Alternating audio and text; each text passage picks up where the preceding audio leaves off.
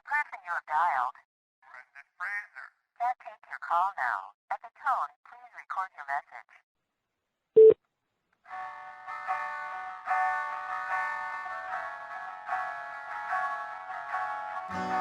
Brendan Fraser, where'd you go? I did my 2 movies for the year. Called all the hospitals, trod through all the shows. It's just my job to sit there and have a good time. Nowhere to be seen, made invisible by showbiz fiends. If I don't make it out of here, don't put me down for mummification. 2 guys are here to make it right, to fight the great Beat Fraser fight. We'll wage this war, stay embattled.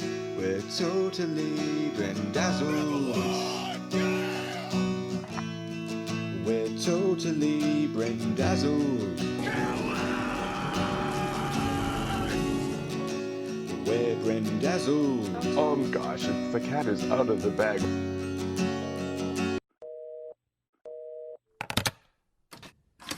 Boom. Hokey dokes. Lolly loo lay lo. The lolly lule low. The Patriots. Okay. A 3, a 2, a 1. Okay. Welcome to Brendazzled, a journey into the filmography of Brendan Fraser. Week by week, myself and my friend and writing partner Josh That's me. will be plumbing the depths of Brendan Fraser. Let's get this straight right up front. Brendan Fraser is a gem. Goddamn. Until he, like Lazarus, has been raised from the dead and is back in action.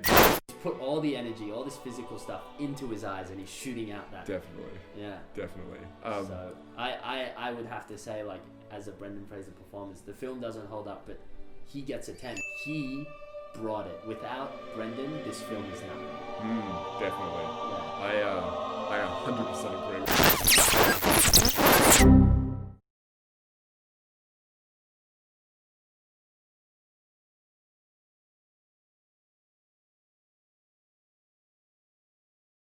It's Brendazzled. Hi guys, and welcome back to Brendazzled Week 2.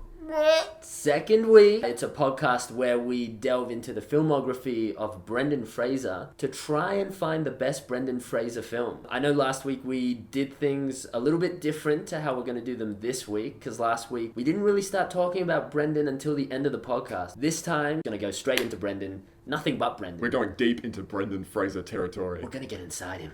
Inside his brain. We're gonna climb inside Brendan Fraser's anus. So, I'm Josh, and with me every week, as always, is my friend and writing partner, Thomas Crosby. Hello! That's his nasally voice. Hello. You'll grow to hate it. Hello! Hello! My glasses! I can't see without my glasses. We'll get to that. But this week was the 1992, is it? Yes. Film School Ties. And now for our feature presentation.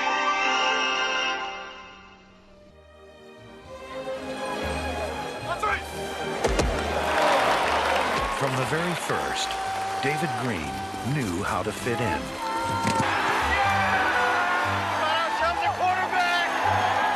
He does have an arm.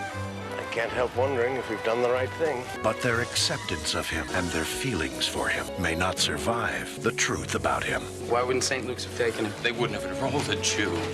A Jew? You people are very determined, aren't you? It turns out our golden boy here is a lying Jew. I didn't want to be told that I couldn't be a part of it because I was a Jew. I seem to recall a blessing. Blessed are the meek, for they shall inherit the earth. I wonder how meek they'll be when they do, sir. You lied to me. I lied to myself.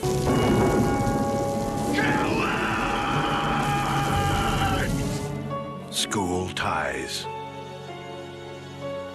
So we watched that. That film is about a new jock, this hulking 6-foot Adonis that is Brendan Fraser, comes to a new school and ingratiates himself into, the mentality of the school. He joins like a pack of boys and he just Joins goes the in there. boys. Joins the boys. He becomes one of the boys. One of the boys. The quarterback, he's everything that you would hope and dream for. The only catch is he's a Jew. He's a Jew. He's a Jew. Jew!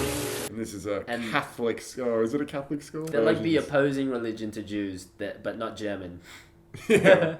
I really feel like if you wanted to torture Adolf Hitler, force him to watch that movie. Oh yeah, he would hate it. Brendan was uber human. He was more than just a man in this film. He did everything. He had the charisma. People, like women, just from the get-go, would look at him, boom. That he just had this charismatic charm about him. There was that scene where he meets the girl for the first time, or she sees him from across the gymnasium, and you just feel the humidity in the room rise. It was getting muggy. Yeah. Sally Wheeler, David Green. Hello. Dylan. Hi. I'll be back in a minute. No rush. There was moistness going on. Someone had to wipe down a window, that's for sure. The janitor had to come in and mop up the floor underneath her. And he pulled out some dance moves that we've already seen in Encino Man. It's a testament to how good an actor he is, that in Encino Man, he was a good dancer for Neanderthal. Yeah. While in this movie, he was just a good dancer, Yeah, he period. pulled out the moves. He was dancing with other humans. One mono-y-mono, not in like synchronized Backstreet Boys ensemble. So, question is, did you have a best Brendan Fraser moment or a worst one? There are so many good moments in this movie. I know, how do you pick the And I best? don't think there was one bad one. This was a performance that had emotion, it had masculinity, it had just gravity, it had a little bit of humor in there, a sprinkle of humor. It had some sensuality, everything that you want. Had heat. I actually would say anything in the third act when he was confronting people could have been the best, because he only had to be a good dude for the first 2 acts of the movie. It's like the script would just be Fraser, just be a good dude. Yeah. And he probably looked at the script and was like, I can do that. Yeah, this is me. Nail I'll just take after play take. my life, yeah. And then Act 3, it's like, be a good dude, but call people on their shit. Yeah. And do it with emotion. Be a good dude behind enemy lines. That's what he was the entire film. And, you know, unlike Owen Wilson, who basically barely survived, be Fraser. He thrives behind enemy lines. Gene Hackman called him. Yeah. And he just hung up on him. I've got this shit. Don't worry, bruh. If I was going to narrow it down to one good Brendan Fraser moment, at the end of the film, he Yeah. does this monologue to Chris O'Donnell, and he just lays it out there. And He does. It's brutal. The monologue scene it's the greatest scene, because he basically just says so much in this scene. It's everything Chris O'Donnell's too scared to say to his face. So he's like, you know what, bro? You're too afraid to say it. I'm going to say what you're thinking for you. Okay, let's get it out. You think the Jews are dirt, right? Come on, David. No, you come on. If there's nothing like them, when you admit it to my face, come on, say it. Jews are greedy, money. Come on, come on. Come on, You know, the first day I came to this place, I thought I was dreaming. I knew it was only going to be for a year, but I thought, man, what a year. I get into Harvard, and it's not all that easy when you come from Podunk Public High School. You guys were my friends. We were winning games. I met Sally. I didn't want anything to mess it up. I didn't want to be told that I couldn't be a part of it because I was a Jew. Can you understand that? It's happened before. He's not scared to hit those high emotional notes. He isn't. And you see his eyes water. He does the emotional beats like B. Fraser can. We got a little bit of pitch warbling going. Good goddamn people, Brendan Fraser in this role. And he stayed strong. He stayed strong. Oh, good God. How about you? So I've got a best moment. Fight scene in the bathroom. Oh. Great scene when the cat comes out of the bag. 2 wet eels. Slapping Slapping all over each other. Yeah. Where Brendan's a Jew. He gets taunted. Matt Damon comes out, says some stuff. They're completely naked in the showers, just being bros, how bros are, and fisticuffs. Come on, Kate! You son of a bitch! Get the door. Come on! Come on! I want to fight him! And anyone acting in that scene, sure, they're naked, right? They'd feel vulnerable. Not be Fraser. No. Clothes mean nothing to him. He'll scrap down in clothes. He'll scrap down without clothes. He'll scrap down in a dirty back alley, and he'll scrap down clean in a shower. Yeah, and he'll still come out a man. And he'll still win. Which is what happened. He showed. He put Matt Damon. He didn't lose a single fight, now that I think about it. There was No. no conflict that Brendan Fraser didn't come out of on top. That's true. He was always on top. He was always the man. That's what made him such a great alpha character. Everyone else is against him. In fact, when he's being strongest to him in the film, that's when he's weakest, because he's denying his faith. Oh, But yeah. when it comes out, that's really when Brendan's strongest, in his Oh darkest man, moments. the principal, when he, after the football game, the Yeah. principal's been a bit of a nasty pasty. Yeah. And Brendan stands up to the man. He has a big old set of testicles in this film. He does. He's got the cojones. And he's not afraid to wrestle around them. I was expecting like halfway to the end of the naked shower wrestle that the principal was just Gonna gonna in. get tagged in. Yeah, to see if he could take out Brendan Fraser in the end. Yeah. He'd have to take off his clothes and then... How that ends is they like put Matt Damon up because he's bleeding. He's like, no, and then suddenly Brendan Fraser goes to the door, but the principal's there, and he's like doing his suit. He's just like, enough. Does his tie. Undoes the tie, and Yeah. unbuttons his thing, and like perfectly folds it, and he's just standing there in his older white male nudity, and then he just points to the shower, and he just goes, David Green, prepare to be schooled. Oh! And then they get in there, and Yeah. then there's just like this drum beat. It's like, It's like animalistic, and they just go at it. it's Yeah. more violent. And what is more impressive is the principal doesn't have a great body whatsoever, and you wouldn't shy away from that. Oh, but yeah. yeah, he knows how to throw down. Oh yeah, he's at some point mid-fight scene we flash back to like To 30 his years school prior, life. and he's Yeah. got like a machine gun and he's knee deep in like Yeah. this crazy tropical grass. He's seen some shit. He was in Nam. He was in the World Wars. He would have believed it. I would have believed it, and I would have sided with Brendan Fraser. Yeah, totally. Because the headmaster of this school, who can make or break people in the school are terrified of this man. He walks down the corridor, they're pissing their little panties. But Brendan isn't afraid to call him on his stuff. On his prejudice. On his prejudice. Principal prejudice. There's multiple altercations between Brendan and the principal in this film, and they are some of the greatest scenes. How about that last one? We have a fantastic final scene where the principal, the line he says is something like, Good, then it's settled. I'd like to forget this ever happened. Brendan, just clear of conflict in the plot. You will remember this. Yeah, I'm going to make you remember this Yeah, because you're not going to forget it happened because I'm going to stay here. And every day you see me, you'll remember that it happened. You used me for football. I'll use you to get into Harvard. having seen his face, Yeah. I'm going to remember that moment Oh, many of years. course. And hopefully 30 to 40 years from now, when I have grandchildren, I'm going to have one of them on my lap. And I'm going to say, hey, let me tell you a story about a young man that went to a Massachusetts high school and talked down to his teacher about Harvard. And he's never going to forget that moment. That little Crosby type, as is tradition. As is tradition. Well, then the next thing is Chemistry 101. Who do you think B. Frazee had the most chemistry with? Matt Damon. Ooh, yeah, okay. Hats off, good performance by Damo. Yeah. Might I say, he was a great antagonist to Brendan Fraser. But also a vulnerable antagonist. He was. Well, because Brendan Fraser's so strong in this film, right? So to be a true opposite, to be a true antagonist, Matt Damon plays a great, weak character, but still is Brendan's rival. It ends with them on the pier, and both of them are firing on all engines, and I really believed it. That scene, they're both really connecting as friends, and they're foreshadowing the rest of the film. Matt Damon sort of opens up to Brendan and goes, you know what, man? I envy you. You seem like you've got it all made. Because if you get what you want, you'll deserve it. And if you don't, you'll manage. Whereas for me... My last name's Dylan. Expectations, chips on my shoulder. Yeah, buddy-o. because of my name. People don't care about that. Oh, you'll see. I've got problems. So your chemistry was Matt Damon. Yeah, how about yours? You know what? I think he had a lot of chemistry with Cleary, the teacher, who is a bit of a pest. That guy was a psychopath. Think of the teacher that you hate the most. It's this guy. Cleary comes in. He's trying to like turn off the music. Don't bring the jungle into my house. Yeah, don't bring the jungle into my house. I'm not going to And bring so the jungle he's into walking my out. house. And Brendan, Thank you very much. people have only just met him. He's new to the school, but he says no to authority. The teacher turns around because he's kind of like somebody's playing up. Silence.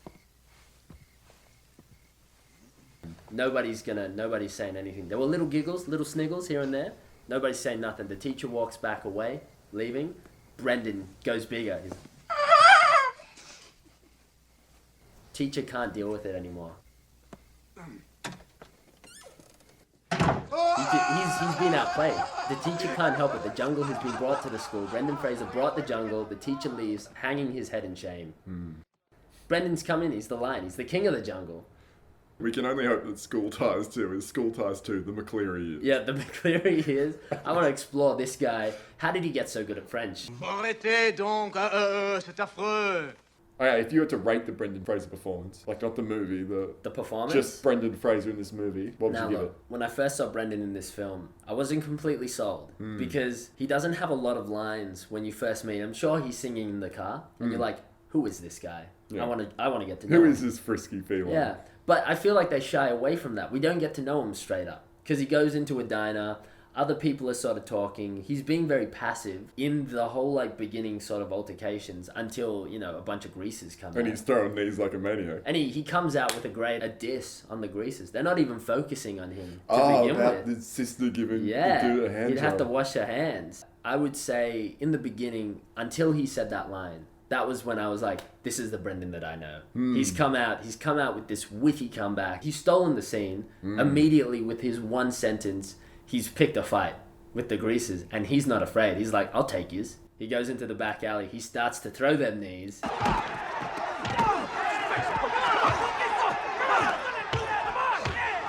Honestly, the only thing I was shocked about in that scene was that greaser didn't know to back down. He didn't. To me, if I was that greaser and Brendan Fraser came out with a line like that, and was Apologise like, immediately. What's up? Let's get behind. I would have probably broken down Yeah, in tears. it'd be, I'm so sorry. I didn't mean everything that I said. Can we just leave in peace? I don't want to see your knees again. Yeah, I know how much damage they can do. He should have seen it coming. By the end, I would say his performance is impeccable. He's not as playful as he was in Encino Man, but this is a more serious film, and he still brings the playfulness when it's needed. But a lot of the time, he's under fire, and he needs to check himself or he'll get wrecked. So I would say the amount he brings the emotional heat, it's a 10 out of 10. It's a 10. Fantastic. Well, listen, I 100% agree with you. I think Brendan Fraser... What I was kind of just thinking was it's very rare to see a leading man in a movie that dramatically serious who is as interesting or more interesting than all of the supporting characters combined. Yeah. Brendan Fraser in this role kind of encompasses everything you want to see in a leading man. He's interesting. He's formidable. I mean, I thought it was going to be a 9 out of 10, Josh, but it was a 10 out of 10. A 10 out of 10. It was a 10 out of 10. He did a 10 out of 10 performance. So overall... As a Brendan Fraser film. As we get back on the path of Brendan Fraser enlightenment, how would you rate this as a Brendan Fraser movie? Now that we've seen 2. Now that we've seen 2, alright, so now I have to compare it to Encino Man. A hard task. It's tough, because he plays 2 completely different characters. In Encino Man, he's barely a human. He's a caveman. He brings a lot of man to that film. And he also brings a lot of cave, really. He's not really a human, he's a caveman. So in this one, there's a lot more talking. He's still very physical, like in his presence. You want a primer on body language, watch Brendan Fraser in this movie. Oh, yeah. But he has sentences to go along with his physical performance. So, you know what? I would say, as a Brendan Fraser film, I'm going to give it a 10. Good goddamn! You know what? I'm going to give it a 10 as well, because I'm honestly, I don't know how he's going to top this movie, but I have a feeling that he's gonna. Yeah. And I hope he does. Yeah. But this was a damn good Brendan Fraser movie. It was a great Brendan Fraser movie. As it ended and we watched him walk across that oval as it faded out into the credits, I was incredibly satisfied with what I just witnessed. Yeah. It was great because we just got wrapped by the story. Oh, yeah. Especially that ending. He walks out onto the oval and you're like, yes, that's a conclusion that I want to see. He thoroughly Brendazzled us. He did. And he'll Brendazzle us next week. And you guys will be Brendazzled as well. And next week, week 3, I'm fairly sure the movie is called 20 Bucks. 20 bucks? What's that? Do you know anything about it? I've never seen it. Never seen it? No. So you know nothing on this? I know nothing about it. Alright. Well, guys, I think Brendan Fraser's going to get 10 bucks, and somehow through sheer Brendan Fraser-ness, he'll double that to 20. Let's see if he does next week on Brendazzled. Welcome back to It's Brendazzled. It's good to be back. I'm Tom. This is Josh. Today's film, week 3. Week 3. 1993's atrocious film. Oh, come on. It wasn't that good. $20. $20. And now for our feature presentation. Tomorrow's jackpot will reach a whopping $14 million. Ah, yes! Bill is my destiny! For most immigrants, it's the Statue of Liberty, the New York skyline. But for me, it was that $20 bill. This is the bachelor party? What a pleasant surprise. If Daddy can't trust you with a simple $20 bill, how's he ever going to trust you with $20 million? Now, I was wondering if you could buy us a couple of bottles of wine. I'm trying to lose my virginity. Sometimes you get a feeling, and you have to trust that feeling. Where are you going? I don't know exactly. I hope you know what you're doing. I don't. What are you going to do now? I don't have any idea. That is so odd. Good.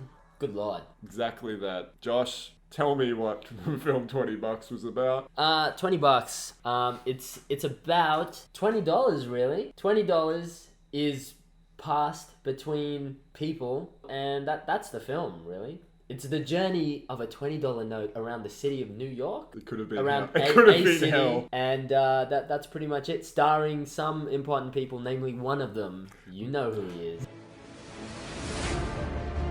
Brendan Fraser. Brendan Fraser. Brendan Fraser.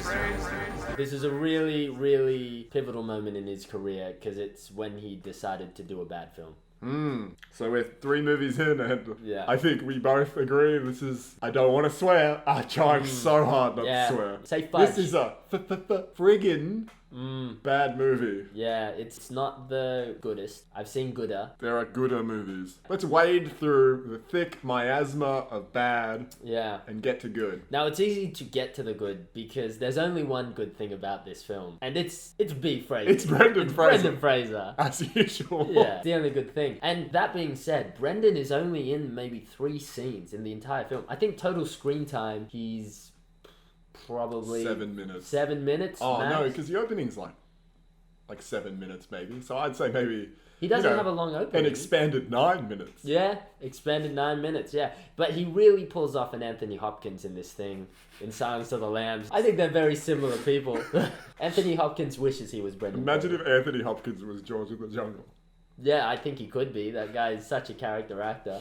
Yeah, I mean, I'm not going to discount it. He probably could have. But Yeah. even though he's only in it for a total of 9 minutes, it really helps the film. He makes every minute count. He does. And he doesn't save the film. It's not like he did in Encino Man. In Encino Man, he really saved that film. Oh, yeah. But he does fuel the steam train. There are so many ways that we could allegorically explain that Brendan Fraser saves this nightmare fuel of a movie. I don't want to recommend it to anybody. No, it's not a great film to go see. But, on the quest to find the best Brendan Fraser film, we had to watch it. Yeah, we have to this watch was it. We a have to part watch of the them channel. all. Yeah. I would say this. If you have an older family member and you want them to just die, show them this movie. Yeah, because it does take years off your life, and you can visibly feel and see it. I saw it in Crosby's face. He aged 10 years. It's like we walked into a spooky corner store, picked up an accursed object, and it sucked the soul out of our body. This movie really was the curse. Josh, you have like a haunted look on your face right now. Yeah, I'm scared. I'm scared because we have to relive this movie in our talk right now. And I really wanted to be done with it after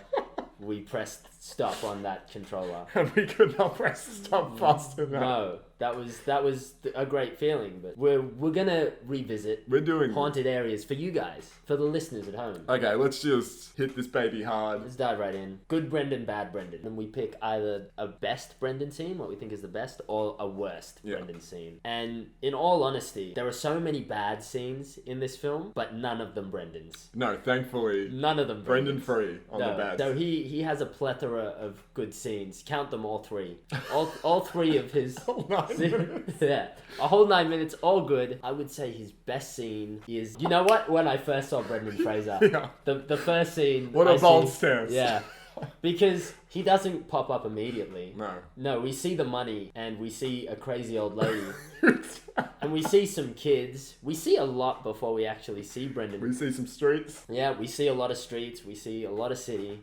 But the first time we see Brendan, he's driving a forklift, and we get this young American stud. He's chewing some bubble gum. But he also doesn't look content. No. I'd say from the get-go we get his conflict. And Yeah. without dialogue, just with Brendan Fraser somehow physically telling us that he's unhappy. Something's not right. And it just immediately. Yeah, he's in a relationship that he just isn't really feeling. He's in it for the money. He's in it for the wrong reasons, and he knows it. And you can tell he's physically and sexually frustrated, chewing his chewing gum. Yeah. He's fidgety, he's agitated, and he does a great way of showing it in his physical performance. So I would say, the first time we see Brendan, because it's such a delight as well. It's such a tasty treat to see a fresh face. And I will gobble it up. Yeah, I'll enjoy it. I'll dive right in. Well, I agree. I don't think there was a bad Brendan Fraser moment in this movie. No. I will choose a different scene, and that's outside the bowling alley when he's down and out, and that homosexual gentleman who we see for about 20 seconds, with a lot of emphasis,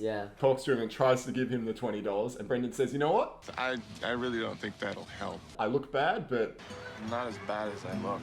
I'll be okay." Yeah, he refuses. He like the man he is. But also, I really feel like Brendan Fraser at that point in the movie was mirroring our own feeling of self-destruction and hate as we trundled through this truly terrible movie. He was feeling it. It was visible on him as well. But He it was looked almost haggard. like he, to us, through time and space, was saying, Josh and Tom, Get out now. get out. Get out. But also, it's not as bad as it could be. No. It can be better. We will get through this Yeah. together. Together. Watch me. Watch me, Watch guys. me, Brendan Fraser, pick myself back up in Yeah. 20 to 30 minutes from And now. Even though we never see him pick himself up. We hear him talk about it. We see the results. And I have to say, when he talked about it, I believed him. Yeah. 'Cause he sold those lines. Yeah, he does explain his situation and how he changed his life in a very believable manner. And I will say that when that scene happened, and we're laughing about it, but we both looked at each other and were like, he's selling these lines. I think what I wanted to say was, what you said to me that night really shook me up. And I thought, up until that point, that I had it all figured out. But I didn't. And that's okay. And I wanted to see you, so I called in to... I just want to say thank you. You're welcome, Sam, but that's not what I mean. I mean, and what are you going to do now? I don't know. I don't have any idea. He's selling it. So much better than everybody else was in the entire movie. Yeah, he really brought the thunder. All 9 minutes of thunder was Brendan's. If it was an arid, hot day, and you just needed a little bit of relief, he was the rainstorm. Yeah. There, then gone, and then there, and then gone, and then just gone. He was like intermittent aircon on a hot day. He was like a turning fan, basically. Just like occasionally he'd turn on to you. You'd be like, oh, that's nice. And then he'd turn away. And he'd turn back. It's beautiful. Let's talk about the chemistry in this movie. Chemistry 101, yeah. So who Brendan had the most on-screen chemistry with? I know the answer to this, and it's the stripper. Good choice. Brendan was shy, having his bachelor party, and there's a stripper. Yeah. Poor idea that we find now in hindsight, but... But at the time... At the time, a good idea. Yeah. So she's dancing, and Brendan looks uncomfortable because he's about to get married, and he knows it's a bad idea. And he's telling us this with his superior acting. Yeah.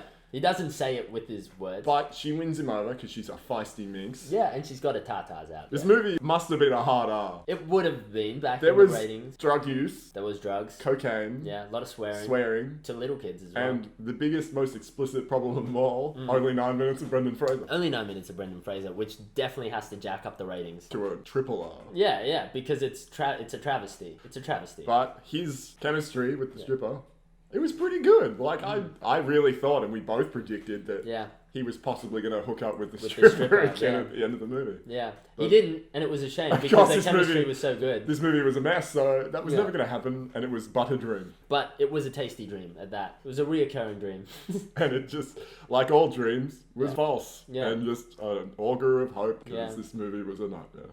And he gives the $20 to the stripper as well, which is, I mean, this is the pro tag of the film, basically, this $20 bill. And Brendan decides to pass it off to not his fiance, but to the stripper, because the stripper's doing something nice for him, which his fiance never does in the film, except nags at him and yells. She was pretty harsh on the Yeah. Brendan Fraser buzz. Yeah, I don't want to say the B word, but she was quite a female dog. Josh. Sorry, I didn't want to bring the F word. Didn't want to bring the FD word. She was pretty terrible. She was bad. Anyway, chemistry. Lay it on me. You know what? I might have chosen the only character here. You did pick a great one. You picked the one that I was gonna think, but there was someone else he had pretty good chemistry with. You know who I'm gonna say. I know, yeah, because there's only 2 characters he talked to in the movie. Yeah, okay. Well, it's definitely not his wife because the chemistry. She wasn't a character. She was the devil incarnate. She was the devil. The other person he has great chemistry with, probably the second saving grace of the film, only really because Brendan passed on his charm to this character. Well, it sure felt like it. Yeah, he said, here, take this. You're going to need it for the scenes I'm not around in. Yeah, you're going to need it, and Tom and Josh are going to need it. Yeah, and it's David Schwimmer. Yeah, and FYI, yeah. David Schwimmer. This is one of those rare movies where David Schwimmer comes out of nowhere and David Schwimmer is a thing. Yeah, and he's really Schwimmifying himself. He swims through this movie. He does. Like he shark. really swims. He swims. He's freestyle swimming. What does it do? You rub it right into your scalp. Why? Stress. All right, what happens when people are under stress? Huh? They worry. They worry so much, their hair falls out, right? Bingo, they gotta talk to Neil Campbell. Here, go ahead. See, now you have a nice head of hair. Now, but you worry. I can tell. Wow, that bad, huh? What is it, a girl? Oh. Well, not anymore. That's what he does. No one's gonna stop him. No. And he plows through. And it's all because Brendan set him up to. And the scene where Brendan passes the torch to Schwimmer before Brendan comes back, you know, a flame like a flame boy of the Fantastic Four. It's like he retires Mark Schwimmer as his like follow-up, but then at the end he decides, no, he's got one more in him. He's like, I'm coming back. Like Arnold Schwarzenegger, third Mr. Universe. Yeah. That's exactly what or this John is. Farnham. He just keeps coming back. Yeah. No one asked him to, but we're But definitely he's doing not. it. We're not angry about No, we're happy. We're glad he came back. It's not really like John Farnham at all. Because we're glad. Yeah, we're glad not like, Fraser's come on, back. man, what are you doing? So, but David Schwimmer, they play so well together. That's a good scene. Yeah. Probably one of the only, like, at least adequate scenes in the movie. And the great thing is, they're strangers. I think they're strangers when they first meet, but it doesn't feel like it. It feels like they're friends. They could have been friends for years. Yeah, that's what it felt like. That's definitely what it felt like. Yeah, and I guess you know what, in the end, like, even though Schwimmer does a good job, Brendan still brings the heat because in the end he steals his girl. Brendan steals Schwimmer's girl. He does. He does. Yeah. So he kind of passed on the torch, but I guess it was a little bit heavy-handed. It was a bit of a dick move. Yeah. He's like, here, butter this woman up. So Brendan Fraser can get back in. Yeah. And take her away from him. Yeah. He's a smart guy. B. Frazee. Be Fraser. He's a good dude. So chemistry 101. And Josh. I had cornflakes for breakfast. Ooh. Oh, that's not what you were asking. Okay, what? How Brendazzled were you with this movie? How Brendazzled? See, look, you know what? This one's tough because, like we said before, Brendy, he's only really in the film for 9 minutes max. And that's an estimate. That's an estimate. It could have been 6 minutes. Yeah, it could have been less. It could have been 9 minutes and 2 seconds. We don't know. But it didn't feel like a long time because time flies when you're having fun. And that's what we do when Brendan's on screen. And honestly, I have no concept of time anymore because that movie... Yeah, it's really warped up. Melted my brain. Yeah. You know, it's hard to be Brendazzled when Brendan doesn't show up that much. But whenever he does show up, I'm so happy he's back. It really does spike. It's like, do you ever have a shower... and you know you're in the nice hot water and sometimes you just step out to get cool again so you can feel what it's like to be in the hot water for the first time? Do you ever do that? Oh, no. No, well, you know, this is what it felt like to me because it's kind of like stepping out to just get readjusted, so having that warmness again feels like it's the first time, and that's what Brendan does in this film. So you know what, I'm gonna give it a 10. A 10? Yeah, it's a 10 because Brendan, even though he doesn't manage to save the film, he's the only saving grace of the film. So it's a 10. It's got to be. I was 10 Brendazzled with Brendan. That's a good score. Points, yeah. What about you, Tom? I kind of agree with some of your points. Most of them, in fact. Yeah. Why wouldn't you? Well, this movie, I hesitate to say it's one of the worst movies I've ever seen in my life. It's not a good movie. But it's probably one of the worst. Probably one of. Okay, no, it's just bad. It's a bad movie. Brendan, the only way I can describe it is I feel like I finally know what it feels like to have gone to war. Yeah. And to have been shot up beyond comprehension. And then Brendan Fraser is like the sweet morphine they give you as you're dying. Yeah. That keeps you alive and tingly with pleasurable sensations. Yeah, yeah. Is that what you meant about the shower? Yeah, he keeps you high. Yeah. He keeps you high. He keeps you in a safe place while the world is crumbling around you. As we were watching the movie, there was the 3 times he popped up after disappearing. I felt like a schoolboy. Schoolgirl, yeah. Just squealing. Yeah. It just... I was so excited that he was back because this movie was a travesty. It was. You know what? I'll give it the worst statement I can, the worst rating I can for this movie. The movie was worse than Capsicum. You don't like Capsicum? I hate Capsicum. Capsicum is great. No, well, this movie was worse than Capsicum. Because Capsicum is the devil. You know what this movie was? This is the devil's asshole. This is the devil's sphincter. It's rectum. So, if the devil had ulcerative colitis, it is the ulcer in the colitis. That's what this movie is. And it's capsicum shaped. Well, how Brendazzled am I though? I have to look past that this movie is... You have to. The devil's sphincter. Yeah, how Brendazzled were you? Not how Listen, dazzled, how we were Brendazzled. talking about this before. And I said it was a 9. It's a 10. It's a 10! Changed my mind, it's a 10. It's a 10. So I have a game for you this week. This is a surprise. This is a surprise. I have a game. It's a Brendan movie themed game. It's called $20. I'm so exhilarated by the spontaneity of this game. I know, it really comes right out of left field. You had no idea. You've got these 2 bowls in front of you, really. But, you know, you're like, what are they? Do they resemble slightly the strippers' tatas in the film? Yeah, they do. She had gigantic plate-looking nipples. Then yeah, that's exactly what they look like. And that's probably what you thought. You had no idea that I'd set this elaborate game up for you. As soon as I saw them, I thought that, but I didn't say anything because I didn't want to embarrass myself. Yeah, so the game, Crosby, is called $20 or $20. Ooh. Now you have the choice right now. You have 2 bowls, and in one bowl, you have $20. Yeah. In the other bowl, there are 20 barks. Barks.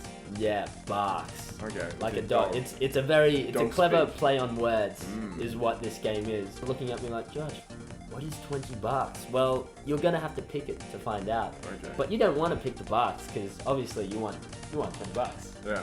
So, anyways, you have the. How do I know that there is no $20 and you've just put $20 in both of these upturned, non-transparent bowls? Well, you know, you're a slippery dick, Josh. You're just gonna have to trust. Well, sorry, Josh. Yeah. I've trusted you before and you have betrayed me mercilessly. Well, I would never. I would never. Well, we just went through that ordeal together, so I'm going to trust you this time. You're going to have to. You've got no choice. Okay, so you just want me to choose a bowl? You have to choose the left bowl or the right bowl. The left stripper plate nipple or the right stripper plate nipple. Well, here we go. He's thinking. I'm doing it. His hands are reaching out, and he's going for one.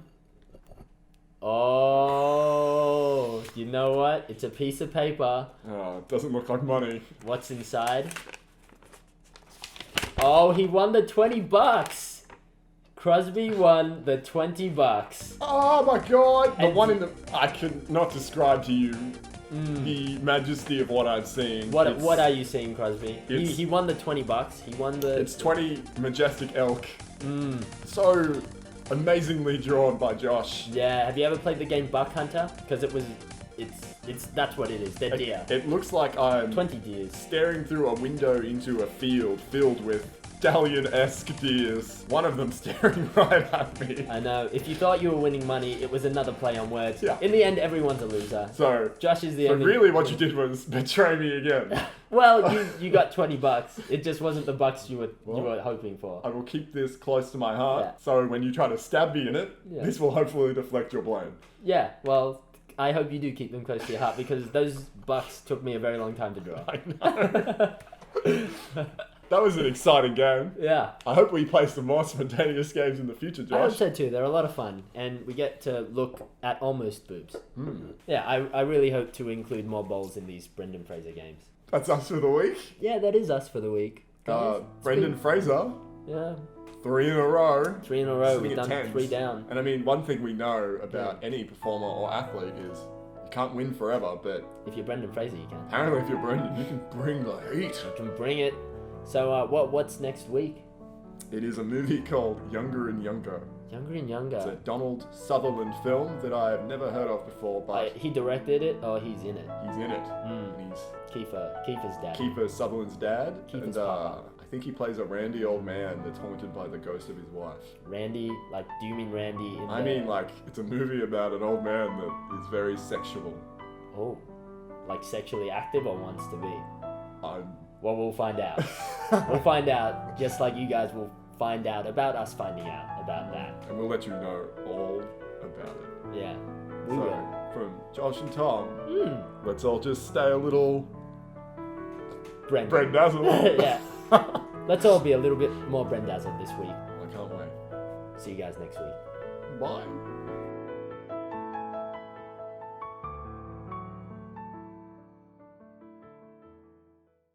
And hello guys, and welcome back to another installment of Brendazzled.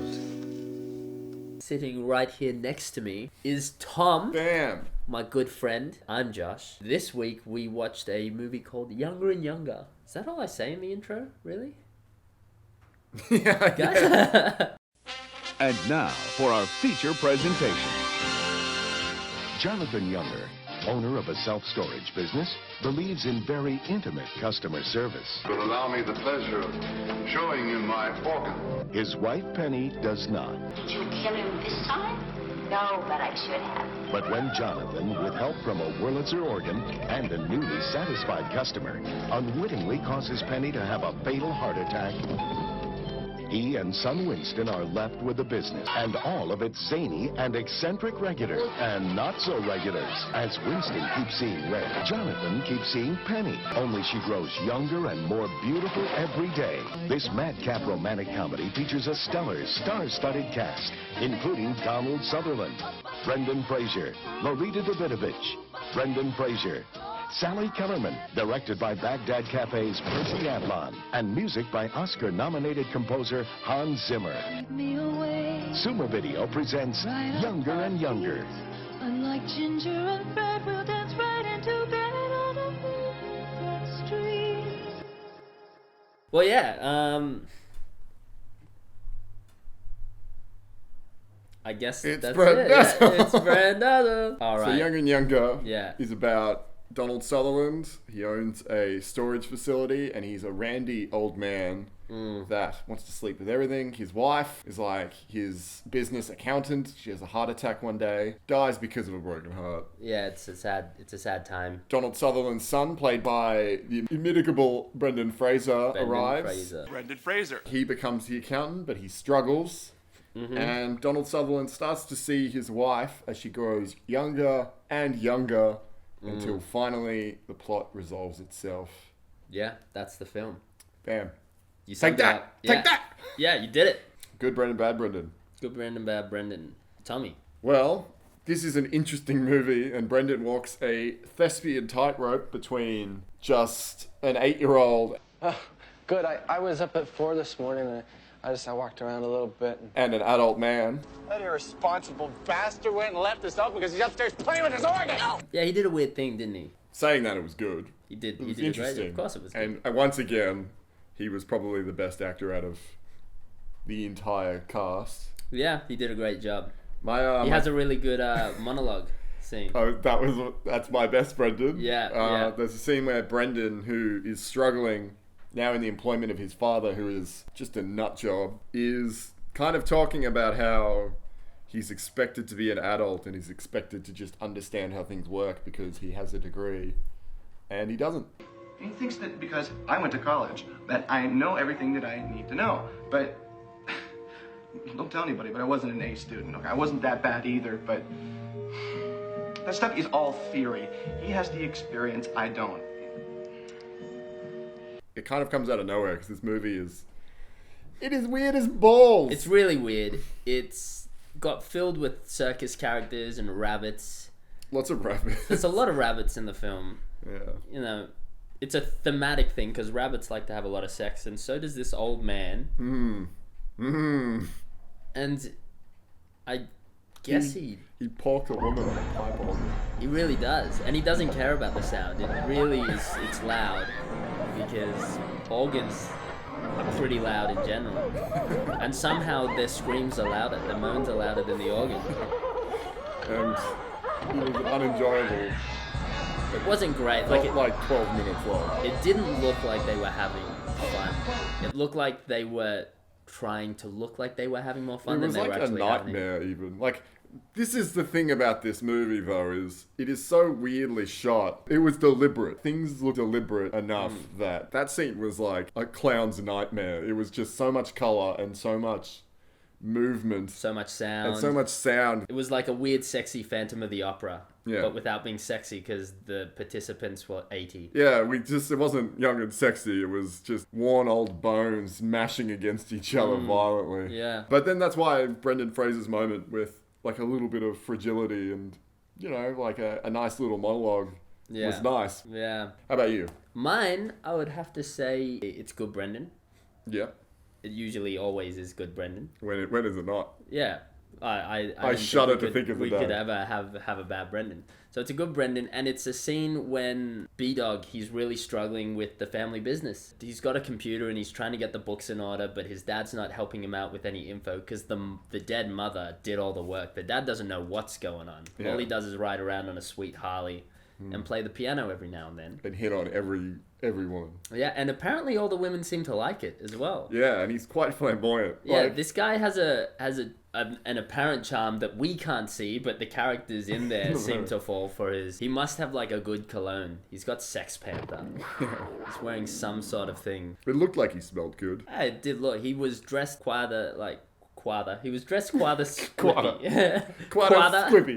squippy.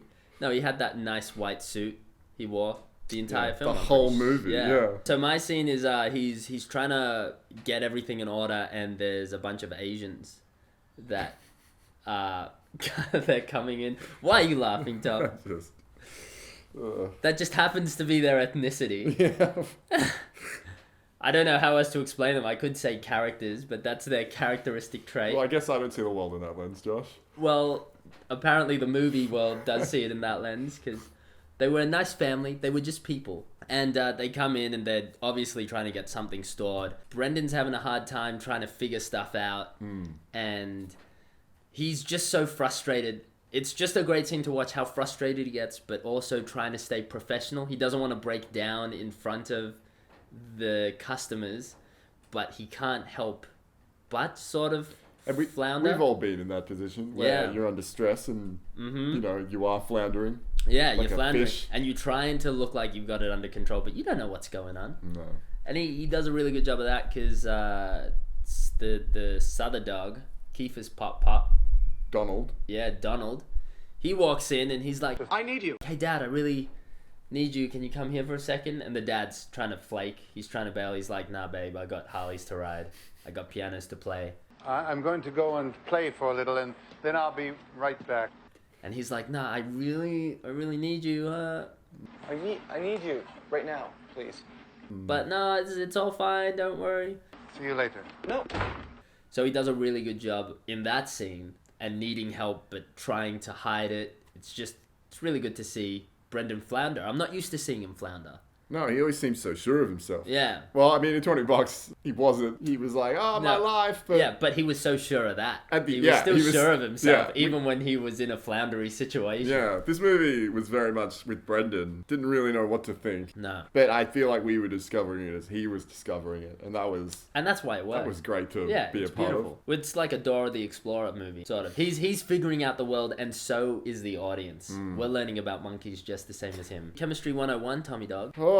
Who do you think Brendan Fraser had the most chemistry? The biddy. Julie Delpy. Yeah, so there is this B plot with Julie Delpy and this severe-looking woman that is like a starlet. And they come and go from the movie, but as soon as I saw them, I turned to Josh and I was like, well, Brendan's she's young and attractive enough that we know she's going to get with Brendan. Yeah. Because you don't have Brendan Fraser in your movie if you don't want sparks to fly. Yeah.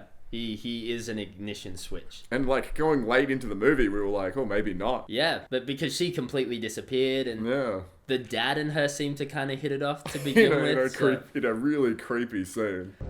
I bet I can cheer you up. It's just around the corner. Down Haymarket, up 3 steps, and across the bridge. It's very easy.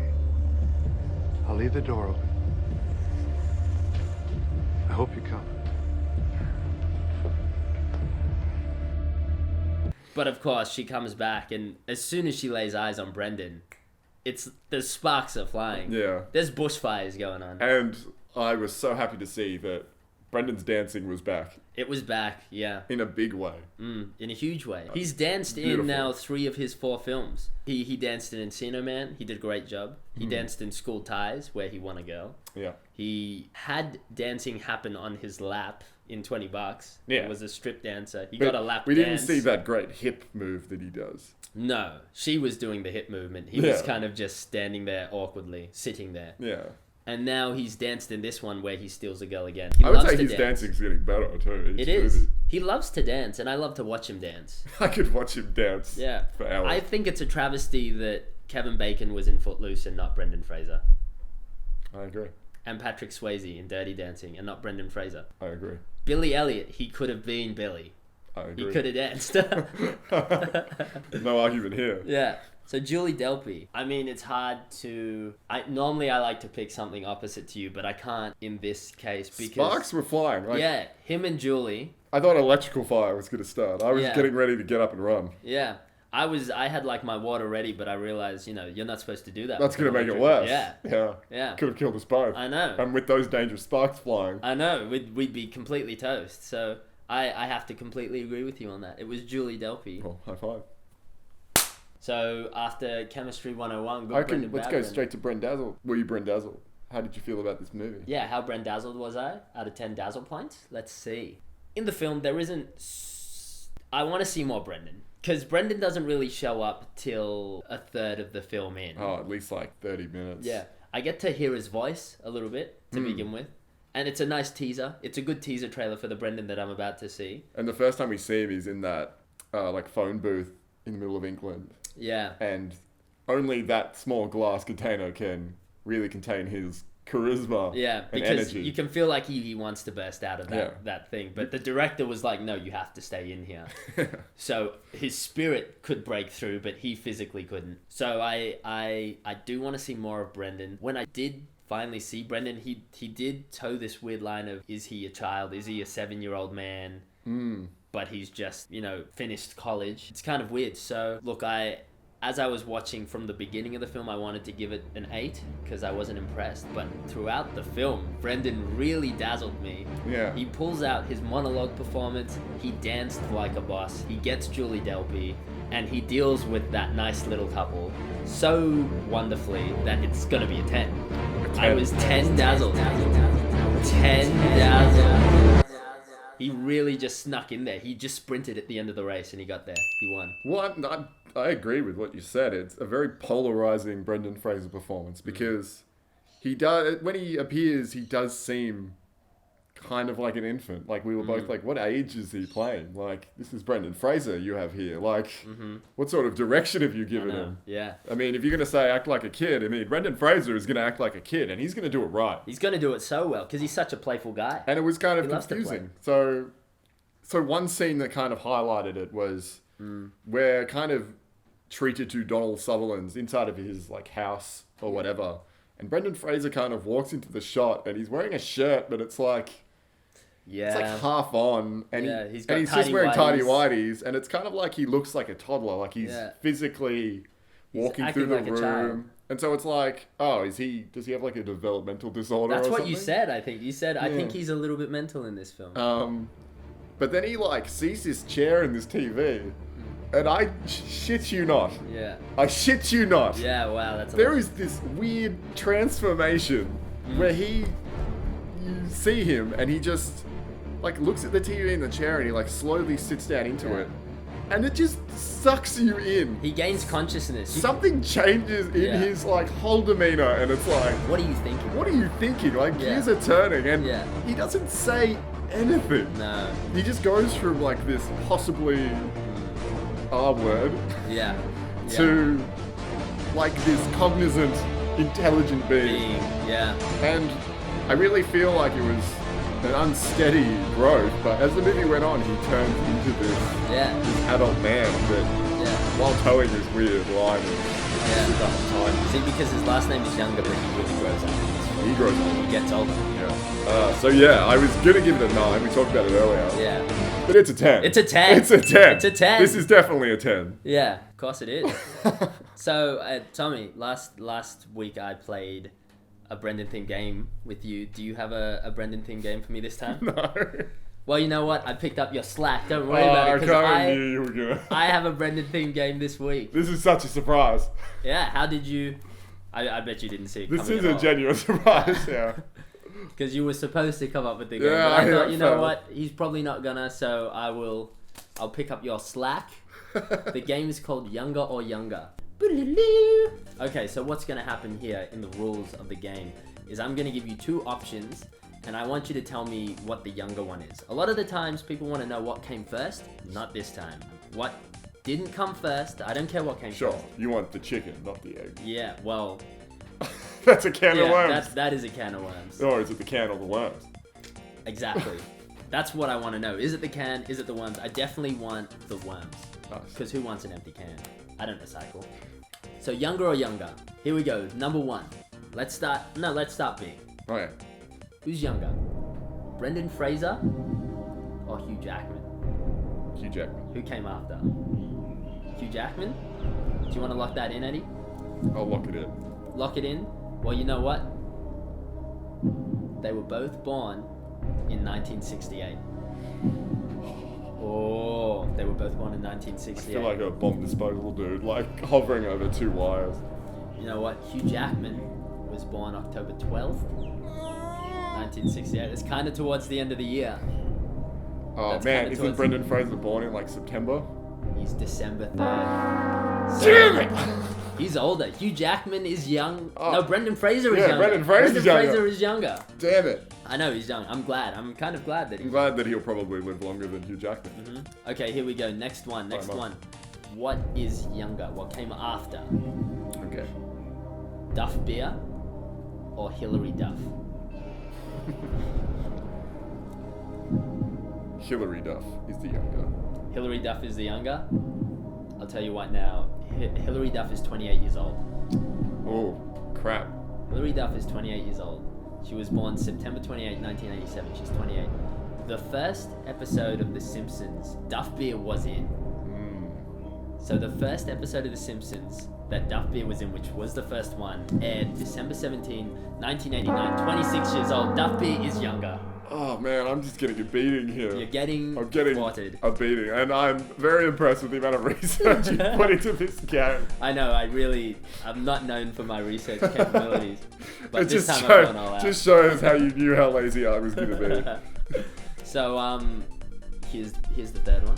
Okay, I'm ready. This is the one. What is younger? What came after? Peanut butter or buttered peanuts? Oh, you sneaky demon. Yeah, here we go. You know what? What do you think, Tom? What are you thinking? I'm gonna say peanut butter. You're gonna say peanut butter? He's younger, yeah. Peanut butter is younger. I'll tell you right now, peanut butter was conceived, the first known form of peanut butter, in 1894. Oh, good God. That's pretty old. But it's like, here's just some logic to it, which might not even be logic, it might just be crazy.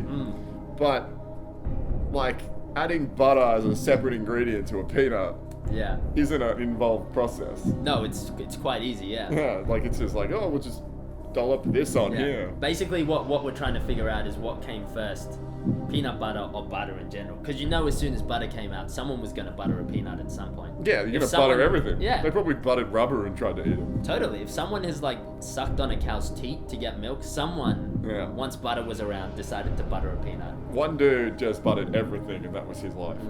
But you know what? 1894, that's when peanut butter came out. Buttered peanuts. Butter was invented 2,000 years before Christ, apparently. It's as old as history, butter is. So peanut butter is younger, Tom. Ding, ding, ding. Oh, thank God. Yeah, peanut butter is younger. You just completely, like, lost me with the 2,000 years younger than Christ. Yeah, 2,000 years before Christ. That's old. That's as old as history. All right, well, we've got the last one. Lay it on me. I'm going to go at least half. 2 out of 4. 2 out of 4. Let's see if you can do it. I want to know what's younger. What came after? Chicken or the egg? Oh, chicken, because genetically what we call chicken, like as it evolves, like what would be the chicken would have to come from an egg, from something before, you know what I mean? Like whatever the progeny to the chicken would have the egg that had the DNA required to make what we now think is a chicken. It's like progressive evolution. It seems to check out, but whatever did spawn that egg would have had to be very similar to a chicken, but it wouldn't be a chicken. It would have been the very first type of chicken. It would be very chicken-esque. Well, no, because the first type of chicken would need progeny, so... The first kind of human isn't superhuman-like. You know what I mean? We're talking about, like, Homo sapiens. We're talking about Homo sapiens. They don't really resemble us, but we still call them the first humans. Yeah, but we do that. We still classify them as Homo sapiens while we're Homo erectus. We're getting awfully in depth here in the chicken egg situation. So you think? Wait, what do you think came? The chicken came after. Oh yeah, so the chicken is younger. The egg is first. Well, you know what? We'll never know. We'll never know. But you know, I think a point could always be made for the opposite point. And this could go on paradoxically forever. I don't know how you get all these points for putting someone to research it, but then at the very end, you just wash it all away with a chicken egg situation. A point could be made for the other point of the statement. A point could be made for any point. Yeah. The chicken could have come first, the egg could have come first. Technically, the thing that laid the egg wouldn't have been a chicken, but it would have been very chicken-like. That doesn't mean that is a point, though. You're still admitting that it's not a chicken. I just because it's similar to a chicken. Call it a chicken. Yeah, if you saw it, maybe, but it's not. Like, scientifically. Chickeny. If it birthed a chicken, it had to have some of the DNA elements of the chicken in there. Yeah, no doubt. But I would say it's a proto-chicken. Yeah, no, it is a proto-chicken, but a proto-chicken is not a chicken. It's got chicken in the name. The back end of the name. Oh, Josh. Well, there's the game. Yeah. Younger or younger. You ended up... Well, I don't have a correct answer for that, but I'm not giving it to you. So, cool. That's it for this week. What's the next week's movie that we're watching? It's called With Honors. Joe Pesci is a homeless man, and I swear to God, by seeing the trailer, it looks like a Robin Williams vehicle that Robin Williams was. So Robin's in it? No. Joe Pesci. Joe Pesci. I guarantee next week you're going to be like... That seemed like a Robin Williams movie. Like he should have been. Like Joe Pesci should have been Robin Williams. Yeah. Most people, I think, should be Robin Williams. But not Except Brendan Fraser. All right, so we'll see you next week for With Honors. That was this week's Brendan Fraser. Well, Brendazzled. Hope you all have a great week. Yeah. Stay a and little I bit hope more you see Brendan Fraser at least once or twice, or maybe thrice. Yeah. Cool. And if not in real life or on TV, at least in your dreams. Yeah. Stay Brendazzled, people. Bye-bye. Bye.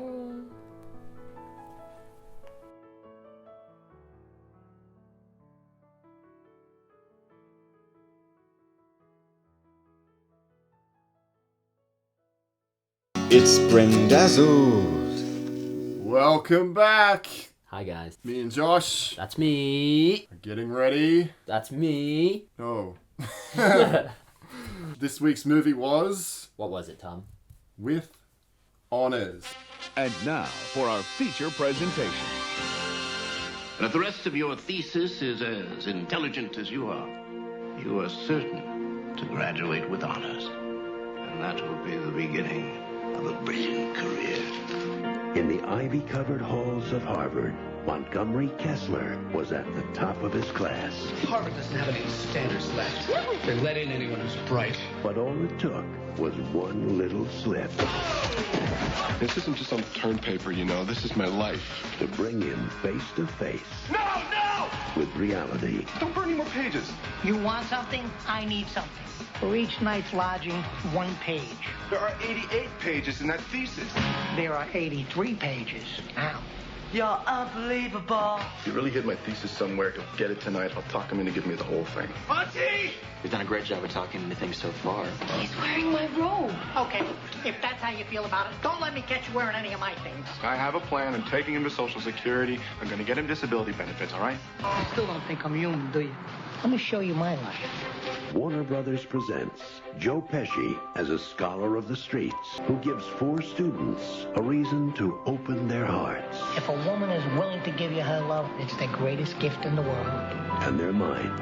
To love free, to feed the remainder of life with 1 hour of fullness and freedom, 1 brief hour of madness and joy. Joe Pesci, Brendan Fraser, Moira Kelly. With honors. I knew once we got to know each other, we'd hit it off famously.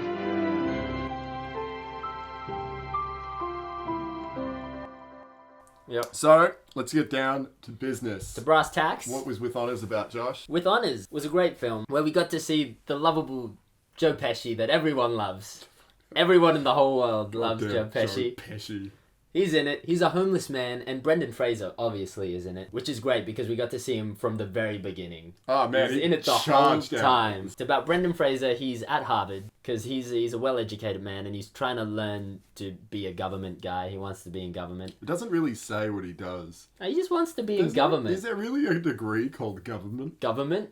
Well, he's doing it, and he's got to do a thesis, and a homeless guy gets hold of his thesis and basically holds it ransom and goes, "Hey mate, I'm not giving you your thesis back unless you do some shit for me, and everything you do, you get a page." Joe Pesci is like, "I know you go to Harvard, a good school, but welcome to a new kind of school. School of life. The school of hard knocks. Mm-hmm. Knock, knock, knock. Who is it? Life. Yeah. Can I come in? Too bad."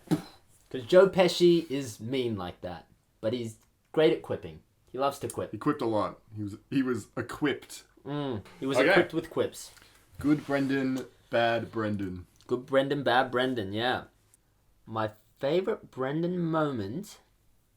I really got to think about this one. There was I actually have to say, that was an embarrassment of riches for Brendan Fraser moments. Yeah, because there was... See, I'm used to Brendan not being in the movie. I've gotten used to him just being around a little bit of time, so I can easily pick his best, worst moment. But I have a whole movie worth to pick out of. He was there from the get-go, and he sent some sweet Fraser action towards us. Yeah. Okay, no, you know what? My favourite Brendan moment was this moment where he's chilling out in his room and he gets a call coming down the hallway. Who is that? Oh, it's his beautiful roommate. Monty, where are you? Don't worry, babe, I'm coming. I'm coming, babe. And he runs out of his room. He barges straight into the bathroom where she's taking a shower because she's borrowed one of his razor blades. That's a key thing. She's like, "Listen, does anybody have a razor? My legs are turning into Christmas trees." Take my blade, okay? Thanks. She borrows the Fraser blade. He barges in. He's like, "Hey, Toots." She's completely naked in the shower, but we see her behind curtains kind of muffled. And he does this whole "Oh, I didn't realize you were naked in the shower." When I barged in here. Yeah, when I barged in and heard the shower. Classic Fraser move. He's a gentleman, so he turns around, but he's still sly, and he peeks at her through the mirror in the bathroom, because he loves it. And as we all She would. didn't seem to mind at all. She didn't mind at all, because if Brendan Fraser was in your bathroom while you're naked having a shower, you let him watch. That had to be the least in doubt love interest so far.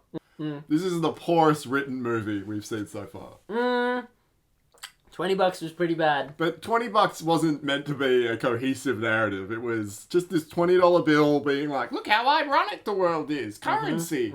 I mean, This was literally the School of Hard Knocks. It tried and failed at an actual story. It was definitely heavy-handed, and that's where it really fell down here. Because of the lessons it was trying to teach you about life. Yeah. You know? This was like a cheese factory of a movie. It was just... Hey, kids, here's a lesson about life. When he looks at that guy that hates him and they break all problems between them when he's like, you know what your problem is, Ron? I'm Joe Pesci. This is my Joe Pesci voice. Yeah, he's more high-pitched. He's like, "Hey, Ron, this is my Joe Pesci voice." Yeah, that's better. "Hey, Ron." You know why you hate me so much, Jeffrey? Because I look the way you feel. I'm Joe Pesci. Yeah, and it really opened his eyes. Yeah, It and really... then cue cheesy piano music as Ron's like, "You're right." He's like, "Damn, yeah. I gotta change my life. I'm gonna have some French toast. I'll have your French toast." Oh, Thank man. I was saying to Josh before we started this movie, I'm Josh. felt like a Robin Williams vehicle that Robin Williams read the script and was like, no. I'm not gonna be in that. No, because it really could have been Robin Williams, and he would have done great. I'm not sad Joe Pesci did do it. You're pro Pesci. I'm pro Pesci, because I think Pesci... I mean, Brendan makes the film, but you needed Pesci in that film. You need him. You need the guy who's sort of homeless and crazy. And Oh, yeah, no. As a character, was Pesci the man we needed for that? Hey, I'm Pesci! Ah! He did all right. I liked him quipping. But when... I will say Pesci... I don't believe him when he tries to bring it serious. I think stick to quipping, Pesci. He didn't have the gravity. No, he doesning. Because it's... You're not a serious guy. I don't believe it when you go serious. Brendy, I'll believe anything you do. Okay, so... I'm going to lay my best Brendan moment, because it is the best Brendan moment. It's not a worst one. Without a doubt, put a good performance through this time. Mm-hmm. Not that it's What do you ever mean been a this doubt time? before. Yeah. I don't know, Pesci's got me all muddled. Yeah, Got me all mad and frustrated. No. Be nice to Pesh. My favourite moment was he's speaking the eulogy. Oh, yeah. Pesha Fisher's funeral. Yeah. And at first it's just like your general outro VO. He's just talking and it's Brendan Fraser's solid voice being like, blah, blah, blah, blah, blah, Joe Pesci's dead. In 50 years on Earth, he did only one thing he regretted. He's survived by his family. Jeff Hawks, who always remembers to flush. Everett Calloway, who knows how to use words. Courtney Blumenthal, who is strong and also knows how to He's love. saying all the nice things that Pesci said about each one of the roommates. And you know it's building up to Monty, who's played by Brendan Fraser. Yeah, you know at he's the gonna end. get the... He's gonna get the best... The best thing. He was the best bud of this. And bum. as he like scans his name on the page, you can read it on his face. Yeah. And he just goes and Montgomery. He does the perfect Brendan Fraser like I'm gonna break. Who will graduate life with honor and without regret. He breaks. Yeah. And he tears go and he and it like you see it. He does it. The girl he can't grabs help him. It. Everyone grabs him and they embrace. It's just it's such a moment of sadness.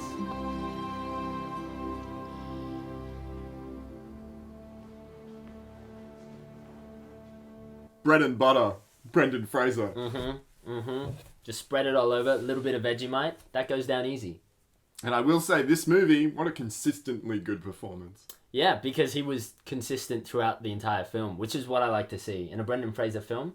Him around a lot. Yeah, some consistent Fraser. Some consistent Very Fraser. first shot, Brendan Fraser jogging. Very last shot, Brendan Fraser doing something. Very last shot, Brendan Fraser. He was at the library. Put Leaves of Grass by Walt Whitman on the library He table. did, yeah. There we go. And then begins and ends with Fraser. It's a great book of poetry, but it's no Brendan Fraser. No. The poetry. That made no sense. It's no book of Brendan. Okay, next. Chemistry 101. Chemistry Who 101. had the best chemistry with Brendan Fraser? You know what? This is tough because Brendan's in a lot of the film. He interacts with a lot of characters. But for me, there was a particular standout interaction. I think you know who I'm talking about. I sure do, Josh. Yeah. Brendan has a lot of chemistry with birds, you know? And there is a pretty sexy roommate bird. Do you remember what the bird in this? The bird's name was? Like Nagoya or something like it's that. like Cobbly or Ghibli or something. Ghibli? It had like a G name. I think it started with N. Okay. I think no, there was challenge. a G in it. That's a challenge. I'm going to look it up right now. Yeah? Alright. Come on, what do you think the name was? I think it's like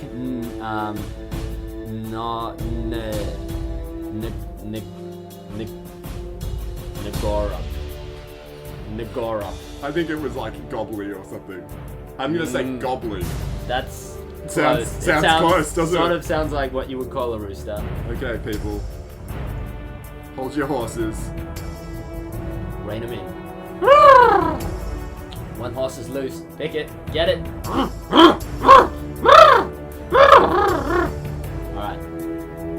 It's gone. We can't rein that horse, but we'll rein the rest. Give me a moment. okay. It's okay. It happens to 1 in 5 guys. Nothing to be ashamed about. Who would have thought that in every synopsis it was hard to find the name, character? the name of the pet rooster? Yeah. Okay. Siri, what is it? We should ask that. Yeah, Siri. let's ask Siri. I don't think I said Siri. Siri, are you there? Jesus! Harry Brooke, Oh. you're getting the call.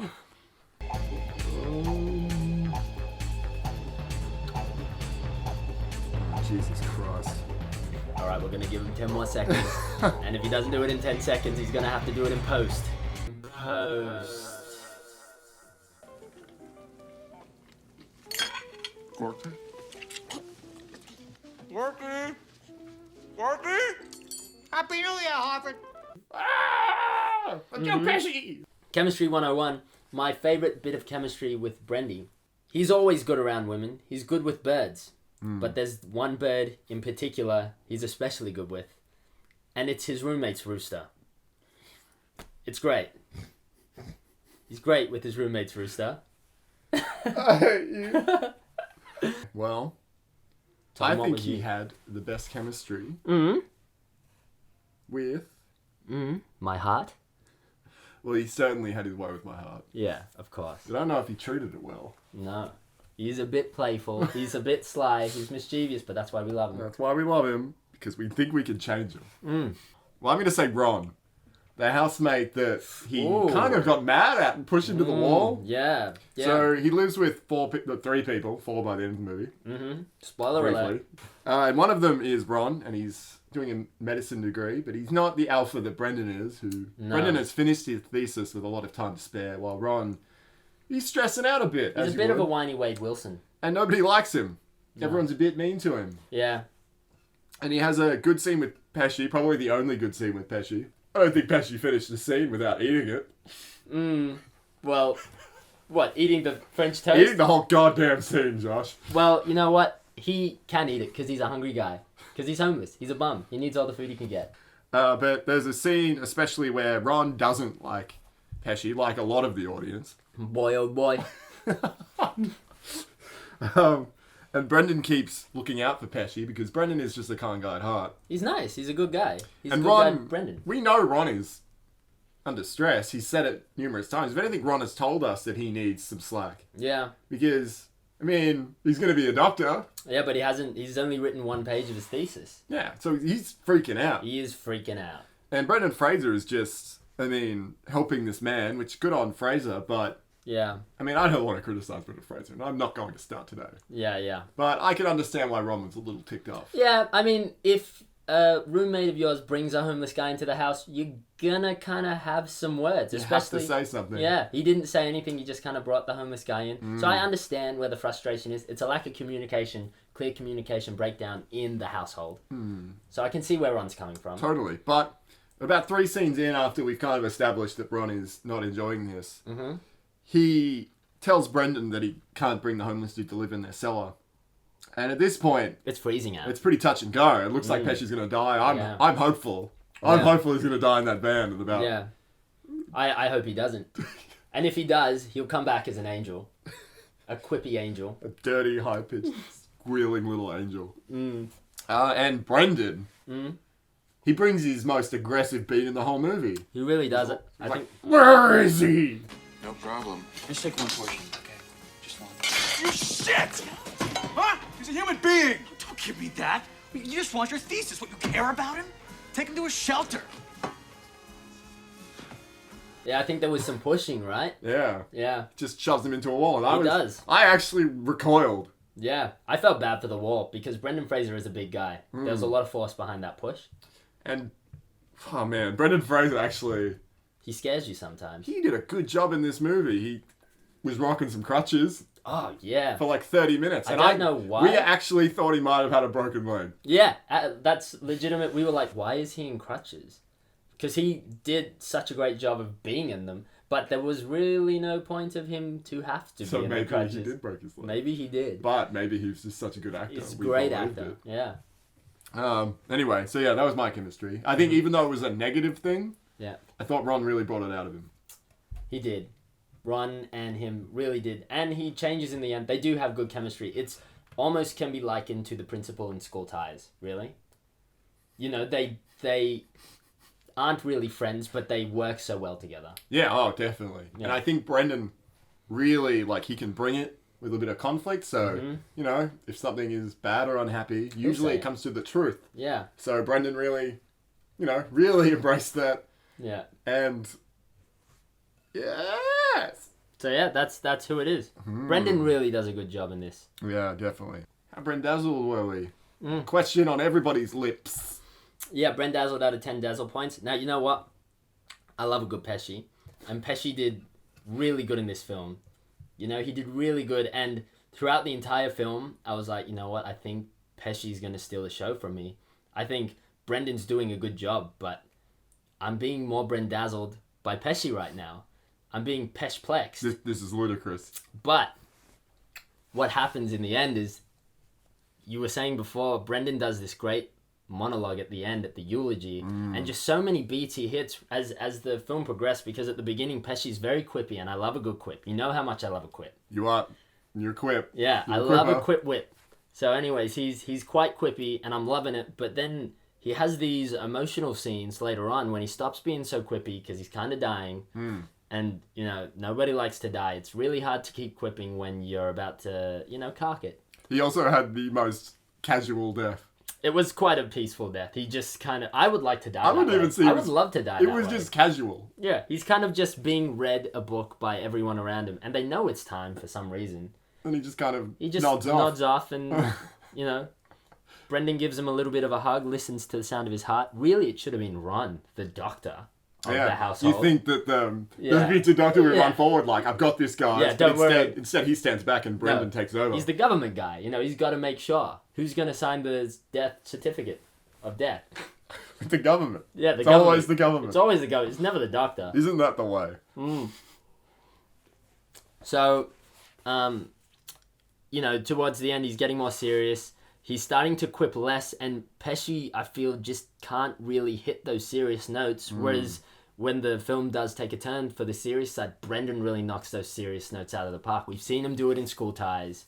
We see him do it again now. And we saw it in Encino Man. We saw it in Encino Man as well. We saw that scene. We saw it in $20. All the times. He has a playfulness, but he also has a serious side, and it really comes through. So when Pesci kind of stumbles, Brendan's like, don't worry, I've got this. Don't worry, bro, I've got you. I've got this. I can help these scenes out.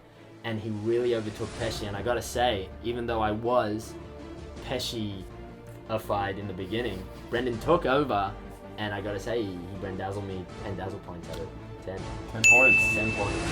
Hallelujah. Yeah. Hallelujah. He really brought it up to 10. I wasn't expecting it this time, but no, definitely got a 10. Definitely got a 10. Josh, it's no secret to you that I was worried in this movie. I know, and we were talking a little bit before. For a while there was some sweats. There was some sweats going on. Yeah. I mean, Pesci... I could see it. I could smell it. Pesci was a sinking ship. So yeah, it's no secret that Joe Pesci was just monstrously overacting in this movie. Well, monstrously overacting. It was welcome when he nodded off to death. It was a very welcome moment for me. I shed a tear. But I have to say I was upset that Brendan was upset. Yeah, of course. How could you not be? I would have been upset if you weren't upset that he was upset. And that would have upset me as well. Yeah. Making me more upset. About not being more... But we were talking about this before, and it was looking like it was floating in a 9. Yeah, that's what you were saying. Like just a round 9. Give it the 9. I know you want to give it the 9. Because that's what you were saying. Listen, a part of me wants to give it a 9, but... Brendan, at the last second, I feel like... I know, this is unheard of. Is this moving from a 9? This is a 10. Oh my goodness. Movie is It is a 10. It's a 10! It's 10 Brendazzled points. Nice. It's good to see. I love seeing 2 10s. I love to see 2 10s. Yeah, I love to see 2 10s. It's so rare to get 2 10 Dazzle points. It's like a refreshing change of pace. Yeah. When you see 2 10 10s. Dazzle points in Brendazzled. Yeah. Yeah. I'm happy. I'm happy with this. So, yeah, do some. Do we have a game? No, I don't think that we do have a game this week. You know what? It sounds like we don't. But guys, I'm going to surprise you because I do have a game. Oh, wow! Yeah, it's what's the movie called again? With Honors. With Honors. All right, I have a game. Are you making the game up right now? No. Did you just lie? And you just kind of spontaneously making a game in front of me? No, you know what? I have a sock in my hand. You just picked that up off the floor, Josh. No. I did not. It operated. Oh, wow. Yeah. I have this sock in a hand. You pick one hand. If you pick the right hand, I will let you graduate the sock degree with honors. With honors. I'll let you graduate. Well, how do I know you're not just going to switch the sock around? You're just going to have to trust. Well, I trusted you before. And did I lie? You got $20. Okay. Yeah. This one. This one? Yeah. Oh! It's empty. Well, you missed the sock. You don't get honors. You lose. Guess what? I think you lose every game. Brendan. Except $20. Brendan didn't graduate with honors, but he's going to live his life with honor. As an honorable man. And you know what? You're not. No. No, you're not. Because Pesci said it and screw that guy. Because you can't be as good as Brendan. Who can? Who can? Preach. Well, that was the greatest game we played. I think this is the end of the episode. I think I'm going to go wash my hands because that wasn't my sock. No. Who knows where that sock's been? No. And there are... There's numerous. There's a couple of socks around and they have a funky smell. Well, guys. I guess that's the end of the episode. I think so. I think it is. Well, I don't want it to be because I love spending time here. I love spending time there. But most of all, I love spending time with Brendan Fraser. And who doesn't? Who doesn't? And he's not here physically with us, but he's always with us in our hearts. And I mean, this week there's a challenge. Challenge to you, the audience. I want you to go up to a stranger and just kiss them on the mouth with tongue and say, "This is from Brendan," and then just shove the tongue right back in there. Yeah, and then maybe you squeeze the tush a little bit. A little bit of.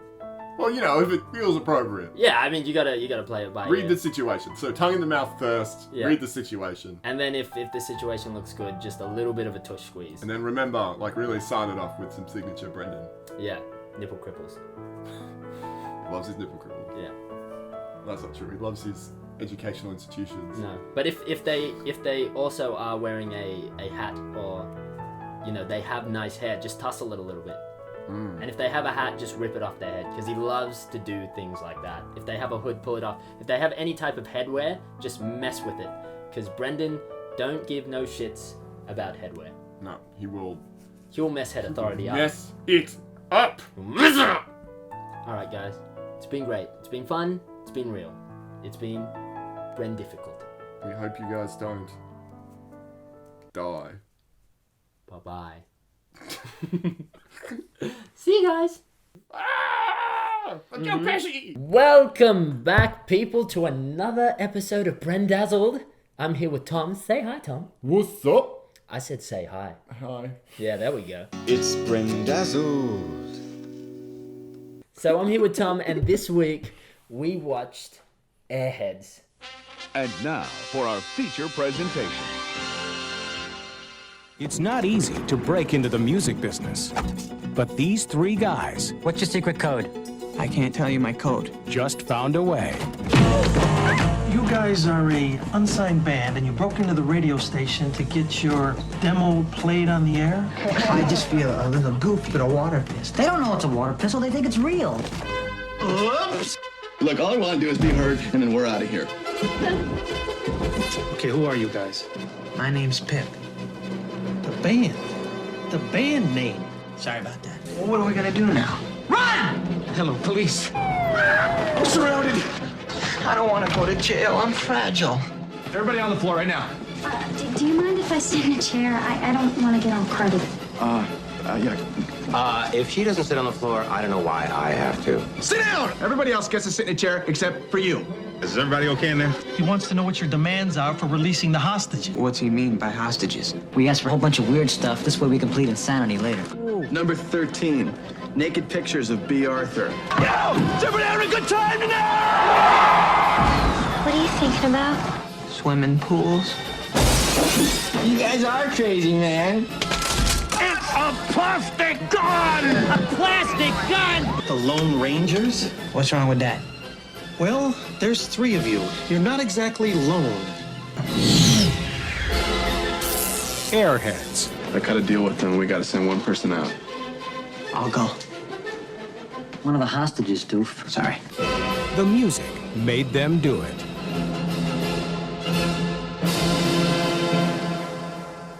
There's a whole cast in this, starring the great Brendan Fraser. We've got Adam Sandler. We've got Steve Buscemi. Goddamn rip-roaring movie extravaganza. It was an extravaganza, Tommy. It really melted was. our faces off. And if you haven't seen it, the movie's great. It's about a bunch of 3 airheads.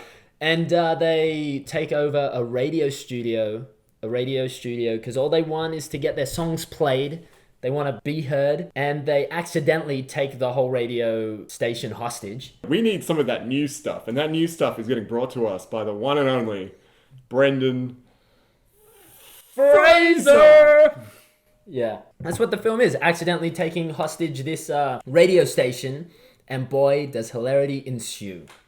It doesn't just ensue, it explodes off the screen. It does. It explodes off the screen with a kick drum, with a sexy riff.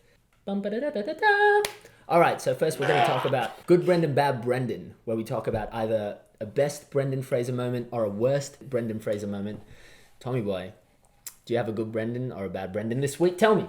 This week, Josh, I'm going to throw a bit of a spanner in the mix. No, I don't It's like a spanners. good Brendan. Oh, I was not expecting that. The good Brendan this week. I'm going to jump straight through some hoops here. We're going to probably just the poignant Brendan Fraser scene. I've always liked your hoop jumping, but yeah, continue. So Brendan isn't averse to showing a bit of emotional range, and of course this movie is no exception. Even though it's a straight comedy. Yeah. And I think this is probably one of the first straight comedies we've seen, apart from Encino Man. Yeah, yeah. And so I was a bit worried going in because I was like, you know, Brendan Fraser's playing a rocker here, but are we going to see Brendan Fraser's range? Are we going to see the feels that we know? I mean, Adam comes with Brendan Sandler, Fraser? Steve Buscemi, these are ordinarily red flags on a comedy. Yeah. Because, well, I don't want to down-talk Steve Buscemi, but... Well, you say red flags to me. Yeah. I mean, if we're talking about back in the day, Happy Gilmore, Steve Buscemi and Adam Sandler would sell tickets. Anyway, I was worried we weren't going to see some sweet range. But, as we often are, Brendan Fraser proved us wrong.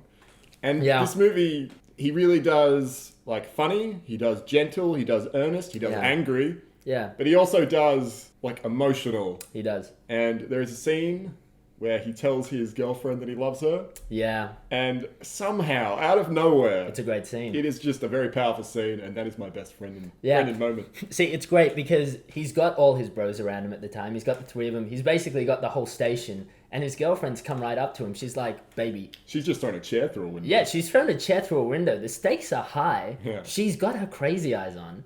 And she's like, I need you to tell me that you love me, right? Brendan's facing the other way. He's facing the other way. He takes a deep breath. He's a hardcore rocker as well. He shouldn't emote these sappy feelings like love. And he kind of looks around the room a little bit. And he's like, do I dare? Yeah. Can I do this in front of all these But then people? he says, I do dare. And he turns around and he looks into the camera almost with just a classic Brendan Fraser, I am an Adonis look. Yeah. And just with his eyes, he says, All right. I love you. Oh my God.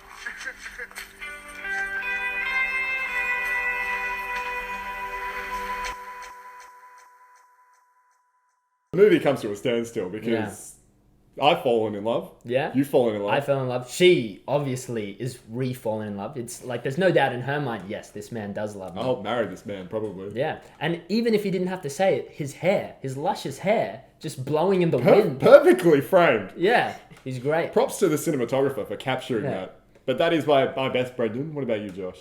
My best Brendan moment. Is it going to be a best Brendan, though? Ooh. Is it gonna be? You are a bit of a... I know. You're a renegade. Yeah, I can Who knows throw... what you're gonna do. But of course, it is a best Brendan moment in this because there weren't many bad Brendans. There weren't any bad Brendan moments in this film. I don't think there was a single bad Brendan moment. But Tommy, you know I love a good catch. We've seen some great catches in this film.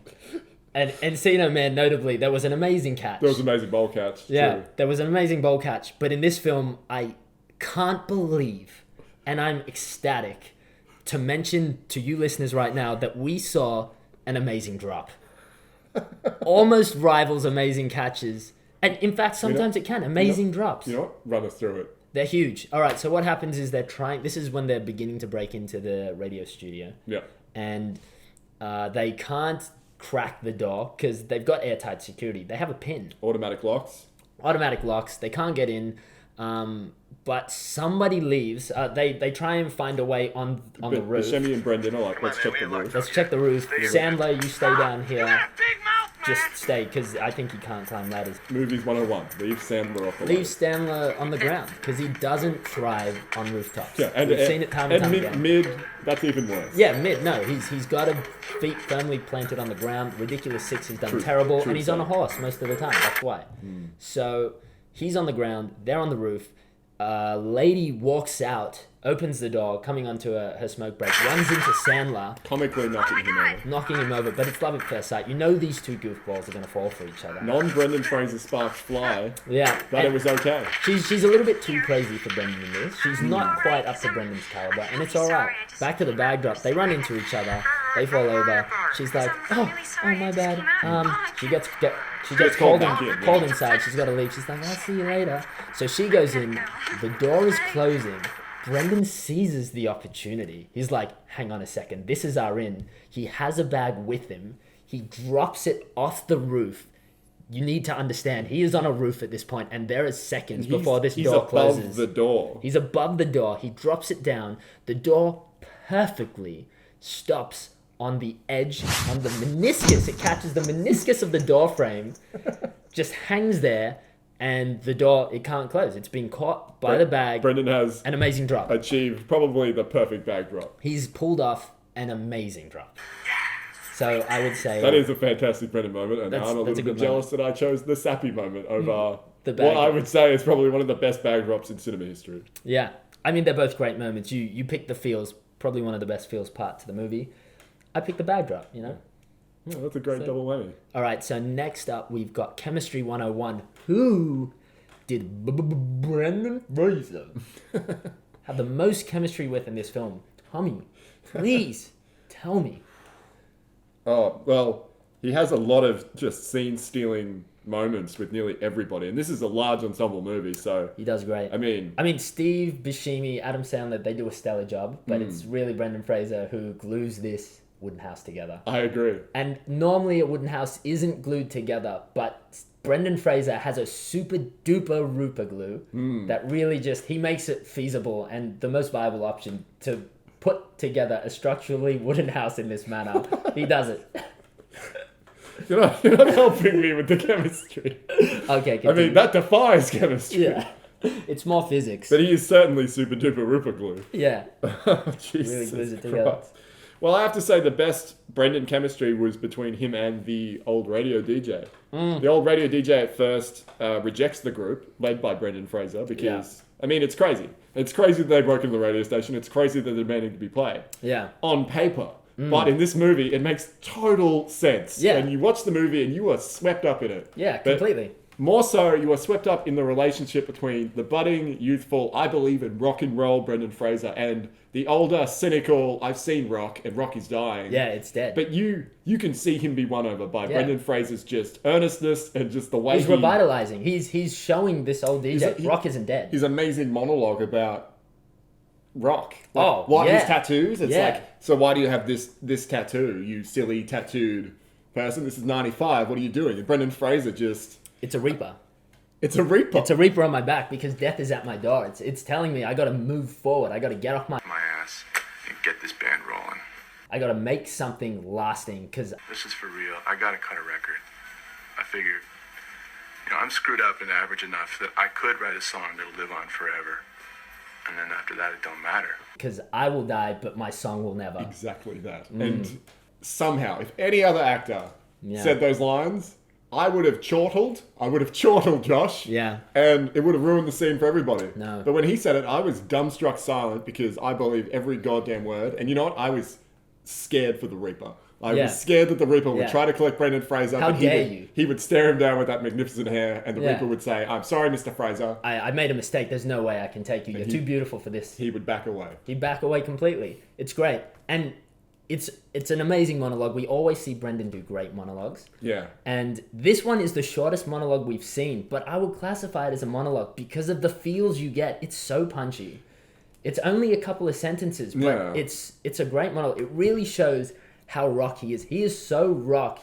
He's too fast for roll. He's more of rock and sprint rather than rock and roll. Roll can't keep up with him. But also, like, in that short monologue, like, you forget about all the other actors. No, it's just Brendan. There are a lot of moving parts in this movie, and he does that sequence, and you're just...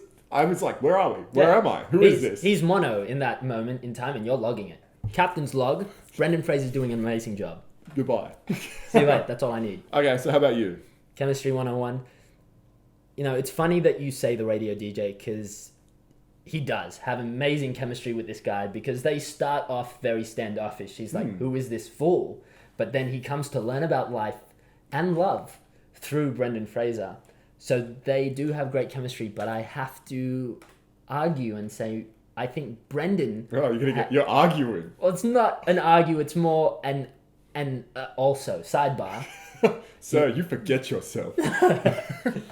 Just remember who didn't say hi at the beginning of this podcast. It's just... Oh.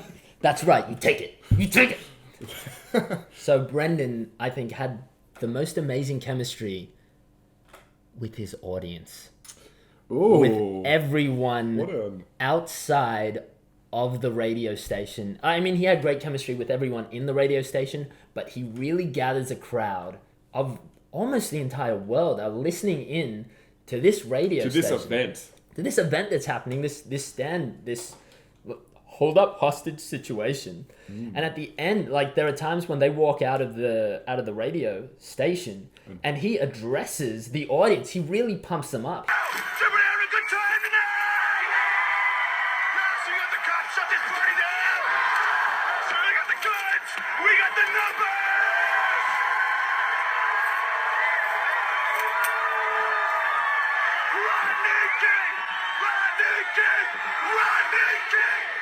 He's chanting Rodney King to them, which has a lot of hidden meaning, which we definitely got. Because we know I was chanting it along with the movie because I understood every iota. Yeah, I love Kings, and there are very few Rodneys that I don't like in this world. So when they chant Rodney King, I'm all for it. And I'm right behind you.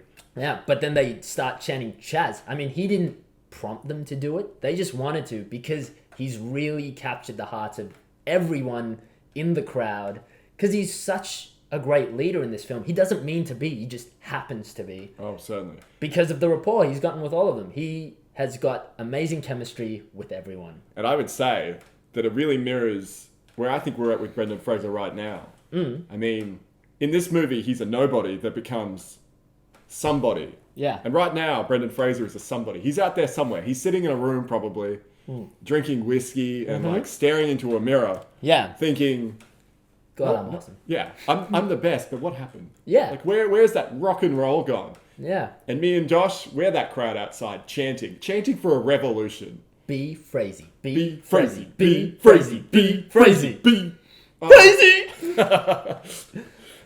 And it'll happen. The time will come. And if it doesn't, we'll keep chanting. Yeah. We'll chant forever. We'll chant till our voice boxes stop being boxes and start being squares. I know boxes are generally in a square shape, but they'll be more square than a box. Josh Jessup Smith, MD. Cool. So, Brendazzled. Brendazzled. Tom, how Brendazzled were you in this film out of 10 dazzle points? Oh, this was a solid movie. This was a very good movie. It was. I think it was the best movie we've seen out of this. I mean, School Ties was certainly the most consistent. Movie. Yeah. From the get-go, we knew the characters and we were invested in the characters. Yeah. Namely Brendan Fraser. I mean, he starts riding a motorbike and he rode it straight into my heart. Yeah, I mean... That's what he did. I can't lie. Stopped me right in my tracks. He got me right in the ticker.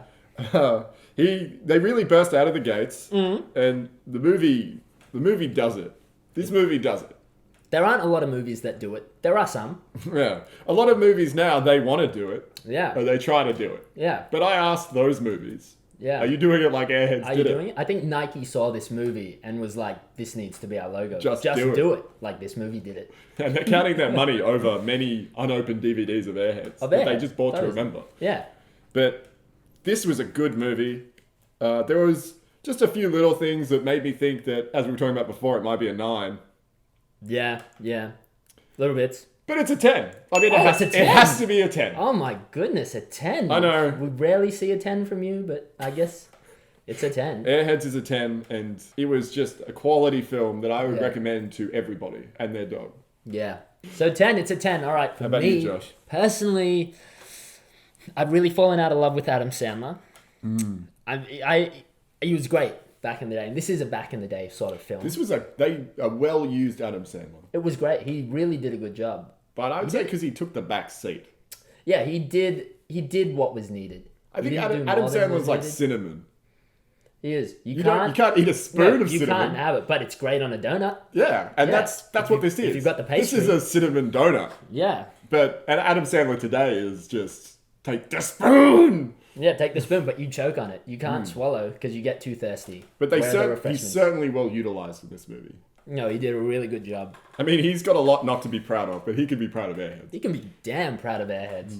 So, as I was watching the film, I can't even beat around the bush. It was a 10 immediately. I can't not pretend I wasn't going to give it a 10 because from the get-go... This was a 10. It was a 10. It was a 10. I was 10 dazzled with Brendan. As a Brendan Fraser film, he nails it. And everyone does a good job in the film. Yeah. Everyone. But Brendan stands out. He just is head and shoulders above everybody. Yeah, he really stands out. So, it's a 10. All right, I have a Brendan themed game for you this week. What? I know. We weren't expecting that at all. I mean, after last week's amazing game. Last week's was you made me grab a sock and then you hit me. Yeah, that was personally my favourite game. Is it going to be a game like that again? Because I don't know if I can take it. Well, if you lose, I will slap you in the face. If you win, though, you can give me some whiskey. Yeah. So either way. All right, so what I've got here, the game is, it's called Bearheads. Ooh. All right, it's called Bearheads. Now, I'll set this up in front of you. Sure. This is the sound of industry. This is industry happening right now. So what you have in front of you are 3 pictures. 3 quite good pictures, Josh. I see where the time went. Yeah, I know. It did take me a while to draw, and That is a good bear. I am called a Picasso. So this is called Bearheads, and I have 3 pictures right now of one of Brendan Fraser, we've got Adam Sandler, and we've got Steve Buscemi. But on their faces, cover them some bear heads. Now, yeah, there's a bear. We've got a bear ass covering one of them. We've got the right to bear arms. That is it. The Second Amendment. It's on like a scroll-looking official type of paper. It says the right to bear arms. So we've got that, and we've got the classic bear face. Not just any bear face. If you notice, you can see by its classic beauty spot there that it is the bear from the Revenant. Oh wow. That was actually really hard to get, so be proud. Be proud you're looking at. That's a good sketch though, of all 3. You should be commended. I'll give you a polite clap. Thank you. I earned that clap. It feels great, because it actually took me around 3 hours to do these pictures. It grew dark in between the time it really that did. you requested a pen. But I don't regret where the time went, because it really shows right now in front of you. In this game, Tom, all you have to do is you have to pick what Brendan Fraser is under. You have to pick Brendan Fraser. Underneath which bear head does Brendan Fraser lie? If you get it wrong, you get a slap in the face. If you get it right, you can get me a glass of whiskey. Oh, wow. This is a win. Mm-hmm. Okay.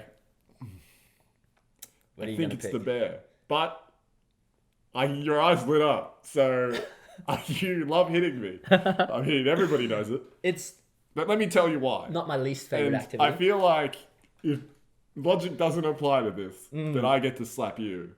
Because Brendan's bigger than the other 2. He's got more shoulder to him. Yeah.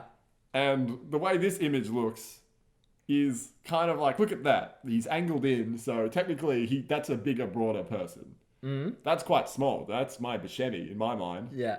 But it could be Adam Sandler because he was quite skinny in this movie. But that could be Brendan as well because that's pretty broad. But this has like it says a bigger shoulder. Yeah. But I'm going to say the ass is Brendan Fraser because I think that you deliberately chose the most offensive imagery thinking that I wouldn't think that you dared. You think I would put Brendan Fraser under a bare ass? Yeah, I think you Are would. you willing to bet on that? No. Are you willing to bet a slap in the face that Brendan Fraser lies under a bare ass? You think I would dare tarnish? Well, I don't want to. What are you going to pick? TikTok. The bare ass. The bare ass? I'm doing it. Lock it in. He's going for it. He opens it. Is that him? That is Brendan Fraser. Him. That's Brendan Fraser. You got it right. I knew it. Yeah. That. You know, that's what you get for tarnishing Brendan Fraser. Supposed to get a glass of whiskey. I thought you wouldn't see through my ruse. No. I thought you wouldn't see through. You wanted me to choose the bear. I thought you wouldn't think I wouldn't dare put Brendan Fraser under an ass. But I think I underestimated your knowledge of me. But you lit up when I pointed to the bear. You had that typical Josh Jessup Smith. I shouldn't have I'm given it excited away. that I'm going to assault you, Tom.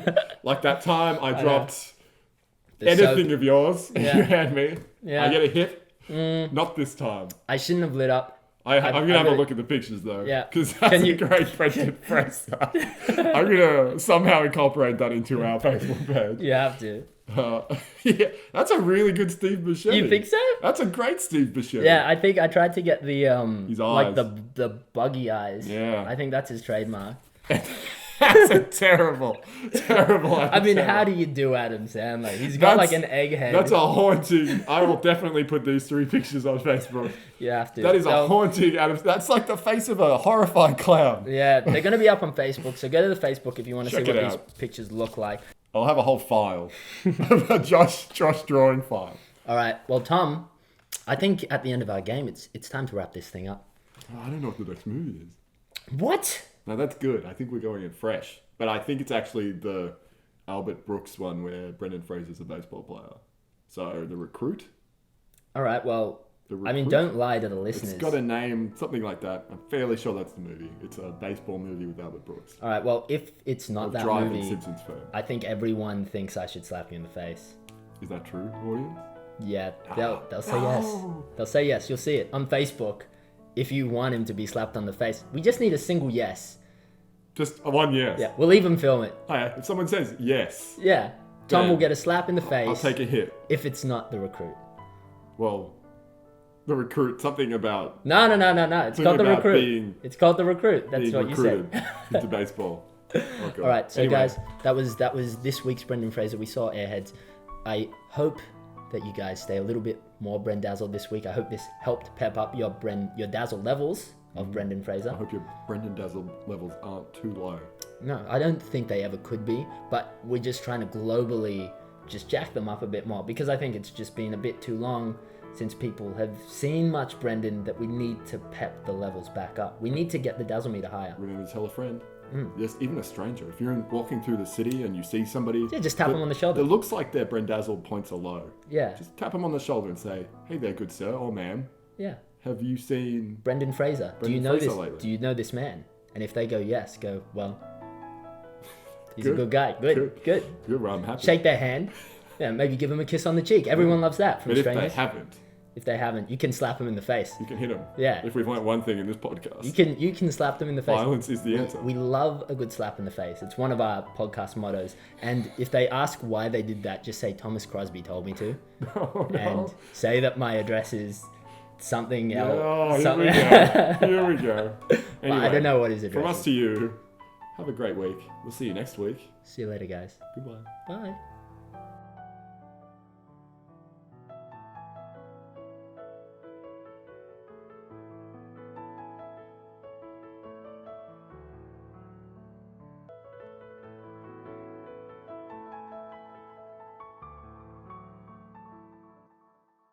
It's Brendazzled. Welcome back to Brendazzled. Welcome, everybody. Welcome. Your weekly dosh of Brendan Fraser action. Everybody needs a good dosh every week. I've said it once, I've said it twice. You've heard me say it countless times. You said it at least 10 times today. Tom this, Tom that, dosh this, dosh that. Yeah. And now, here it comes. Here's the dosh, open wide. This week's movie, it was The Scout. The Scout, yeah. And now for our feature presentation. You're the very first scout we've ever sent this deep into South Central Mexico. I'm here to see a baseball game. I'm a scout. Hey, Bo! Yesterday I saw a game played by 5 men, 2 women, a child, and a goat at third base. You must be here to see Steve Nebraska. Who? That's the greatest ball player that ever lived. When Al Percola discovered Steve Nebraska, he had to convince himself he wasn't dreaming. Oh, my God almighty!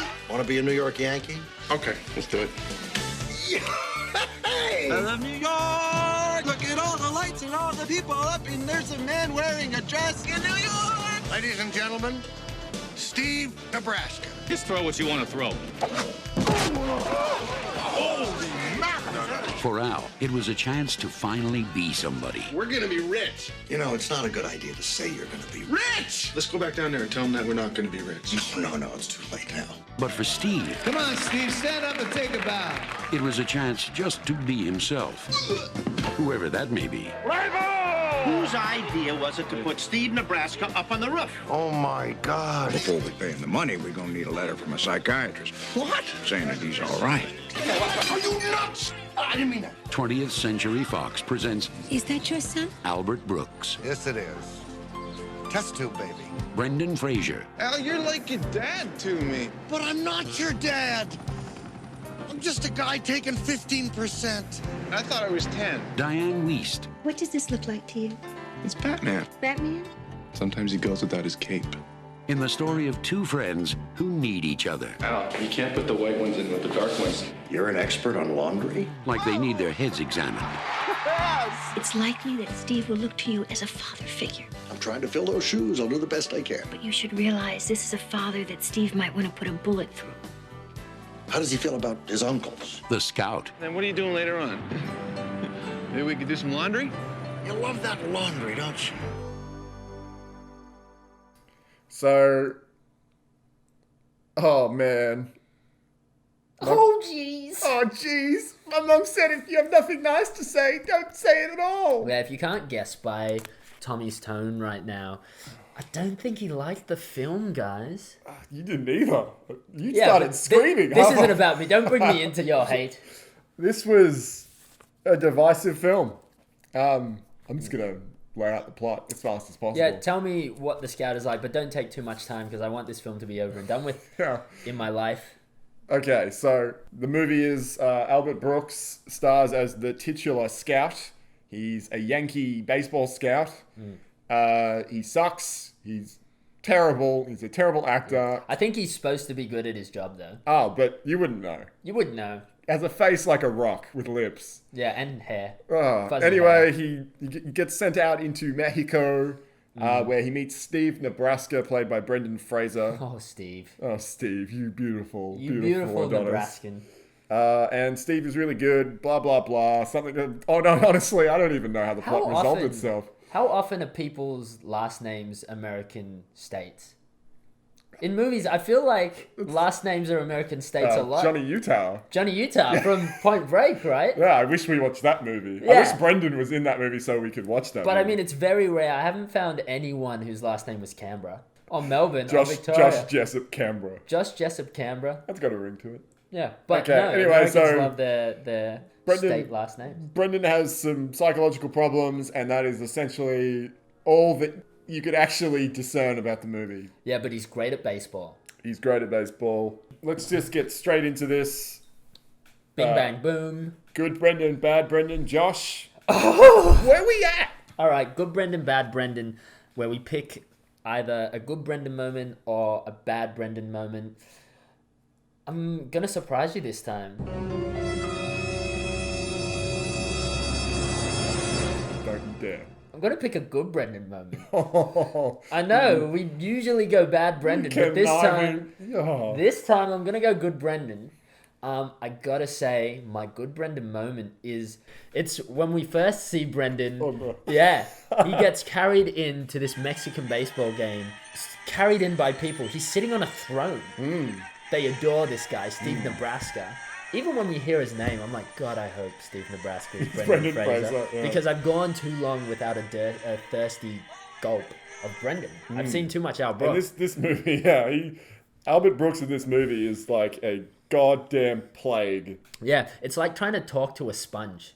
Or just listen to a sponge's conversations. It's impossible. He didn't emote. Anyway, back to Brendan. Back to Brendan. Back to Brendan. Anyways, he comes being carried out on a throne, surrounded by people. People are cheering him on. The crowd's going wild for Steve. Shit. And here's Steve, blowing kisses to the crowd. He knows he's adored. He loves his fans. And he has a mullet. I regret to inform everyone, he has a mullet. But pulling it off. Brendan Fraser puts a good argument up for the mullet in this movie. He does, and as you were saying before, I think the mullet was introduced because of this film. Oh, I have no doubt. As a hairstyle. No doubt. So it's definitely that moment, the first time we see Brendan, because they don't pull punches. They know this is a big deal, and they make a big deal out of it. Yeah. That's a great one. It's a brilliant one, yeah. Well, Josh, I'm going to change things up this week. Yeah. It's the atypical Brendan knock it out of the park moment of the movie where we get a deep dramatic beat from Brendan. I love my Brendan dramatic beats. You do love Brendan beats. I love it when Fraser's bringing the heat, and he brought the heat. Honestly, the plot of this movie is so bad. It's hard to coherently point out when this happened in the film. It's like we got sucked into another dimension where time and space weren't really wasn't relative anymore. No, we were just hanging in this limp universe of just nothing. Einstein would take a while to figure out, what the theory of relativity is. He'd be like, I don't understand the physics of this world. Where we were was essentially where people who have bad acid trips are. Constantly. That's where we reside. That's where the Scout exists. Yeah. That's where it is. Yeah, in the void. So this movie is like, it's like when you're in a doctor's office and there's a watercolor painting, and it's of nothing. Yeah. And it's just a bland picture. That is the whole film, except for Brendan's amazing post-modern colors splashing everywhere. Yeah. Intermittently. Holy crap. Anyway. So Brendan has this one scene that totally kind of anchors the movie where Albert Brooks is being a bit of a bossy pants. Yeah. And he tells Brendan that he's got to get up to train early the next day. And Brendan... You got to do this, you got to do that. Brendan climbs out of a limo, mullet and all. Yeah. And he just... He lays into him. He lays into anus. him. Yeah. And that guy's going to be pooping from 2 different places. He's going to have to plug one hole up if he wants to get an easy consistency going. With his thumb. He's going to have to sit down. He's going to get his thumb into one hole. And his belly button's probably the new hole. Yeah, that's the new hole that got ripped out. Albert Brooks is now pooping from his belly button. And from his anus. He's really got to plug something. But the thumb's up his butt. The thumb's up his butt, so he's going out the front. Because you wouldn't thumb... I mean, it would make sense to thumb there, so you don't get poo all down. Oh, but we're talking about the Scout universe here, so... Oh, right. It's topsy-turvy land. Yeah. So. Anyway, so Brendan chews him out, and it's... Well, listen to it for yourself. Listen to me. You gotta stop telling me what to do, okay? I'm gonna eat when I want to. I'm gonna sleep when I want to. And I'm gonna practice when I want to. Because I'm the Yankee, not you. You got that? I love it now that we do post, so we know exactly where the things are going to go in. I'm going to put that bit at the end of the clip. Okay, cool. So, Chemistry 101. Chemistry 101, where we see who Brendan had the most chemistry with in the film. I'm going to go for the most obvious choice here. Don't say Albert Brooks. No. No one had good chemistry with Albert Brooks. Sparks were not flying on Albert Brooks. I mean, Al... Love you in Drive. Oh, yeah, he's great in Drive. Yeah. And, I mean, everyone's got to have something bad. I'm glad you got yours out of the way first. I mean, it sucks that it happened while someone as high caliber as Brendan was around. But my Chemistry 101 is not Albert Brooks. Tommy. No, it's not. It's actually Benny. Benny. Brendan Fraser and Benny, the locker room janitor guy. Right at the end. Yeah, right at the end. Oh, wow. That's a curveball. I think there was a lot of chemistry between Benny because Brendan's having some doubts now. He's about to throw the first pitch of the World Series game for the Yankees. This is the first time he's been seen, and the pressure's on. He's been built up so much. He's kind of freaking out in his locker room. He's eating sausages because he loves to eat. If there's one thing Brendan loves to do in this film, he eats and get women's phone numbers. He has a whole box of women's phone numbers. Has a phone, and he doesn't go out of his way to get them, but they just fall in his lap. But it's got to be Benny. So he's freaking out in there, and Benny is like, I don't think you want to be eating sausages before your first pitch. And Brendan's like, okay, here, take him. And he gives him the sausages like in his hand, and he's like, all right. And then Brendan goes out. He has beef with Tony, what's his name? Tony Bennett. Tony Bennett. Who is a giant asshole in this movie. Yeah, he has beef with Tony Bennett. And so he goes back into the locker. He's freaking out again. He's on the phone. And Benny comes and he's like, Hey, Steve. I'm surprised to see you down here. It's game time. Huh? What's up, guys? Ain't you supposed to be on the field now? They're singing the anthem. I thought that I get some fresh air. Fresh air? You gotta play now, man. You get some fresh air out there. I thought maybe I'd get some other kind of air. I'll be back in a little while, okay? They share this moment that I didn't see with anyone else really in this film. No, that's a good pick. Yeah. But I have a good pick as well, Josh. Oh. I think he had the best chemistry with the older man when they were down in the parking garage. Oh. Doing pitching practice. Yeah, Charlie. Yeah. So Albert Brooks, it's like 2 scenes after getting chewed out by Brendan Fraser. Yeah. Has Brendan doing pitching practice.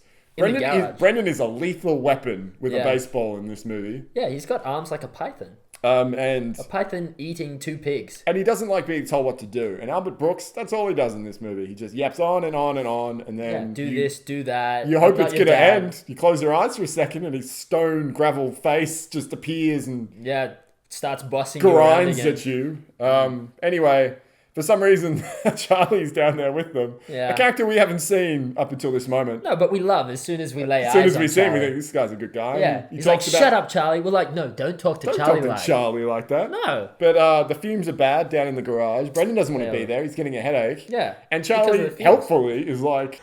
It's too smoggy in here. I think he's smelling the fumes. It's the fumes. It's the fumes. He doesn't want to do it. It's the fumes. Albert Brooks is like, shut up, Charlie. I brought you to watch. Shut up, Charlie. I told you to come down here to help him do this, not to do the opposite. But Charlie's like... Okay, just telling you, it's fumey.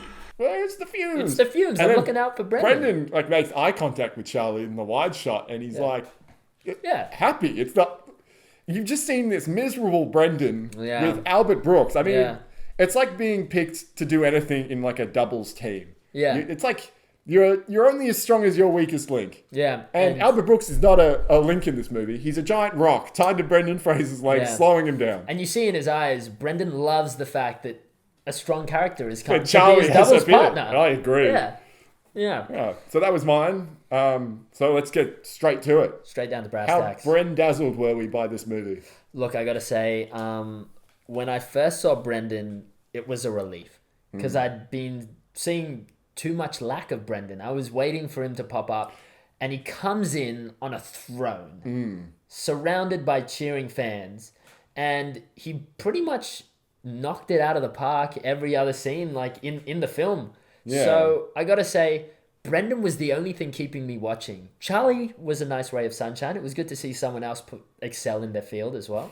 But Brendan, every scene with him, every time I saw Brendan, I fell more and more in love with him, as did the world when they saw him pitch his first game at the World Series. Which was a perfect game. There were issues. There were times when I was like, oh, is Brendan maybe a killer? Is he dangerous? He started throwing plates at reporters. What was up with that? Yeah, he started asking for sharp knives. Al Brooks is like, why? And then Brendan's like, I need to cut stuff. I like cutting stuff. With my knives. He's like, have a butter knife. He's like, that barely even cuts butter. So... But we're supposed to feel threatened, like, oh, maybe Brendan's a killer. Yeah, and that kind of scared me because I'm not used to Brendan being a killer. I like him being a good guy. So I was like, oh, this lovable guy, have I put faith in the wrong man? Is he going to hurt me? Is he going to kill someone? But you know what? By the end of the film, Brendan kills 0 people. And he turns out to be a great guy. So I got to say, Tom, I was 10 dazzled with Brendan in this film. 10 out of 10 dazzle points. Okay. What about you, Tom? How Brendazzled were you? Well, Al Brooks got you. He got you down. I could see it in your face. He got me. I still feel down. Yeah, I can tell. You're hunched right now. You're a little bit like. He took the wind out of yourself. This movie was not a good time. It was not a good time. No, I think we're making it sound a bit better when we talk about the Brendan moments. Yeah, but so everything else was. I mean, even Brendan had a very complicated character arc. So Brendan, you first see him, he's quite playful. I mean, Josh is playful. Right. He gets put through on this throne, and everyone's cheering. Me and Josh are on the couch cheering. Yeah, we got swept up into the Johnny Nebraska hype train. Yeah. It's hard not to get swept up on that kind of hype. But as the movie kind of progresses through, we get kind of what we were getting with Younger and Younger, where Brendan is a lot more complicated than the movies letting him on to be at first. Yeah, like we were talking, like a good movie leads you through a story, and Brendan's acting. I mean, Brendan was and earnestly the best part of this movie. Yeah, he was the anchor in this sinking ship. And he plays a very complicated character, but. I mean, at one moment, he seems childish. At one moment, he seems dangerous. At one moment, he seems domineering. At one moment, he seems suicidal. Yeah. And while that does, really well to show his range. Oh, yeah. It's just, it's uncomfortable to see so many different aspects in the one character. Without consistency in one character. Like he pulls them off, which I think is the most confusing thing. The fact that he pulls off all these different things. It made the movie. Yeah.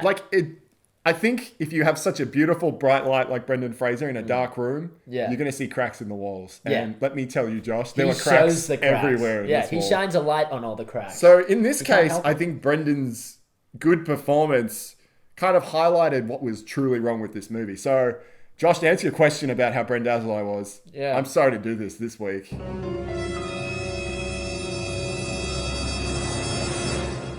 But it's a 10. Who am I kidding? Oh my goodness, it's a 10. You had me there for a second. I thought, no, Brendan really showed his range. And even though this movie was very bad, it was a good, solid performance by Brendan.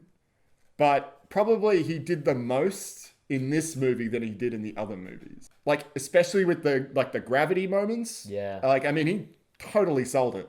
Yeah, and this is a Brendan we haven't really seen before as well. No. If you think about it, he's given us glimpses of Brendans we have seen, but he's tied them together. Dark Brendan, we haven't seen a lot of very dark Brendan. Yeah, this is troubled Brendan. Like School Ties was dark, but at times, he was also such an alpha dog in that movie. He was like, this Brendan has a story behind his eyes. Yeah, and he has darkness in his soul. I want to read that book. It's like the Lord of the Rings back there, but but better because it's Brendan of the Rings. Yeah. I give it a 10, and you have a 10. Yeah, I mean that's 10. Good, but this movie's bad. The movie's bad. Brendan's good. You're great. Yeah, Brendan. You're good. Yeah, I'm happy with a 10. So, Tom, I have a game for you today.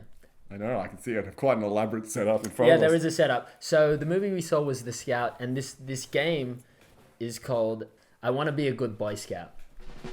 What? Yeah. And you do want to be a good Boy Scout soldier. Oh, okay. Because this is what's going on. There's a blindfold going on you right now. This is a scenario, soldier. You are out. You're a scout. You're out on a recon mission. You're behind enemy lines. But you have been shot at in the eyes. Oh, Jesus. You're blind. But you want to be a good scout. You got to survive, but you're blind, out in the wilderness. What are you going to do? You got to find food. You're getting hungry. Well, due to some scouting prowess, you've discovered 4 bowls. You've discovered 4 bowls out in behind enemy lines in the wilderness. Just so I can get into character, which war am I fighting? You're fighting the war against the movie The Scout, which... Oh, okay. Well, that can't be won, can it? No, it's a losing fight for everyone involved. And the people who are fighting are like, I don't even know why we're doing this. But you find 4 bowls, but you're blind now. So you have to use your other senses. Your sense of touch, your sense of maybe smell. And you have to basically pick one of these bowls and eat something from it. Oh no. 50% of these 4 bowls are things that you would normally eat. Okay. The other 50% are things you probably wouldn't want to eat. So let's hope this is why you want to be a good scout. Oh, Josh, these are bad odds. Bowl number 1. Bowl number 1 contains bird seed. All right, it's open. Go feel around. Let's see what you got. What are you thinking? What are you feeling? Walk us through it. It's very granular. Yeah, what are you thinking it is? You don't have to eat it yet, but what's your guesstimate? Like kind of sprinkles? Well, that's a good guess. But we'll move on to bowl number 2 now. Bowl number 2 contains dry seaweed paper. Feel for that, Scout. You stumble across the second bowl. This is seaweed. Definitely. That's your guess, huh? This is like sushi seaweed. I can tell because it's sticking to my fingers, but it's also... I can tell by how it's crinkly. Yeah, that's sushi seaweed. All right, you're using your Scout peripheries. Thinking bowl number 2 seaweed. All right, we're going bowl number 3. Bowl number 3 contains a dog biscuit. What are your Scout instincts telling you?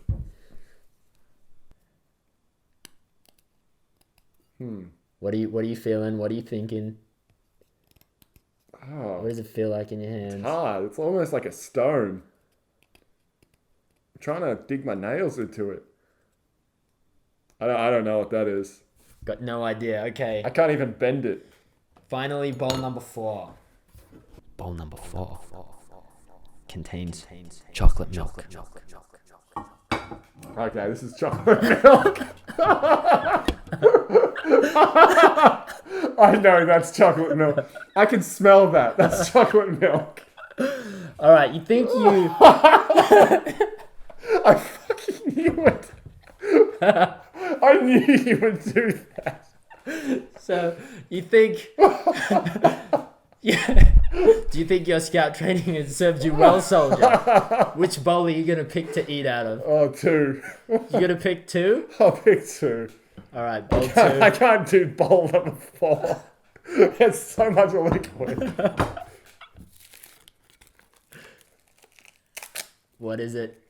I was right. It's seaweed. You got it right. Yeah. Do you want to have a look at what the other bowls are now? Take your blindfold off. You're done. What's are they like? That's bird food, isn't That's it? bird seed. Yeah. What's number? Is that dog food? That's a dog treat. And chocolate milk. And chocolate milk. You were such a... When you asked me today to get you a chocolate milk, yeah. In my mind I was like, no, this is not a Josh move. He doesn't drink chocolate milk. Well, you could have. It was nice that you were so certain. You've definitely felt dry seaweed before. Cool. Well, let's do our sign out. Oh yeah. We talked something. Yeah, that's right. We got to sign out. Yeah. So, that's the end of this week's Brendazzled. It was the Scout. Yeah. I'd like to say, I mean, it's always good to see Brendan. It is always good to see him. I'd prefer to see him in good films. But even if he's in a bad film, it's still nice to see him. I mean, I like seeing my best friend even if it's a rainy day. Yeah. Well, I mean... Does it? I mean, not every rainy day. Yeah, if it's a nice day, it's good. We can go out and play. But even if it's a rainy day, we can have fun inside. What are you going to do inside, Josh? Well, we're going to watch a different movie. We're not watching The Scout. We're not watching The Scout again. Well, next week is a movie called The Passion of Darkly Noon. The Passion of Darkly Noon? Yeah, it has Viggo Mortensen, Aragorn himself. Oh, it's got Aragorn. It's rare you see Aragorn in another film besides Lord of the Rings. I mean, he does do them. I'm not saying he's not in any. Never thought that Brendan Fraser and Viggo Mortensen would work together in a movie together. In the 90s, no doubt. I mean, like, Viggo Mortensen's a good actor, but he's not Brendan Fraser caliber. No, he's not. Yeah. Well, we'll see you next week. We'll see. Yeah. See you guys. See yous. Bye. I could see through the blindfold. Could you?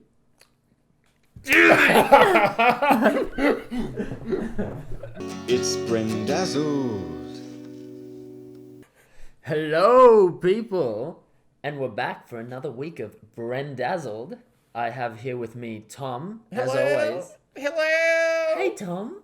Hello. How are you?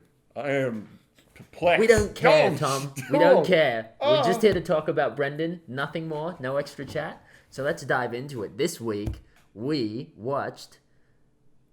What was it called? It was called The Passion of Darkly Moon. Noon. Oh, Noon? Moon. Moon? Wait, was it It was Noon. Oh, The Passion of Darkly Noon. Yeah. Yeah. And now for our feature presentation. They attacked us. Fire, gunshots. So my parents got killed. They were shot. Somehow I got away.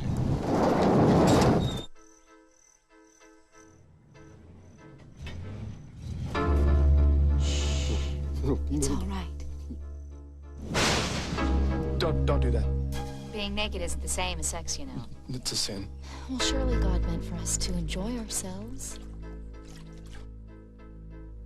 I never met anyone like you before. I know. Callie loves Clay. She has since the first time she saw him. I know what you're feeling. I can see it in your eyes back there. Me wrong. Monster of the forest, boy. You know what it feeds on. Beautiful, young man, just like you. I love Clay. God can strike me down dead if there's something wrong with that.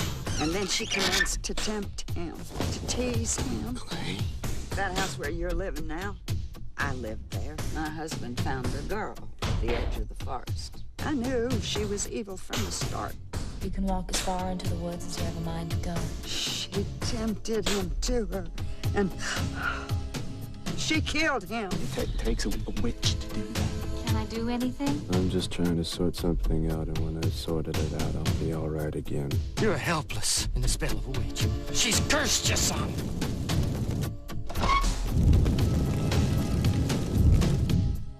Why are you looking at me that way? No faith without blood. Hallelujah. Time for my walk in the dark. I am still here, waiting for her to be punished. Stop it! Stop it!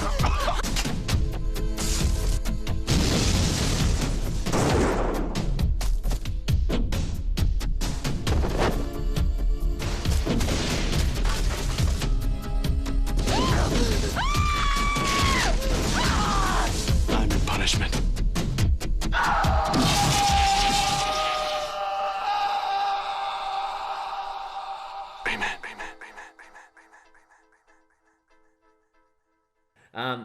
Well, The Passion of Darkly Moon.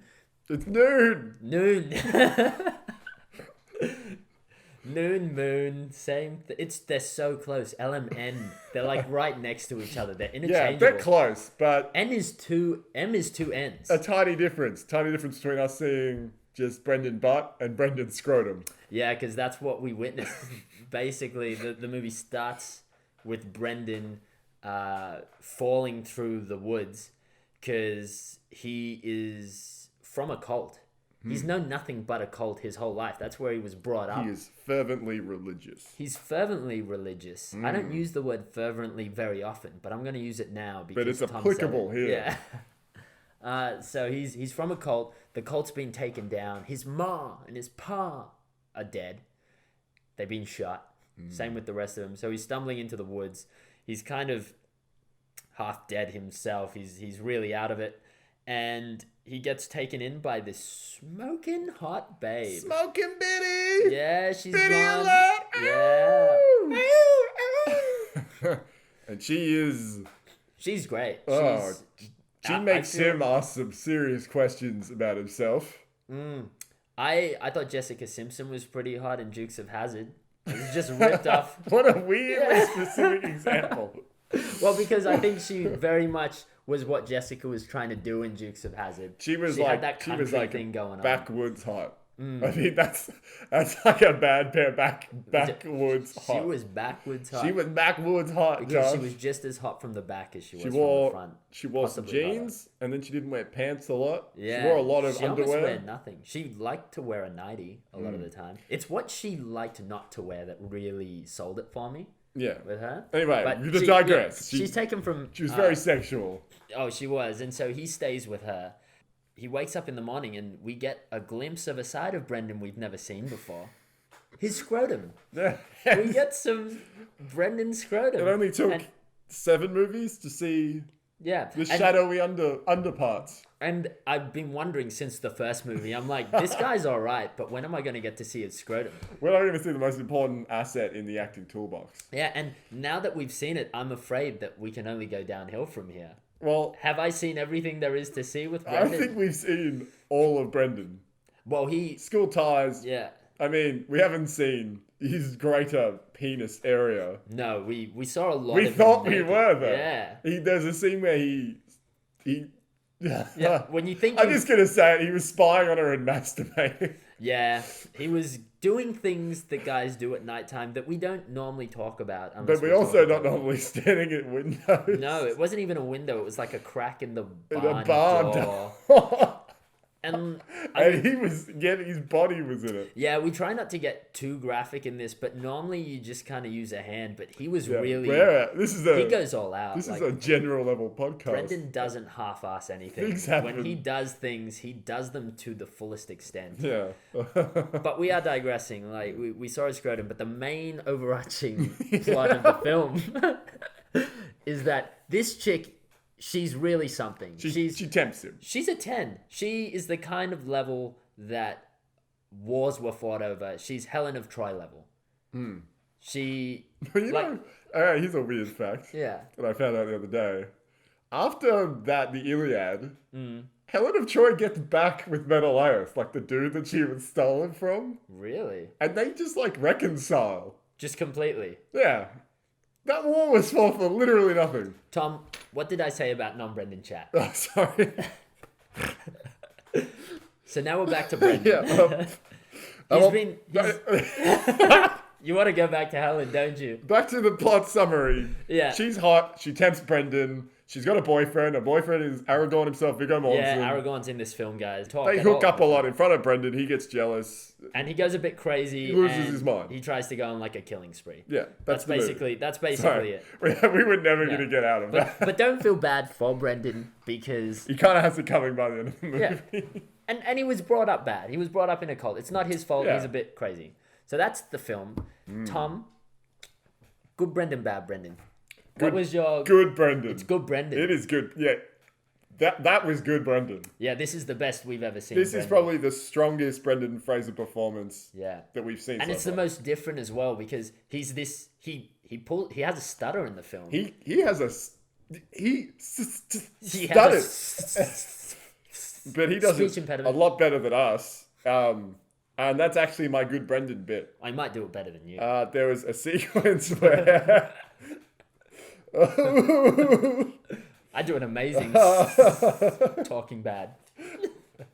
So my good Brendan sequence actually is him. There's a sequence where he's praying in the barn and he has a stutter and he's praying to his ma and his pa. Yeah. And it was just like it's great. It's like the cracks are just appearing on his they've kind of been appearing, but this is when it's first. There's something mentally wrong with weird this person. with this guy. And he stutters through a prayer and I don't know. It's just like the scene was just really good and the stutter was really believable. Please, Ma. Please, Pa. Please show me the way. Please. Please, Ma. Pa. Please. Tell me what to do. Please, Ma. Please, Ma and Pa. Tell me what to do. Show me the way. Please. I'm so lost. Amen. Yeah, Brendan has a lot of really strong scenes in this film because we've never seen, stutter aside, we've never seen Brendan play a role like he's played in this. It's normally he's a very strong sort of alpha character. Yeah. But in this, he's just a stuttering basically He's a a fresh-born like bird into the world. Yeah. He doesn't even know how to fly. He's thrown into the world. He's just flapping. He's like, what is this? I'm only used to the nest. I'm only used to treetops. Yeah. But now I'm walking around on the ground and I'm lost. And there's hotties everywhere. Yeah. And there's barbed wire all over the place. And I'm going to get caught in it. I'm going to wrap myself in it. Yeah. Yeah. It was very Da Vinci Code. Oh, yeah. Part of all before Da Vinci Self-inflicting Code pain, as well. But yeah, so that was my good Brendan scene. Yeah, that was a really good scene. What about yours? So my... this also, week... the dog is like, I just want to give it the audience because yeah. Josh's dog is here. All right, you might hear some sniffing. He's making the sniffy walkie noises. No, don't lie, Tom. We know it's the sound of you. But Tom just has a just sniffer. in case you can hear it, that's just pottering around. He's just pottering about. It's actually this week. It's a bad Brendan moment. Oh, it is a bad Brendan moment. This is the trick, isn't it? No, because Brendan was such a badass Yeah. in this moment. He was, and it's a moment where he's covered himself in paint. He's kind of gone all war machine. He's like, he's put black. I don't know what that black stuff was. Must be black paint. Yeah. But he's put that like around his eyes. He looks like a demon. Yeah. He's gone to the house to purge the forest of this witch. There's actually this nice little blonde lady. He's cock blocking in a demonic way. Yeah, he is. He doesn't want Aragorn to get any. And he's frustrated that he's not getting any. So he goes to the house to kill everyone. And so he's in the house. He's kind of swinging his big... Where'd he get a machete from? It wasn't. It was the carpeting tool. That's right. It was the carpeting tool, yeah. It's like a big metal... He has a big metal weapon. And he's swinging this sword around in the house. He's knocking up all the lights. The electricity was just done so shoddily in this house. Exploding everywhere. Yeah, just lights would explode and just fires would start. I mean, in a house surrounded by wood, I guess it was just a giant tinderbox. It was only a matter of time before that thing went up in flames. So the house is burning down. He looks like a demon. He's racing up, the stairs, chasing this blonde girl down, about to kill her, really. And he goes into the room. She runs into the room. She's hiding. She's like, oh no, I don't know what to do. I'm probably gonna die. Brendan comes barging into the room, and he does this badass guttural scream.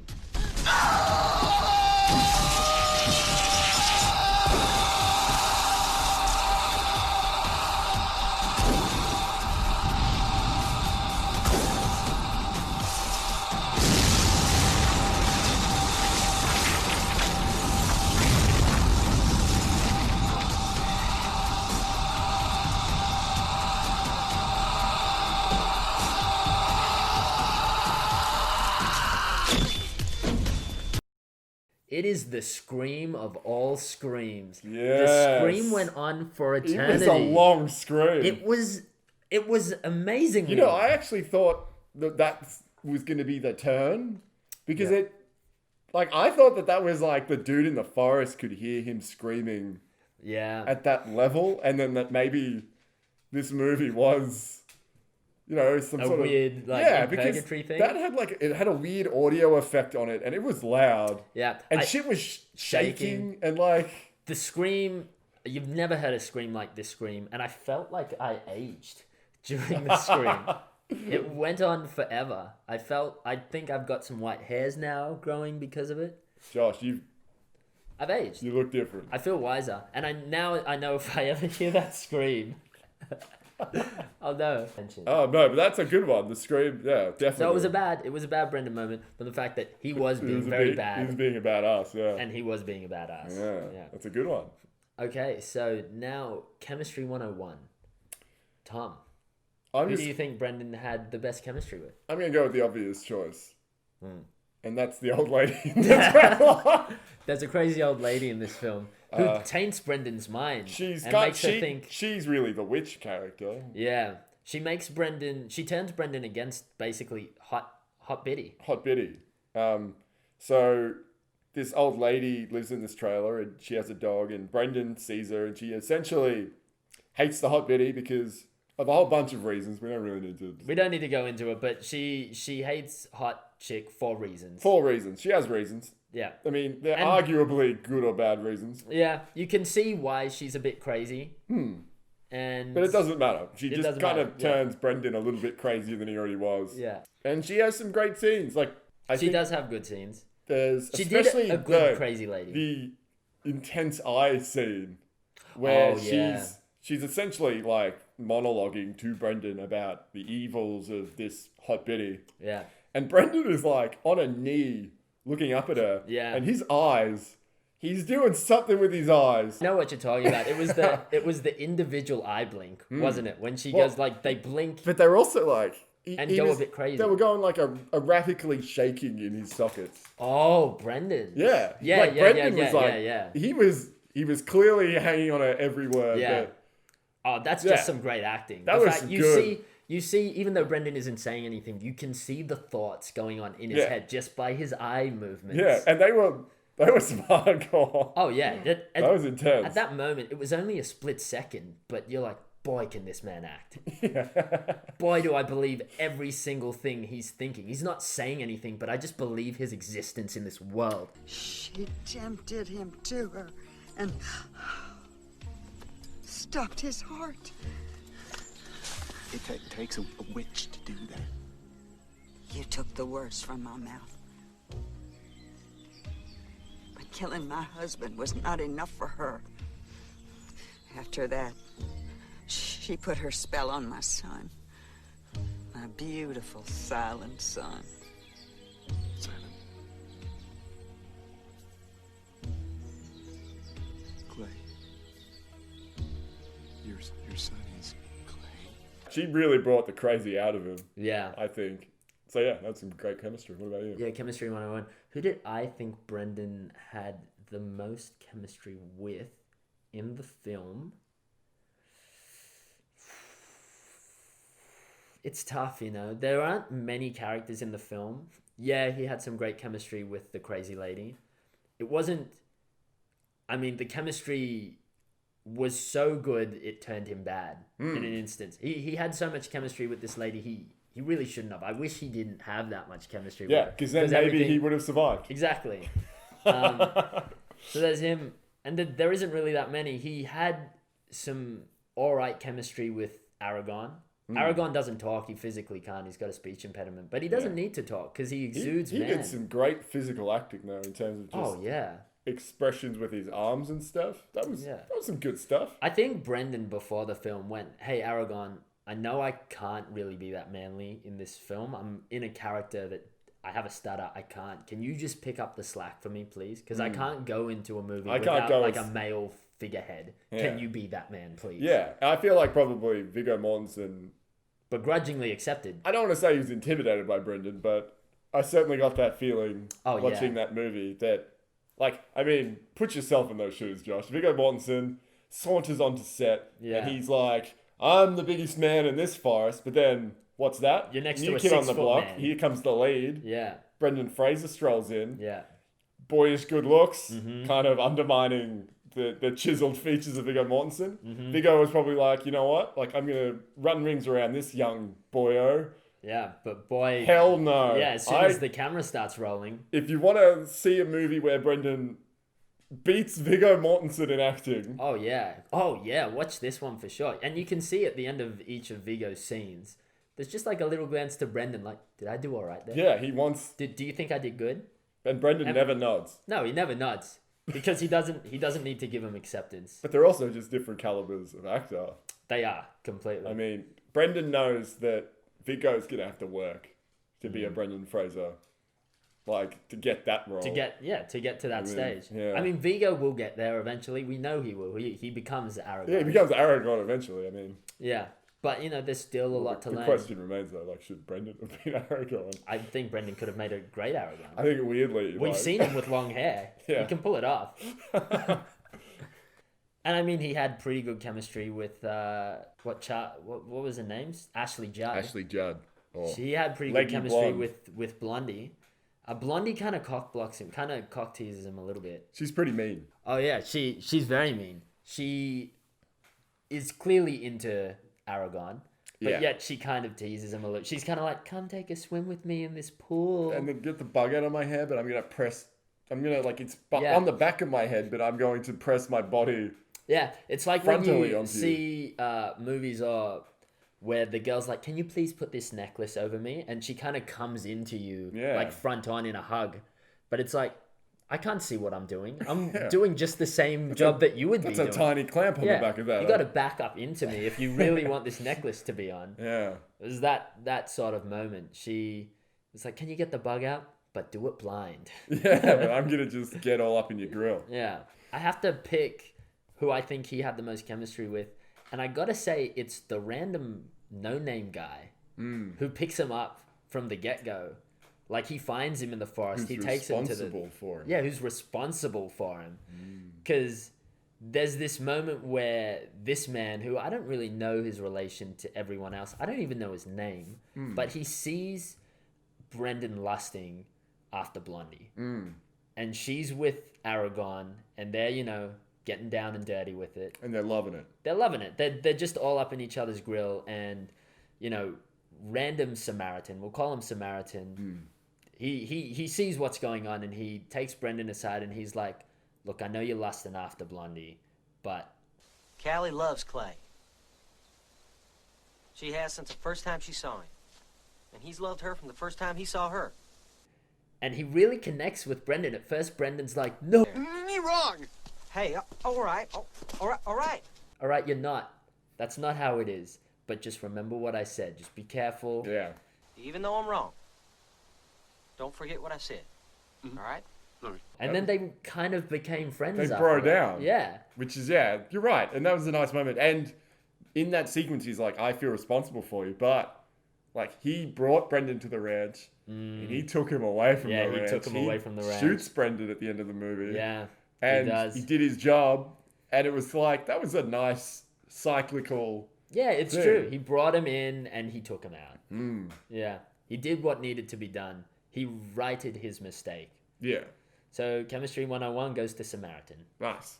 That's a good choice. Yeah. So, Tom, the question we're all waiting to hear.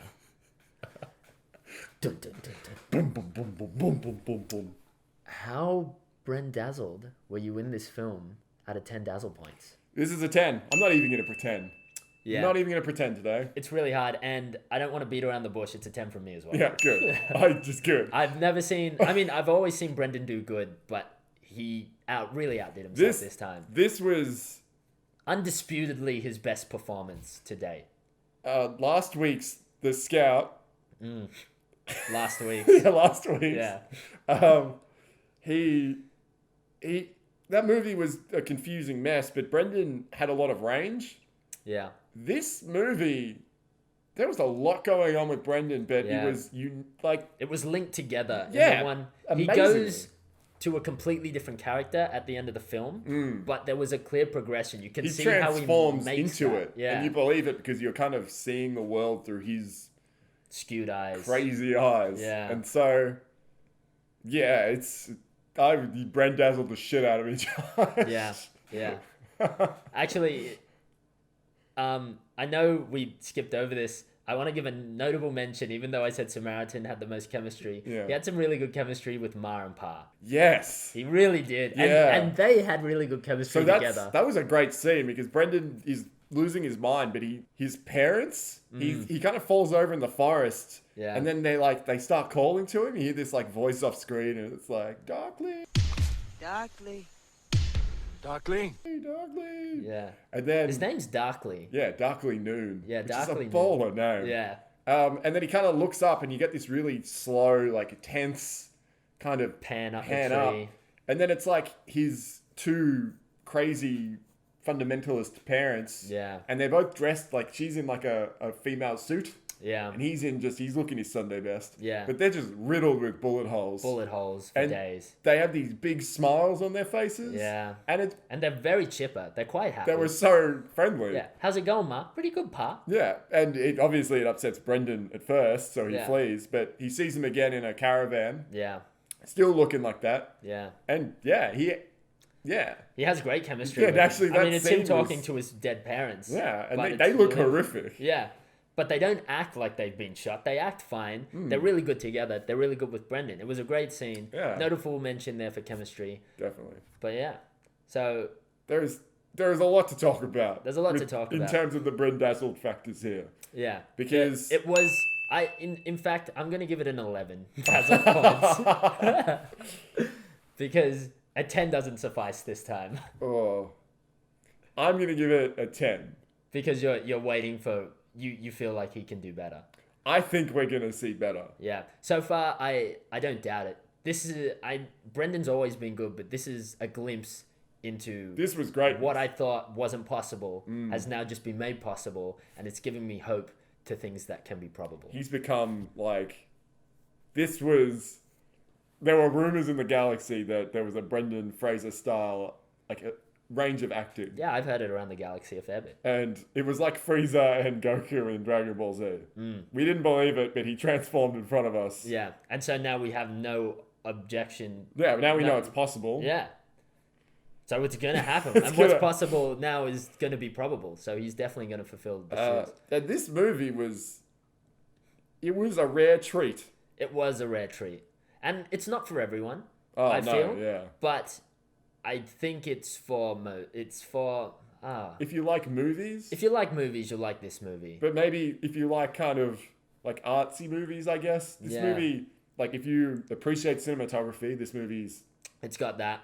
It's great. If you like some good sound design. It's got that. If you like some clever editing. Yeah, it's got that. If you like seeing some good performances by a whole cast. It's not got that. Well, no, I'm just kidding. It's well, got actually, at the start of the movie, Ashley Judd wasn't good. just kind of looks hot and she doesn't Yeah. deliver her lines. Yeah. particularly You kind of forget about it later Halfway on. through the movie, kind she of picks up. Changes. I wonder how long it took to film the movie because she noticeably becomes a better actor. Yeah. Is it because it took 10 years and she just leveled up, or... Maybe she just spent a few minutes with Brendan on set. And Brendan gave her some pointers. Yeah. And it was probably only a sentence. It's like, hey, just do this. He whispered the secret and she was like, just unlocked her. Yeah. And because you she can nails see it at the end. She looks genuinely feel afraid terror. of Brendan Fraser. Yeah. And she has crying scenes, and it's no small feat to cry on film in a believable way. I think she nails it. Oh, she does yeah. that. So...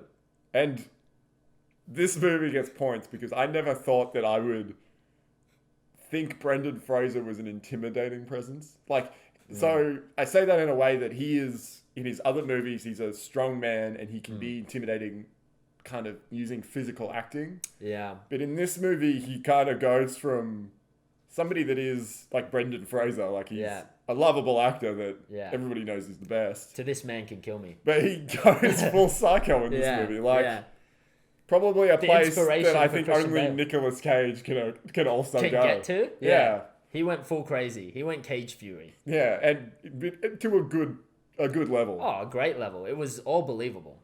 All believable. So, Tom, this week undoubtedly, you were thinking I might not have a game. I do have a game. Of course you do. I have a game. The movie was called The Passion of Darkly Moon. Yeah. Noon. Passion of Darkly Moon.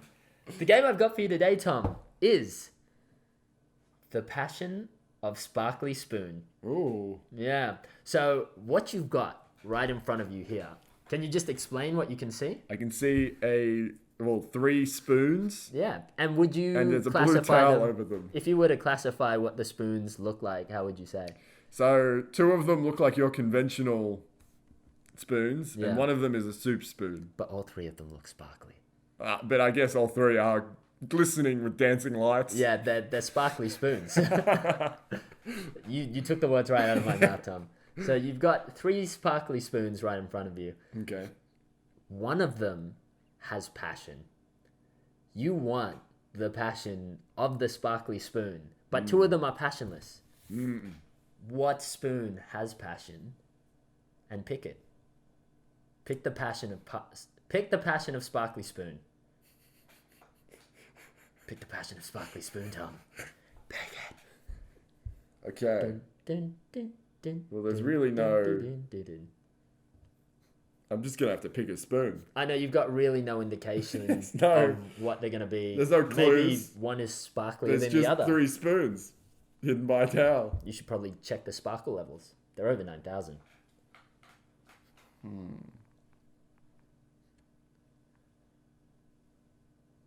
Or what spoon do you think I would make the sparkliest? What would I give passion to? He's really deliberating. It's really a random choice, but Tom's thinking hard. It's going to be a random choice because I have no doubt that Josh has applied some sort of psychological angle to this. Would I go that far? Yes. I'm just going to choose this one. Oh, wow. Passionless spoon. Oh. So Tom loses the game. Well, I'm going to just keep pulling spoon. Oh, there's the passion spoon. The one in the middle.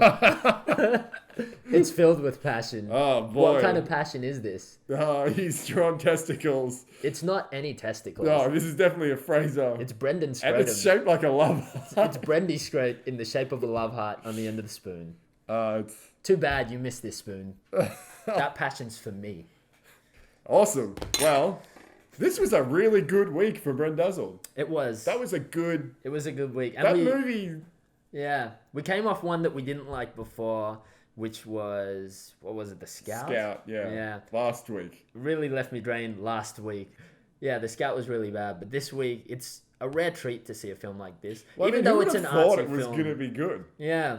I mean, we heard artsy film, and immediately we were like, oh, great. This is going to be silly. Yeah, this is going to be year 12 high school project.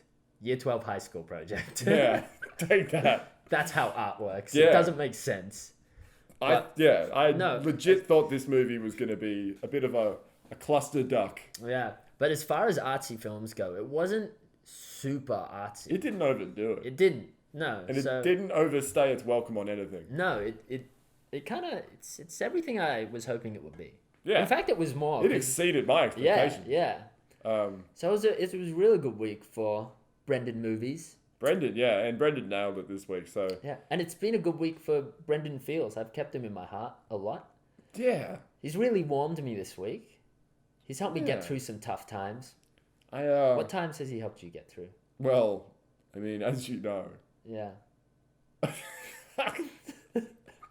Of all the things I could say right now, I have terrible erectile dysfunction. Oh, yeah. I was lying in bed, just staring at my flaccid penis. Yeah. And I had the weirdest thought, Josh. Yeah. And it was just a Brendan's face. Yeah. And my flaccid penis, Josh, it renewed. It renewed with life. And it just... Yeah. It ascended. Yeah, and when you said you were in your room, do you mean you were in a wooden barn, peeking out? Oh, yeah. The cracks? What I was actually doing was perving on Ashley Judd from a barn. Ashley Judd, yeah. While my whole body was moving. Yeah. Yeah, he helps you get through that. He helped me get through. I couldn't decide what to have for breakfast. I was like... Oh, that's also serious. Yeah. Should I get the Weet-Bix? Should I have the Fruit Loops? And, I just heard a little thing in my head. It's like, no, Josh, have Vegemite toast instead. Choose option number C, secret option. Just see you with in a barn, masturbating with toast, staring out. Yeah, bring it. So he helped me a lot as well. Yeah. And I'm sure he's helped you guys in a way, somehow. You probably don't know it, but he's just there. If you're ever having a hard time, just think, hey, Brendan, can you help me out? And he'll help you out. And also, for serious, this movie is available on YouTube. Yeah, for serials. So if you want to check it out, check it out. This is an interesting movie. Yeah, it's definitely worth a watch. It's not The Scout. I don't recommend anybody watch The Scout. No one watched The Scout, but definitely go check out this. The Passion of Darkly Noon. Passion of Darkly Noon. All right, well, I guess that's it. Yeah, just keep it Brendan. Yeah, keep it fresh. Keep it frickety Fraser. It's Brendazzled. Yo, welcome back to Brendazzled. Welcome back, people. Me, Tom, and this is... Frank. It's Josh. Oh, you caught me. Trickster Josh. It's Josh. Let's get straight to it. Oh, wait. No, that's not. Let's first...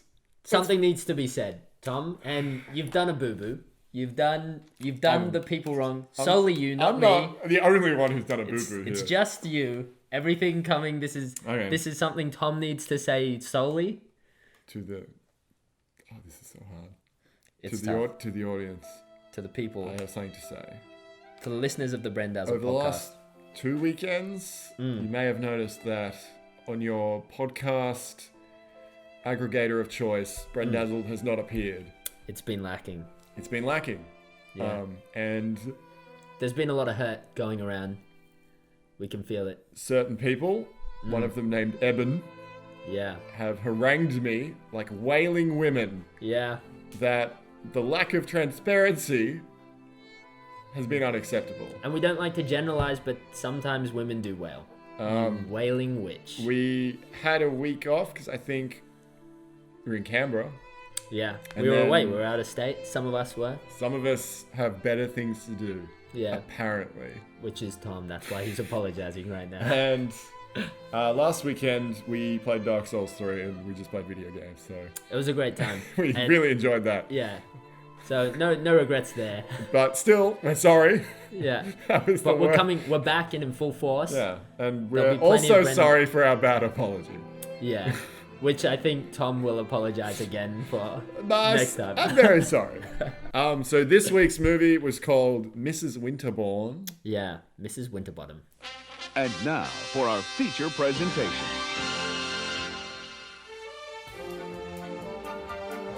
Once upon a time, there was a Cinderella from Hoboken, New Jersey, named Connie Doyle. I'm about to have your baby out here in the street. You want to come watch? One day, she got on a train Wait a second. This ain't the subway. in search of a better life. When she was rescued by Mr. and Mrs. Winterbourne. I'm gonna meet Hugh's family, and I am so nervous. But just when things were looking up, I get pregnant, and then we get married. It's a happy ending, right? Why can't I have your life? fate stepped in. And that's where our fairy tale really begins. Mrs. Winterbourne. What? Listen to me, I'm not. Mrs. Winterbourne. No, there was another lady on the train, another pregnant lady. Did you know her? Did. Is this Patricia? Yeah, no. I'm your mother-in-law. Don't argue with me. I've already sent a car for you. Mrs. Winterbourne.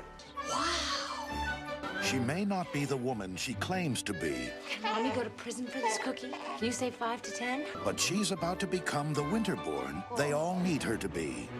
She has just given birth to my grandson. Under 200 tons of twisted metal. How lucky can one guy be? The Winterbournes need new blood like us. TriStar Pictures presents a story about a girl who's going from filthy Whatever else you are a Winterbourne. to rich. You thought I was coming on to you, didn't you? That really, no, that was just sort of a sister-in-law, brother-in-law kind of kiss. Somebody been smoking in here? Shirley MacLaine, Tell me quick. Brendan Fraser, Ricky Lake, Brendan Fraser, You treat her well, or I'm gonna take you over my knee and spank you. Brendan Fraser, Taco. My money's on her. Mrs. Winterbourne.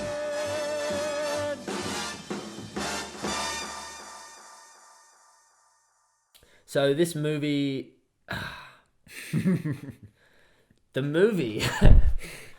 What a film it was. Yeah, it's got a real great premise. It's really uplifting. It's about a woman who moves out of home when she's 18, gets conned by a con man, Yep. and gets impregnated pretty fast. He's quite fertile, this He's man. a fertile, He's a angry man. fertile fraternizer. So he impregnates her. She's preggers. She meets good man Brendan Fraser on the train, who's almost like a knight in shining armor. Is just like, don't worry, you can chill with me. I know you don't have a train ticket. Don't worry, Inspector. He's like, you're pregnant, my wife's pregnant, Yeah, everybody's pregnant. We're all pregnant. Party So down in the pregnant carriage. she befriends B. Frazee, and then tragedy strikes. Train wrecks. The wreck train wrecks.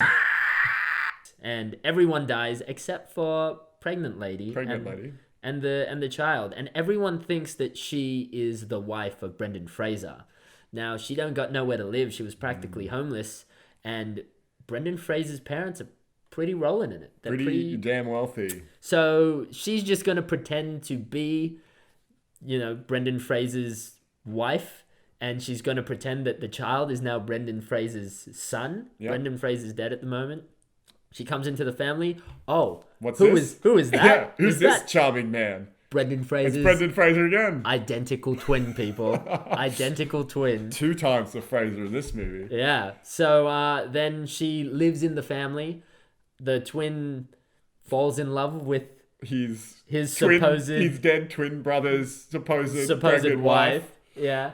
And they get married and live happily ever after. Yeah. There's some complications along the way, but that's basically there are many things we're fudging over on this movie. It's a comedy. It opens with a pregnant woman dying on a train, but it's a comedy. It's a comedy. So that's the film, guys. Yeah. Well, yeah. Josh, good Brendan, bad Brendan. Good Brendan, bad Brendan, where we choose either a good Brendan moment or a bad Brendan moment. And this time I'm going to say... What am I going to say? This is a tricky movie.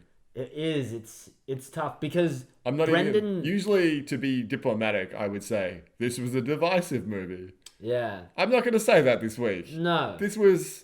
It was a movie. Brendan doesn't pop up for like 15 minutes too. Yeah, this so is it's Brendan another slow Brendan reveal. Brendan reveal. And then when we reveal Brendan, he dies immediately. Yeah, he goes down in a... And I really like this first Brendan character. He's really kind of like jovial and fun, and he's playful. He's your quintessential quintessential prototypical Brendan. Yeah, he's classic. Well, he's your fun Brendan. Yeah, he's the Brendan you want to see. Yeah.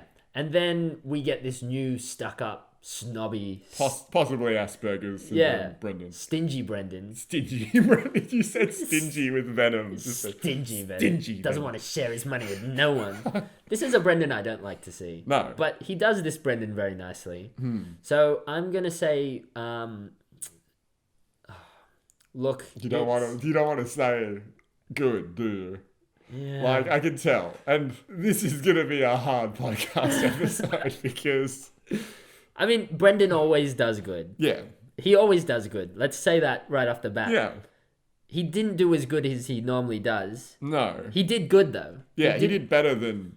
everyone else. Yeah, and there was, at least in my mind, Yeah. I have a scene that I thought he did... really good. Better in. Okay, well, I would say my moment is gonna have to be...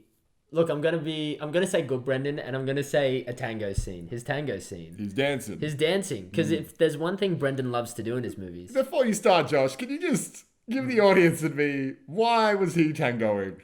Okay, so we meet Parker. Mrs. Winterbourne, you don't explain to me. I'm just Paco. Who Paco is the Mexican the limo driver. He's like the house chauffeur. He's like the Alfred to their Wayne Manor. Yeah, he's the Jeffrey in the Fresh Prince of Bel-Air's butler to the house. He has a very racial accent. Yeah, we thought his name was Taco for a while. The first half we of the were film. giggling because we thought there was a character named Taco that was Mexican. But no, it's Paco, and he's a great guy though. And it turns out he's gay. He's a gay. They took swings with Paco. Yeah. And he didn't really need to be gay, but it was nice that he was. It was nice that in the mid to late 90s, Paco, the gay Mexican driver, existed. Yeah, and he strikes out with a guy. He's obviously trying to get go on a date. For some reason, it doesn't work out. It was the pool repairman. Paco really thought it was true love, but I could tell that bastard was just out for a good time. He's getting a bit drunk, a bit tipsy, and he just demands they tango in his bedroom. No, Billy! ¡Tango! ¿Qué estás haciendo? Tú sabes, vámonos! ¡Tango! This is 9 days after the twin brother of Brendan Fraser, played by Brendan Fraser, dies. Yeah. The house servant demands that he dance with the pregnant widow that he doesn't think, he suspects she's not the widow because she isn't. Yeah, she's an imposter. He gets drunk in the house and demands them to tango. Yeah. But boy, does he tango. Boy, you know what? Boy, did he tango. He's got the moves. Brendan has the moves. I am willing to suspend my belief to the setup. Yeah. But nothing defies expectation when Brendan starts dancing. No, when he starts dancing, you forget all about that. And you just get sucked into his moves, his leg movements. You see his baggy 90s suit pants blowing in the wind in the kitchen.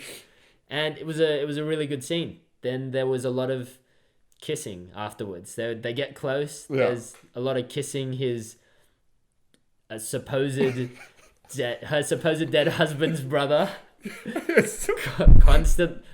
There's a lot of kissing, and you can tell that this movie really, she was just like, I know I have a scene where I kiss Brendan Fraser. Can we make that 9 times? Because who doesn't want to kiss Brendan? Can I kiss Brendan more? And they were like, you know what? Yeah, do it. Brendan gave his go ahead because he likes what they want. Yeah. And I would say that's my good Brendan moment because I love seeing Brendan dance. And as a side point, just to you, dear audience, if you can't follow along with what we're saying here in terms of the house hierarchy, just know that we couldn't follow along either as we were watching the movie. Yeah, it's tough. It's a tricky one. It is tricky. We can all be confused together. Yeah, it's how we're going to live our lives. I haven't got a good Brendan moment. Oh, it's a good Brendan. But it comes with a caveat, which is... So it's a grey Brendan, murky Brendan. Oh boy, this movie was... This was something. It was a tricky time. But Brendan delivered a pretty solid moment, which is he's different to his twin brother and how he felt like he would have all the time to get to know his brother. You know, how he thought that he would have these chances, but he didn't. You understood him. I never did. I always thought there'd be time to figure him out. And it was like this comedy movie that started with a pregnant woman dying. It actually had a lot of dark moments and very little laughter. Yeah. He brought actually like a serious scene that made the movie seem like the director was on a lot of cocaine and was like making a drama, but decided that for some reason it had to be a comedy. It had to be funny, yeah. Yeah. With really dark undertones. But yeah, that was my good Brendan moment. He's Paul Revere and I'm a redcoat and I'm screaming, my brother's coming, my brother's coming, my brother's coming. You miss him, don't you? Yeah, he was a delightful guy. He was the kind of guy who didn't have any problems because he didn't want to have problems. It was just that easy for him.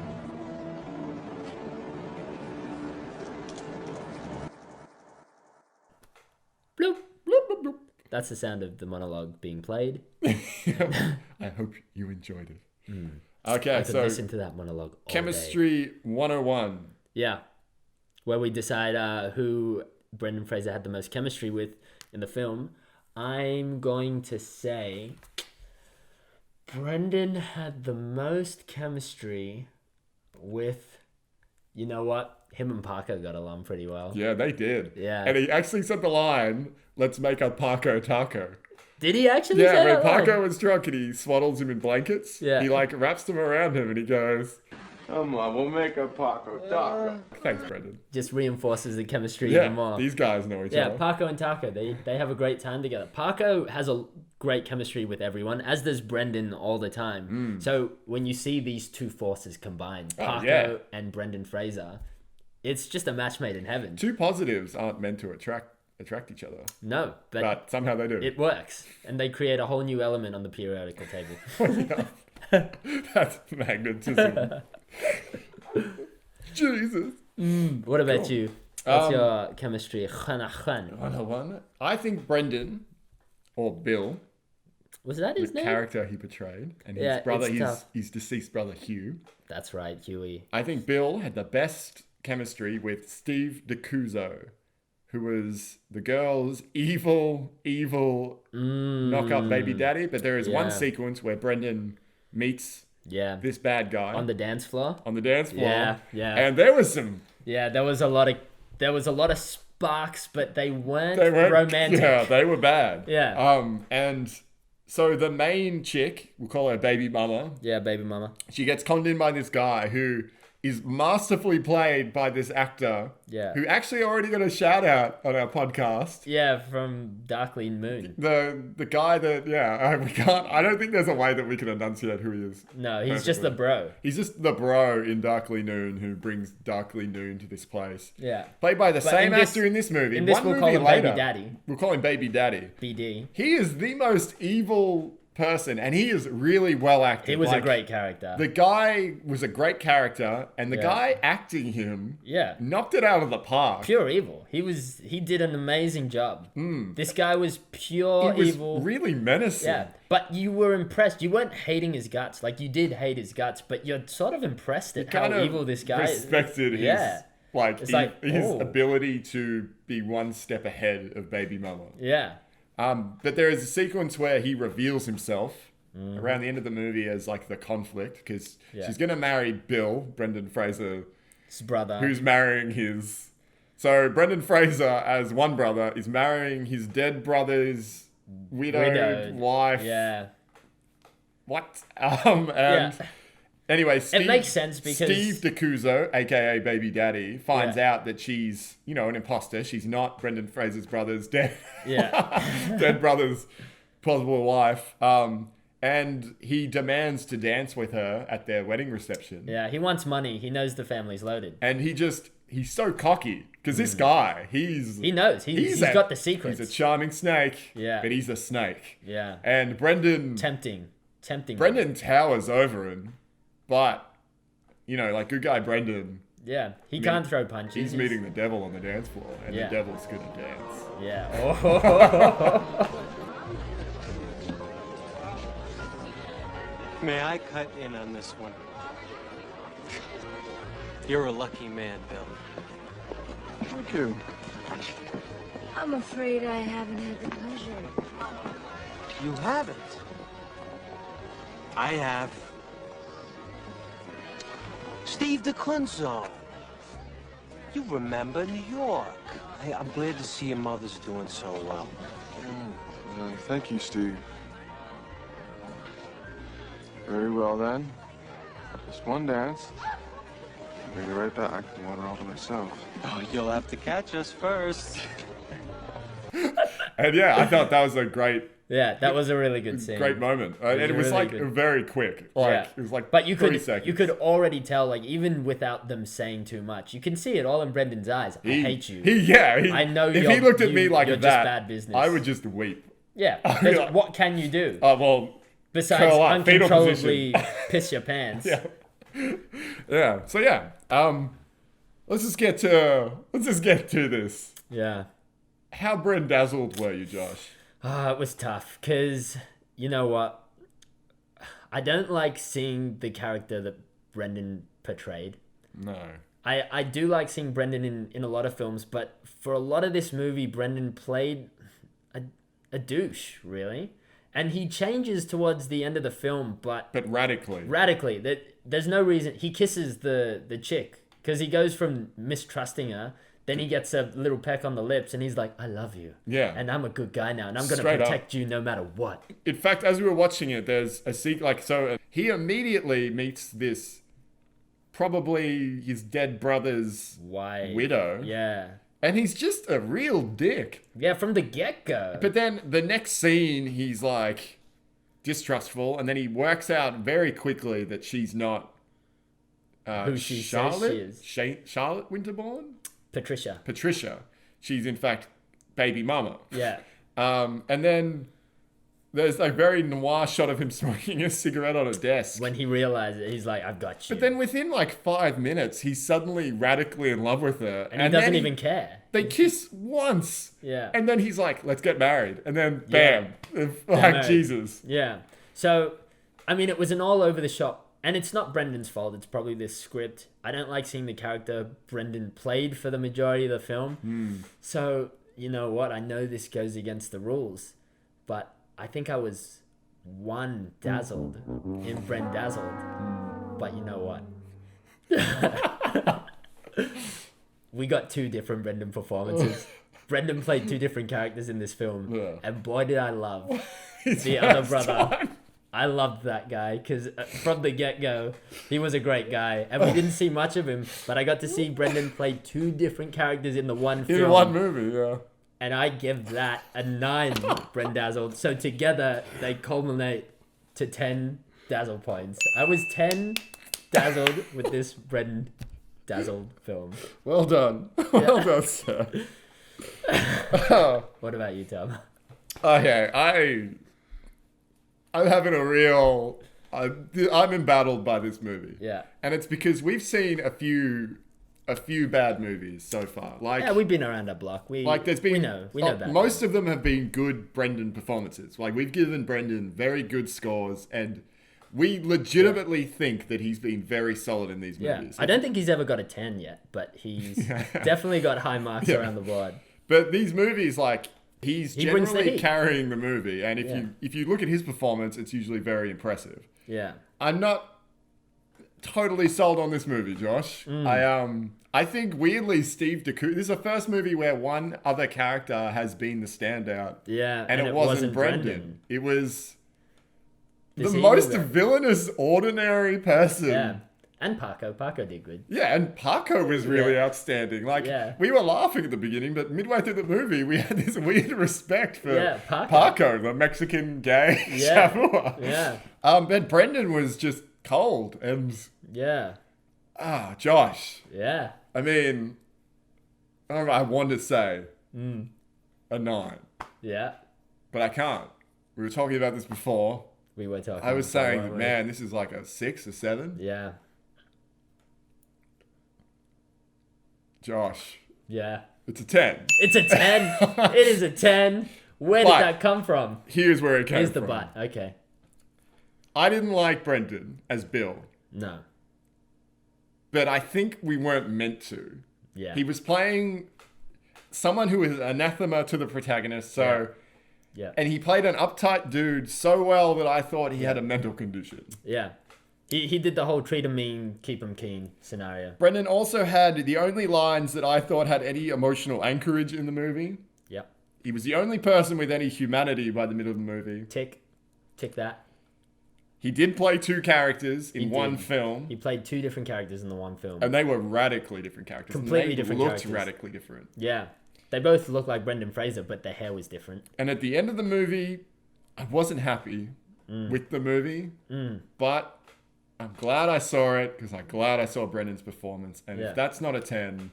I don't know what is. Then shoot me dead.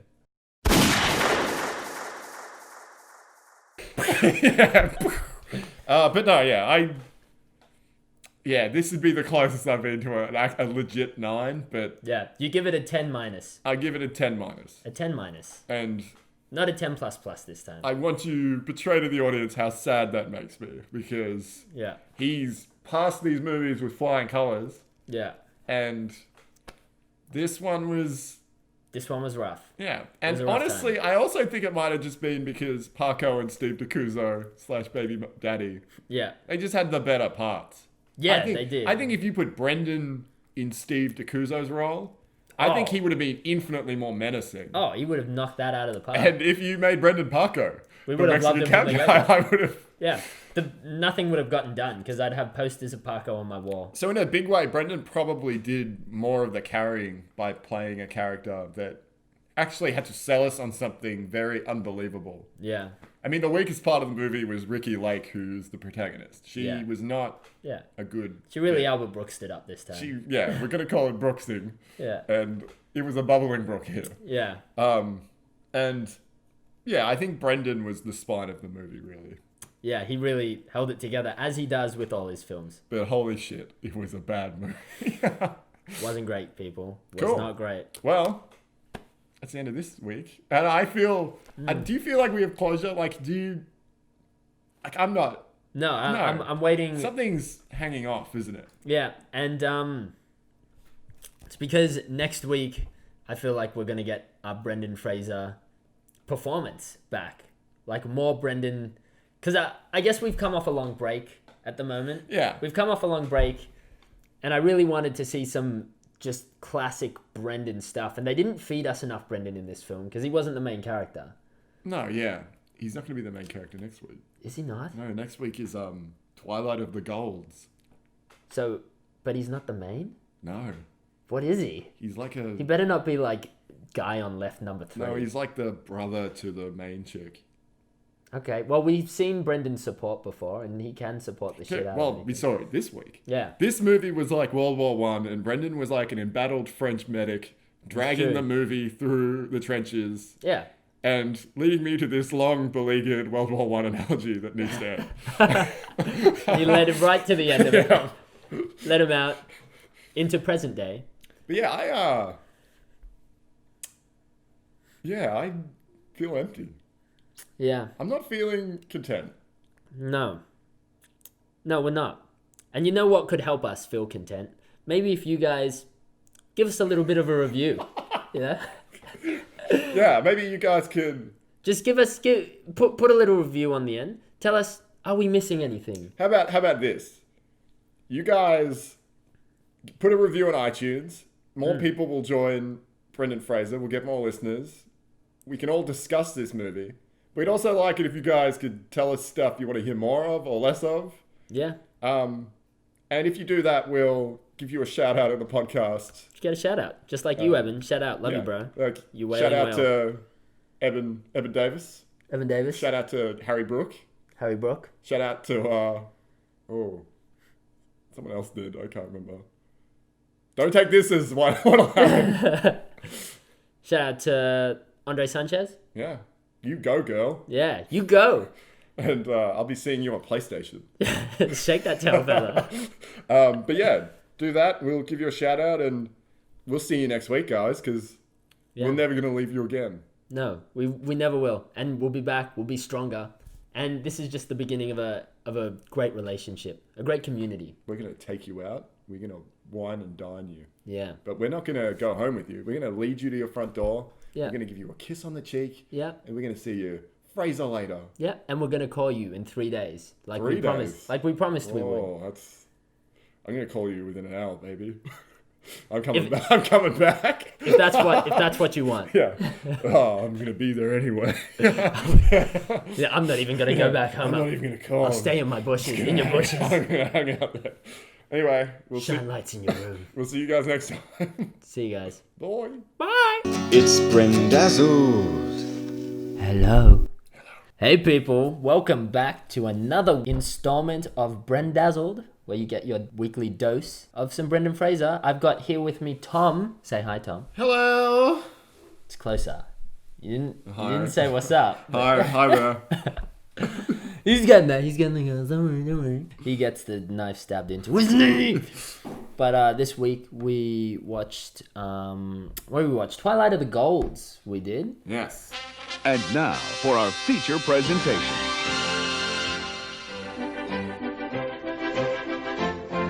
Congratulations, happy anniversary. Rob and Suzanne. They have 35 years together, the way Phyllis and I have. To my favorite legally recognized couple.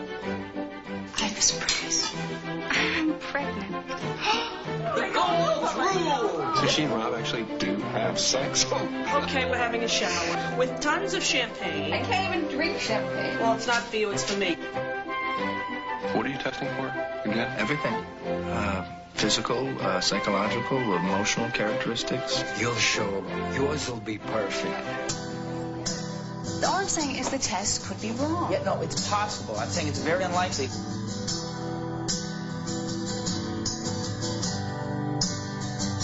So your sister's acting peculiar. That's because she's pregnant, Mother. Isn't it normal? What if Michelangelo thought the same way that you do? What if Tennessee Williams' mother thought the same way that you do? Stop. Herman Melville, Cole Porter, Martina Navratilova. What would you have done? Who knows? Maybe you would be here and maybe you would not be here.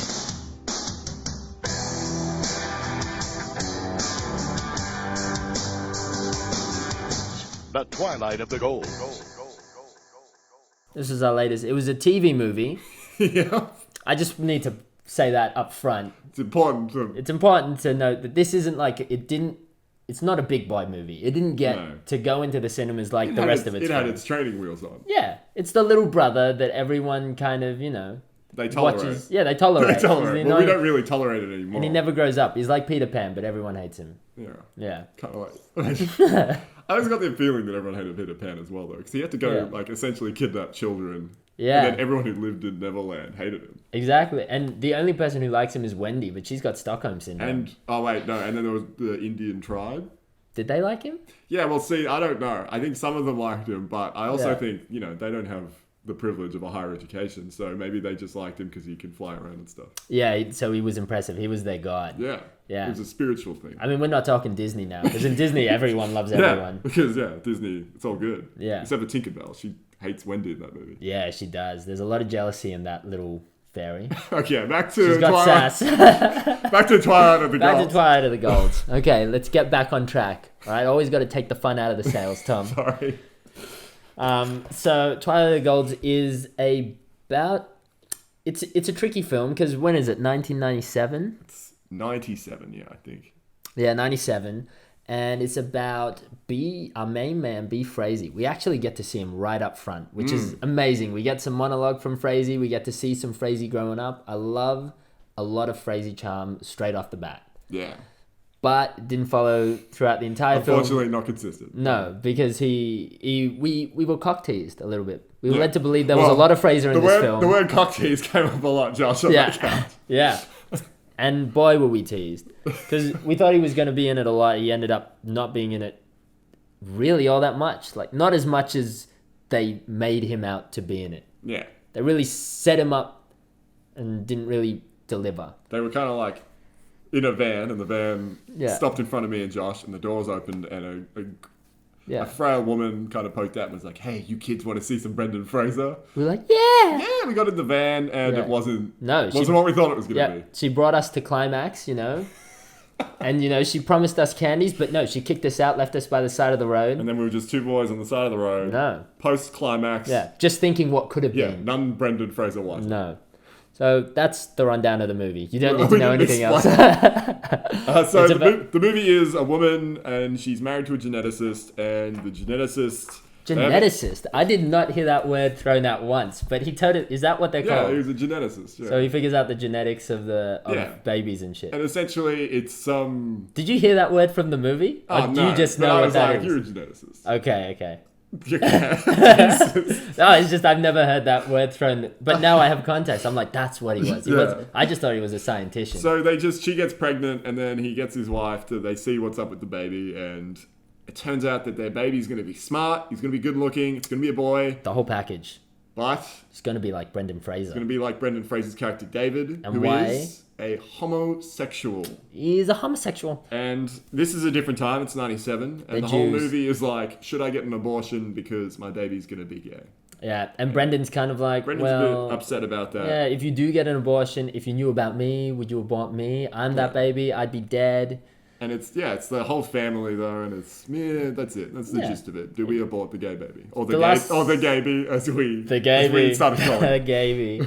So the last name of the family is Golds as well. That's it. That's it. That's the wrap up. And I don't know what the Twilight was, but the sky was.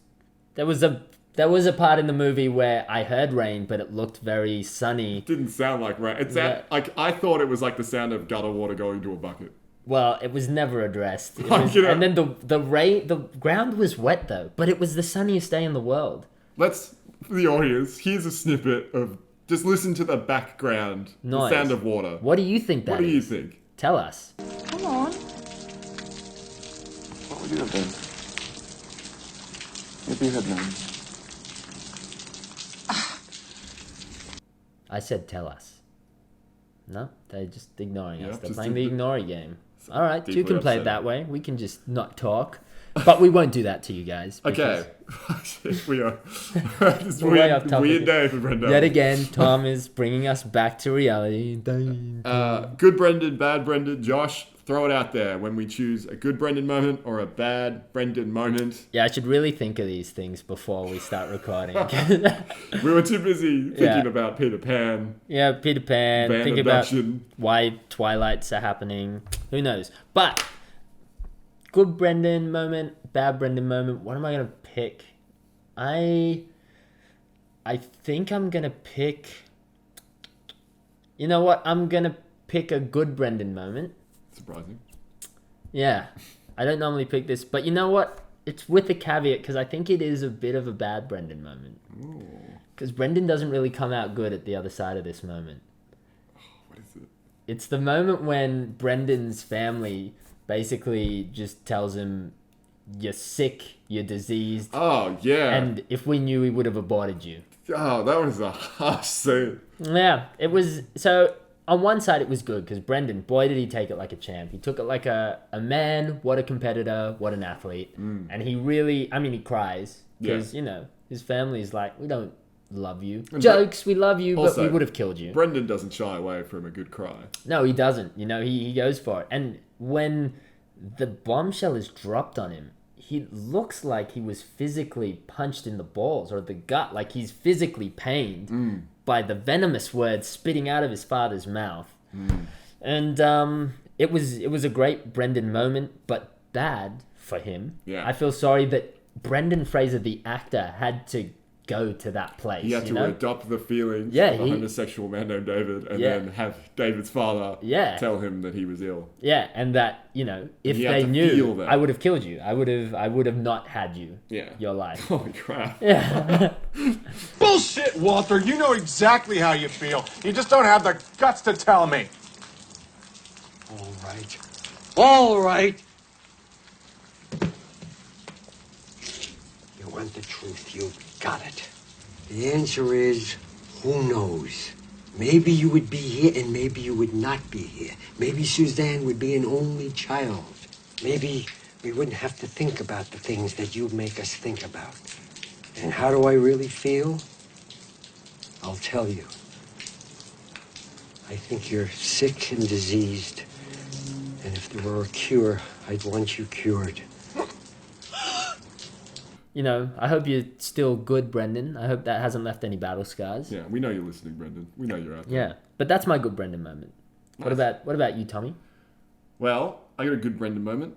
Oh, it's I've got two good Brendan moments. Two? This is unorthodox. I'll allow it. And it happens at the end of the movie, and it's Brendan's narration. Yeah, he does do a good narrate. Have we seen Brendan narrate before? Not like that, we haven't. No, we haven't. No. I have to say, in terms of narration, it was pretty good. It was Yeah. a nice, solid narration. Yeah. At the end, it was funny because he was essentially wrapping up the movie for us. Yeah.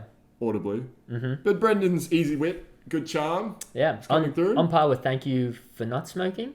That kind of narration. He's got an Aaron Eckhart type narration thing going on, but better because it's Brendan Fraser. Yeah, but it was Brendan Fraser. Yeah. And There's a little reference for you film buffs out there. Thank you for not smoking. Huge film that everybody knows. Thank you for smoking because he's like the PR dude. Thank you for smoking. Yeah, it could be. But yeah, I thought it was good narration and I felt closer to his character or any character in this movie.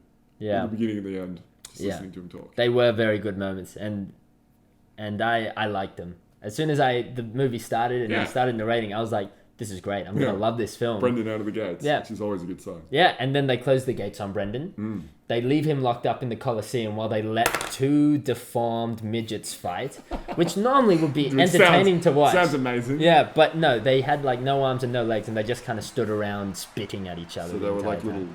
like doing the worm towards each other. Yeah. And I mean, that also sounds great, but the distance they had to worm towards each other. It's true, and it's very hard to worm with no appendages, like arms and legs. And then Brendan they open the gates on him because they're like, all right, well, the crowd is getting restless. Yeah, they need to see a real gladiator. And then Brendan comes in and he wraps it up. He's like, people, these midgets will not fight anymore because this is done. And everyone applauds. Yeah.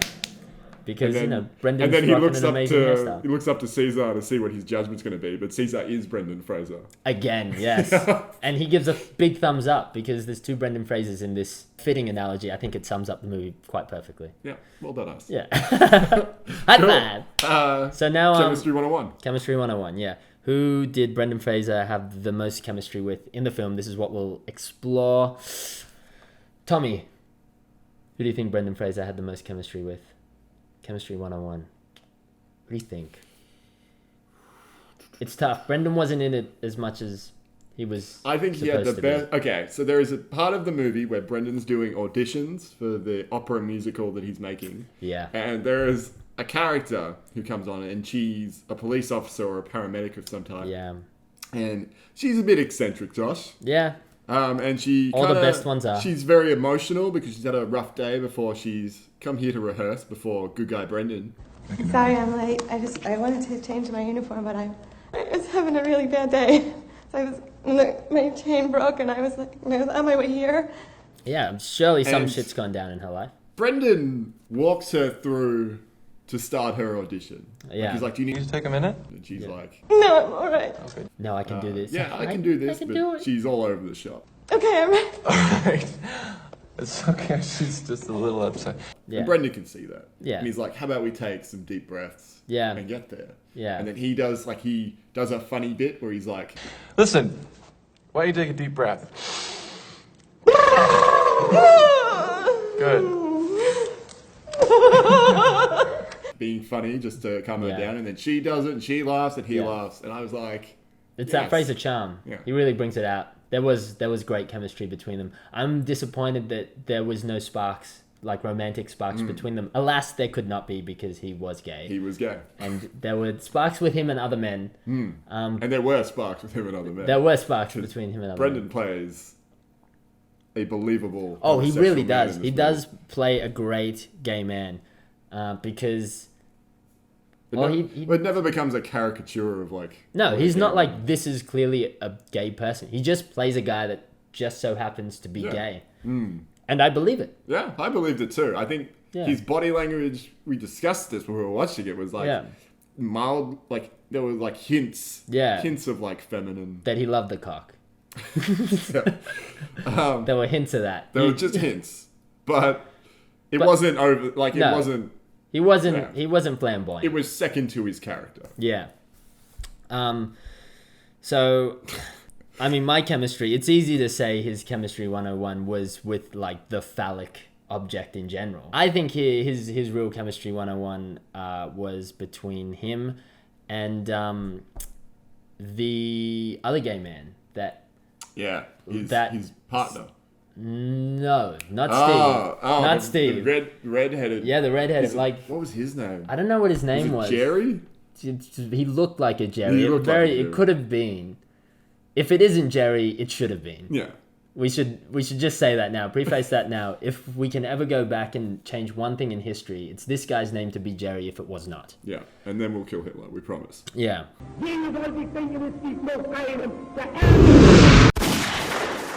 But after this, after we do this, we need to, get our priorities straight and deal with the major evils in the world first. Weirdly, I think it would be a harder process to get the screenwriter to change this dude's name to Jerry, because Hitler's easy. You just appear in front of him, pop him in the head, and that's it. Go back in No. time. This screenwriter, what are you going to do? You have to How are you convince going him. to force that person? You're going to have to sit down, have a long, hard conversation about this character and why Jerry is applicable as a name. Yeah, look, buddy, do you really think he looks like a Dave? No, you've already got a Dave in the film. Call him Jerry. That's Brendan Fraser. Yeah, that's Brendan Fraser. Call him Jerry. Dude, and that's when we find out that we did go back in time. And we convinced them to cast Brendan Fraser to play David. As Brendan Fraser. Yeah. Yeah. And for some reason, they just didn't call him Jerry. Yeah, well, you're welcome, people, because now there's another Brendan Fraser film out there in the world because of us. And it was us. We are responsible for this one. Yeah. And it's all because Brendan and Jerry had amazing chemistry on screen. Oh, which yeah. is where I was originally getting to. And it's just as soon as Jerry walks through that door, he's got his fiery red hair, classic of most Jerrys that you would know. And he walks in and Brendan's like, Hi. I'm David. Suzanne's brother. And he's like, hello. Because Jerry is the flamboyant kind of gay. When there's nothing wrong with that. He just so happens to be that. Yeah. And a little bit of sparks fly. There's some smile. He's like, you have a nice smile there, Brendy. Yeah, Brendan doesn't shy away. No, and Brendan, confidently he just flaunts that smile even more. He's like, I know. Yeah. Knocks him dead. Yeah, you could see that there was probably just a little wet patch forming in his pants as he left, because he did have to leave that scene quite quickly. Nice meeting you. Bye-bye. So that's my chemistry 101. Nice. Nice. Now we'll wrap it up with Tom. How Brendazzled were you in this film out of 10 Dazzle points? Well, Josh, it's a 10. Oh, it's a 10. I'm not even going to beat around the bush. No. I'm happy that after last week's controversial 10 minus. Yeah. That was it a 10? Yeah, it was a 10 minus. Well, yeah, for me, it was a 10 Yeah, minus. it was a 10 minus. But we're back in 10 territory. Brendan. Yep, back in 10. He's really the only he's the only thing that this decent film actor in the movie has going for So it. it's very obvious that he's doing a good job, and he does a good. It's like bread and butter, Brendan Fraser. Yeah, as a film, no, don't go see it. Definitely do not see the film. Yeah, but I mean, it's on YouTube, so yeah, it's pretty easy to find. But if you love Brendan Fraser like we love Brendan Fraser, Yeah, check it out. He really does bring the heat. The physical performance is there. He's the only good thing about it. And it is a physical performance that's unique to this character, I would say, because there is this weird little touch of femininity to all of his physical actions. And he doesn't Jim Carrey it. He's not going Ace Ventura over the top. Oh, no. He knows He's where respecting it. He is. He respects the form. He knows exactly what physical shit he needs to get done. And, he does it. Brendan's not afraid to commit and kiss a man. He really isn't. And there was... that's the first time I think I've seen... I thought I saw everything when I saw Brendan Fraser's scrotum in The Passion of Darkly Noon. We both did. But it turns out we haven't seen it all. No, we haven't seen it all because Brendan kissed a man and I believed him. And to all the Brendan haters out there, Will Smith. Is there any Brendan haters out there? Well, if there are... To the two of you. Yeah. The two of you in the 7 billion. Obviously anti-Brendan Fraser, which is the evil manifestation of all that is bad about Brendan that came out in his pilgrimage through the forest. Mm-hmm. Exactly. And of course, the dark night of Mr. Mir, the fantasy kingdom he went through, and he took his wife. This is to you. This is to you guys now. This is to anti-Brendan Fraser in the dark night of Mr. Mir. You tell him. Yeah, we're gonna get you. I forgot what I was saying. When we remember, you guys, watch out. You watch out. You watch out, because when he remembers what he was going to say, oh boy. The two of you are really going to get it. Boy, oh boy. Yeah. So yeah, Brendan, I was going to say, Will Smith. Oh yeah. Said no to kissing a man in a movie, or he pulled out of a movie. Did he really? He didn't want to kiss a man. What movie was this? I love me some Will Smith. I don't want to go on a Will Smith tangent on a Brendan Fraser podcast. But Will Smith is a decent actor. I think a lot of people are going to say that Will Smith. Yeah. But I'm now going to say that Brendan Fraser committed more than Will Smith. Oh, he definitely did. I think on record, Will Smith pulled out of a movie or refused to kiss a man playing homosexual in a movie. Wow. While Brendan, he got kissed and kissed. Yeah, he got kissed multiple times. I bet it was Men in Black. I bet Tommy Lee Jones wanted a bit of Will Smith so action. And then, dude, that whole movie must be a metaphor for homosexuality, because that that phallic eraser. Yeah, it's like you didn't see nothing. Yeah, you've seen this phallic shape. Yeah, but after this, you're not gonna remember anything. Think of the ways that those agents could have had with whoever they wanted. Oh yeah, that's a terrifying. Yeah, that's a lot of power. That is a lot of power they hold in their hands to erase the memories of people. But I'm glad Will Smith, Agent J, was the one that ended up having it. And you know what? I do love Will Smith, but do you know who would have made a really good Agent J? Brendan Fraser. Brendan Fraser would have made a damn good. But only if he was called Agent B. Yeah, only if he. Well, Will Smith should have been Agent W. Now that we think about it. Yeah, maybe they were just trying to play on his name. Was he called Jay as well? I don't know. I would say, but you know what? And I bet you the J was short for Jerry, and if it wasn't, it should be. We'll go back. We'll go back after we change the first Jerry name. We'll change his Will Smith's Jerry, and then we'll kill Hitler. And then we'll kill Hitler.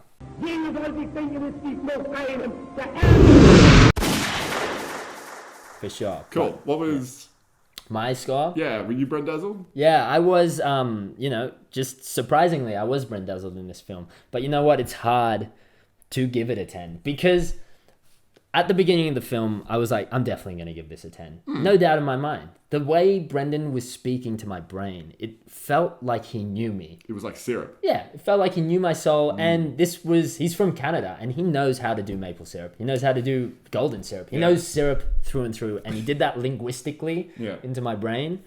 And I was loving it. I was like, this is a 10 for sure. And then it was like I was getting my back waxed.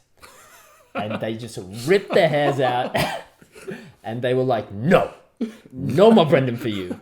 And it was just, no. And so I, teared up a little bit, partly because, I was embarrassed that I got my back waxed. And the other part was just the shame. And why is Brendan the pain of him not being there anymore?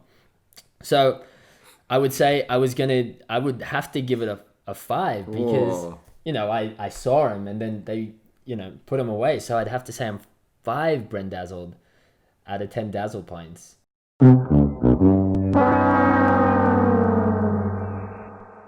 But then Brendan, as you so eloquently put in the beginning of the podcast, he comes back at the end with another amazing, outro.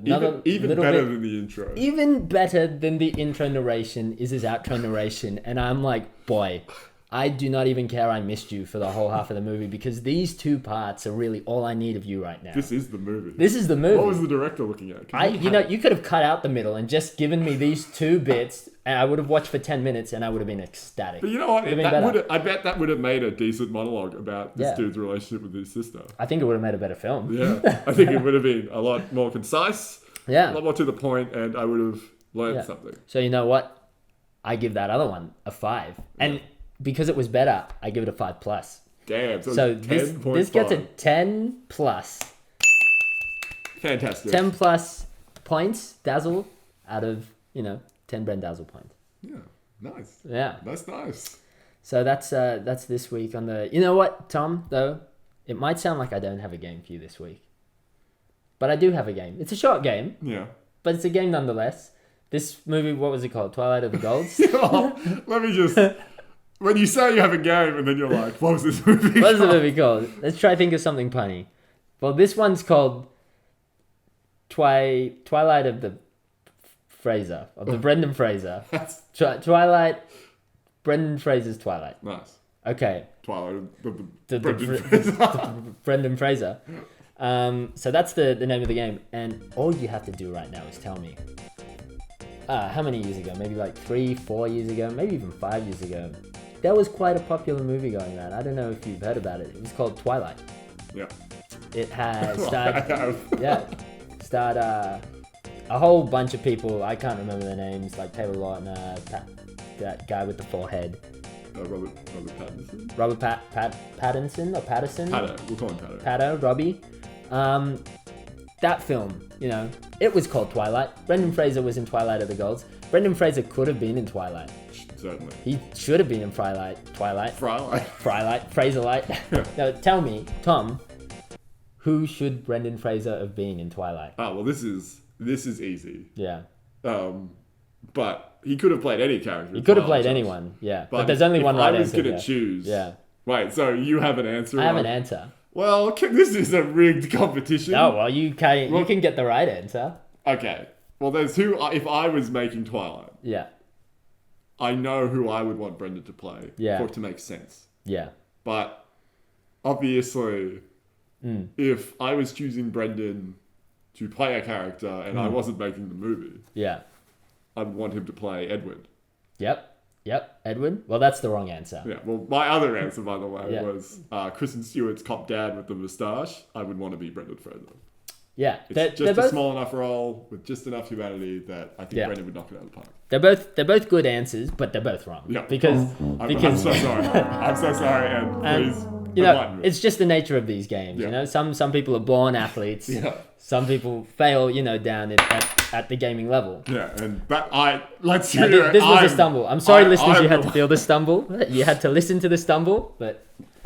And I'm sorry, listeners. Yeah, but I'll pick you up and I'll give you the light and I'll show you the true answer is Belle or Bella. Of course. Yeah, because we've seen Brendan Fraser. That's so obvious. So good at playing a leading man. Why couldn't he play a leading woman? He could play a leading woman. Of course he could, and he could do it better than she did. Not that she did it bad, but Brendan would do it better. Oh, Brendan would do it better. Yeah, and we'd call it Twilight of the Brendan Fraser. Of the Twilight of the Brendan Fraser. That's what the movie would be called. It spelt like that phonetically. Yeah. Brendan Fraser. Boy, what a great game we had this week. We nailed it. Yeah, we nailed this episode. I can just feel it. I can just feel that everyone's like, yeah. Well, you know what's weird about this episode is I feel like we really stayed on track. Yeah, we nailed this episode, Josh. Yeah, and I know the listeners listening right now. Yeah, they know we nailed it. Oh, for sure. It reminds me of the other week when I was watching this soccer match and I was thinking, boy, soccer's such a boring sport. That's how I think this episode's gone. We stayed on track. Just like when people play soccer and they're not playing track and field. And sometimes there are, back in the day, in old Australian terms, let me take you back into walkabout times. Yeah. There were these Aboriginal people called trackers, and they would try and track people down. And I think we've really done them proud today. What? We've really done them proud. They'd be like, I know we were called trackers, this is what they would say if they were around. They'd be like, I know our title were trackers because we were really good at tracking people and, you know, keeping tracks and paying attention to tracks. But boy, did you guys stay on track this week. Yeah. Boy, did you guys really, you know, give a new meaning to the word tracker. And that's what we did this week. Like, we wouldn't even need a tracker is the thing. Our tracks are so clear and so just a straight line.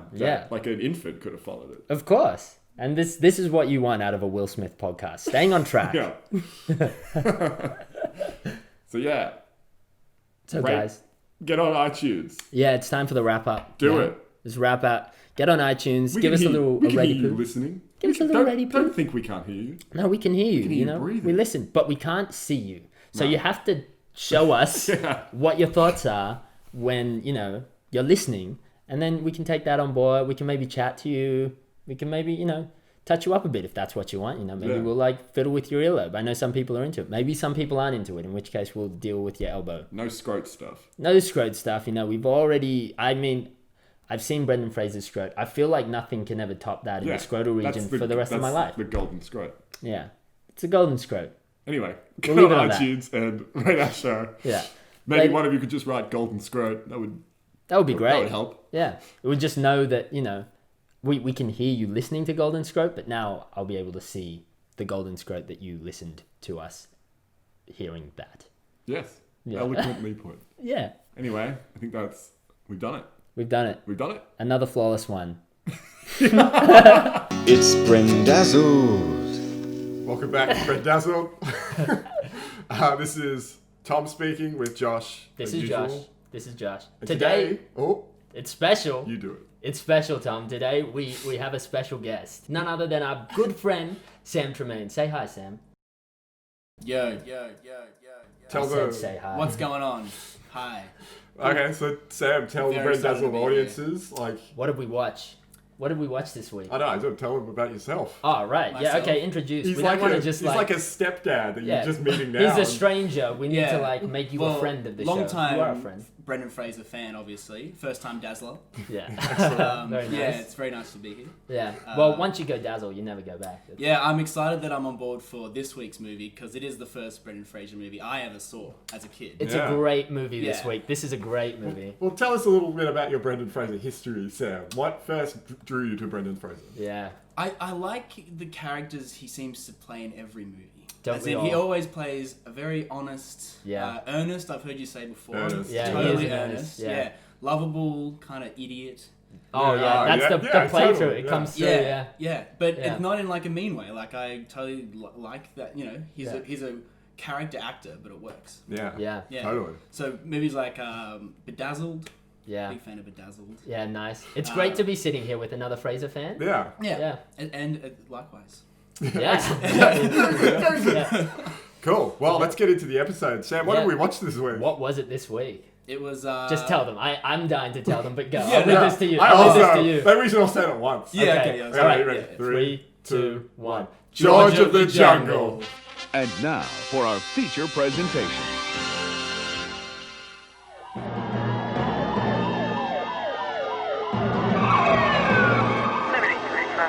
We have a breaking story at the Bay Bridge. Nobody knows who he is. Nobody knows where he's from. But everybody knows where he's headed.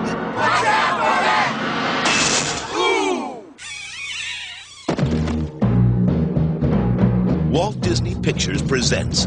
There's 5 apes out there. Which one are we taking to Vegas? The incredible true story. Checkmate. The one who's playing chess.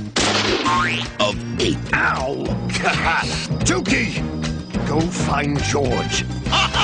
Tukey Tukey. Another mimosa, Mr. Tukey Tukey? Tukey Tukey. The lovely Ursula. You've been head over heels for that ape ever since you brought him here. You're right. I love him. And George. Tukey Tukey. Ape kidnapped? Tukey Tukey. Ape napped? Duh. This summer, That's your dog? the king of the jungle is falling in love. George of the jungle, strong as he can be. Watch out for that tree! Watch out for that! I give you the king of the jungle.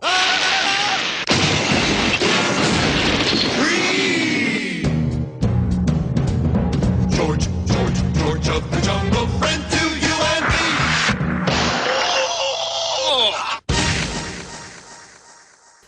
It was beautiful. Nice. Yeah, it felt right. And this is the Brendan that I know and I love. This is, I think, my first experience of Brendan as well. Yeah. Ever What year is seen this? Brendan? 1997. Okay. Yeah. Yeah. Beautiful time. It was a beautiful year. I'm sure spring was in like full bloom. Butterflies are flying. Little do we know that this bombshell of a movie is about to be dropped into our laps, showing the world Brendan Fraser in all his glory. And his pecs.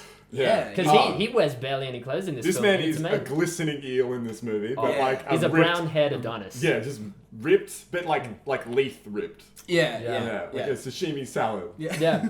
No, he's not your like Arnie. He's not your Mr. Olympia. Yeah. This is what everyone aspires to be it's like. nice, slender, if you're like, not taking tight. steroids. He had a fighter's body. Yeah. Oh yeah. You could liken it to Brad Pitt from the first Completely Fight Club. hairless. Very much very Fight hairless. Club. Do you think Yeah. that's legitimately he's just not that hairy a guy? Or was there some waxing going You know on? what? I don't want to guess on this answer. Hopefully, we just find out. We just find out. Yeah. But there was a lot of oil. Swear they made him king of the jungle. It's the only movie I think he's done where he goes shirtless that I can think of. Oh no!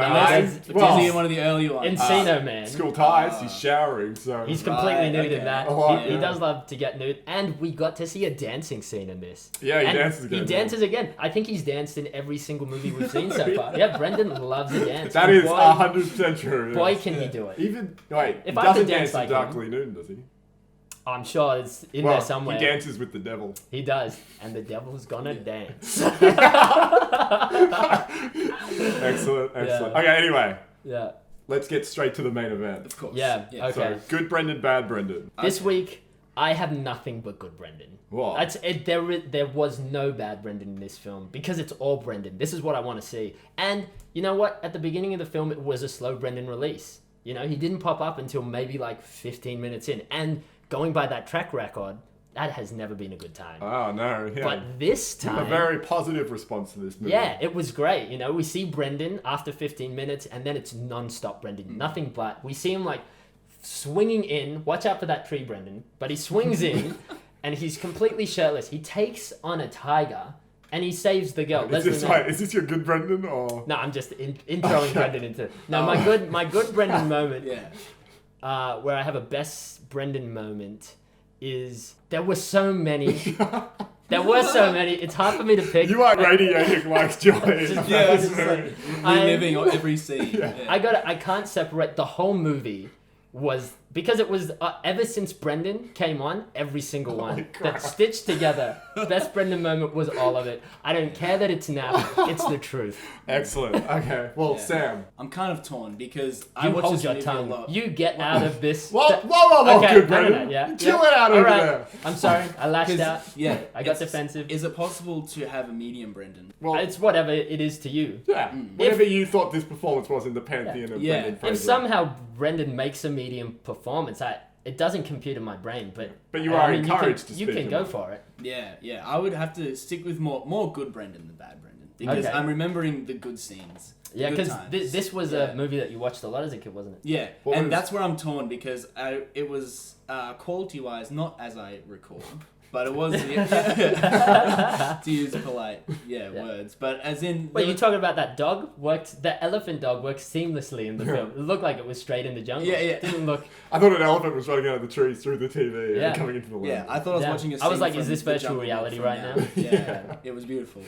But the reason why I'm sticking with good Brendan is because a very vivid scene is coming to mind when he swings off the Golden Gate Bridge to save like the great Brendan. Yeah, I would say great. That was an moment. amazing scene, Yeah. and like it's all on TV, and like this is just to the point where like Leslie Mann, who was very interesting as well as a character, because we were talking about how I'm sure we had childhood crushes on her. Do so I have like, a thing for Leslie Mann? I realize now because I've always seen her in the later films And I'm like, I got a thing for you, Leslie. I don't know why. Yeah. Then when it turns out Leslie Mann is in this film, now I know why. Yeah. 7-year-old Josh had his first little bone for Leslie Mann. Josh and Sam broke out in this Leslie Mann sexual deviancy thing. That's where it came from. That somehow pinballed back to me. Sitting there watching just Leslie Mann. I mean, Leslie, if you're out there, I think you're a very attractive woman, but I don't have an ingrained childish attraction to Leslie Mann. No, he doesn't see it. It was so evident as we watched this movie. Was like I mean, we all know Kirsten you Dunst have it, from Leslie, Small don't worry. Soldiers, You know, it's kind of like you have that crush on the kind of. But Kirsten Dunst grew up with us. Yeah. True. Spider-Man. Yeah. That other movie. She'll be our generation's Mary Jane. This is great. Anyway, what was one particular the Golden Gate it was Bridge the scene? bridge. And what was so great about the bridge Good scene? Brendan sticks out to me because it's a very important part of the movie. Because to him, he's just saving this dude because that's his instinct. That's what he he's does. He's a good guy. He's a good guy. Oh, Brendan. GGB. Yeah. Good guy, Brendan. And he's a simpleton, doesn't speak much, so just does this act, and it's the moment that, back to Leslie Mann, that's when she's like, realizes she's in love with him. It's a very good scene. Yeah. It sends the movie on the course from there, where she must get rid of the jerky fiancé. Lyle. Hello, Busham Burns. What are you doing here? Oh, what kind of greeting is that to give your fiancé? What a vile. Yeah. Vile. And immediately you're just designed to hate this guy. Yeah. Yeah. Okay. So, good. Tom, yeah. Yeah. Like to So it's good Brendan. So all goods, and what do you think, Tom? So.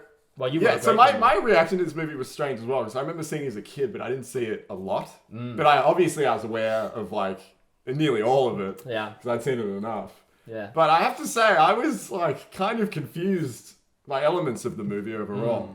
But then, I don't see how you could be, but go on. As we watch these movies, though, in the back of my mind, I'm always like, but, what's Brendan doing? And I mean... He's killing it. Brendan is doing an evolved performance. He's a nailing performance we've seen already. Yeah. And, he's just kind of... This is... commercial Brendan. Yeah. This is him doing what only Brendan Fraser could do. They should have called it Brendan of the Jungle. They could have. Because it's just him being him. Yeah. Genuine guy.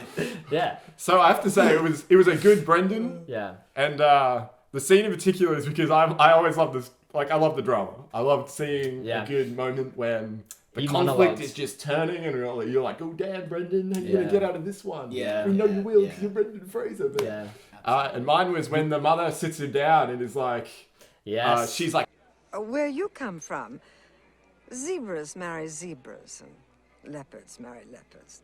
Stripes with stripes, spots with spots. Well, Ursula is a stripe.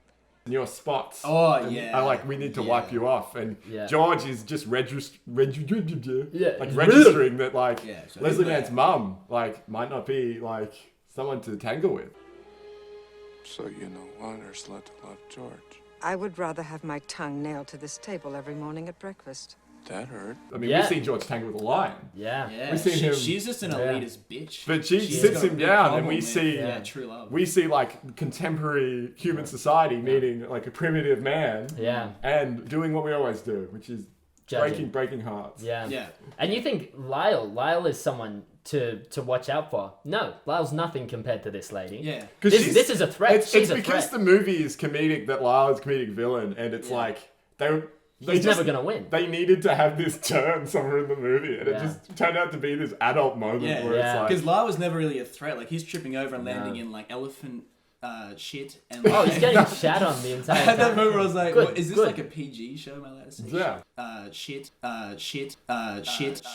We couldn't decide if it was adult or kids. Which is I think it was kids. I think it was kids, but it had a lot of great adult jokes for everyone to watch. There's a lot of sexual references. What do you guys think in the end? What would your call be? Is this a kids Disney movie, or is it a PG tonal? I liken it quite a lot to SpongeBob. I think it's a kid. It's for kids. I reckon straight kid. Yeah, for kids, but adult. There are elements in it for adults. The sound effects and all that, and the kind of when he falls over and stuff. It's very comical, and it's very self-aware. I thought it was 60s campy cartoon. Yeah. You know what I mean? Like the old Batman where he like is very and they're kind of like aware that they know it is like that. Yeah. Oh, it's you get that. super Like, self-aware. It breaks the fourth wall. Yeah. Yeah, and there's like a narrator that they kind of like interact with. That's and right. stuff. That's Yeah, very there's a narrator childish. through the film. Okay, anyway, back on track. Yeah, back on track. So much Chemistry to say about 101. this movie. Chemistry 101. Who Brendan Fraser had the most chemistry with? Sam, let's start with you. So like, who do you think what sparks caused the most Okay, jungle fires in this film? Yeah, all right. I think his relationship with his like the John Cleese character, like what's his best friend's name? Monkey. Oh my god, the monkey. Yeah. Can't remember his name, but I don't know his name. But the monkey butler, he's the Alfred. The Alfred. He's the Alfred. Every Batman needs an Alfred, and you can't be Batman without it. George needed the Alfred. He did, yeah. And they just had a cool relationship, and he's the reason that George basically puts on those Air Nikes and runs across Africa. Oh yeah, he's trying to save his bro. Yeah. Which that scene never made sense to me because he like goes from America to Africa. They don't explain that part. Yeah. But then once he gets there, he's like, all right, now I'm just gonna run. I'm gonna run. He must have somehow like he put on those Nikes to get to Africa. He ran across water. I wouldn't be surprised if he's Jesus. He's very Jesus-esque. Such an old like product placement. Yeah. Because it was so like it was before they realized they had to be subtle. Yeah. And it, like that was a kids movie that like Nike's like, hey, check out these Air Jordans. You'll be able to run to the jungle in these. Yeah. But boy, did those airs look slick on his face. They look great. It was a great scene. It was very. Brendan was only wearing a loincloth, but I would say he wore those Air Jordan better. Oh, he wore them. 80-90% of all people I've seen wearing Air Jordan. It's like smoking in films in the 60s. You know, you watch a film and all of a sudden you feel like a smoke. I was like, where are my Air Jordans? Yeah. I need them right now. In fact, I they need to probably go had the running. best chemistry. The shoes The and shoes and and George boots. themselves. You know what? You wouldn't be they wrong. went together like You would not be chalk and wrong. cheese. Yeah. It was beautiful. Yeah. But I think that the monkey relationship, he has to save him, and like he's also just you can tell he's like what's the panther character in the Jungle Book? He's like that equivalent as well. Like, he kind of raised him, and they've got this relationship. He's totally the Bagheera. But he has a the servile relationship. Yeah, he's like he the raised George to be his butler. Even though he's more George intelligent than transcended, George. Yeah. Maybe he's a smart monkey. it's Jungle Books in the future. Like it's kind of like that's what would have happened. I had the weirdest thought, which is like when it introduced the butler, I was like, I wonder if there's like a backstory here where he's like a gorilla that's escaped like a lab that's given him like sentience and like super intelligence. And then he's just found George, but since he has the brains to feel morality, that's why he's raising George, but he's also serving him because it's like he doesn't want George to leave. Yeah. He's a very existential monkey. Yeah. It's so layered. He's a great... all the humans don't know that he speaks. Like, it's very weird to them. So it's not like... Yeah, well, Leslie Mann... He's smart enough to hide it. He's smart enough to hide his speech because it freaks him out. He knows that they're not going to understand. Mommy, make that monkey stop talking. Perhaps I should refrain from speaking around her as it seems to upset her. It's the dawn of cinema. Yeah. It could be one of them. Okay. So that's my chemistry 101. Yeah, Josh. For me, boy, I can't doubt what you said because he had great chemistry with the monkey. But boy, Leslie Mann and him in this film, they really... I was afraid they would set their tree hut on fire because the sparks flying out of those two. Oh, yeah. Jesus. Yeah, start a jungle fire, those two, because... And I don't know who I wanted to be more, Leslie Mann or Brendan Fraser, because the way they treated each other, I was like, God, I wouldn't mind being you, Brendan, to be with this Leslie, you know, just caught up in the jungle. But Leslie, you have it great as well, because you've got this strapping guy flying you through the jungle. Yeah. It's amazing. So, Chemistry 101, just those two in general, when they dance... I haven't seen dancing like that before. Dude, like the humidity rose in this room. Oh, for sure. There was a tonal shift. We weren't talking. They were dancing around a fire, which was it would have been thematic too for their uncomfortable love for and the anyone sparks. else to comment watching that. And it was the song. Like this movie had a great soundtrack. No people here to look stupid for. Just George. Like a simple question, looking for an answer. Now I am a whale, listening to some inner call, swimming blindly to throw myself upon your shore.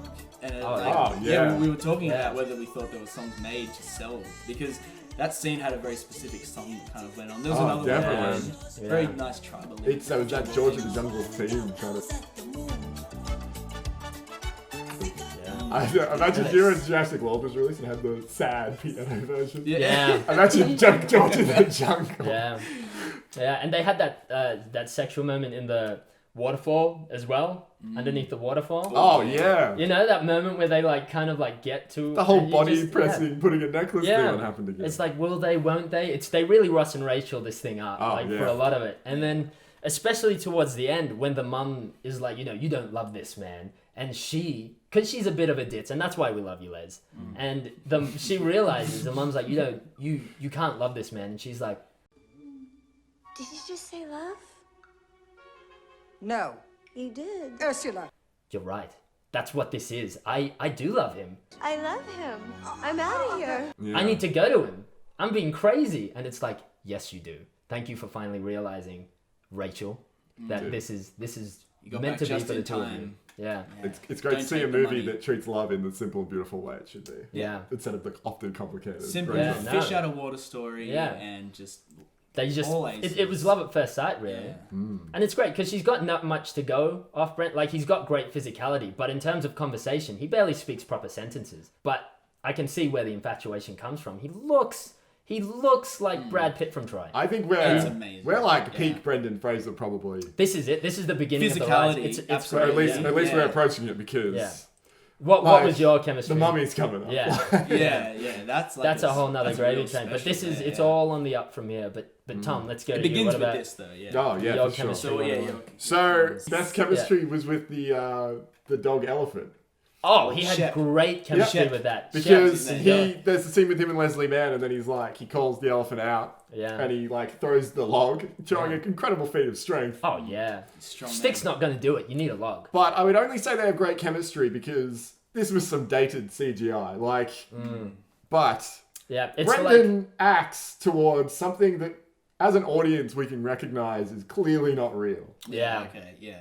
And Brendan, I would say, sells that George and this elephant have an equally lovable simpletons relationship. Yeah, I didn't know I wanted a pet elephant until I saw George interacting with you knew they acted like dogs.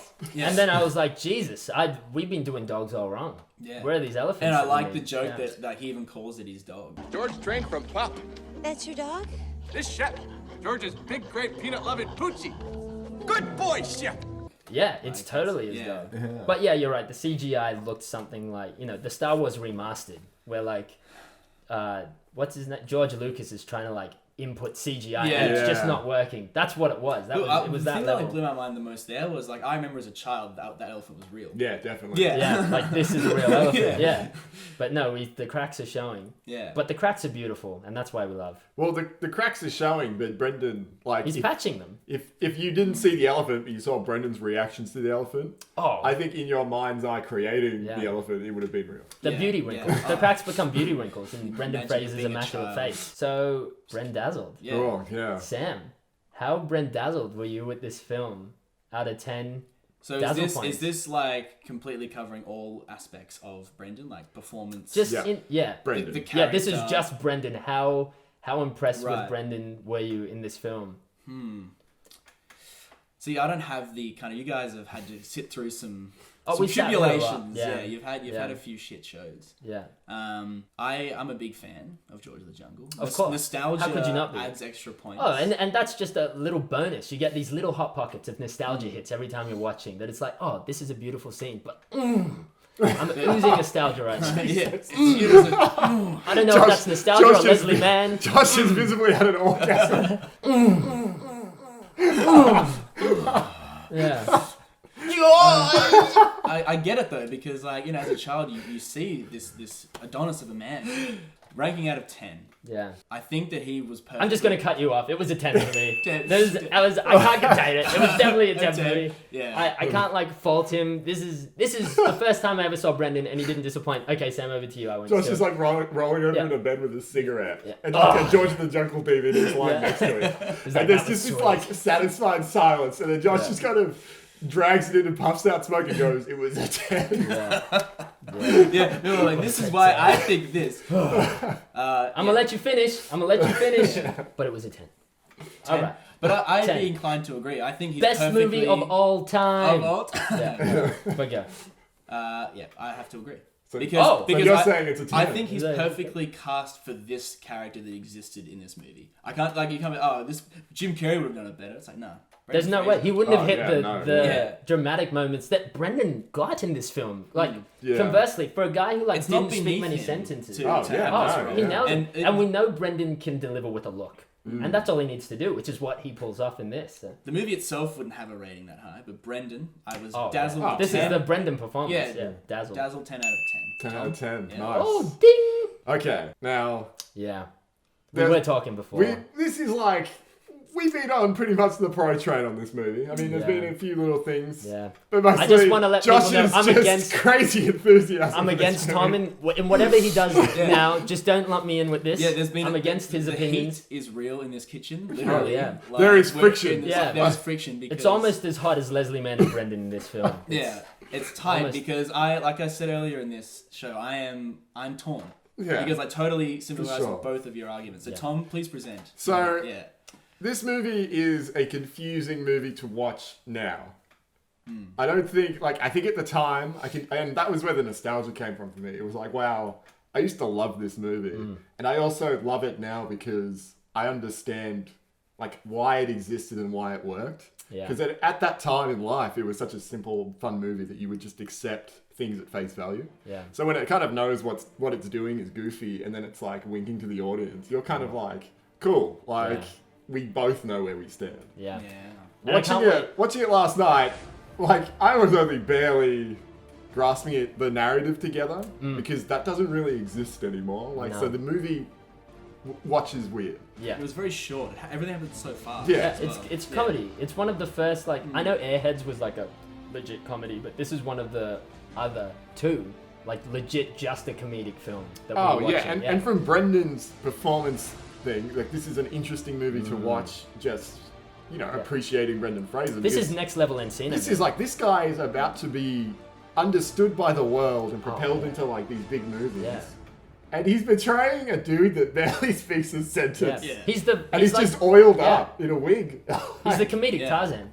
He is. He's the Tarzan of that generation. Was this movie made at the same time as Tarzan, the way they did White House Down? He's the Tarzan of Olympus Has Fallen, two of everything. Because someone would have been like, oh, it'd be cool if Tarzan went back to the city, but it was all stupid and funny. And someone was like, oh, why don't we just write that and make George of the Jungle. Because they're both Disney. Yeah. I know he is the Tarzan in my mind. Brendan Fraser is the epitome of Tarzan for me. Tarzan was just, a bit more serious. They got Phil Collins in. Dude, they must have been the same time because Brendan really does just look like the cartoon. I think Tarzan is 2000, the cartoon.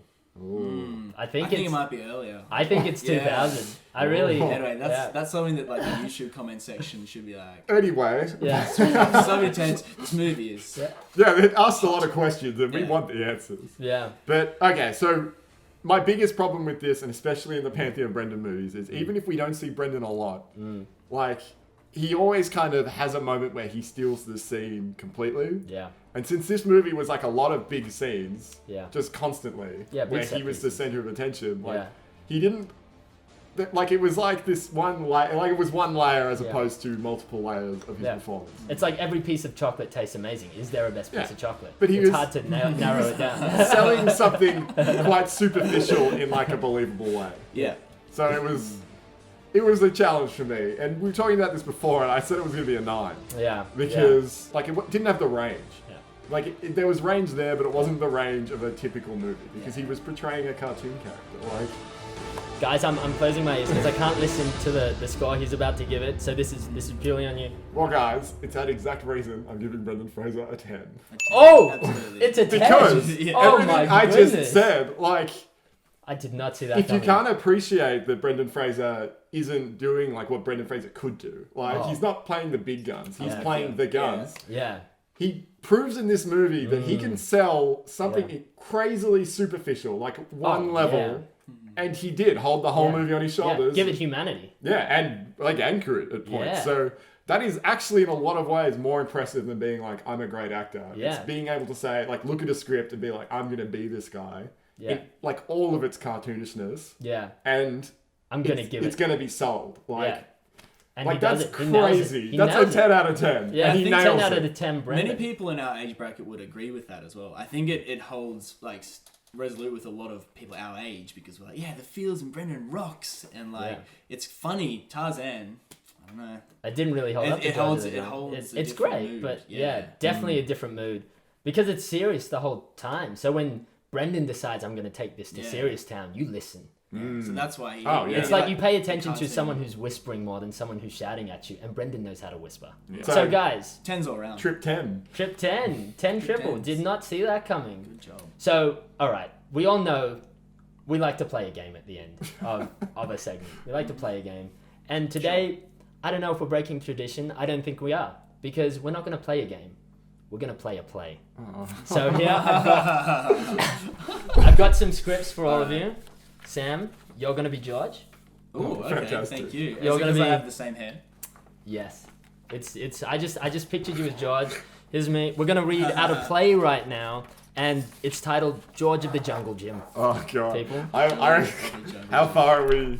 Are we going to try to get into character? Oh, we're going all the way. This is we got to sell this. We're playing a play. Wait, so we're playing a play. I have to be like George, like speak. He can't speak properly. You're not George of the Jungle. You're George of the Jungle Gym. You're different. You're an 8-year-old boy. Right.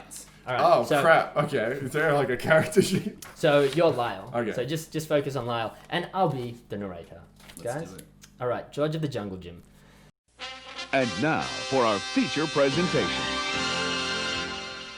One day, in a school playground, a young boy named George was monkeying about in some monkey bars when he had a revelation.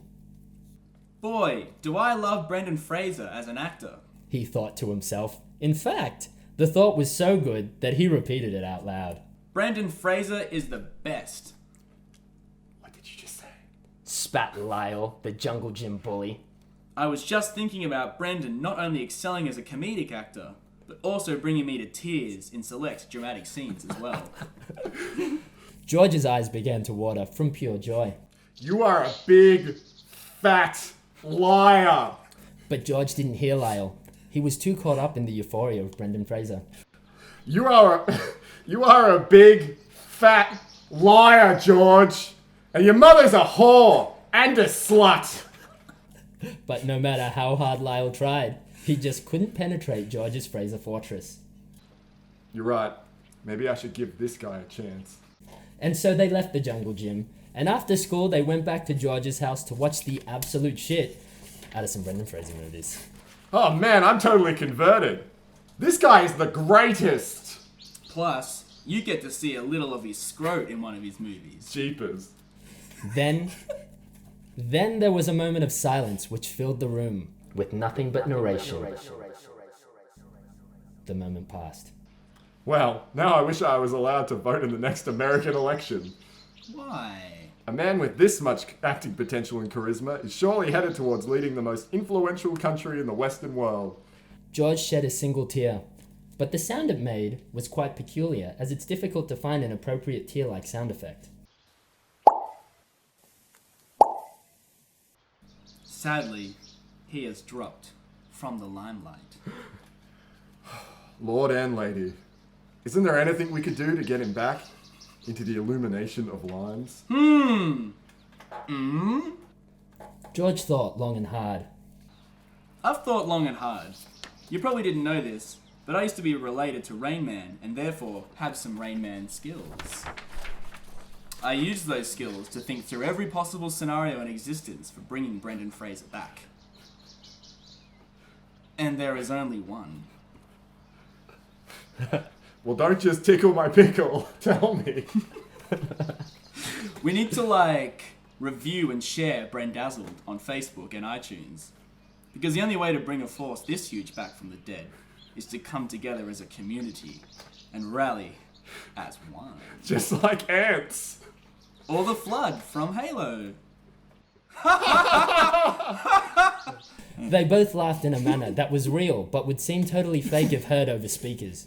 Well, golly, I'm going to review, and share Brendazzled right after this podcast finishes.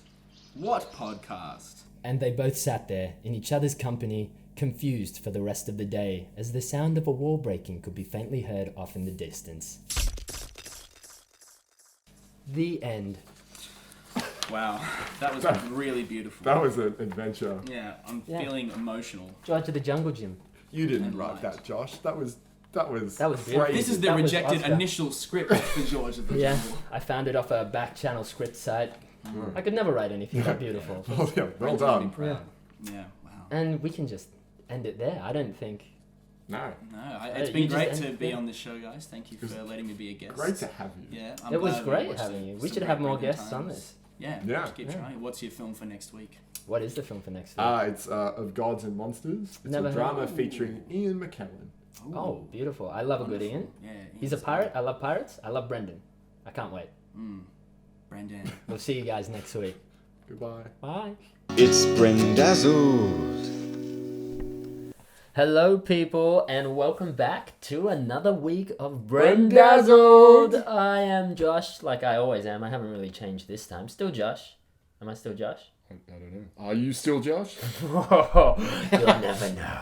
And here we have Tom. He's always Tom. He never changes. Hey there, I'm Unchanging Tom. You can tell the unchangingness in his voice that this is, in fact, the Tom we always know and love.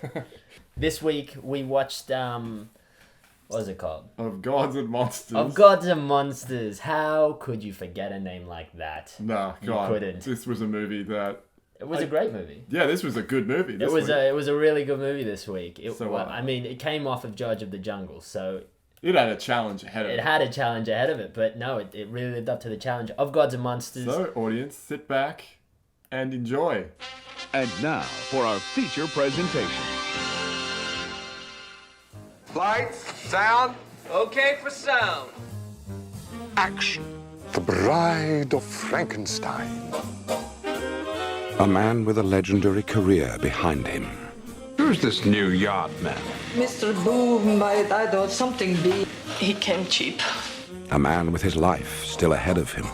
Hey, the master wants to know if you're free for lunch. I do have a lawn this afternoon. I'm free until then. Expect nothing fancy.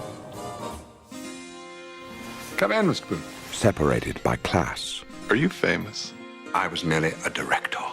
You have the most architectural skull. Have you ever sat for an artist? By time. You were a soldier. I was an officer in the trenches. And by desires. All I know is bugger. He's a bugger. Does that surprise you? I'm not, you know. I did not think you were a bugger, too. They have nothing in common. Mr. Clayton Boone, my gardener. He's never met a princess, only queens. Except their humanity. I've spent much of my life outrunning the past. And now it floods all over me. I'm losing my mind. Every day a new piece of it goes, and soon there'll be none of it left. My condition will continue to deteriorate until the end of my life. Why are you here? Let's get this straight. What did you want from me? What do you want? Just back from the hospital already. You're chasing after boys. Oh, shut up. Man's gonna make up his life alone. A philosopher. Thoreau, with a lawnmower. Do you believe people come into our lives for a purpose? To a new world of gods and monsters. It's another gay tackling film. Yes, it deals with... This is a very gay movie. It's very close to Brendan's heart. It was super weird, because at the start we were like, it's an Ian McKellen movie. He's out and proud, and he's a great actor. Yeah. Terrific actor. Yeah. And he was terrific in this movie. He was really good. But as we watched it, like the I first only quarter... got flashes of Gandalf sometimes. Yeah, but... sometimes he was like, Brendan, yeah, you shall not you cut shall the grass. You shall not cut the grass. Come inside, have a drink, I'm gay. Yeah. And like, so the first quarter of this movie was kind of like, oh, this is an interesting film. Like, he's a very sexual older man. He is. He was everything. What was it? What was that guy from that film, Younger and Younger? Sutherland's papa. Oh, yeah. He's everything that guy should have Donald been. Sutherland. And was more, because he was like an old, like, sexual deviant. But this time, Ian McKellen really nails this. He is an older sexual deviant, but a lovable one. And you kind of really like him, because he's just, he's kind likable. of, he's like, oh, I'm gonna Yeah. I'm going to get what I want to get. But He also has at the that- same time, you're like, go get him, Tiger. Like, Yeah. fucking nail You it. go for it, you know? I want you to win. And this movie starts with Brendan. The first shot is of Brendan Fraser. And you know how much we love Brendan out the gates. So Brendan straight off the bat. Brendan out the gate. gates. That's like plus 2 points immediately. Yeah, and you know you're in for a good time. When you get some immediate Brendan off the bat, this is a great film. This is going to go good places. But to be fair, He we doesn't. get Brendan straight out the gates, but as is tradition, He just we're disappears. kind of teased a little bit. He Yeah. disappears for a while, and I'm like, oh no. Well, it's like we get Brendan and then he disappears and then it's just a whole lot of gay stuff. Yeah, and I see why they do it. They They're go, priming look us. at this guy. Look at Brendan. Get entertained. All right, now we'll give you some of the boring story. Yeah. But here's just Brendan to feed you for the Oh, moment. now Brendan's mowing the lawn. Yeah. Back to the gays. God, I hate it, but it works. It does satiate me for while he's... So Brendan's he's just a gardener. Ian McKellen's like an old... He's something Whale. He's the creator of... James Jimmy Whale. The director of Frankenstein. And Bride of Frankenstein, the old horror movies versions. And he's just come off having a stroke, so he's in declining health. Yeah. And Brendan is playing a guy named Boone, and he's Clayton Boone, the Clayton manliest name. Clay Boone. And he's a gardener, but he's sort of isolated, and he's like a man's man, and he's a Korean War veteran. Yeah, he is. And he's seen some he's stuff. a gardener. So you have Ian McKellen, who's like this clipped English, very gay man, Yeah. and then you have a new type of Brendan this week, like tough guy, Brendan. straight Brendan. Straight Brendan. This is Brendan like I've never seen him He before. has some moments in this movie. And you see him straight off the bat too. The first sentence he gives us in the film, you can see like he's playing it straight. He's trying so hard not to be playful. He's trying to be tough. It's kind of coming out. He can't contain his playfulness. Brendan is a playful guy to begin with. So And that was kind of a concern to me at first, because I was like, well, he's trying to tell me that he's serious, but I can see the playfulness. I can see it. He But wants to joke around. I have to with say, Ian McKellen. within 2 scenes, I was like, no, this is hard as rock, Brendan. Yeah. Brendan ain't super hard. He's not crumbling like a cookie. He's not a cookie. He's a rock. Put that No. down, little girl. But he still has moments where he's a tough guy, but he still knows how to play. And there's some intimacy. Yeah. Oh, dude, yeah. There's the play. There's the intimacy. play. There's the physicality. Mhm. It's all here. This is bread and butter, Brendan Fraser. This is is it. Like you've never seen before, but totally feels comfortable. Mm. You've never seen before, but feels right at home at the same time. So, anyways, that's the film. It's really just like an exploration of the relationship between this very young gay guy, man very and straight guy, and then just goes where you think the it advances. Obviously, the whole film, Ian McKellen's trying to get Brendan's kid off, and I don't really know how I feel about this because Brendan's just an innocent, unsuspecting guy, and you can tell from the get-go, as soon as Ian McKellen lays eyes on this guy's sexy biceps. He's like a shark. Yeah. And Brendan is a helpless fish in the water. Yeah. And Brendan has no idea And the jaws that he's swimming into. something happens this week that deeply upset me, Josh. What was it? And that was the attempted Brendan Fraser rape. There was attempted Brendan Fraser rape. I'm sorry for you all to hear this. It was happening. I was screaming. Josh was trying not to look, but he couldn't not look. I couldn't not look because I wanted to make sure Brendan was okay. I didn't want to... It's like watching a car crash. You know you shouldn't look, but you can't tear your face away. I never thought that I would see a movie where Ian McKellen attempts to rape Brendan Fraser. Yeah. In a believable way. And and I have to say, it was still a great movie. Oh, it was still amazing, yeah. And that scene, gravitas. Full of gravitas. So, cool. So, anyways, let's get into it. Yeah. Good Brendan, bad Brendan. So, Tom, this is well, you know what the segment is, but in case what it is. there are any first-time listeners, welcome to Brendazzled. Yeah. Well, first of all, we apologise for throwing you right into the Brendan rape. Yeah. It isn't always as strong and heavy as this, but sometimes you need a little rape to shock. Maybe you should go back one episode and listen to George of the Jungle first. Yeah. And then head to... And then listen to this one. Head to Good Town, because things are going to get deep. We should do what all professional podcasts do. If you have any kids in the room listening with you... close their ears now. But it's too late. That's too late. No. They're already asking questions. Yeah, just leave them be. I mean, try to get them out as much as you can, but, they have to learn about the birds and the bees sometimes. And sometimes the birds and the birds go together. Yeah, and sometimes it's the bees, and the other bees are flying away. But that bee, he's wants bee-lining. Yeah, Brendan he's Fraser. bee-lining. Anyway. So good Brendan, bad Brendan. If you have decided to stay on and listen, it's a segment where We decide out of either a good Brendan Fraser moment or a bad Brendan Fraser moment. Tommy, this week, is it a good Brendan or a bad Brendan for you? It's a good Brendan. This was a damn good movie. And it's a good Brendan. Brendan Fraser holds his own with Ian McKellen. And that is a big ass. Oh, yeah. I mean, this is Gandalf we're talking about. This isn't just any man. Gandalf the Grey, Gandalf the White. This is one of the big dogs of Mordor. Yeah. Which sounds like a dope rap album. So I have a good Brendan moment. And it is, as always from me, a dramatic Brendan moment. And it is when... Is it a monologue? You usually pick It's not a monologue. Oh. It could have been. It is when Brendan finds out that Whale, played by Ian McKellen, is a homosexual, and he's sitting for him because Whale is also an artist. So his ploy is he gets Brendan to sit in, and he does portraits of him. Yeah, takes and pictures. they just kind of talk, and that's how they bond. Tries to get his clothes off. Like, Tries to get him to take his shirt off and stuff. And so Brendan's sitting for him, and he's just found out he's gay, and Ian McKellen starts pushing the homosexual talk, talking about how his pool used to have these gay soirees. Yeah.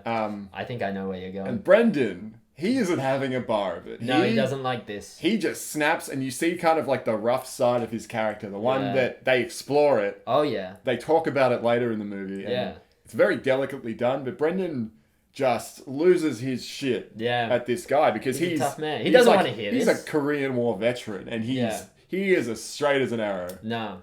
No, he doesn't want to hear about these pool parties, these orgy times. These naked dude parties, and he lets Ian McKellen know, I don't want to get into it. How about you just listen to it? Some of them even posed for me, right where you're sitting now. Of course, they weren't nearly so bashful. Oh, no, this studio was full of bare buttocks and pricks. Hard, arrogant pricks. Dude, just cut it out, okay? Isn't it bad enough that you've told me you're a fucking fairy, and now you gotta rub my face in it? Mr. Boone, I assure you I didn't mean... Fuck this! I can't do this anymore! From now on, I'm just a guy who cuts your lawn. Got it?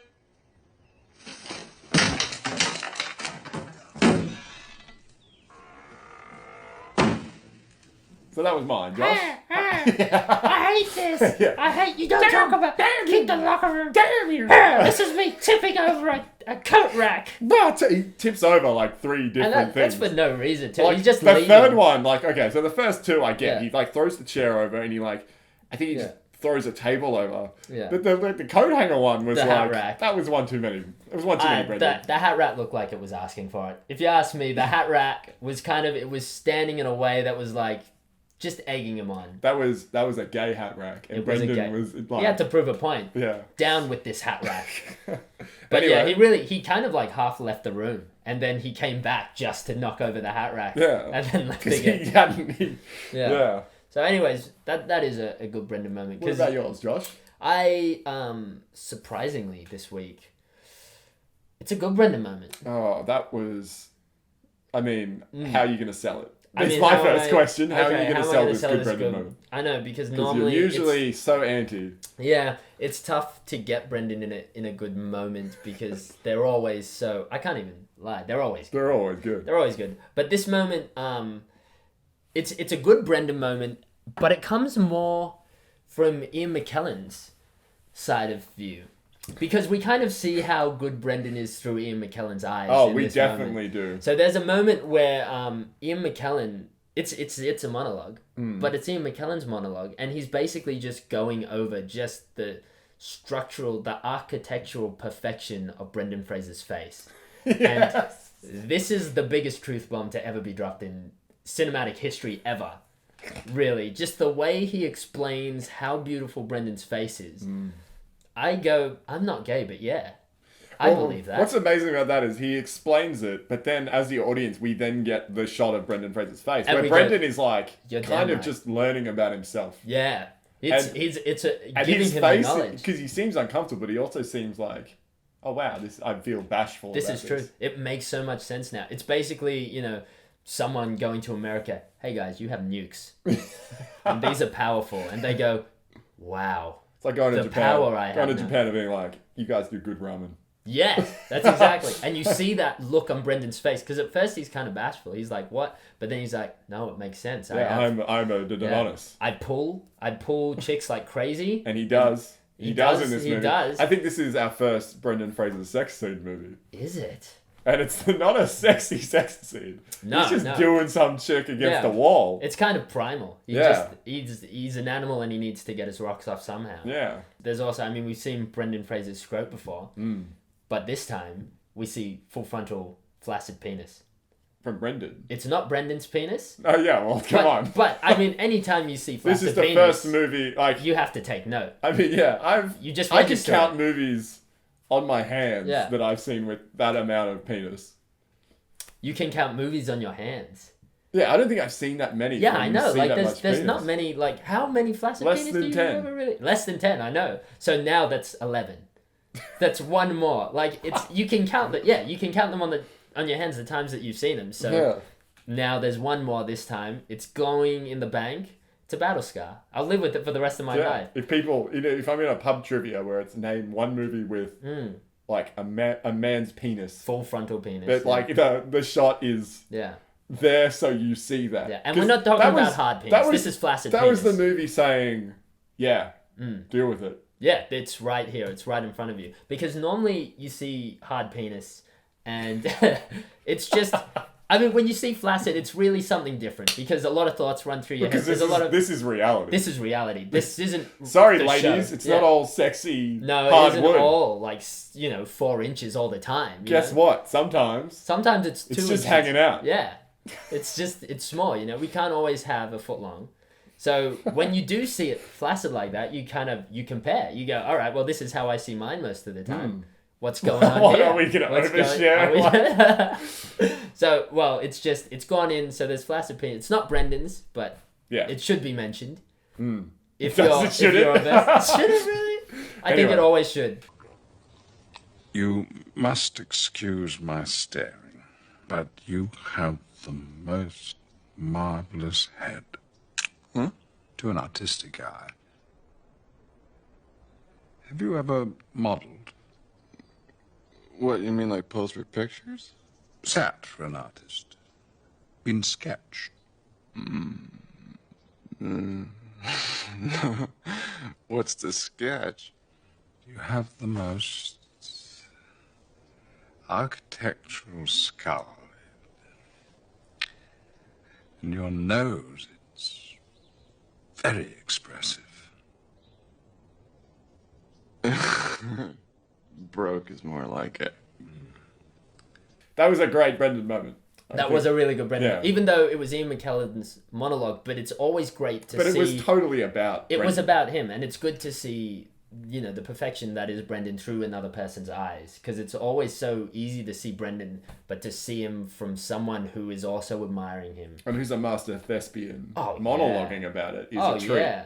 And if you are just into architecture chat in general about a human face. Oh, man, yeah. Listen to that. I'm surprised we don't have more buildings shaped like Brendan Fraser's face. I know. Like just skyscrapers. It's perfection. Fraser Towers. So that's my good Brendan Fraser moment. Excellent. Well, let's go to the next phase.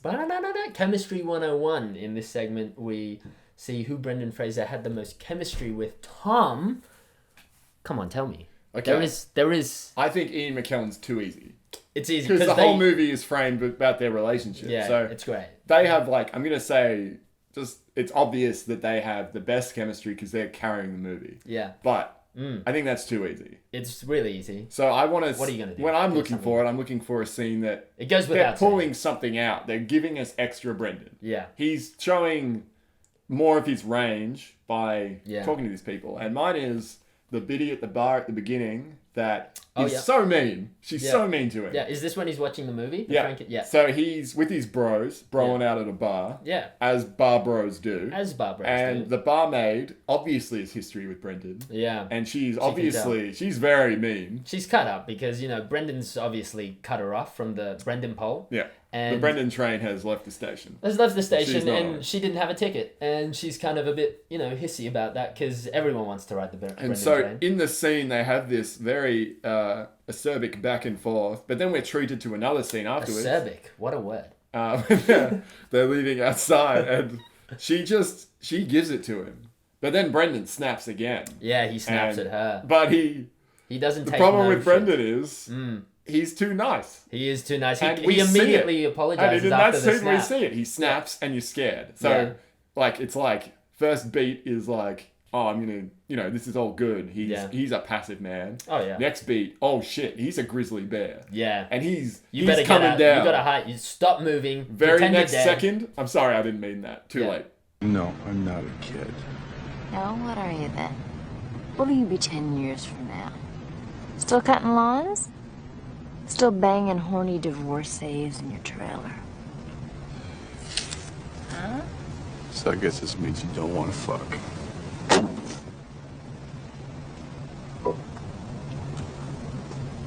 Is that all this conversation means to you? Whether I put out or not? Yo, you damn straight. I'm tired of playing games.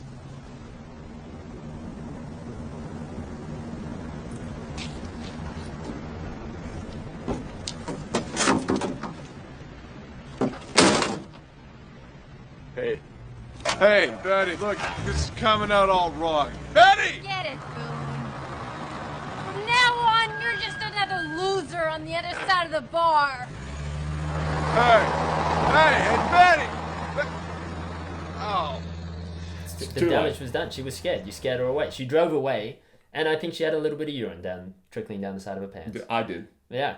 That's and we weren't even in the same mid-movie, area. when I was like, I've got to go for a second. You were just I'd dabbing pissed my yourself pants. up. Yeah. That's why you're wearing different pants now. Yeah. It comes. It's all coming together. Yeah, it's okay. It's just a secret between you, me, Yeah. and the listeners. Okay. So that's your chemistry 101 with the. That is, there was a lot of chemistry there, from both ends, because you can tell there's history, but then there's also that fire.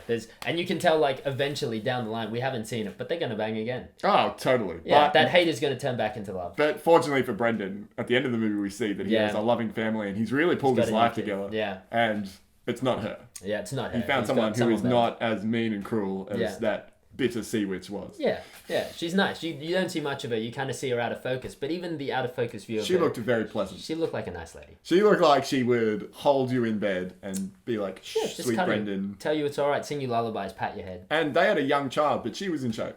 Oh, she was very in shape. Yeah. She lost the baby weight easily. Yeah. So easily. Yeah.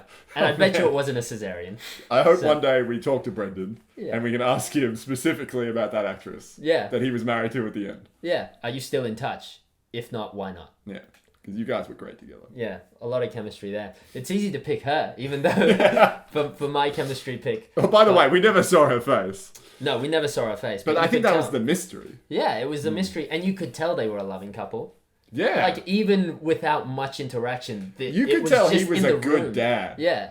The chemistry was there, and you could tell he was a good dad. Immediately. He'd written something he'd planned this whole night for his kid. Yeah, about this Showed him a movie, movie. about this whole thing. Had a picture, was like, I have the picture from the director He right had here. it ready. Yeah, just in he pulled it out at the end of the film. And he called his son Sport, which I think is always like, It's good to call you're a his good son dad. Spot.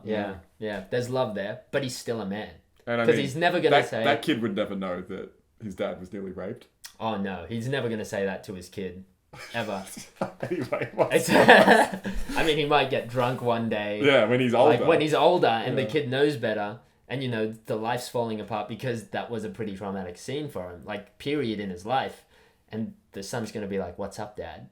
Going to be like, well, that director I told you about when you were a kid. Yeah, that one he tried to have his way with me. Yeah, he made me wear a gas mask Yeah. and I crawled away. And he But I took still it. like him.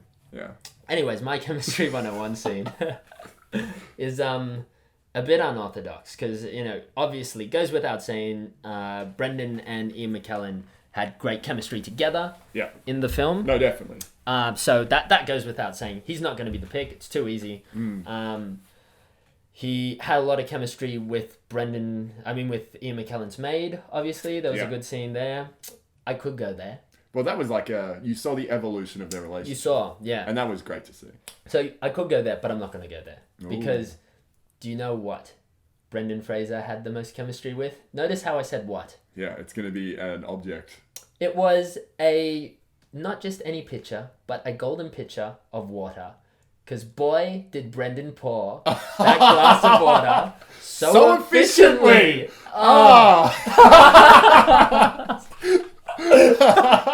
Jinx. Yeah, okay. That's like infinite jinx. Yeah. Oh my god, you're 100% right. Yeah. We had people in the room. Yeah. And then it was like, that was an efficient water It pour. was And such a everyone good was water like, pour. yes. Yeah. He should have been Bobby Boucher in The Waterboy, really, because Oh, the man. way he could dish out water so efficiently, so easily. I mean, I don't think I've ever said those words before in my life. What a great water pour. But it's just something that stood out and it stole the show. That is going to be, in film history, probably one of the best water pours. Greatest water pour. From Brendan movies, I mean, this is just, we're watching history in the making, but we've seen an amazing catch. We've seen an amazing drop. Now we've seen an amazing water pour. I'm going to upload the clip of him putting water on Facebook. Oh, yeah, do it. You have to do it, yeah. And then you guys can witness it as well. Then you guys can judge for yourselves. Judge But for yourselves. Just so you know, it's been judged. It's an amazing water It's an amazing water pour. It's and I don't think any will stack up. So just the chemistry he had to have had with that picture, with water in general. He was probably his acting Clayton Boone in the film. He was probably Aquarius star sign. Just everything was aligned. That all Pisces. All Pisces, exactly. Just some sort of water-based signage, some sort of star deity, because just everything aligned up. The pour went off without a hitch. It's almost like when you go to the toilet and you do a poop and it's just in one clean, exit, and you don't even need to wipe. Like you wipe and there's just nothing there. It's just This efficient. explains so much. Yeah, that's exactly what this water pour was. It was one of those Hail Mary shots. It hardly ever happens, but when it does, it's like you witnessing recognize a miracle. It's like or seeing a shooting star. or a flaccid penis. Yeah, You'll remember it for the rest of your life. You remember these things. So I just wonder, he must have great spatial awareness because that was... He didn't even look That at was it. a very charged scene. It was an emotional scene. He didn't even want to pour the water. Because he's like... Ian What do you McKellen's want? having this thing. He's like, what do you want from me? And He's like, then "I just Ian want a glass of McKellen's water." just kind of spaces out. He's like, I just want a glass of water. It's like, boom, done. There Bam. you go. What else? Huh? It's- Next on the It list. was like Check. a buckshot from a gun. He just does it. Just does it. Yeah, that's exactly. Oh, So great. man. So chemistry with the water. Amazing water pour. So now we're down to Brendazzled. How Tom, Brendazzled, though? How Brendazzled were you with this film out of 10 Dazzle points go? Man, we talked a lot before this movie about it being a 10. Yeah. And it's a freaking 11. Oh my goodness. I would say this is probably Brendan's best movie we've seen so far. In terms of acting range, I do have a lot of love for George of the Jungle because I think since we did see his commercial performance, his first, you're being a cartoon character. Yeah. And he nailed it. That was an impressive performance. But this was like... He's a person. Hey, I just did a big commercial movie. Yeah. Check me out being dramatic. Yeah. And... He really put humanity into Clayton Boone. I thought he was real for a minute. Yeah. And at the end there, wanna with be his his kid, friend. I was like, God, I hope you're a real person. Yeah, I just want to be your friend because... Kudos. Yeah, I hope you live out there somewhere in existence. A solid 10. So even from the get-go, when you see how he lives, there's that sequence where he's on the phone to his family and he's kind of short with them because he's talking to his mum and his sister's not there and he doesn't want to wake up his dad. Yeah. Dad issues. Yeah, and dad he problems. Slams the phone down. Yeah. I was like, I'm invested. This Yeah. movie could have been about you. He really nailed and not it. Ian McKellen. He didn't even need to be in this and you still would have watched just to see this guy's life. Well, Clayton I think you Boone. could have experienced the story from his perspective. Yeah. Instead of Ian McKellen's. Yeah. And it would have been just as interesting. How did Clayton Boone become Clayton Boone? His backstory would have Well, been... he would have had flashbacks as well of the Korean War. Exactly. Oh, man. So, yeah. It's a 10, yeah. It's a 10. An easy 10. Well, you did give it an 11 before, so have you downgraded at one point? Or... Oh, no. Dude, it's... If it could be an 11, it would If be it could be an 11... It would be an 11. Well, and it can be, because we are the masters of our own destiny. So it's an 11. Yeah. I mean, we don't That's make the my rules, first 11. But that's the first 11. Yeah. I mean, you've given a 10 minus before. Yes. I've given a 10 plus, but this is overall, everyone. This is an 11. This is the first 11. Okay, so I have slightly different views to you about this. So when I saw the film, I mean, we get instant Brendan off the gates, which is great. It's great to see Brendan from the get-go, and usually that's the sign of a good movie coming. So, but then we were denied Brendan. Yes, and then tragedy strikes. For that little while. So from the get-go, I was like, this is going to be a 10. Yeah. But then we are kind of like, there's just like a 15-minute period of no Brendan that I'll never be able to get back. And you can feel it too. You can really feel the drags. lack of Brendan. I think I audibly mentioned, I was like, where's Brendan? Well, dude, Why would you start? said it like 3 or 4 times. Yeah. So, at that stage, is it perfect? No, I can't say it's perfect. So it's sort of, it gets about, well, it gets high because it gets like an 8, right? Oh. But then Brendan grabs hold of that water pitcher. Oh, man. Like, he's never letting go. Like, just the back of a woman's head looking into its eyes lovingly. He just grabs hold of that thing and he pours. And I've just never seen water move like that. You've never seen water pitched like that. I've never seen water pitched like that. I've never seen moving water moving so gracefully as he gracefully you know what moved else? water. What else is water related? He dives into that pool at the end. Oh my god! Yeah. And he is like, why did they cast Jason Momoa as Aquaman when we now know that Brendan Fraser could do it? Is like a goddamn eel in water? He can just move it speeds. around. Oh, Yeah. an eel is an unfortunate animal, like a dolphin. Yeah, he's like a dolphin or like, I don't know, whatever animal does the breaststroke. A frog? Not a frog. Like an otter? Yeah, Well, like they move. something graceful, like a... Well, dolphins. We'll stay with dolphins. He's a dolphin. We've Yeah. decided he's a dolphin. He's definitely a dolphin. He slams through that water. Yeah, he does. He really slams through it. And, I mean, it's just his affinity with water is profound. So, it's almost godlike. And this movie is called Gods and Monsters. So, I mean, if I could give it 1 billion points after that, I would. So, it goes from an 8. I can only give it 2 points. But you know what? I'll give it 3 as well. Nice. It gets an 11. That's fantastic. Yeah, because man, if you have been to America and you've seen Niagara Falls, you still haven't seen water move like this. Well, see, this begs the question though, Josh. Like, now that I think about it, we've seen Batman vs Superman. Well, This you is- have. Now I've seen it. Yeah. But I've dated the podcast now. Yeah. It's present day. Yeah. And in that movie, we see the Justice League appearing. Like, it sets up this future franchise. So if people are out there, the movie sets up what's going on. And we Yeah. see a glimpse of Aquaman. But Yeah. now, the only Aquaman I see is Brendan Fraser. And it Yeah. makes me think, Yeah. what else could Brendan Fraser be doing? Yeah, so this week, you're exactly right. We'll think about that. But you know what? I can't think about what Brendan can be without some smooth sounds playing underneath us. You're right. Give me 2 seconds here.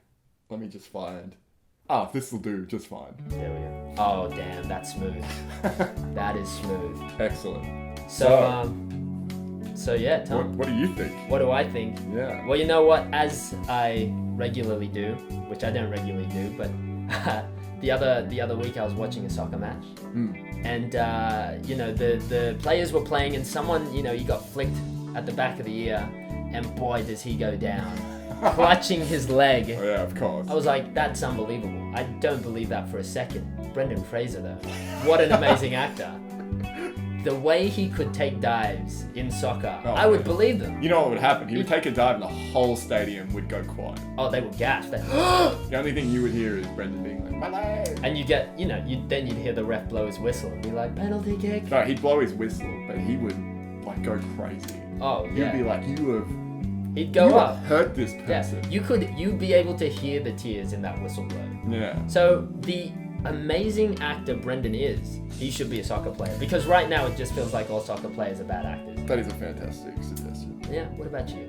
I think Brendan would be an amazing, enthusiastic theme park guy.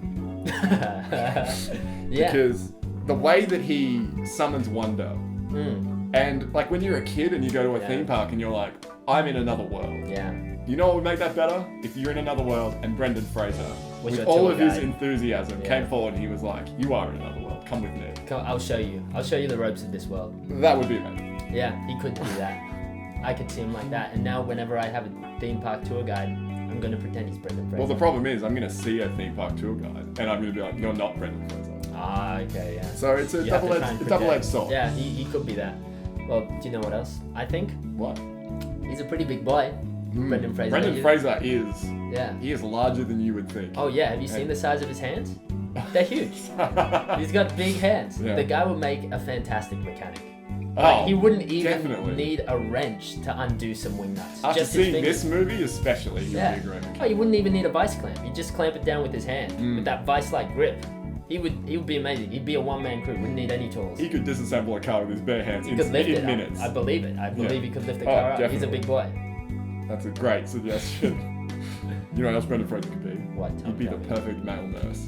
Oh, he would. Because he's got that gentleness about him, doesn't he? Just because. Just because. Just yeah. because I think Brendan would not only make people feel safe, because he would use that largeness to be comforting. Yeah. But he also has that quality of playfulness and earnestness that even if you heard bad news and it was coming from Brendan, you'd feel okay. Yeah. He'd make a good female nurse as well. Oh. I'm not one to judge. He can do it all. Brendan can do any gender. He can do any gender. Do you know what else think? What else? What else, Josh? I think he'd make a pretty good professional dancer. Because he... Well, he already is a professional dancer. I mean, we've seen him dance in so many movies. He's got the moves. Like, why else wouldn't you do... He clearly loves to do it. He should be on Dancing with the Stars. He should be on Dancing with the Stars. It's called Dancing with the Star, and it's just Brendan. It's just Brendan, exactly. And ideally, he's dressed as a giant star. Yeah. He dances in every movie. He clearly loves to dance.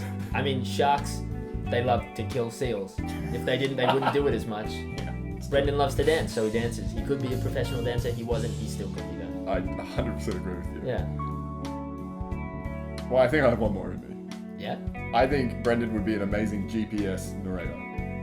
Yeah. Often, I would get lost on purpose. The robotic tones sound condescending. Oh, yeah. They miscalculate the route, Yeah. and then it's like, turn left 200 meters.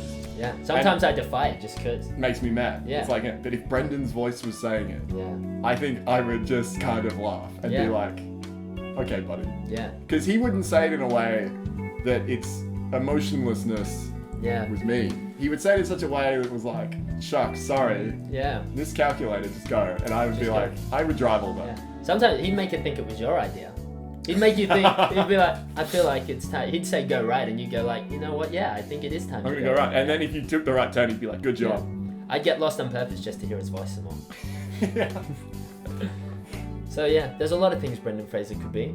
So I'm just so happy he's an actor. Yeah, I'm just so happy he's an actor too. But if ever he decided to give up acting, he's got a lot of things. He's not worried. No, he's fine. Yeah. But, yeah.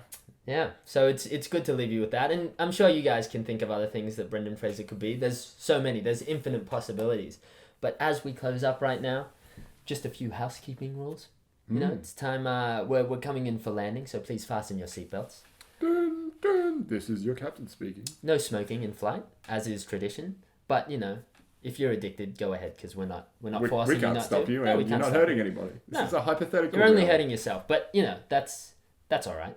Dude, if you're into it. It looks cool, though. Yeah, it looks cool. Dude, Brendan smoked a lot in this last movie. Oh, he loved to smoke. Cigars, cigarettes. I'm sure some of it was weed, you know.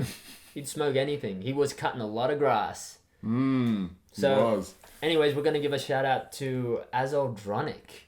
We got an amazing review. It wasn't even a review, Tom. I would say it's poetry. Shakespeare couldn't have written poetry this fine. It was like a beautiful sonnet. It was amazing. Like, shout props to you, because I don't know what you're doing out there right now, but you should be a writer. You should be a writer of reviews. You should be a bard, serenading maidens in taverns. And you guys, the other listeners, should go check it out. And while you're there, leave one yourself. Try to outdo it. Yeah, see if you can. Good luck. It'll be hard, because it was a sonnet. They'll be speaking about it for ages. Another shout out goes to Ween, because, you know, I know the Brendazzled is been coming late. We've had some technical difficulties, but we will fix it in the future. But, you know, just keep your pants on, because they do come. So don't worry. There's always a Brendazzled coming. It's not going to come. Sometimes, unfortunately, due to the Illuminati. Yeah, sometimes the Illuminati gets in the way. Sometimes assassinations take place. Sometimes, you know, you just fall down a hole. And it takes a while to get out of a hole. But you can get out of the hole. You can get out of the hole. Sometimes you journey to the center of the earth. Sometimes you journey to the center of the earth. It's tough to get out. But you listen to Brendan Fraser's voice, and he tells you, he gives you all the hand-holding techniques. He tells you 3 points of contact with the hole at all times, and you'll eventually make your way out of the hole. And then you're out, and then the episode's And then you there. upload the podcast, and it's fine. And then we've done it. Yeah. Take that. So it's been a great week this week. Next week, what are we watching, Tom? Oh, Whoa. What is it? What is it called? Because I want to watch it right now. I don't think I can wait another week. But I will, I suppose. Yeah, we're going to have to. It's called Still Breathing. Still Breathing. Yeah. And it's, I think, a romantic drama. Actually, what did they say about it? As we were researching this movie, Yeah, we were so prepared just to talk Yeah. about it. So this is the only teaser we've got, but we'll give you guys the teaser as well, because boy, what a teaser. This was a comment on the movie of Still Breathing. And this is just so you guys can be as excited as we are. Yeah, it's just a little teaser. So for it's us. on the IMDb board. Still Breathing, 1997. 97. This is the perfect date movie Oh. by Enfant Noir Yeah. on Sunday, March the 6th, 2005. Move over date movie. This is the perfect date movie. Whenever I start seeing a woman and I think it may become a serious relationship, I watch this movie with her. Not The Notebook. No, Really? Not The Notebook. It's such a beautiful romantic movie. No, it's not the type you watch to heat things up, but it seems to get more personal conversations flowing. Doesn't it? If you're looking for something romantic to woo someone special, Sometimes I am. I'd really suggest this one. Wow. Still Breathing, 1997, next week's film. Looking forward to it. Peace out, guys. Catch us! Bye! nerd!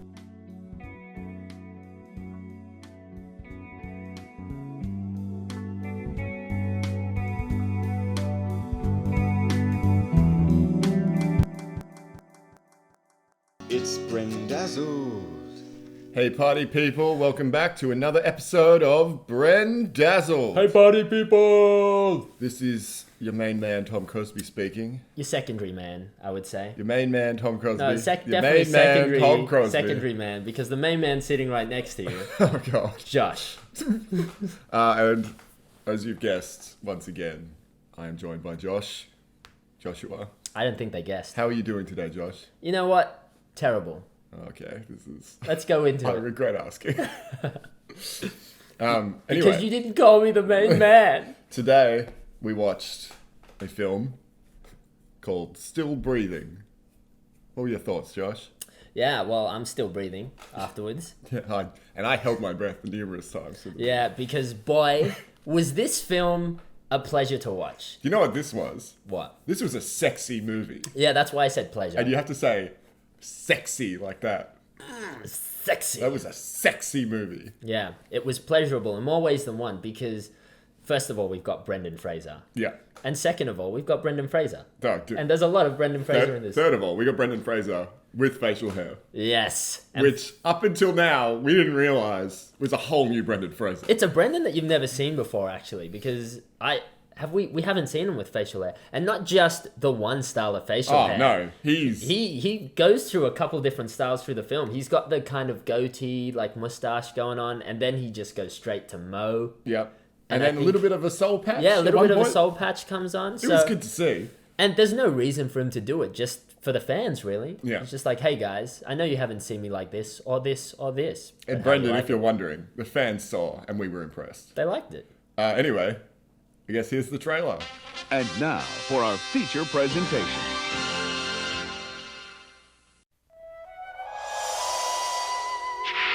I saw the vision. You've pictured her. Finally. I get this word, Formosa. You keep having these dreams. It's probably nothing. Do you ever think you could meet someone and fall in love and marry them? Oh, God, Roz, really? I know you're in there somewhere. I got her. What's her name? I don't know. She's the one. Excuse me, ma'am. May I borrow this from you?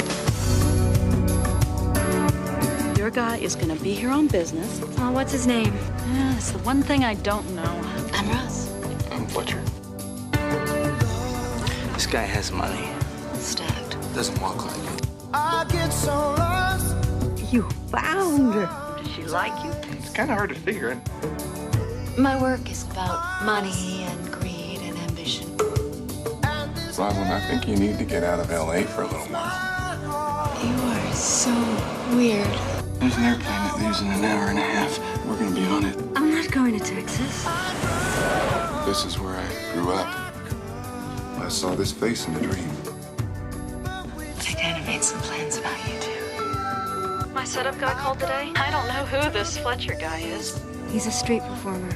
No one plays with my head like that. All my instincts. We belong to each other. Just because you think you saw me in some kind of vision. I can see the person who you really are.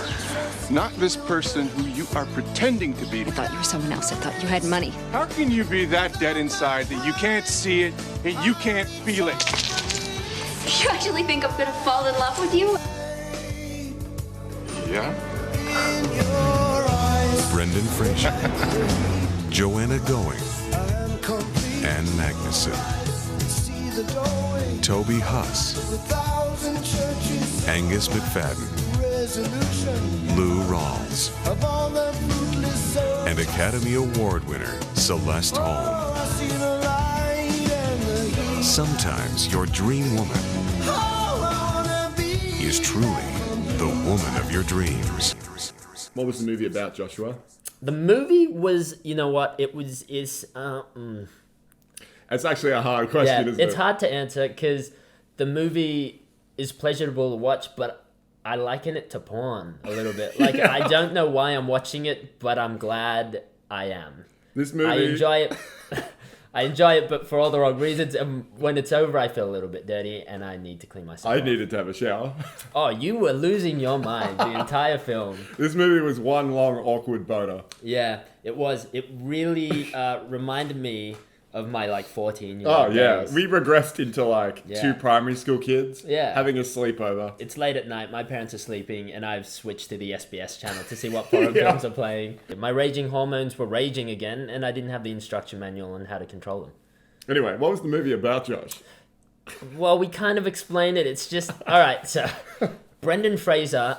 and his whole family line have the ability of seeing their soulmate. Yeah, their true love. Their true love. They can see them in dreams. They dream about them, and then they just have to creepily find them and convince them that we are soulmates. Yeah. And that's the whole movie. Brendan Fraser dreams her up, and then he finds her and convinces her that they're meant to be. But she's a con artist. And she is trying to con Brendan Fraser because she thinks he's somebody else. Yeah, she thinks he's someone else. So it's this whole convoluted, schmozzle. messy thing. It actually sounds like a pretty good story now that I say it like that. But it doesn't. It's a simple story, but it doesn't. Nothing about it was done. Yeah, simple. they're both not really going for it. But you know what? They are going for it. Yeah, they're going for it. Dear listeners, the lead in this movie. Oh, Tom was distractingly attractive. Tom would not stop talking about this lead the entire film. Let me just say, peeps, Josh was also vocal. Oh, she's very good. She's good. Also, a big detail, Brendan Fraser is a puppeteer in this movie. Oh, yeah. He plays a trumpet, a mean trumpet. He plays a mean trumpet. Any moment now in the future that you see Brendan Fraser without a trumpet is just a wasted moment for the world. Because his fingers need to be wrapped around a trumpet at all times. And now especially. I don't think he was playing the trumpet, but I can't say that he wasn't because he acted the shit out of that trumpet sequence. It looked so natural. It looked like he was playing the trumpet. It looked like he was born with the trumpet. It would have been painful for the mother at the time, but I felt like he's had that since birth. It came out. Well, she was playing that giant French horn, so... Was that his mum or his grandma? Oh, well, that explains where his mum is. She died giving birth to Trumpet Brendan. Yeah, to Trumpet Brendan, yeah. Anyway. But, the mum could handle it, the grandma, because she's tuba. Yeah, she's a big girl. Tuba. Good Brendan. Bad Brendan. All right, good Brendan, bad Brendan. That's new. Did you like that? I found it offensive. Well, nobody cares what you think. I'm surprised I asked. Was it a good Brendan or a bad Brendan? Tell me. This movie was all good Brendan. Oh, yeah. Brendan was in his element. He was playing a quirky character.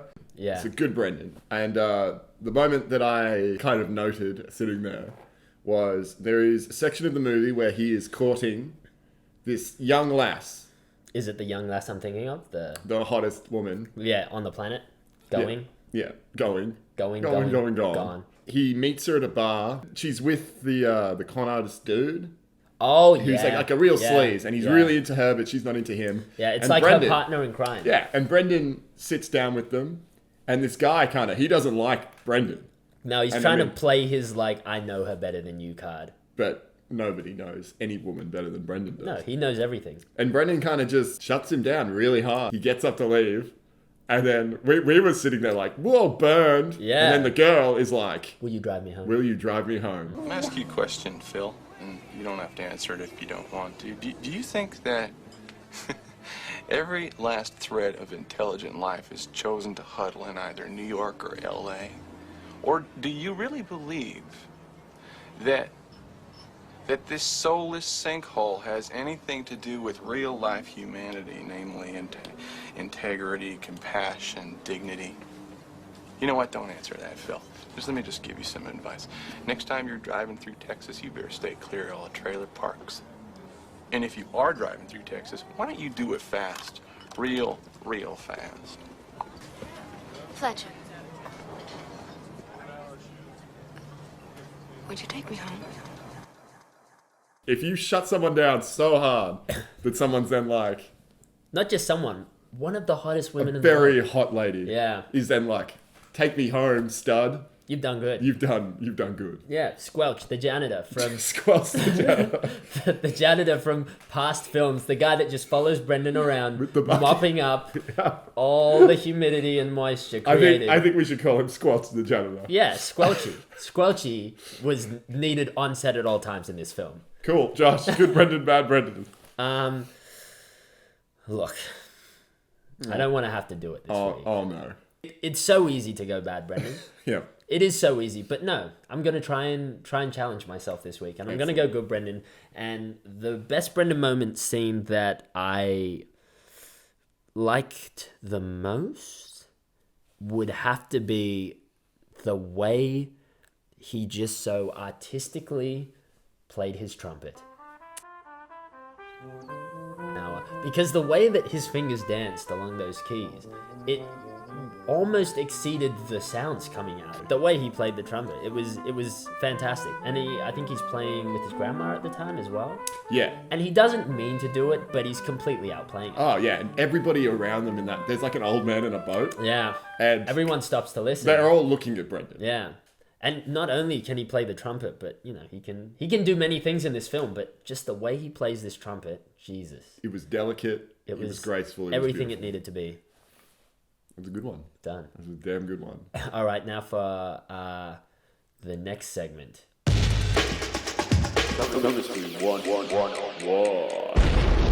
Boy, wasn't that easy to understand. Wasn't it easy to understand the segment in that opener just there? But it's Chemistry 101. Chemistry 101. The segment where whoever had the best chemistry with Brendan Fraser. Yeah, who had the best chemistry with I'm going with the obvious one. His partner in crime, Mrs. Going. It's super obvious. Yeah. But jeez. This was sparks have flown before, Josh. But as we mentioned, this was I've seen porn less steamy. Oh yeah. Like this got me going.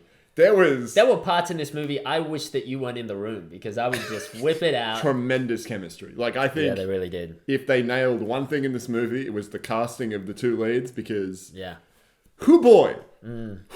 I called the fire department. I went, get someone down here. This TV is burning up. Yeah.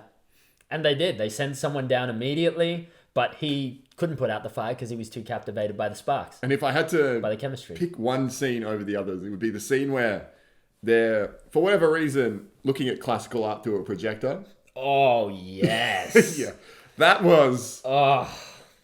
And then... Can I switch to my good Brendan moment? 'Cause that was an amazing scene. Brendan has this projector and she's looking at the wall and he picks it up and kind of bathes her in this classical art imagery. And then she just starts unbuttoning her shirt and that's when the room got quiet. We were kind of like, all right, let's not acknowledge this. This is an amazing moment and let's just go into our own imaginations. Let's not pretend another guy is sitting right next to us. And Brendan's just standing there. Yeah, he's captivated as well. And then it's on for young and old. But Brendan, being a gentleman, he breaks it off and he says, listen. Going too fast. Like, I want our first time to be special. Yeah. To which, like, bathed in classical art from a projector would be the best time to have sex. How could you ever pick a better time than that? Yeah.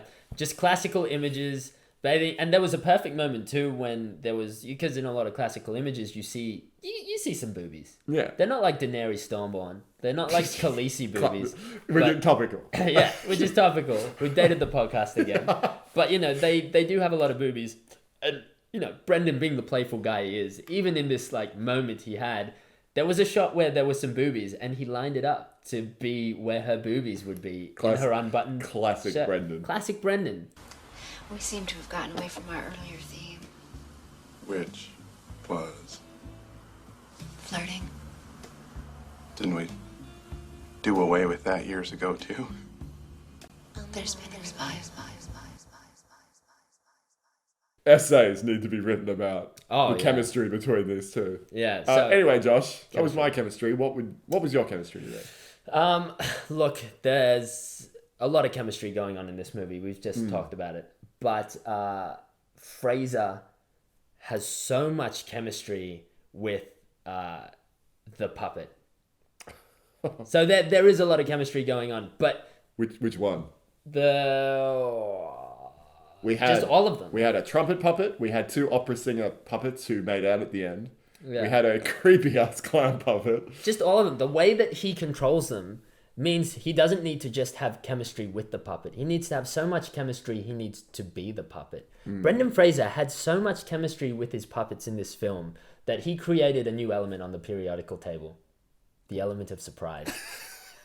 Because I was surprised that he had this much skill. He can play the trumpet. He can play with puppets. And we had a couple wide shots where Brendan was, in fact... He was working the puppets. He was being a... What is it? Like a or is it a puppet? Josh, he was pulling the strings. And he was pulling my heartstrings. Oh. Of course he was. He was pulling everyone. And pulling all the girls, the hot ones... But no, the chemistry he had with his puppets, it was amazing. Just the way he interacted with them. He actually brought life into inanimate objects, which he's so good at doing normally anyways. We see him all the time. The way he pitches water, the way he works a trumpet, the way he works with puppets. He brings objects to life. Watching this movie today, I realized why they wrote the Bible. Because he created life and we witnessed it. Oh yeah, he's great. He could be God, but he isn't. Or maybe he is. Yes, he could be. He could be. Who knows? Oh my God. Cool. So let's get straight to the big dog. This is the big one. This is the namesake of our podcast. Yeah, it's why we're here. It's why we're doing it. How Brendazzled are we? How Brendazzled we are.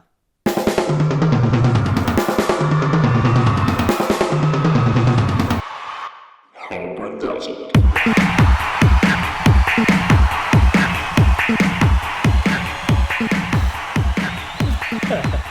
All right, so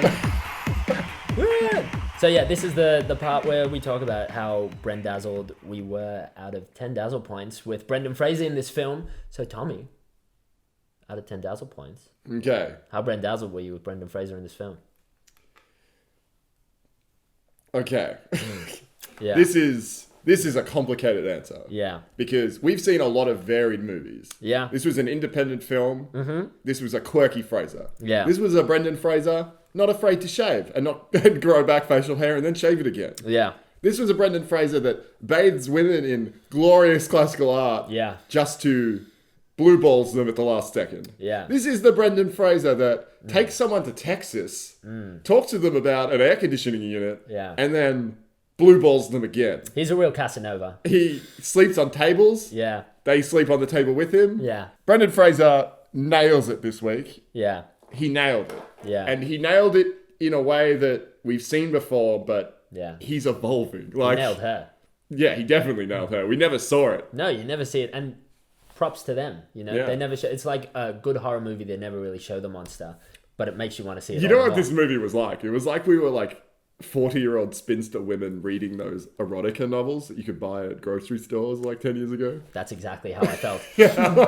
I felt like a 40-year-old spinster. Yeah. It's a feeling we all share. Yeah. This was reading 50 Shades of Grey for the first time. Yeah. This was an indie movie.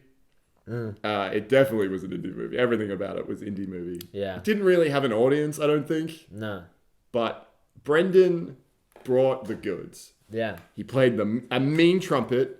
He played a mean puppeteer. He played a romantic who had paranormal abilities. And never, Josh, did I question those 4 things in unison in this one character. No. That is absurd. Yeah, it's a straight up 10, isn't it? It's a straight 10. Yeah. A paranormal puppeteer, trumpet playing Texan. Yeah, paranormal puppeteer. I even like just that alliteration. Yeah, and he had an accent in this movie, but it was never distracting. That's right. It was a Brendan with an accent. And it was so natural that we haven't even brought it up until now. Yeah. I just thought that was his voice. It was crazy. Yeah. It's a 10. Highly recommend this movie. This is some good Fraser. Look, if you like porn, you're going to like this movie. And statistically, everyone likes porn. So everyone's going to like this movie. Yeah. Josh, how Brendazzled were you? Look, you're always one to just jump out and give 10 willy-nilly here and there. I am Margaret and you are David. Yeah. So, I'm not surprised that you've gone out on a whim here and you've gone, look, Brendan pushed all my buttons. I'm going to go 10. And boy, he was pretty good at pushing buttons in this because trumpets, I think, mainly like you push, like I'm no trumpetist. You're not a trumpeteer. I'm not a trumpetist. Like I don't know the science behind it, but it looks like you push the buttons and the sounds come out. That's how it works. So he's definitely pushing your buttons. One button on. Yeah, and that's it. So yeah, he did good. And let's take nothing away from the trumpet playing or the puppeteering because that was amazing. That gets him a solid 8 straight off the gate. Yeah, you love a good puppet. I'd love a good puppet. I know they creeped you out. And the reason why they creeped you out was because he made them so lifelike. And this is not a human thing. This is an inanimate object. Yes. He gave it so much life that Tom actually freaked out. He's like, it's like looking at reanimated dead. Well, it wasn't of this natural world, and therefore I rejected it. It scared you.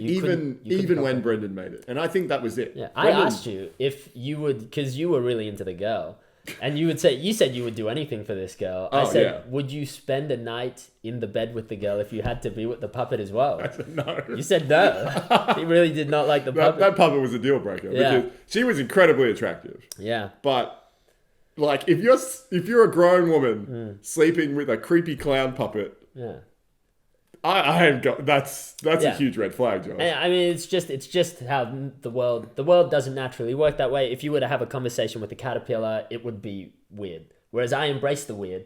I would love to have a conversation with a caterpillar, and I would love to dance with one of those marionette puppets because it means I get to be near Brendan as he's moving the puppet's strings and our heartstrings, like you said before. This is upsetting me. So, I mean, he gets a solid 8 just for the tricks alone, just for talent. Yeah. But the girl, she really... I know I normally look at Brendan, but I was kind of torn because she was good in this film as well. She was distractingly good. She was so good. It was actually quite strange. I couldn't get my head straight. Of Gods and Monsters, because we were talking about how Ian McKellen, who is a great actor, he was really good in that movie, but Brendan held his own. Yeah. This movie was the first time... Well, I didn't want to bang Ian McKellen. No, yeah. But I was having unsavory thoughts about this woman. Oh, yeah. This was... Squelchy the janitor was in the room with us. And I don't know if she was a good actress or if she... It was a cocktail of great just attributes. Yeah. So, look, I'm going to have to leave it at an 8 there. Ooh. But...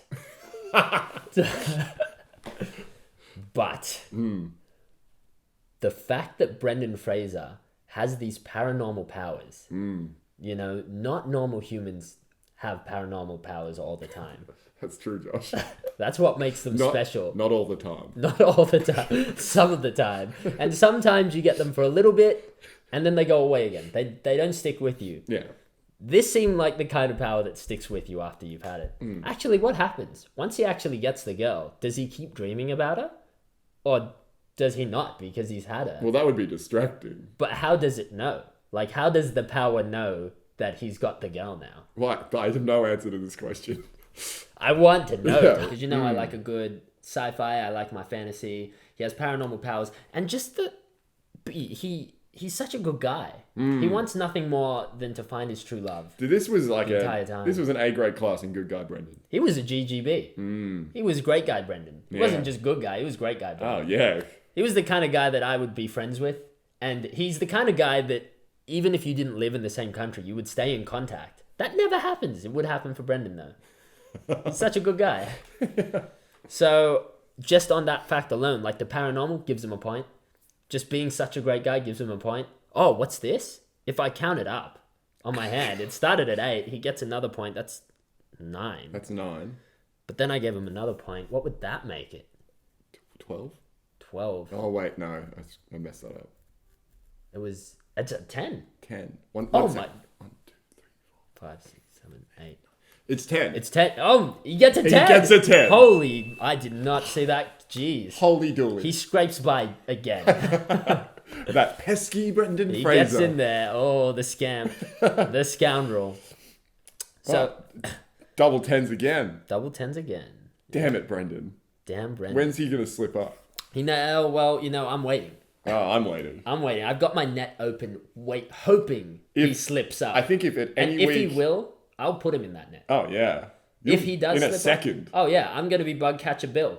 I'll catch that bug and I'll be like, got you.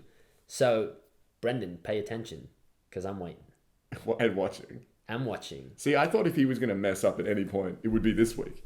Yeah. Paranormal puppeteer with a Texan accent. Yeah, how can you pull it off? I wasn't coming in thinking Brendan's going to nail this week. I was coming in like... Well, he's gone in over his head. Yeah. He's bitten off more he can chew. The boy's lost his damn mind. Yeah. And I'm leaving this movie like I have confusing feelings about everything In I fact, thought I understood. We lost our minds. So, got a good game for us this week as well. Yeah? What's the game? It's about Brendan awareness. We're gonna bring about more Brendan awareness. Bro-awareness. Bro-awareness. Okay, so what's the game, Josh? So what we're gonna do is I am going to pick a random number in Washington DC. It could be a number here, but it's kind of late at night, and we're good guys. Washington DC. I think it's about like 8:30 in the morning or something. So we'll pick a number, and all you have to do is just convince them to watch a Brendan Fraser movie. Josh, no. Yeah. No. What do you mean no? Do you want to deny a potential listener a Brendan Fraser movie? This person is one new Brendan convert. Why are you doing this? They watch a movie. They watch a Brendan Fraser movie, and that's just more Brendan awareness in that if you say no, you're a bad person. It goes against everything you believe this podcast to be, Tom. Wait. You're gonna call somebody. Well, no, Tom. You're gonna call somebody. And all you have to do is convince them to watch a movie. You're not trying to sell them anything. You're not trying to do anything. You're just gonna be like, hey, when was the last time you saw a Brendan? Well, I'm not going to tell you how you do it. It's up to you how you get it done. Why Just was get there it no done. pre-warning on this? What do you mean why was there no pre-warning? It's the game. Oh, Jesus Christ. These games never have warning. They just come out of nowhere. Remember the one where you had to do stuff with your face? Yeah, that's so different.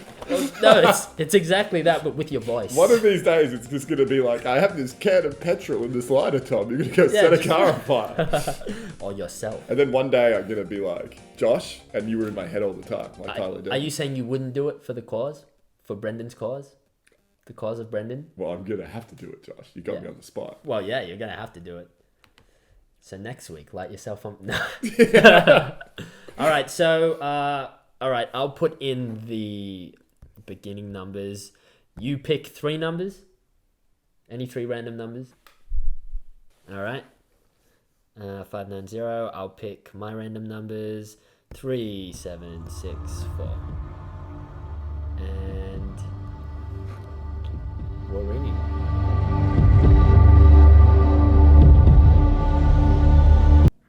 We've got a ring. Oh no!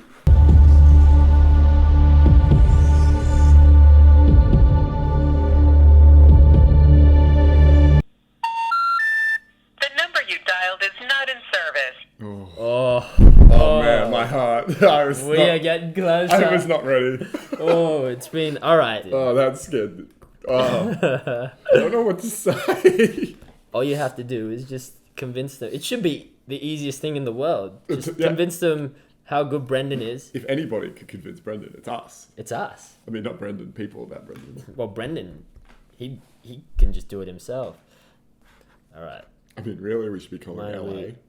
333. I mean, we really should, but... All right, what's... Is this 4? Yeah, 4. 8563. Ring that out.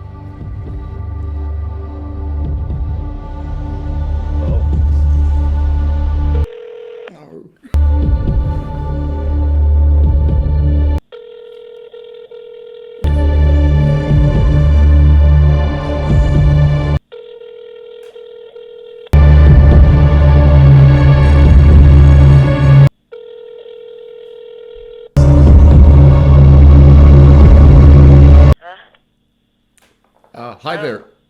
Hello? Hello? Hey, is Brendan there? What? Is Brendan there? Got the wrong number. Oh, hey. Who have I got? Hello? That was a terrible attempt. Is Brendan there? That was your tactic? Well, here's my thought. Mm-hmm. I could be like, is Brendan there? Mm. And then they would be like, you've got the wrong number. But then I could be like, oh, that's as far as my brain went. You know what? This saddens me because this week Brendan Awareness has done nothing. We haven't. She did not sound up for a chat. Well, it sounded like we woke her up. It was the Tom Charm you needed to pull on her. She was you know like, what? meh. Tom, next week I'll show you how it's She done. didn't even say a word. She was like, meh. You weren't warm enough. You weren't, Tom? It's okay. I'll show you how it's done next week. I'm going to be beating myself up about this. Don't worry, guys. Next week we'll do it again. I will chat to someone, and we will get one person watching a Brendan Fraser film. Okay, let's go. Let's cool this down a bit. Awareness. Well, we got to wind down. My heart is thumping in my chest like racing. a jackrabbit. We just spoke to a strange random woman Is Brendan on the there? other side of the planet. You've got the wrong number. Well, what's your name? How are you gonna come back from that? I was hoping that I would find something deep inside. She's like, wow, my name's Lisa. I really can open up to this guy now. I'll watch Brendan Fraser movies. But no, we're winding back up. Let's wind it down. Maybe your name's Brendan out there somewhere. If it is, watch a Brendan movie. Why not? You've got the same name as a great actor. Just do it. I mean, really. Now that I think about it. Yeah. Everybody should be calling Washington, D.C. Everybody should. Everybody listening to this podcast right now. You know what? Pick up your phone. 0011 202. And then 7 numbers. Then just 7 random numbers. Once more. 0011 202. 7 numbers. Call up. If someone's like, be like, is Brendan there? It's a good strategy. No, it's a good strategy. We know that it fails now. Open with, is Brendan there? It's a terrible strategy. You've heard it. You have to, and the only reason why you're doing this right now is because you're picking up Tom's slack. Because he chose a terrible tactic. To be fair, I sprung it on you, but still, is Brendan there? I'd love to see you pick up going. How would you? Hey, well, is Brendan there? We've said this numerous times. She would just look at me and then I would have to walk away in shame. It's Tom's go-to line at the bar. Yeah. Is Brendan there? Hey there. Hey there, can I get you a drink? Is Brendan there? No. Okay. My name's Stacy. Is Brendan there? I asked if Brendan was there. Okay. I hand up. That was my bad. That was my bad. Oh, you think? That was my bad. I'll admit that now. It definitely was. So but that's okay. Before we sign off, just a couple things. Yeah. Thing number 1. Yeah. I've had a couple people writing reviews for us on iTunes. Yeah. And texting me. And apparently iTunes is a bit fickle. Apparently iTunes is a bad time. Yeah. iTunes is... It's a fickle pickle. Albert Brooks in the scale. And we get it. It's easy to lose patience with iTunes Brooks. Yeah. but nobody likes a Brooksy. Nobody likes it. But hang in there, because you might be writing reviews and they might not be popping up on iTunes immediately, but apparently it takes a couple weeks. It can takes take a week to 4 weeks. A week to a month to pop up. So they are coming through. It's just going to take a while. And if they don't come in a month, then, we will knock on iTunes door. We won't even knock. We'll be at the stage where we're booting it down. We'll be like, hey guys, where are our reviews? Our beautiful listeners have written them. They're not here. Give us our money back. They'll be like, you guys didn't pay any money. We'll be like, hand it over. Everything in the register. Give it all. Give us everything you've got. This isn't iTunes, Josh. Yeah. This is a service station. Tom will be waiting at the door, just ready to run. Yeah. He'll be like, is Brendan there? Is Brendan there? Oh, man. This was my least favourite game so far. It was my favourite game. Oh, and man. we'll play it again next week. I feel physically uncomfortable. Yeah, because Brendan wasn't there. That was a 1 in a million shot, Tom. It was a 1. You threw the Hail Mary at the beginning of the game. I believe in Hail Marys, Josh. Hail Mary at the beginning of the game, no one's seen it. Well, it let you down. It did. The Mary did not hail today. But this is a good movie this week. Guess what we're watching next week? What? We're watching Blast from the Past, Josh. Oh. That is a Brendan Fraser, tried and true. I am very excited. Yeah. Stay tuned for next week where Brendan will be there. Yep. And so will we. Brendan will be there. Yeah. And so, I guess all we can really say is, have a nice day. And oh my god. Yeah, terrifying. I can't believe we both decided to say have a nice day. What was that? Have a nice day. And we are really getting in sync lately. Even like last week when it was like when I was talking to that woman before and we both in sync were like no. There are some things that we definitely have separate syncs about. We have the dual sync scenario and your sync is covered in crap. Yeah. I gotta clean it up a bit apparently. Clean your sync up. Well, have a good one, loyal listeners. See you later, peeps. Yeah. We love yous. We love all of you. It's Brendazzled. Hi people, welcome back to another week of Brendazzled. This week we watched Blast from the Past, and here I am, Josh. I'm the favourite one, the one that you always want to listen to. And I'm the brooding underdog, Tom Crosby, the dark horse galloping over the plains with lightning on its hooves. Everyone's allergic to horses, Tom. Everywhere. It's a known fact. Horse allergy. They're trying to get rid of the Melbourne Cup. They're trying to stop that because people hate horses. It's a known fact. That's exactly. People hate horses. They don't want to see them anymore. They want to get them out of the Melbourne Cup. It's the most tragic thing about the Melbourne Cup. Hashtag horse hate. But we've let this horse in today, Tom. And he will speak words. He's a trained horse. I love to speak. And I love words. And I love horses. Anyway, this week's movie. Blast from the Past. Listen to the trailer right now. Damn. And now for our feature. Played the trailer. Or they're probably listening to it right now. It's like, in a world where you think it's normal, there's a family from the 60s living underneath the ground. One of them is Christopher Walken. The other one is Brendan Fraser. And there's some girl too, but we don't know her Sissy name. Spacek? Is that her name? I know her name. Yeah, Anyway. Of course you know her name. So that's the trailer. And now for our feature presentation.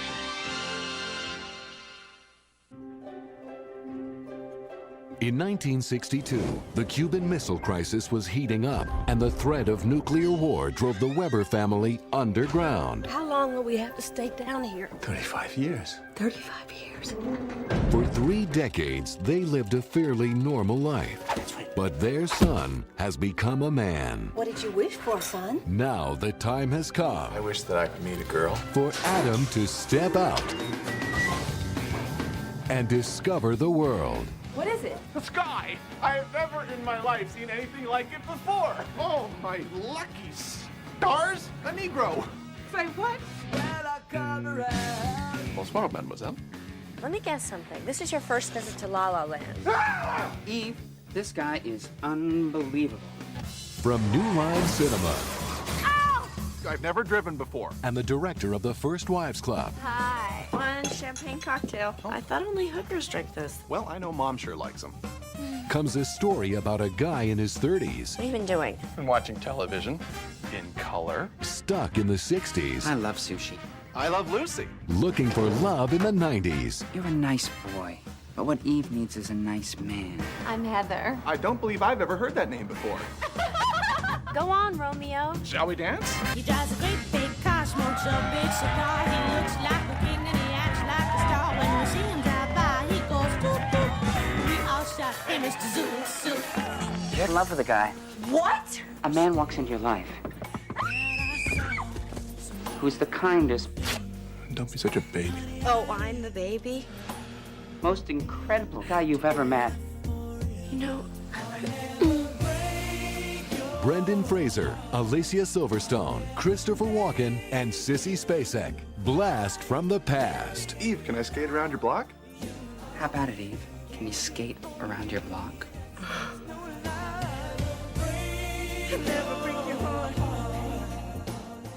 The movie was actually a really cool premise. And I gotta say, this is probably one of my favorite movies of the ones that we've seen. I've seen this movie a few times. This is close to your heart. And I have to say, yeah. it did not disappoint. I Yeah. enjoyed this movie as I have every time I've watched it. Yeah, I've always seen it as the thumbnail on Netflix, and I've gone, not today. But I shouldn't have, because this movie was an everyday sort of movie. It's not a not today, it's yesterday and tomorrow and the next day. This movie was like heroin. We This did it movie was once, great. and then we just kept doing it. Yeah. No, the movie is, it's in the 60s, and I think there's like a Russian Cold War going on. I don't know, I'm not a historietician. You're not a linguist. I'm not a linguisto. But I don't know my history from my Hitlers to my, Malcolm X's. But Jesus, I hear... that's not a line you want to put. Well, I hear there was a Russian Cold War in the 60s, and people were worried about, like, bombs hitting. So they created bomb shelters, and Christopher Walken is kind of a kooky genius. I'm going to do this one. I'm just going to do this one. Jesus. Well, you don't like this? This one, it's... Okay. All right. Go on, Dark Horse. What have you got? Okay, it's the Cold War. Christopher Walken is a professor from Caltech, the best institution in America for sciences. Oh, I'm sorry. He's also crazy. He's paranoid. Builds a bomb shelter. One night, at the height of the Cold War, he thinks we're going to get bombed. He goes down in his bomb shelter with his pregnant wife.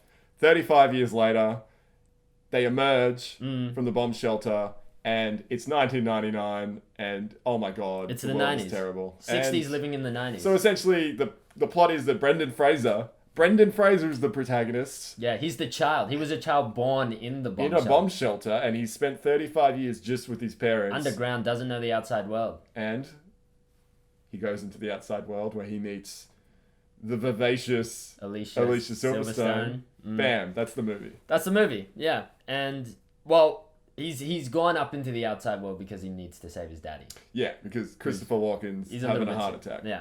So that's it, and it's just about him. And this is great to see, because Brendan is so curious in this movie. He's a guy, he's a baby looking at everything for the first time, but he's not a baby, he's a 35-year-old man. He's like, what is that, a tree? I've never seen one of these things. So, you just get to see that all the time in this film. And I love it. He's sky. Curious. He's as curious as George. What are you looking at? The sky. Yeah, the sky. Yeah, there are a lot of really great moments in this movie. But let's just get straight into this. Good Brendan, bad Brendan. Good Brendan, bad Brendan.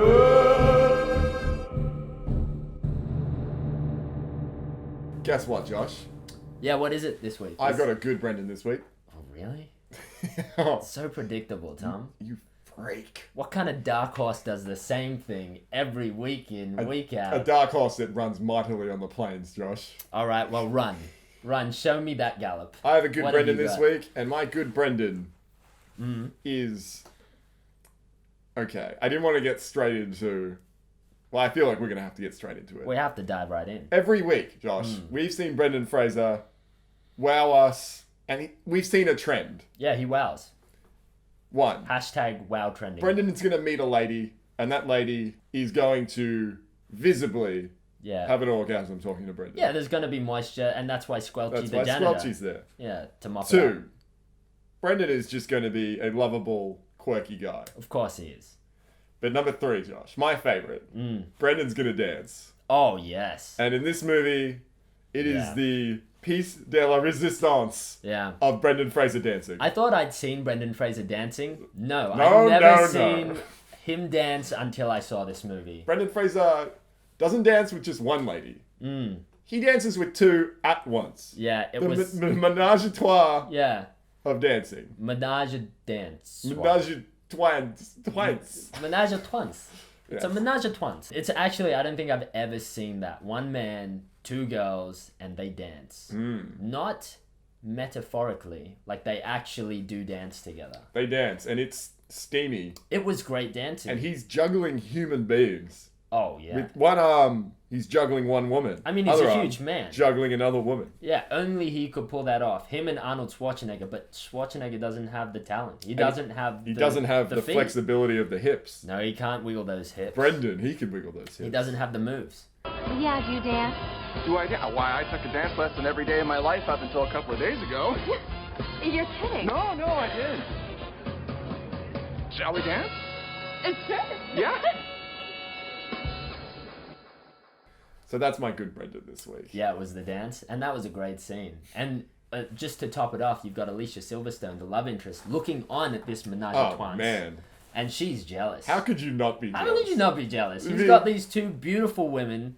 Like, you're a beautiful girl, Alicia, but these women were great and nice, too. Yeah, and you were not nice, Alicia. No, you weren't know, nice. You know that. I mean, it's not your fault. You know, the script told you not to be. You played it perfectly, but, you know, we hated you. And these these girls are so nice from the minute we see them. They're hot, they they're were attractive. friendly to Brendan. They wanted to dance with Brendan. And guess what? Brendan danced. They danced. You were jealous. Yeah. Get over it, Alicia. Sparks flew, squelchy squelched. Yeah. He mopped up. And it was a grand old time. So that's your good Brendan. Yeah. What's yours? That's a beautiful Brendan. My Brendan this week is going to have to be a good Brendan as well. See, I can't go bad Brendan because I this is the best I've ever seen Brendan. Yeah, there was not a single moment in this movie that Brendan Yeah. was not performing at 100%. This was Brendan as I love to see him. Like, he was in his element where he's kind of childlike and so curious about the world. And he just nails it because that's essentially his character in this. Legitimately, no other actor could have done that role. No, it was made for Brendan Fraser. And if they gave it to anyone else, everyone would be in uproar going, well, where was Brendan? Yeah. So they'd be like, yeah, Daniel Day-Lewis is doing a good job. But where is But Brendan? he's not Brendan Fraser. No way. Yeah, Leo won the Oscar this year, but he's no Brendan. No. He's no Brendan. And if he took that role away from him, travesty. It couldn't happen. So my good Brendan this week is going to have to be when he sees the beach for the first time. Oh, that was going to be my chemistry. Oh, really? You dastardly dog. Yeah, well, I mean, what a scene. Because tremendous scene. First of all, can anyone even remember the first time they saw the beach? They saw the ocean and the sand. I know it blew my mind. It blew it right off. And I can't relive that moment. It only happens once, and it's a mind blow. But you get to relive it through Brendan. You get to see it actually happen to this man. He is just rollerblading around. He looks out. Oh, what is that? Just a really big pool that goes on forever. Seemingly forever. Forever, it seems. And what is this sand? And you just see him take it in and go, what the shit is this? And it would have been really easy to be afraid of that, but not Brendan. No, because he's so curious and he's so lovable. He gets right in there. Yeah, he just runs straight out into the ocean, dives right in, splashes the water about, and now you've got Alicia Silverstone and her gay roommate just kind of chilling on the sidelines, and they're like proud parents. They're kind of like shedding a tear, and everything's done in slow motion. It's kind of like a Free Willy moment when he's like jumping over the... But also as she's standing there watching, a hint of jealousy. Because Alicia, if you're still there, if you treat Brendan fine like the ocean was, he's going to get in you. Oh, he's going to get in you. And if there's one thing we know about Brendan, whatever substance he's around, moisture is happening. Oh. And he was soaking wet. That water was wet for his form. So, Alicia, I mean, if you're listening, great job. You did a great job pulling an unlikable character. Yeah. Good work. You're but not, but you're not the ocean. You're not the ocean, you know, but you have eyes like the ocean, baby, so call me. Ooh. Yeah, I got nothing. Yeah, okay. Well, that's my good Brendan. That's a fantastic one, though, because I totally could see it, but he sold it. He sold that he'd never seen the ocean before. Yeah. It would have been so easy to be like, well, how could you not see the ocean coming down to this rollerblading park? Yeah. Because you're literally right on it. You would have seen it in the car on the way there. Yeah. But I I'd put that to the door because his face, when he sees the water. Yeah. You don't even need to suspend disbelief. No. It's completely 100% unequivocally believable. Good job, Fraser. Yeah. You did it again. Good Brendan. Good boy. Good boy. Okay, let's roll this on to our next segment.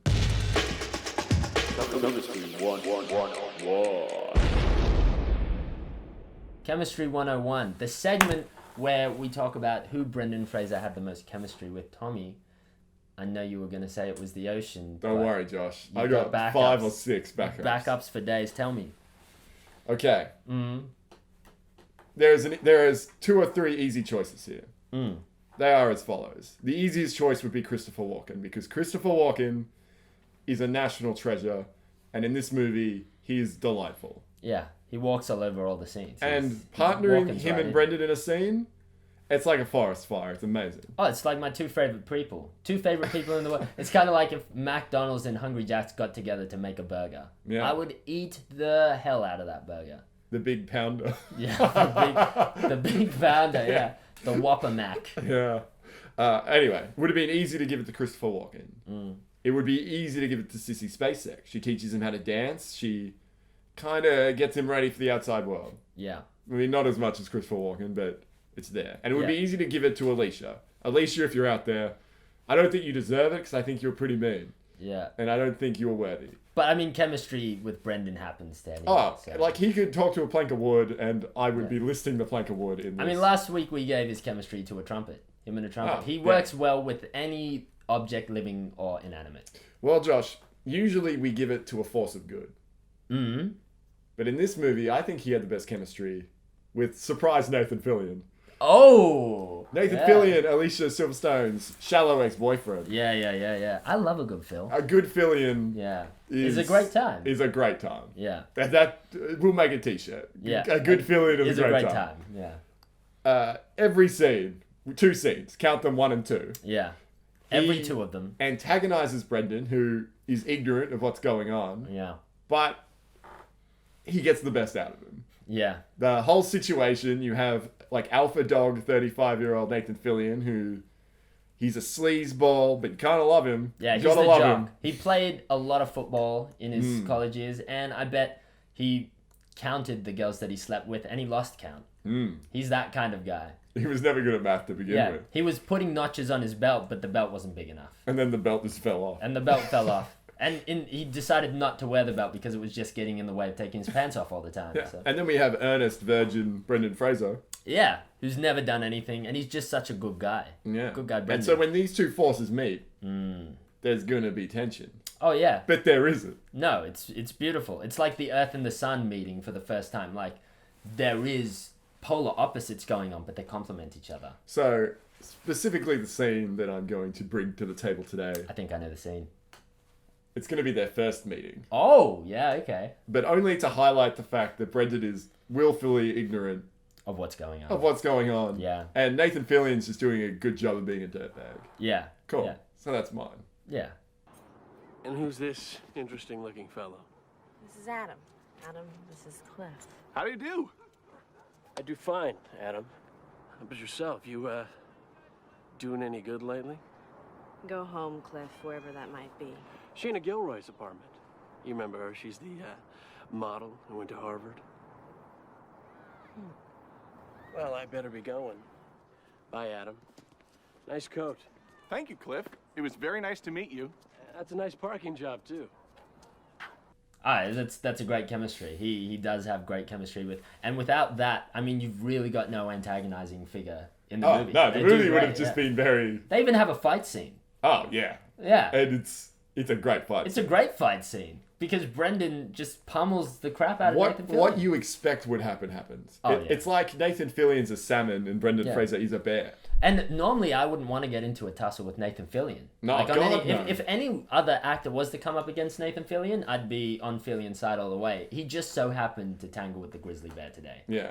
He got in the fight and he didn't have his weapons. He was like Leo and he didn't get out unscathed. He got beat up. He survived. Wait, but which movie are we talking about? Talking about The Revenant. Yeah, okay, yeah. good. We're talking about The Revenant. We've got topical, yeah. Topical. There's only one Leo bear scene that I can But then think who of. would win out of Nathan Fillion and Leo? I'm going to say Nathan Fillion. Yeah, I would say Nathan Fillion as well. He's a bigger guy. Yeah. Yeah, for sure. Fillion for sure. It's just because he came up against Brendan. He couldn't beat this bear today. You know what would happen? Nathan Fillion and Leonardo would try to team up and fight Brendan, and then Brendan would just beat them both. Yeah, and it's not the bear's fault for attacking. It's the bear's nature. It's what he does. Yeah. You know? He doesn't mean it out of disrespect. He's but an it's animal. just, if you're going to pick a fight with a bear, you got to be willing to pay for the consequences. Yeah. And that's exactly what happened. So that's a great chemistry 101. Yeah, what's yours, Josh? My chemistry 101 is... So, like you said, he does have good chemistry with a lot of people in this film. And it's so hard in this segment because Brendan, can find any chemistry in any situation. He should have been a scientist. I mean, he could have been a scientist. He still could be a scientist. And I think he uses science to get his chemistry where he needs it to be all the time. I think if we looked back through his school records, he would have an A+ in chemistry. Oh, hands down. Definitely. I mean, he might have like a B+ in biology, but definitely an A+ in chemistry. And physics, he probably had a C-. He doesn't look like he's too bright on the physics front, but chemistry, A+ for sure. Oh, yeah, well, that's something we can agree on. Yeah. We can debate about his school records. elementary grades. Yeah. Off time. I mean, if anybody has his actual records, please call in. Yeah, we would love to know. We would love to know. And not in a creepy way, but it would just help settle a debate that we've started, at least 10 seconds ago. We've had so many angry fights over this. Yeah. People. But, so it's easy to go for anyone, but I think there was a standout. And for me, it was when Brendan first comes out into the world and, he's looking at the sky, he's looking at all these things, he has a little playful moment with a girl, and he gets on a bus.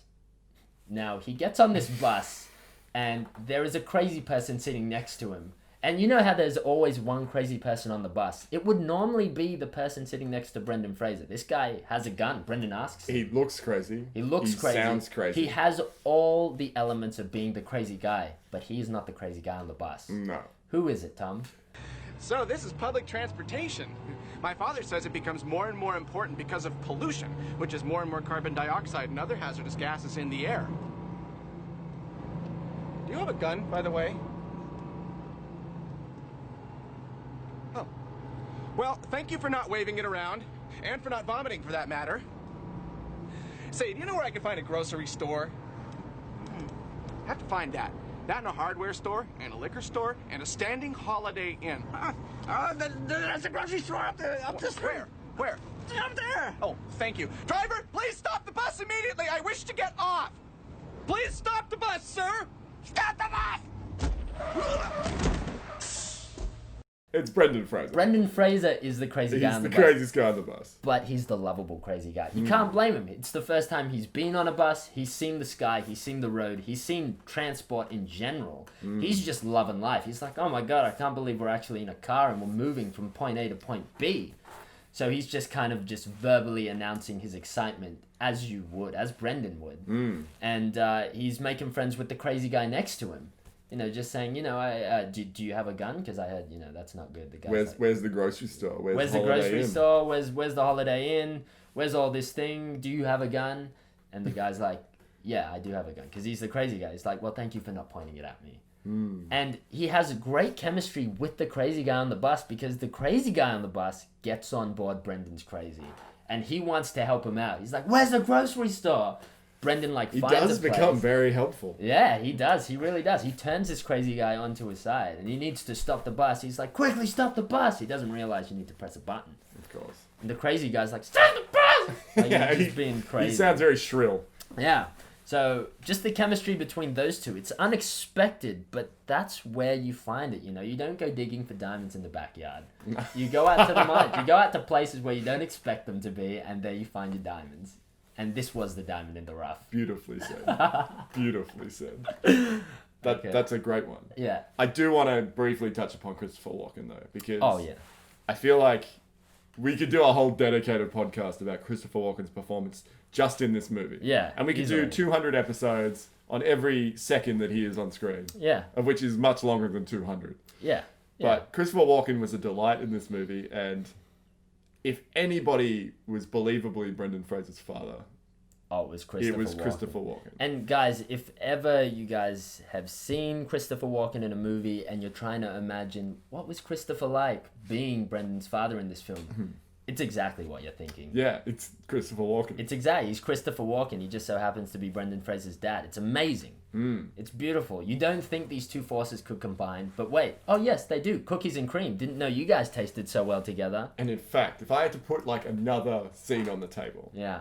The very end of the movie where Brendan tells Christopher that the bomb never dropped. Oh, yes.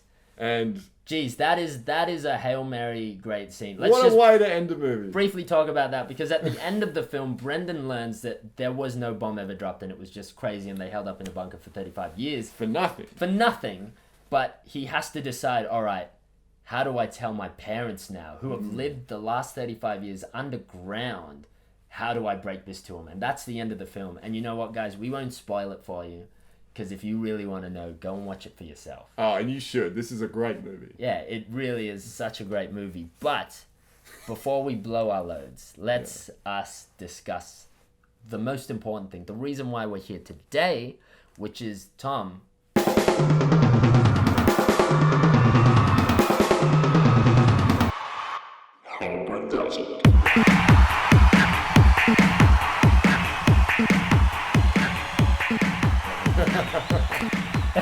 How Brendazzled? How Brendazzled were you? How Brendazzled was I? How Brendazzled were we out of 10 Dazzle points with Brendan Fraser in this movie? Tommy, what about you? What are you thinking, huh? What you feeling in your loins, in your chest, in your hoofs, you dark horse? I got me some thoughts, Josh. That's a first. What was that? What? What was that? Horses don't think, they run. Horses do. And boy, Brendan Fraser did in this movie. What a segue. This is a 10. Yeah. Straight up 10. Yeah. I'm not even going to beat around the bush. Straight out of Compton. We are now hitting peak Brendan Fraser. I have never been more excited to watch Brendan Fraser movies and talk about Brendan Fraser, because this was... I'm speechless. I am speechless with just exhilaration for how much I like this movie and I like Brendan Fraser's performance. It's a 10. Yeah.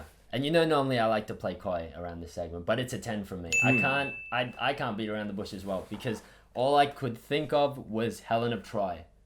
Because wars were fought over this woman. She was definitely a 10. And so was Brendan in this film.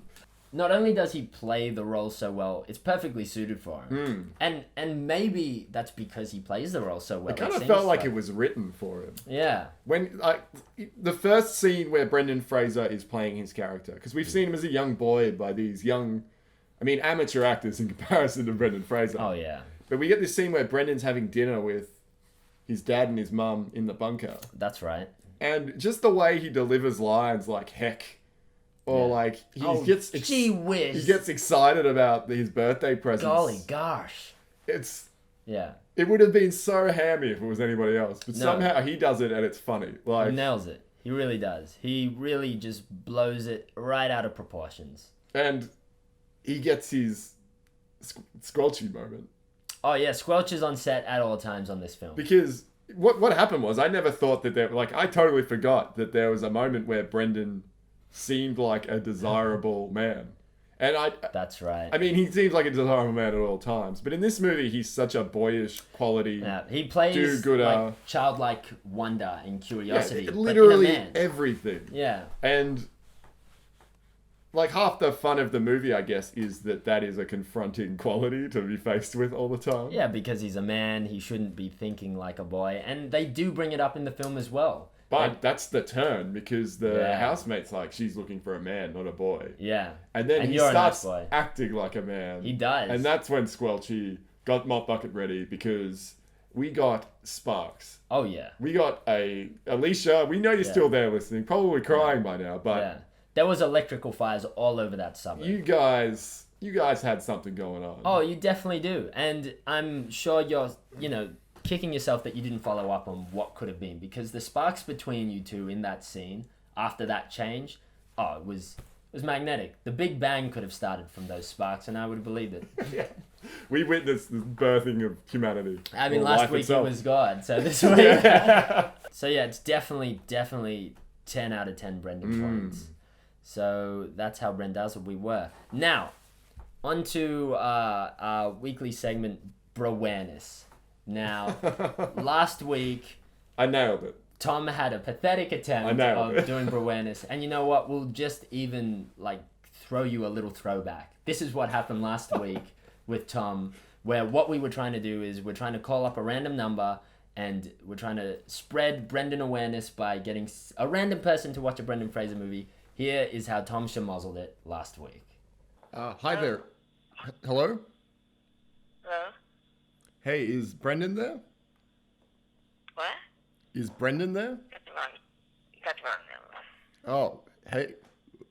Who have I got? Nailed it. I I nailed think it. that was the... But you know what? I can understand where you're coming from, because you do get quite emotional, and I know afterwards you felt bad that, you didn't really get anywhere, and is Brendan there? And I was actually, walking past your desk today, and I saw that, you'd written how you thought it would have gone down in a rap form. Oh. And so, what is this that I stumbled across? Oh, it's that rap I wrote. Yeah. Tom's Is Brendan There rap. And it says here, Tom's rap, but with that arrow where I wrote, is Brendan there? Yeah, because you forgot what Amazing. rap you wrote. So I know what you did, and it's because you felt bad and you couldn't really express it at the time, but this is actually how you thought this thing would go. So I also, because I'm a great friend, I stumbled, through your personal files on your computer, and I found a little track that you'd made for doing the rap. And because I'm such a great friend, I will read out the rap with you. Oh. Just alongside. It's so good that I wrote these different breaks for, lines that I thought you would rap. Yeah, to. I don't think it's going to win any awards, Tom, but... And I personally wouldn't be spooking my own rap, but yeah, sure, it was a pretty good rap. You've got to promote your own thing, and I spit some mad fire, Josh. Yeah, so all right, let's listen to this so-called rap that you've made to try and back yourself up. All right.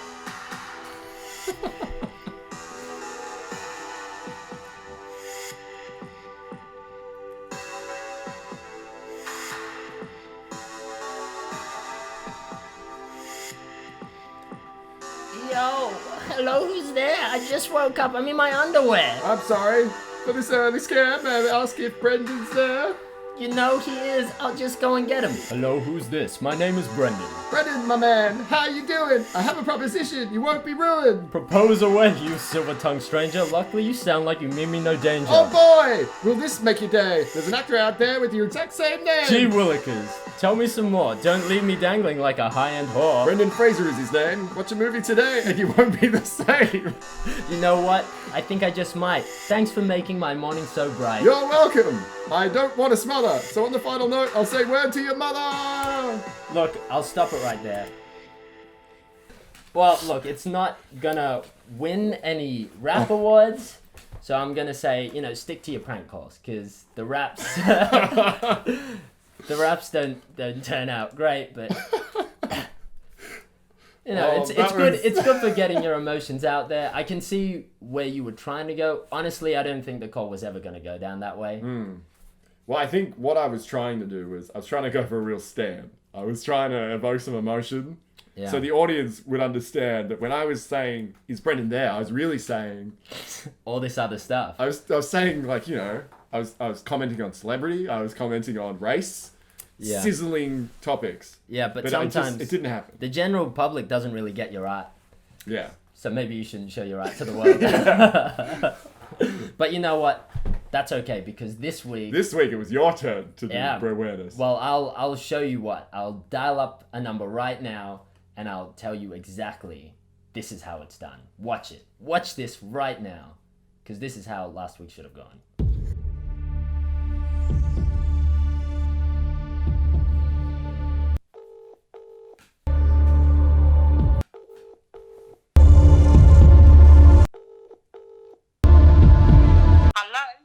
Hi, this is John from the Australian Wellness Centre.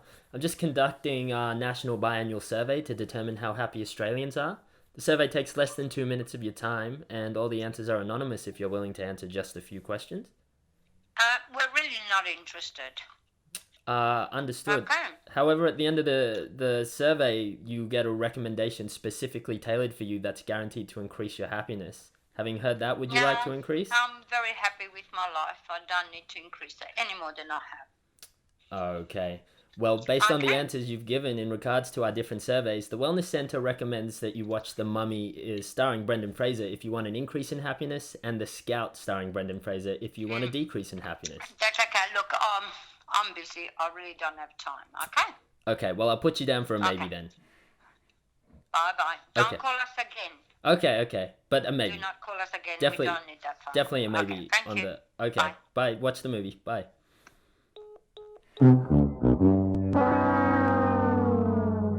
And you know what? After that, I think she's gonna watch a movie. She's put down for a maybe. It sounded like she got off the phone and she's going straight to the DVR. Well, listen, Josh.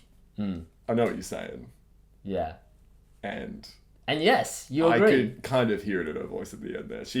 When she was saying, please don't call this number again, what she was really saying was, don't call this number again, because I'm going to tell everybody I know. Yeah, don't call this number again, because I'll be too busy watching The Mummy.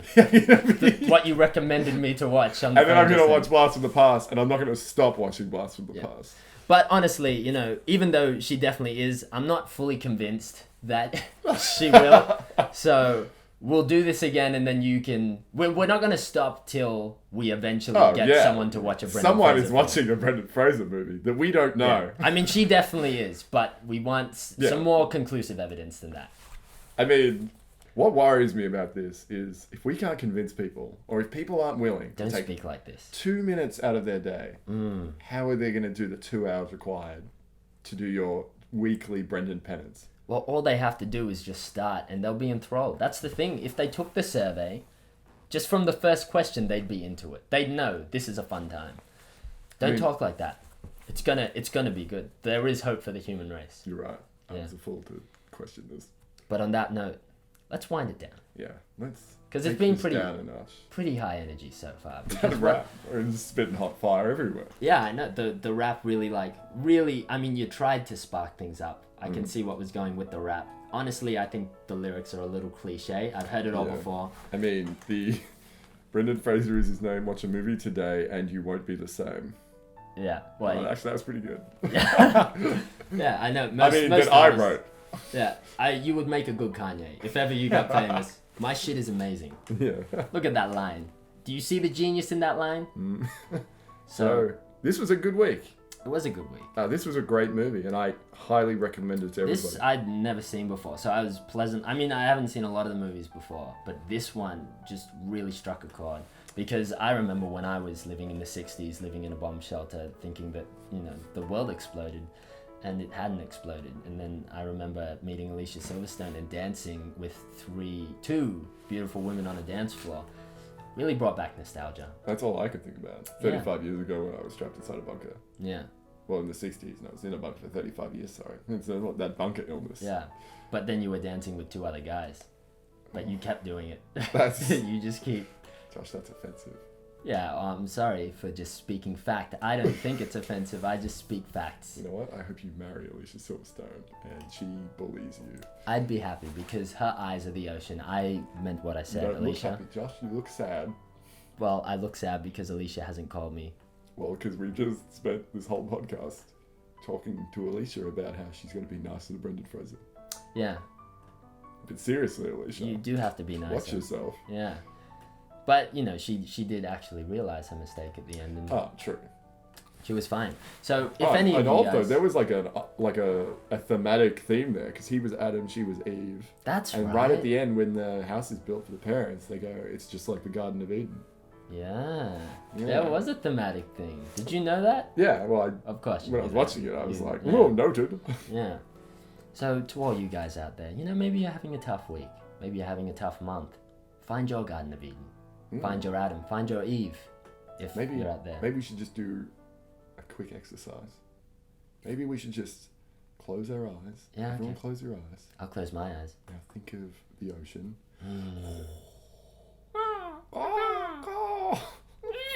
And whoa, somebody's coming up to you. It's a horse. Who's that? Who's that on the... Wait. Oh, that horse looks kind of dark. Is that Brendan Fraser riding this horse? Yeah. Is that horse Thomas Crosby? His hand is coming out. Are you going to grab Brendan Fraser's hand? I guess you should. Grab his hand, get on the horse. Yeah. Rate the podcast on iTunes. And tell all your friends. Yeah. And never wash your hands again. Because if you touch Brendan Fraser... Because, man, if I touch Brendan Fraser, I would just, like, scald a layer of skin off my hand and frame it. Oh, yeah. And it would be incredibly painful, trust me. It would be worth it. Yeah. Worth it completely. Yeah. I mean, because you do like to shower, so... You don't want to just not shower. You just have to take the skin off your hand. Yeah, you just have to maim yourself. Yeah. And then you can shower as much as you want. That's the only way to do. Anyway, on that note. Yeah. Personally, I would just wash. Guess what we're watching next week? But is this a rhetorical question or are you asking me? No, I'm straight out asking you. Is it? No, I don't remember because I feel like I'm regressing into a baby. Where's my mummy? The Mummy. The Mummy. The Mummy. Oh, I'm so excited. Yeah. Oh my god. This is a big one. I am. I mean, we're trying to wind it down, so let's not amp it up too much. But guys, just so you know, this is a big deal. This is The Mummy. This is the movie that you've all probably seen, and if you haven't seen, well then you haven't seen it. No, if you haven't seen it, just turn the podcast off now and don't come back. Like, just get away, get out. Yeah, but no, come back. But come back and come back. We love you. Just be kind of quiet and don't raise your hand when Tom says who's listening. Yeah, but go watch The Mummy because it's going to be The Mummy, and that's a great movie. So yeah, if you haven't seen the podcast, go watch it. You don't have to, but why not? I mean, when did you last see The Mummy? Oh, me? Ages ago. And when did you last see The Mummy? Epochs and epochs. Epochs. You were older than time itself. Older than time itself. I think the dinosaurs were still... I was friends with Paleo-Jurassic Janice. Jesus. She had a funny name. She got teased a lot at school, but that's who I was kicking around with when I saw The Mummy. Nice. I can't wait to meet her. She sounds great. Paleo-Jurassic Janice. Paleo-Jurassic Janice. Paleo-Thoracic. Janice, yeah. We called her PTJ. Yeah. Old Petey. Anyway, Old Petey. Guys, PTJ. Have a great week. I mean, try because you're going to be so excited. Well, you've already had a great little experiment which has calmed you down. It's made you think of Brendan, so of course you're going to have a great week. Yeah, and if you have a bad week, don't blame us. It's really your own fault. Yeah, it is. Because The Mummy's going to make it better. Bye! Bye!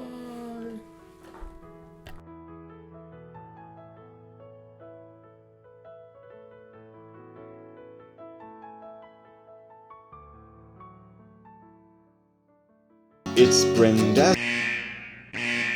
Public service announcement. Public service announcement. Repeat. Public service announcement. Guys, there's an emergency. Public service. We do have an emergency public service announcement to serve to the public, and it can't wait. It's very imperative. It's urgent. But before we get to it, how are you, Tom? I'm feeling pretty good. Yeah. I mean, it's... How was your day? Oh, it was boring. Oh, okay. But you're still feeling good about it. Oh, I'm still feeling good about the day. There's nothing to complain about. I still have my legs, still have my arms. Yeah, well, damn. I was hoping today would be the day. Yeah. Every day I wake up going, maybe today's the day. Maybe today Tom gets And then I named. see you fully limbed and I'm like... And I can see it. I can see it all over you when you walk in the yeah. door. You have that big old smile and then you give me a once over and then I just see you droop and I'm like, damn. Yeah, the twinkle in the eye is gone a little bit. I've heard him again. It wasn't this day. How was your day, Joshua? Yeah, my day was all right, you know? Yeah. It was pretty good. It was everything a day should have been because I had a nice I had a nice HSP for lunch. Ooh. Halal snack pack. A really good one. I actually went out of my way to find... I looked on the halal snack pack locator. And I found one of the best ones in Melbourne, apparently. Yeah. And I walked for half an hour to get to this specific place. Good going. And it was amazing. I want to try and explain to you. So, I mean, I've just had the ones around my area. Well, wait, let me just interrupt you. Is Brendan Fraser in the halal snack pack? He... Then shut the f*** up! Whoa! Let's get back on track! Alright, Enough of this! Emergency public service announcement. Let's get to it. So the next movie we're watching is The Mummy. It's The Mummy. You can't half-ass this one. When No. you watch The Mummy, you have to do it right, out of respect for mothers everywhere. This is the big one. We've watched the movie. Oh, we've watched the movie. But we're going to keep watching it. It's because when a movie like The Mummy comes up, which is one of the Brendan Fraser movies. Is it the Brendan Fraser movie? It's probably the Brendan It Fraser is the Brendan Fraser movie. We can't just treat it like the rest of the episodes. We need some time to put together a Mummy special. Yeah, we need an extra couple weeks to really focus on The Mummy. Yeah. I mean, we watched The Mummy the first time and we were like, that was a good movie. Yeah. But I don't want to... No spoilers. No, about no how we spoilers. felt. No. Then we watched The Mummy a second time and we were like, can we do it again? Yeah. Well... Yes, we can. we've watched it 12 to 13 times now. Yeah. And we're thinking... We could probably just keep doing it. Yeah, and we could. After this public service announcement, we're going to go back and watch The Mummy yet again. And we're going to figure out more things we can put into this Mummy special for you. Because we need to be the fathers that this Mummy deserves. Good God. To treat our children to its bounty. Yes, the bountiful mother. Yeah, the or bountiful mummy. mother. The analogy broke down towards the end, but... It got too bountiful. Yeah. But sometimes parents are dysfunctional. It's the way things work. Hardly anyone has a perfect family, but Brendan Fraser does. You know, a lot of the time you never blame the mummy because the mummy's usually pretty good. Yeah, the mummy's usually pretty good. I mean, you came out of that vagina usually, so even if she does, falter, you cut her some slack. It's like an old home. But this is a perfect mummy. Oh. This is a mummy without any faults. This is... this is a juicy mummy. Yeah, this is a mummy that gave birth to us and... retained tightness, retained tautness completely. She probably didn't gain any baby weight, and when she gave the baby, whatever baby weight she did gain, lost it immediately. Oh, yeah. Yeah. And then she was on the cover of E! News or something. Yeah. And they were like, damn, mummy. This is a good mummy. That's mummy. a tight rig. Yeah. So, anyways, the point we're trying to get to is that no Brendazzled this week because we're setting up something amazing for you, hopefully. For you all. Yeah, we want to do something special. Something special. And it's a mummy special. So, first of all, while we've got you here, we do have some, housekeeping to get out of the way. We got a couple shout-outs. Yes. We got a couple shout-outs. One of them goes to Shiny Fister. Yep. Like the name. Yeah, I don't. I think it's horrifying. Well, I mean, first of all, why does the fist need an adjective? Well, I mean... Is it an adjective? Do you really want to explore this name? Well... This is the name of a serial killer. Yeah. A serial killer. A serial killer that we love, though, because you gave us a glowing review. You gave us a glowing review, so... And so, keep shiny, Fister. I hope your fist continues to be shiny. Yeah. And in action. Yeah, in action. As long as it's consensual action. Fist away, my friend. Fist away. Another shout-out? Another shout-out. To someone I can definitely get behind. Yeah. It's Tea Coffee Lover. Oh, yeah, that sounds like your lover straight up. I love beverages. Tom Crosby lover. I love beverages. How do you feel about beverages? They're all right. I can get behind some beverages. So you don't love them? I love Tea Coffee Lover. I love her beverages. How do you know it's a she, Josh? Well, it could be a he, but if it was just Coffee Lover, it'd be up for grabs. What tea, guy coffee loves lover. tea and coffee? Yeah, normally I think guys are one way or the other. Which is why I don't think you're a proper man. Ooh. Remember, you're a dark horse. Yeah, I don't drink liquids. Yeah. Do you drink tea? I haven't seen you drink tea. I like the occasional pot of pepper tea. Okay. Peppermint tea. And one more shout out, which is not really organic to our iTunes system, but... It deserves a shout out. Definitely deserves a shout out. And this is probably, we saved the best to last, because this shout out goes to Sarah Gall. Sarah Gall or Gal. Sarah Gall or Gal, we don't know how to pronounce your name. But, you know, we're going to try. No, okay, you can call her Sarah Gall. I'll call her Sarah Gal. Okay. And that way, you know, at least one of us is getting it right. She can only hate one of us. Yeah. So, anyways, the shout out. I feel like Gall, it's probably going to be Gall. But anyways, Gal. Gal seems like a G-A-L type, not a double L. Sarah Gal, the shout out goes to you, baby, because you have been doing God's work. You've been sharing Brendazzled. You seem like you're genuinely into it, and you deserve a shout out. So here's to you. Good on you. Pat on the back to you. Yeah, Sarah. Do it right now. Yeah, just do a little. Wait, we'll listen. Wait. Very Yeah, good. that was good. Very good. That was a good pat. You know how to pat. You know how to shout out. You know how to share. You know how to like, and you know how to give a good pat. Good on you. Pat yourself some more. So yeah, that's kind of the roadmap. We'll be back in, I think, 2 weeks. Yep, 2 weeks. So I mean, I understand it hurts. It does hurt, and we don't want to do this as much as you don't want this to happen to you. But to give you what we think the mummy deserves, we need some time, guys. I mean, that mummy script I downloaded isn't going to read itself, Josh. It's not going to read itself, no, and we're going to read it all. Yeah, playing all the characters. Playing all the characters. Except for Rick O'Connell, because no one else can play shoes. that. Only Brendan can. And he did. Well... And I guess Tom Cruise. I guess... No! No! How dare you? Yeah, no, who... We don't know what's happening in the future. No. Things could change. It's up in the air. It isn't decided. Silence.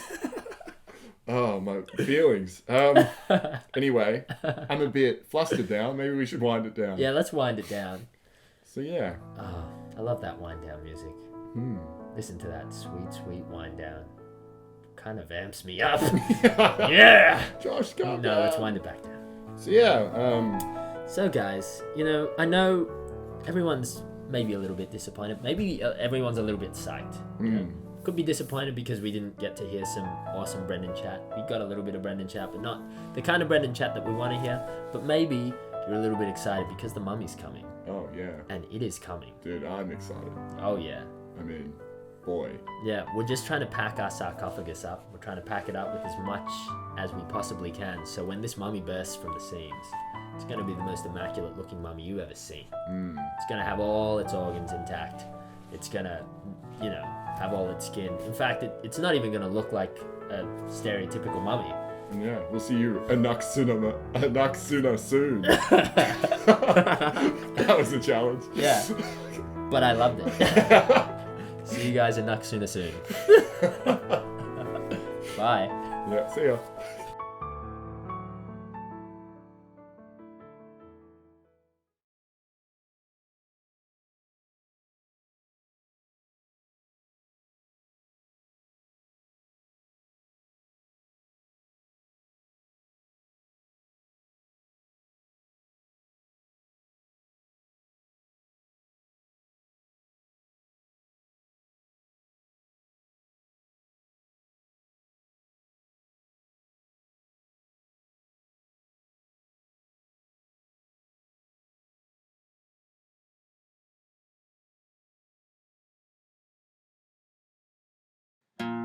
Brendan Fraser's in The Mummy.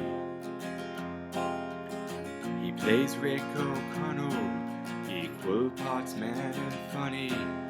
He hates ill-tempered scenes, messing with Alexander Moon dreams.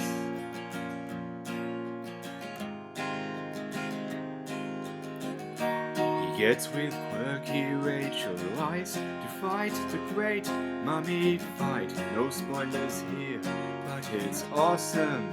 He totally owns the mummy. Brendan owns the mummy. We're Brendazzled. It's the mummy. Dun, dun, dun, dun, dun, dun, dun. Hello, people. Welcome back to another week of Brendazzled, and this is the week we've been waiting for. Tommy. This is a big week. This is a big week. Why oh is it my God. Why? Why do you think I'm getting so amped up right now? Josh, Yeah. I Tell don't me. pretend to be able to read your mind. No. But if I had to read your mind... You couldn't. We watched The Mummy, Josh. Yeah, we did. We didn't watch The Mummy once, Josh. No, we didn't even watch it twice. We've watched The Mummy... Let me put it this way. Yeah. If you asked me how to get to Hamanatra... How do you get there? Well, you have to ride the camel across the desert from the Nile and then wait till the morning sun rises and then it will just appear. Yeah, but you need to be like, hut, hut, tit, tit, tit, if you want your camel to go If faster. you're going to race those kooky Americans. I'll tell you how intimate I am with The Mummy. I came out of my own mother's vagina, yet I feel closer to this movie than I do my own flesh and blood. Oh my God. What a horrific and yet apt image. Yeah. Thank you, Josh. I mean, it's just truth. Well, if you couldn't tell, it's the Mummy Week. It's Mummy Week, and we've got a Mummy special for you all. If you didn't get that from the intro. In the intro, this is a special one, guys. Yeah, this is the Brendan Fraser. This is movie, the Brendan Fraser. This is the reason why Brendan is Brendan. Oh yeah, definitely. I mean, he had to come from his own mummy, so that's really the reason why Brendan is Brendan. Like, George of the Jungle was there. It was like, oh, that's George of the Jungle. But this movie was like, Brendan Fraser is a Hollywood superstar. Yeah, Rick O'Connell is Brendan Fraser. Oh, yeah. Yeah. So without further ado, now for our feature presentation, bitches. And now for our feature presentation.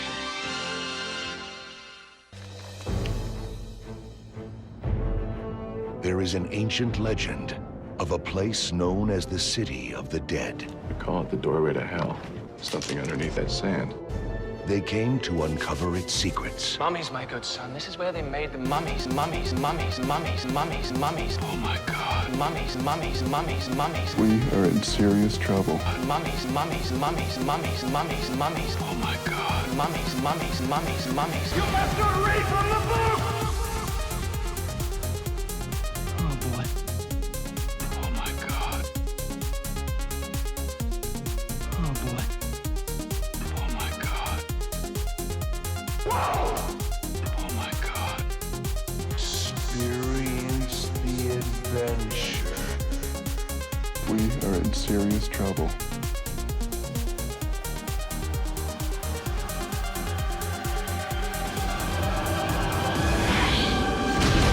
The Mummy.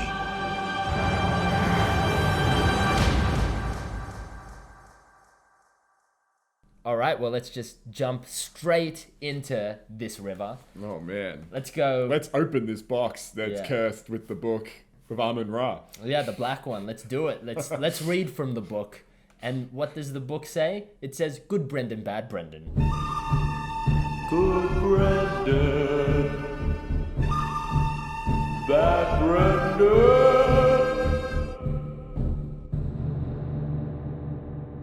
So good Brendan, bad Brendan, you know, a segment where we find either a good Brendan Fraser moment or a bad Brendan Fraser moment. So Tommy boy, tell me, what is it for you this week? Is it a good Brendan moment or a bad Brendan moment? Well, Josh.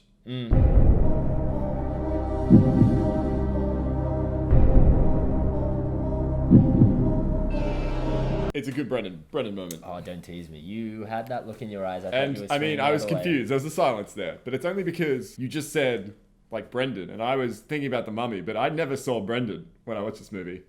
I just saw Rick O'Connell. This is a Brendan, like, and I know we say this every week. This is a Brendan we've never seen before. But this is a Brendan we have never seen before. He is so into character that, I mean, he's not even Brendan Fraser anymore. I've never seen it. Where is that childlike wonder this isn't Brendan Fraser the boy. This is Brendan Fraser the man. Oh, yeah. He's a man. You're living next door to childhood sweetheart Brendan Fraser, the boy. And he goes off to college, and you grow up in the small town. That's right. And he comes back for the summer, but he's no longer, you know, sweet, help you, let's have a laugh and catch butterflies, Brendan. He's chiseled. Jesus. He's got a jaw. He's got hair on his chest now. He's a transformed man. He's a manly man, but also a gentleman. He is a gentleman. He's a good guy. And GGB, good guy, Brendan. This is a good Brendan, and, well, my good Brendan moment is when we see him for the second time in the movie.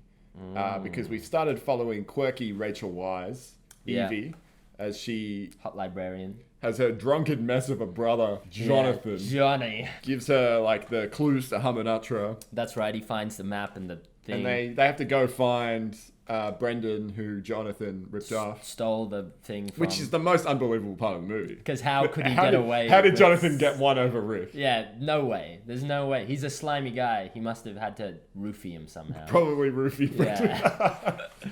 Yeah.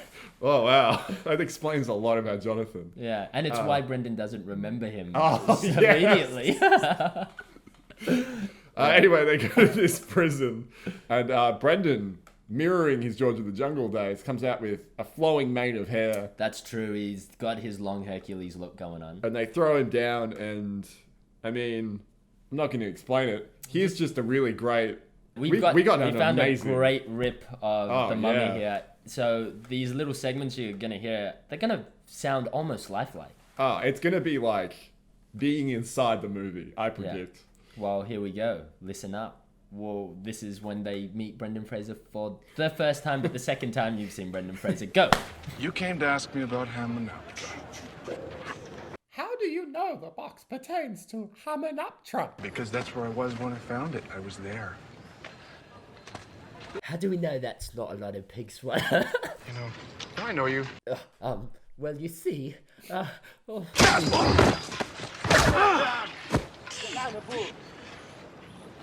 You were actually at Hamunaptra. Yeah, I was there. You swear? Every damn day. No, I mean... I know what you meant. I was there. Seti's place, City of the Dead. What did you find? What did you see? Do you really want to know?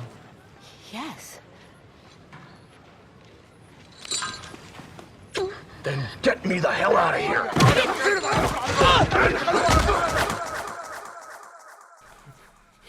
And that was it, Josh. That was a very good Brendan moment. Yeah. I especially liked the girl's voice there. She sounded very, very sexual. She sounded, innocent, but also like she's a freak in the sheets. And but, that Jonathan, what a scoundrel. Yeah, what a scoundrel that guy. I believe. I could smell his rum breath from here, Josh. Lifelike. That's we're listening in 3D. Oh yeah. Anyway, what's good Brendan, bad Brendan, Josh? So that's your good Brendan. All right, mine. This is a big one, Tom, because in this podcast we have seen an amazing catch. Yes. We've also seen an amazing drop. And I am ecstatic to announce that this week, Tommy Boy, we saw an amazing throw. We did see an amazing throw. Yes, we did. Oh my God. So what happens is Benny Boy, who's the scumbag of this, if we think Jonathan's slimy, he's all right compared to Benny Boy. Benny Boy is the scoundrel. He's why everything is going wrong. And so we've got this slimy Randall. That's a monster. That was a sneaky Monsters Inc. reference there. But I thought it kind of explained it. So we see him up in a bedroom. Whose bedroom? Just a bedroom. One of the bedrooms. I think Evie's bedroom. He's up in a bedroom anyways. He's looking for something. Oh yeah, he's looking for the book. Yeah, and he's not in Evie's bedroom. It's the really sexist guy with the fez. They're led by a woman. What does a woman know? Oh, yeah. Yeah, so he's looking for the book up in that guy's... Yeah, so he's up there. He's turning over sheets. He's flipping things up. Well. Brendan walks in. Oh, yeah. Rick O'Connell walks in. Not today. And these guys have a contested history. Oh, yeah. They've got some serious history, but we'll get into that. Yeah. So anyways, Brendan goes in. Benny's like, oh, no, Rick. So he goes immediately for the open window. No doubt that's how he got into the room. Let me guess. Spring cleaning. Brendan doesn't run after him. He just casually walks over to a chair close by, picks up the chair, and he throws it like he's in Major League Baseball, and direct hit. Nice shot. Benny goes down. And the chair explodes. An amazing throw. It was the amount of confidence that Brendan was exuding. Oh, yeah. There was no chance in the world that was gonna miss. I had like a heightened sense of reality. I mean, this is a movie about mummies. This is a movie about treasure. This is a movie about love. I did not question at all when he threw that chair at Benny. Completely believable. That he never was gonna miss. Yeah, the physics of the chair as well, like the way it turns, that's a chair. Do you think that maybe he improvised that scene? I think he probably. was meant to chase and catch Benny, but Brendan was like, I can do this easier. One over. Yeah, Rick doesn't exert effort that he doesn't need to exert. I'm going to pick up this chair, I'm going to throw it, I'm going to collect this guy in an amazing way, an amazing throw. Nice shot. That honestly is like the bar now for throws in movies. I mean, I believe that he was in the Scout, and that's probably where he got the aim from. Oh, for sure. Yeah. I mean, he throws a lot of baseballs in that movie, but... Yeah, I mean, he doesn't throw any chairs, and now he's older now, he's wiser, and he's just got a bit more forearm muscle. Oh, for sure. So he's able to fling that at the trajectory needed to collect his legs and really take down Benny in the most amazing way. But this comes with a caveat, because I also have a bad Brendan. What have we done? Oh, no. Yeah. It's the Mummy. We've got our first bad Brendan, and it's because we see the Mummy kiss on the lips Evelyn, the girl, Rick's girl. While she's sleeping. So he's creeping. Yeah, he's creeping while she's sleeping. Yeah. Brendy, how did you let that happen? Oh, bad yeah. Brendy. Bad. But just as an addendum to that bad Brendan, I mean, the Mummy, let's first of all, the Mummy really creeps into that room because she's asleep, the door's locked, and the Mummy turns into sand. He turns into sand and he goes through and the keyhole. he sands his way in. Yeah. Which is also very sneaky on the Mummy's behalf. Yeah, he did well. Just so he can get all up in her goodies and lay a peck on her mouth. Yeah, and it's not like Brendan is sitting back watching. Brendan kicks the door open. Yeah, he does come in.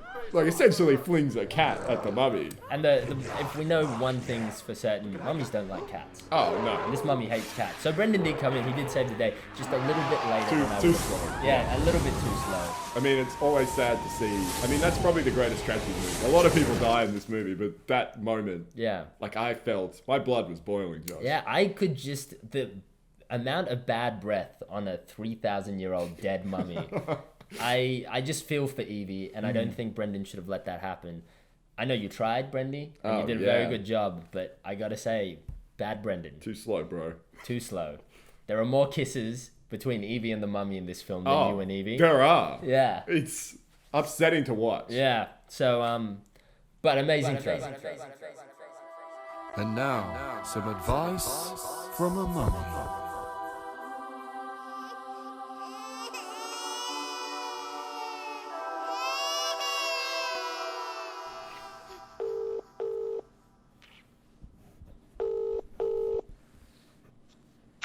Yes, my Joshua. Hello, Mumsy. Hello, my I precious. was doing my podcast, remember, and I needed to get some life advice from a mummy. Right. So I Maybe just this got is not some questions. Yes. Yeah, I just got okay. some questions that you can just answer, and they're not super. Anyways, I'll just start firing them off. Anyways, question number 1: how would you suggest eating vegetables to a guy that hates vegetables? Be creative. Make it taste the way you want it. Blend it, mash it, make it into a patty. Put it in a juicer. That's a good thing. And put a couple of dates and raisins and make it a sweet drink. That's good advice. That was life advice from a mummy.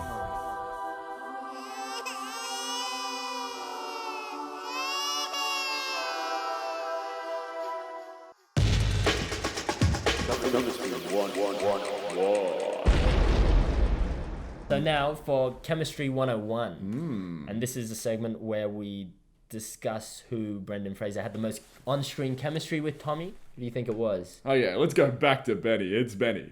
Okay, it's Benny. I've seen this movie a few times, Josh. Yeah. I mean, we both now watched the movie. Yeah. I mean, multiple times. I've lost count. I don't know where the Mummy begins and the Mummy ends anymore. I was walking to work the other day and I thought I saw Arnold Vosloo, the Mummy. Yeah. Like, it was just a tree blowing in the wind. I picked up a stray cat Yeah, protected Then I you. realized I was just losing my mind. That's fine. There's a lot of sand everywhere. It's hard to get unnerved. So at the start of the movie, when the movie opens, essentially, we are treated to kind of a old school Egypt sort of opener. That's true. But We get a backstory. The opening of the present day plot, we get Brendan. Like immediately, the best thing about this movie is we just kind of get Brendan filled with action. Yeah, straight out of the gates. He's in a war. And that's when we're introduced to Benny.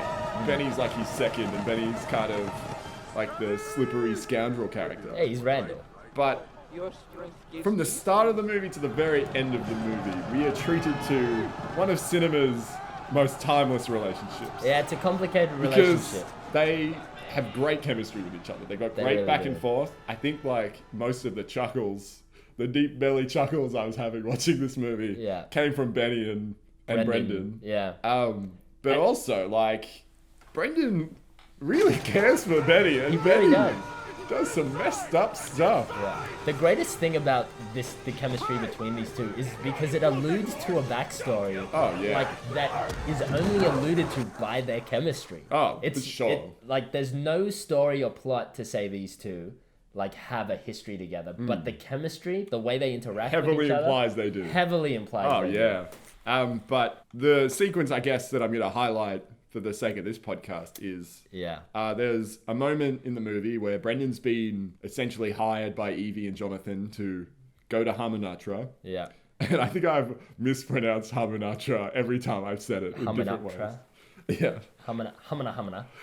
He's going to Hamuna. And Benny, who also knows where Hamunaptra is pretty much hired by Americans to go find it. So you have these two teams, a timeless battle. Yeah, red a versus race. blue. And Brendan on the boat. Yeah, they're on a boat.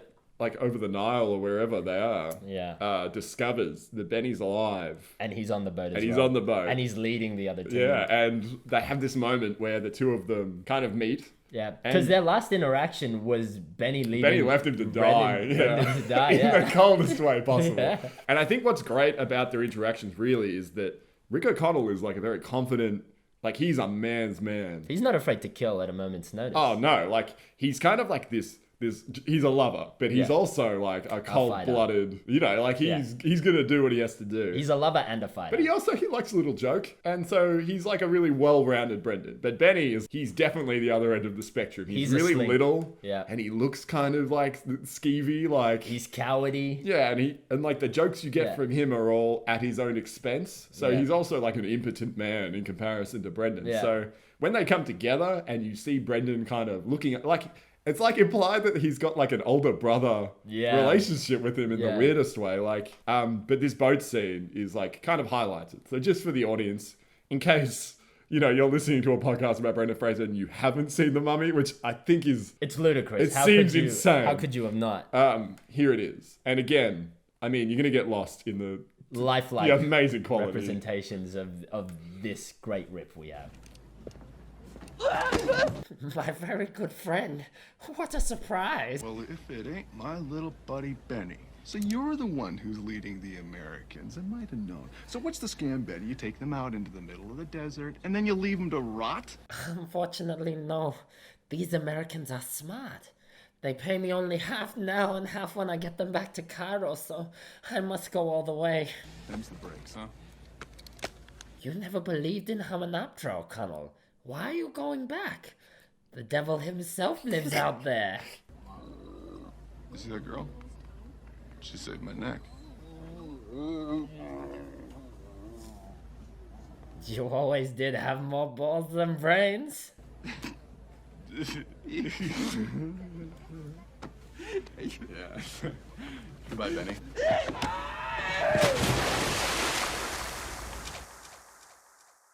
All right. There it was. There we go. I mean, I could see Benny's eyes. Yeah, Benny sounded scared. For sure. And he sounded real. It's like I knew Benny. It's I felt knew like him intimately. I also had a backstory with Benny. Yeah. I believe that. And that was a great, and I can totally see why that's your chemistry pick, because they had amazing chemistry.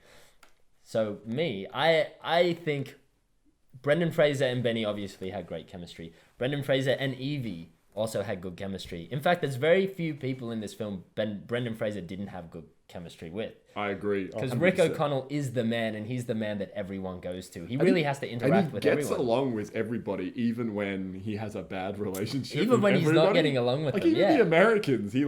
There's a bit where he talks about the slaves dying. But he just kind of enters the scene That's and he right. sits down. He's like, "It seems like our American friends had a bad day." It's like, but why are you like? Obviously, you're broing down with them. Yeah, so he's friends. He's friends with everyone. But I have to say, he had great chemistry with the Magi. What's his name? It's like Okay, here's the Magi thing. Man. Does he even say his name? I don't think he does. It's not like he extends his hand. He's like, "Hello, my name's." We'll call him Magi Man. Eminem. So he has this great chemistry with Eminem's face. So this is specific, but so there's this scene where they're running out of they're being chased by mummies. I think. Yeah. They're being chased by mummies and they're running out and there's an open door. Mummies are like funneling through and Brendan gets a match and he grabs this match and just so effortlessly lights the match on Eminem's face. Oh yeah, he swipes his face. Yeah, uses the lit match on some dynamite and explodes the door. Time to close the door.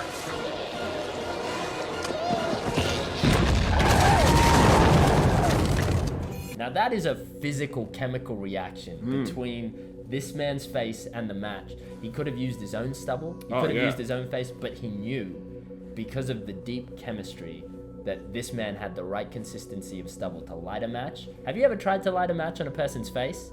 It is almost impossible. I mean, I'm refusing to believe that you've tried to light a match to somebody's face. I've tried multiple times. I saw this scene. I mean, we've seen it many times. I've had many times to decide the chemistry, but this is an impossible feat. I mean, but we've seen it now. Like it has to be possible. It has to be possible. We've seen him do an amazing throw, and like that's not impossible. I don't think anyone could have thrown the chair like Brendan threw the chair, but I mean, people have thrown chairs. It's been known to happen. Lighting matches on people's face, I don't know, but Brendan manages from Eminem's face. And he needed to know. He needed to have seen this man's face when he first saw him. What's weird is like we needed to know. We needed and to when know. we saw it, Yeah. we were like, "Well, I didn't know I needed that answer, but now I have it. Makes total sense." Yeah, because when he saw this guy, he clocked him, and we didn't hear this, but inside Brendan's face, he goes, "That's a good face. If ever I need to light dynamite with a match, I could use that face." This guy, yeah Eminem. So that's my chemistry. That is a great chemistry because it has chemistry. It has so chemistry. I always enjoy that. And now, some advice from a mummy.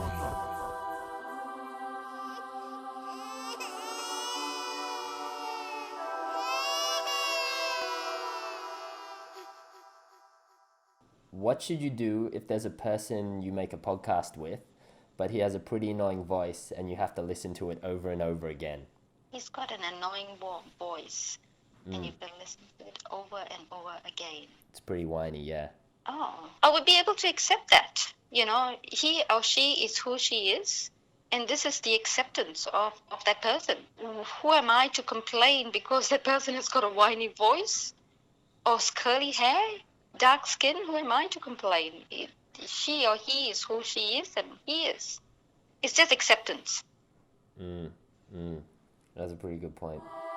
That was life advice from a mummy.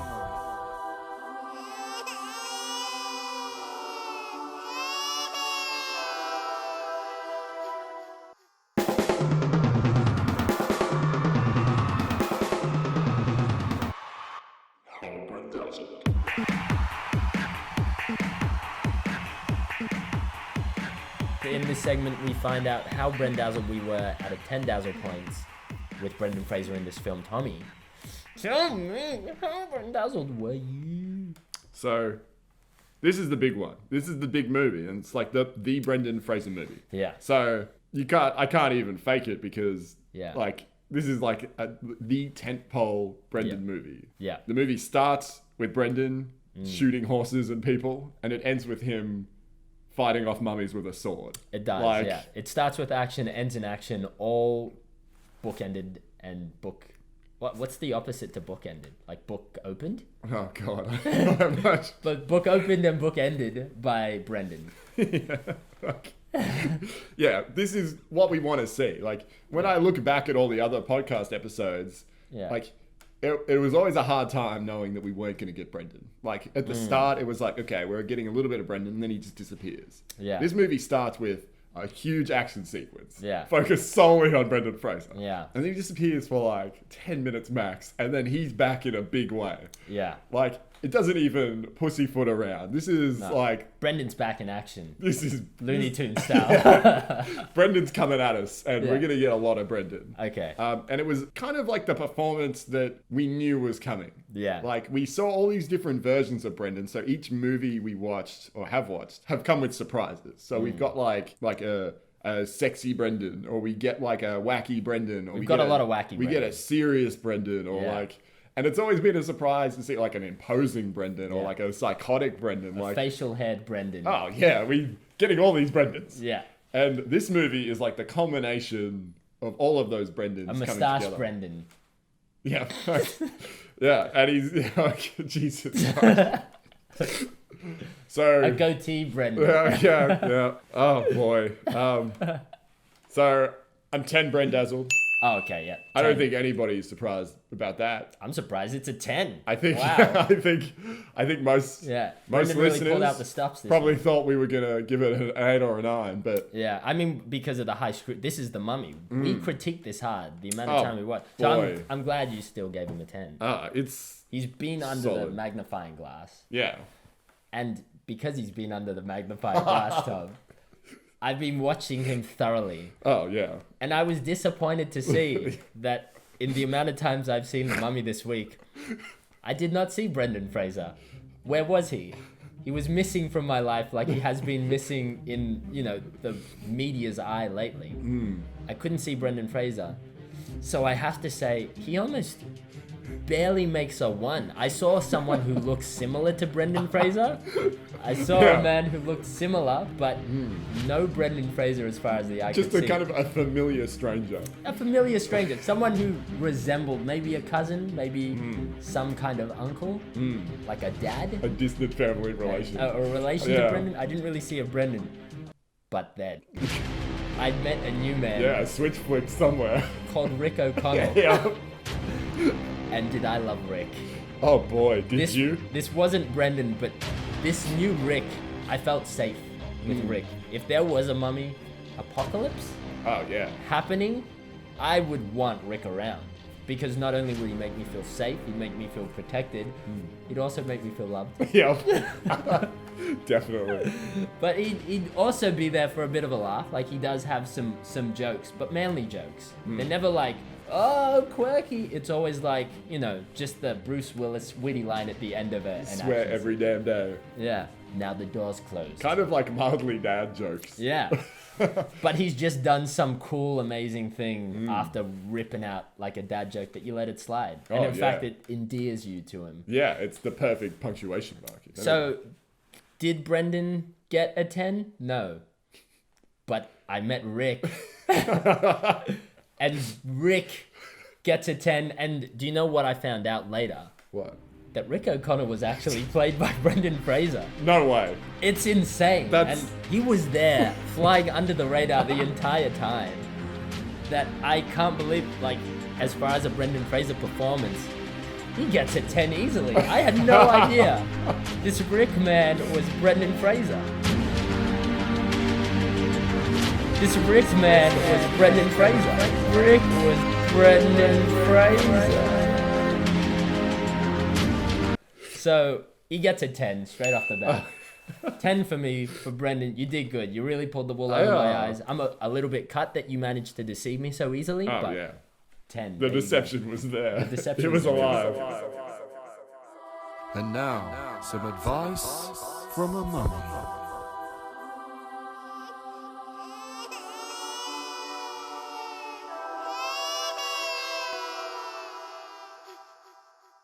What would you do if you knew this really talented guy? Let's say he's an actor and he hasn't acted in anything lately. How could you help him? I would say if he haven't acted in anything lately, then it's something that he's got an issue with, and it's got to do with confidence. And I'll turn around and I'll say, you're the best actor in the world. You're good. You know, when you talk to me, I just love to listen to you. And I love it when you move, when you walk. I will encourage that person in that way. Yeah, that would And I would say, you know, do as many auditions as possible. My gosh, people don't know about you. Put yourself out there. We need to see you. And yeah, I will be positive. That's great advice. That was life advice from a mummy.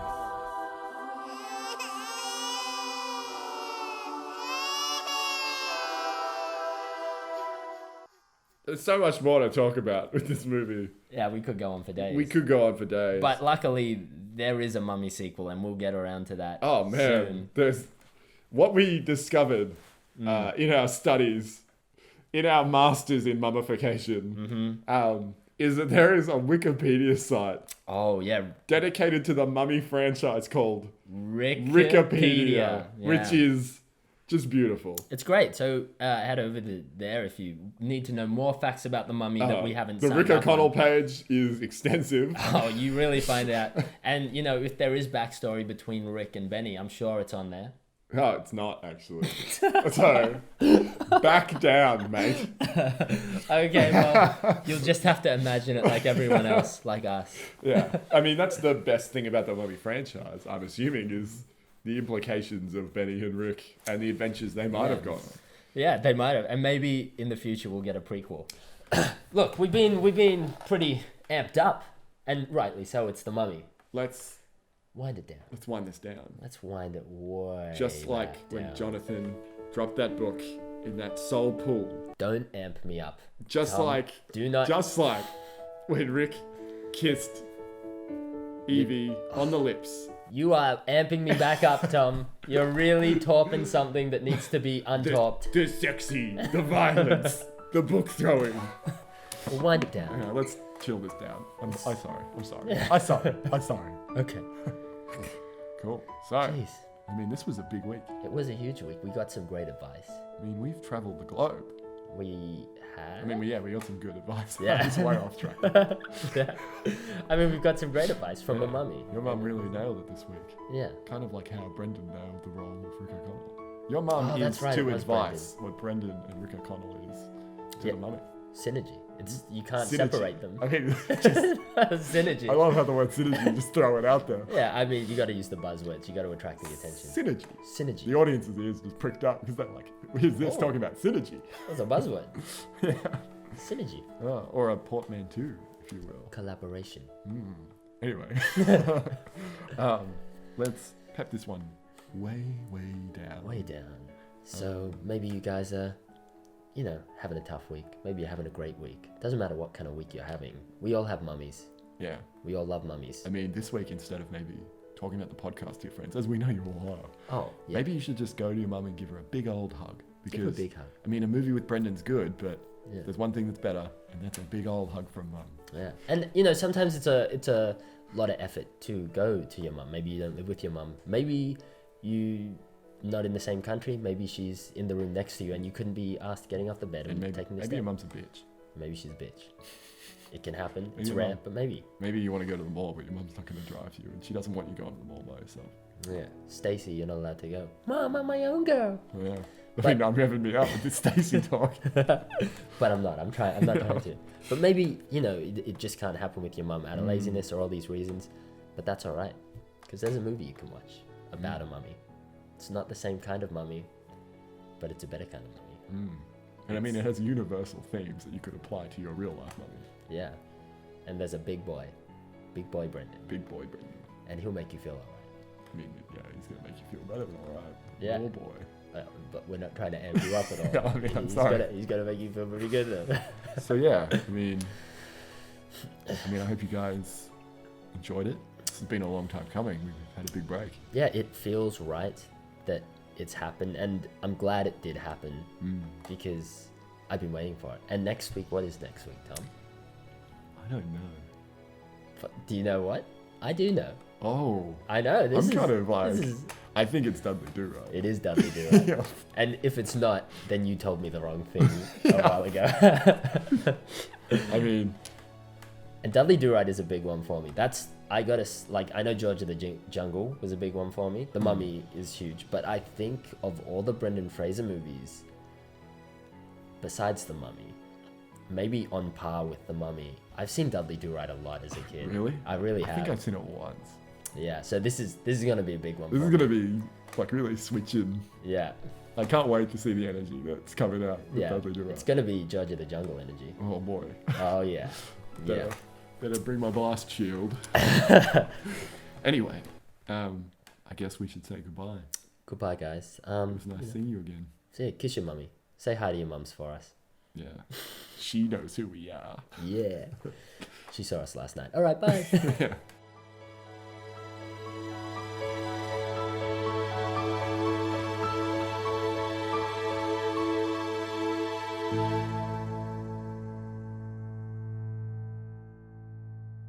It's Brendazzled.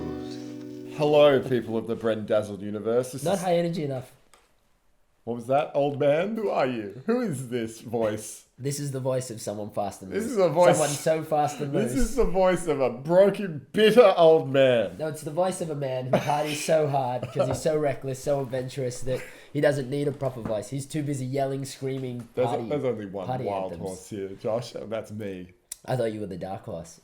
Oh, caught out again. Forgetful horse, more like it. Anyway, yeah. Hello, people of Brendazzled. That's better. We are back with another scintillating episode coming at you from my lounge room.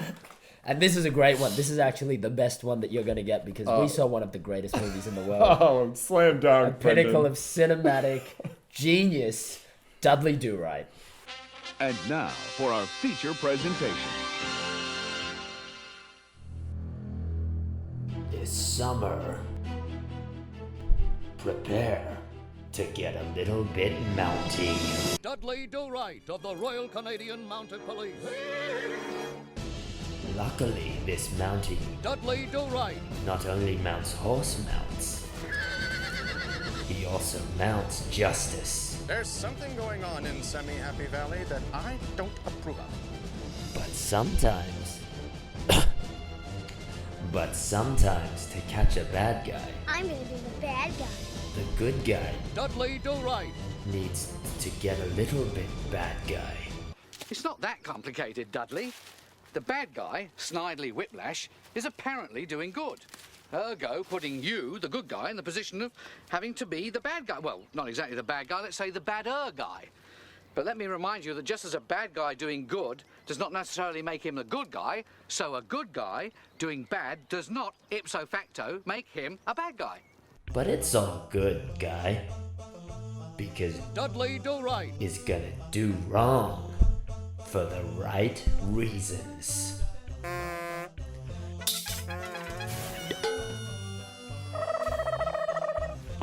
If you're a fan of motorbikes, Indians, or currency of any denomination, then this movie will slap your stick right off.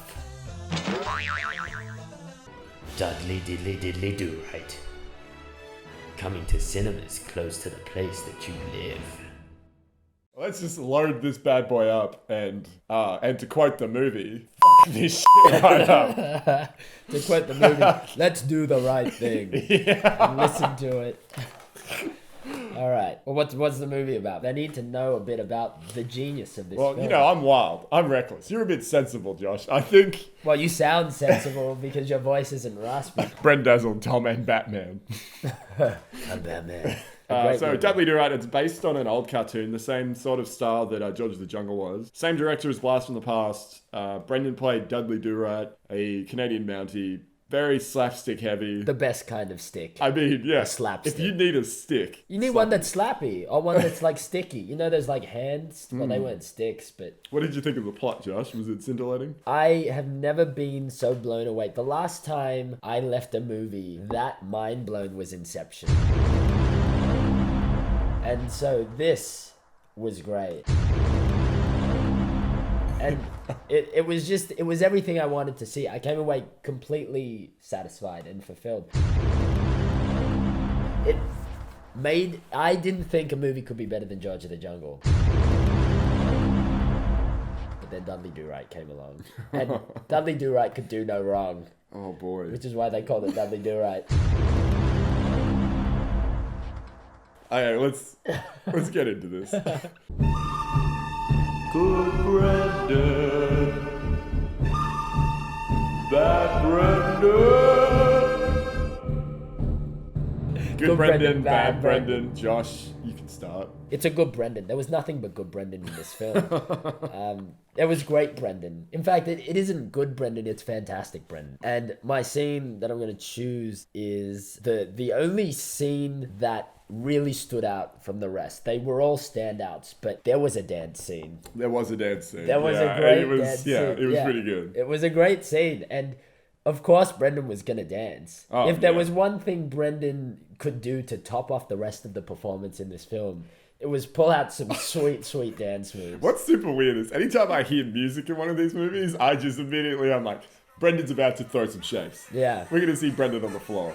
And maybe, like, this is what they do. I think they write the films, and then there's a dance scene, and then automatically they're like, well, we have to get Brendan Fraser. There's no one else that He can doesn't do it. ask. He pushes his way onto the floor and teaches. He teaches how to do it. In fact, he's like, no, guys, come on, I can't dance anymore. And they're like, well, we can't have you in a film and not show off those sweet moves. Damn it, Brendan. Damn it. Not only is it like a dance scene, but it's like a dance between good and evil. It's almost a dance between...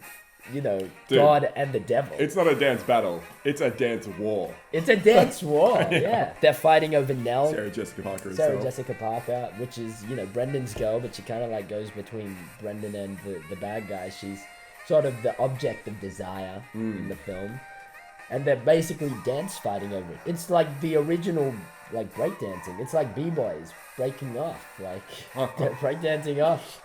I would say it started that breakdance revolution. Okay. DDR started from this dancing, yeah. Because there isn't just dancing, there's story. Oh, there is a story. There's story going on and there's emotion. And it's everything you want in a dance scene. Don't watch the end of Titanic. You don't need it. Just watch this dance scene in the middle of Dudley Do Right. What are you? Tell me. What's Well, listen, it's good Brendan, bad Brendan. Yeah. I'm not as sold as you on this movie. I don't know how you could do that. I know. This was a challenging film to watch. You hold your tongue. Don't lie to the lovely listeners. To be delicate about it, I feel like this could have been a misstep, like for Brendan. It's like I don't even know who you are right now. But it's a good Brendan. As usual, Brendan has done a good performance. He's done a great performance. Just so happens that the movie wasn't so great around him. It's a good Brendan though, and my Brendan, and I'm surprised you didn't say this. Yeah. There's a moment in the film where Dudley Do Right becomes the evil guy against Snidely Whiplash. Yeah. And Brendan drives over a hedge on a dirt bike in a leather jacket. Yeah. And just, squelching the janitors there because Sarah Jessica Parker, is just wet her pants. Yeah, he's got out of his uniform and he's got into this brand new uniform and he should have had mop shoes on. That was a mishap for him. When he put on this leather jacket, or at least worn some Crocs because he's gonna have to wash his shoes now. Yeah, because the grass was soaking wet and the sprinklers were not. And it was a slapstick movie, but at least there was a reason to be slipping over in that scene. Yeah, because it was, and he even had me when he rode up in that motorbike and he just pops a wheelie. But even better, Josh, he insults Snidely Whiplash, who he's actually played pretty competently by Alfred Molina. Considering that villain is a weird voiced, quippy dude. Yeah. I mean, he played a cartoonish villain very well. Yeah. But Brendan essentially just pays him out. I haven't seen acting like that since The Joker. Some men want to see the world better. Yeah. I thought it was Heath Ledger for a second. Yeah. I was like, how did I not know he played? Oh, it's not Heath Ledger. No, it's Doc Ock himself. Yeah, it's Doc Ock himself. Yeah. But then Brendan pays him out and then with a chainsaw attached to the bike. Yeah, carves the chick out of the tree. Statue, and you know what? I didn't know Brendan could do that, but I saw it. I saw Brendan do it. Brendan can carve statues out of greenery. Yeah, he can carve statues out of greenery, and he can carve any emotion out of people's hearts. And if you thought he couldn't, then you were Dudley Do Wrong. Yeah. Brendan did Dudley Do Right in this movie. And he Dudley did. Chemistry 101. 101. When we see who had the best chemistry with Yeah. the man, Brendan Fraser.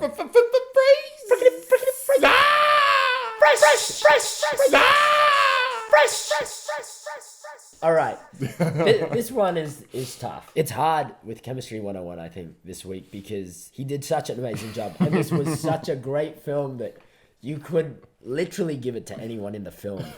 It's so hard to really choose what's your favorite type of Cadbury chocolate. Hazelnut for me. That's something that I've had to deliberate for the 25 years of my life. I didn't just, it sounded easy now in retrospect, but a lot of thought went into it. A lot of introspection. Yeah.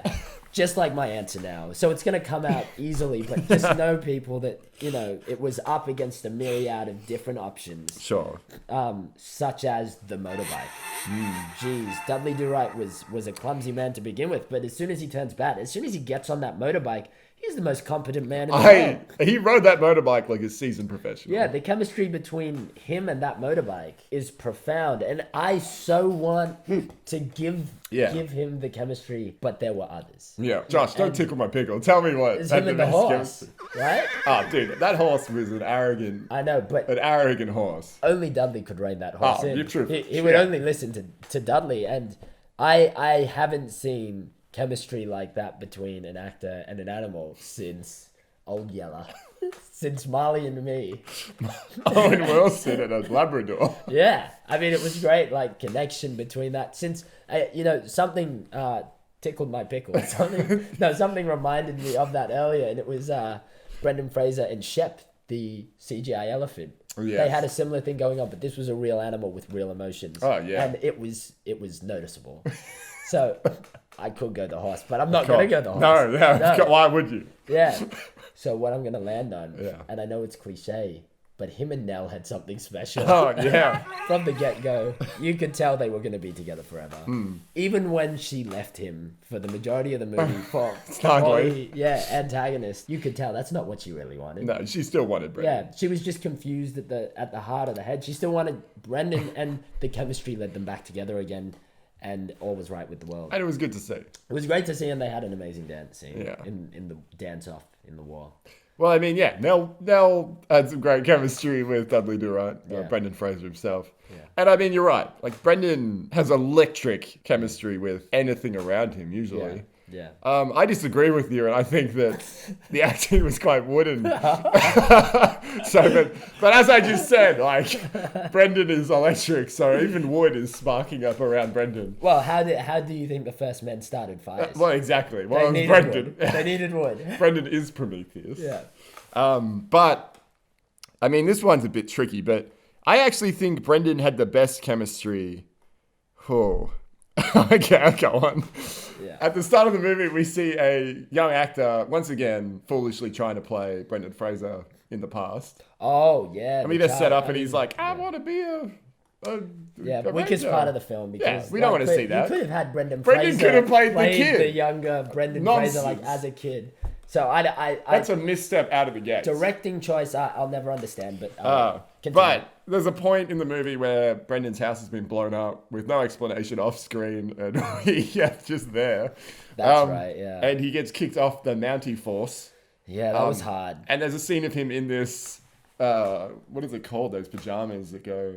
Oh, like long johns? He's wearing long johns, Yeah. and Brendan's rocking those long johns. I've never seen anyone rock long johns. Especially so far away from Christmas time, because they were red. Oh, they were bright red. He They could were have bright been red. Santa's alpha son. Yeah, he could have been, but he would have been huge. Oh. A 6 foot son. Huger than Santa Claus. Santa would have been asking questions to Mrs. Yeah. Claus, like where this man came from. Have you slept with the BFG recently? Yeah. Anyway, Brendan pulls this tiny Mountie costume out of a trunk. So I think Brendan had the best chemistry with himself. Yeah. And his desire as like a younger version of Dudley Do Right to hold up to his dreams. He had lost his uniform. He had lost his horse. Dudley's dreams were shattered.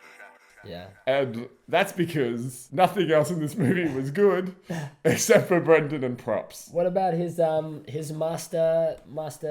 Oh, I threw up in my mouth when Eric Idle appeared in this movie. Oh my goodness. Eric Idle was in the he was a Monty Python. Like, he was a python. I don't know how to feel about you right now. you can Yeah, clearly you saw a different film to the one that I saw. I didn't see a film. What happened to you earlier today, Tom? Because you're letting your emotions get in the way of a masterpiece. Yeah, so, I mean, Brendan was pretty great. I mean, it was obvious that there's like a extended sequence of just Eric Idle and Brendan Fraser out in the middle of a field. Teaching. Yeah, he's the mentor, Teaching him how to be trainee bad. thing. And it was just so obvious the director of this film was like, oh yeah, we're capturing some gold here with Eric Idle and comedic superstar Brendan Fraser. But I mean, to their credit, like, Brendan did do a good job. Of course he did. Yeah, I just don't know what to think. Well, it was called Dudley Do Right because everything was done right in this film. Oh, yes. Including the title. Yes. Anyway. Yeah.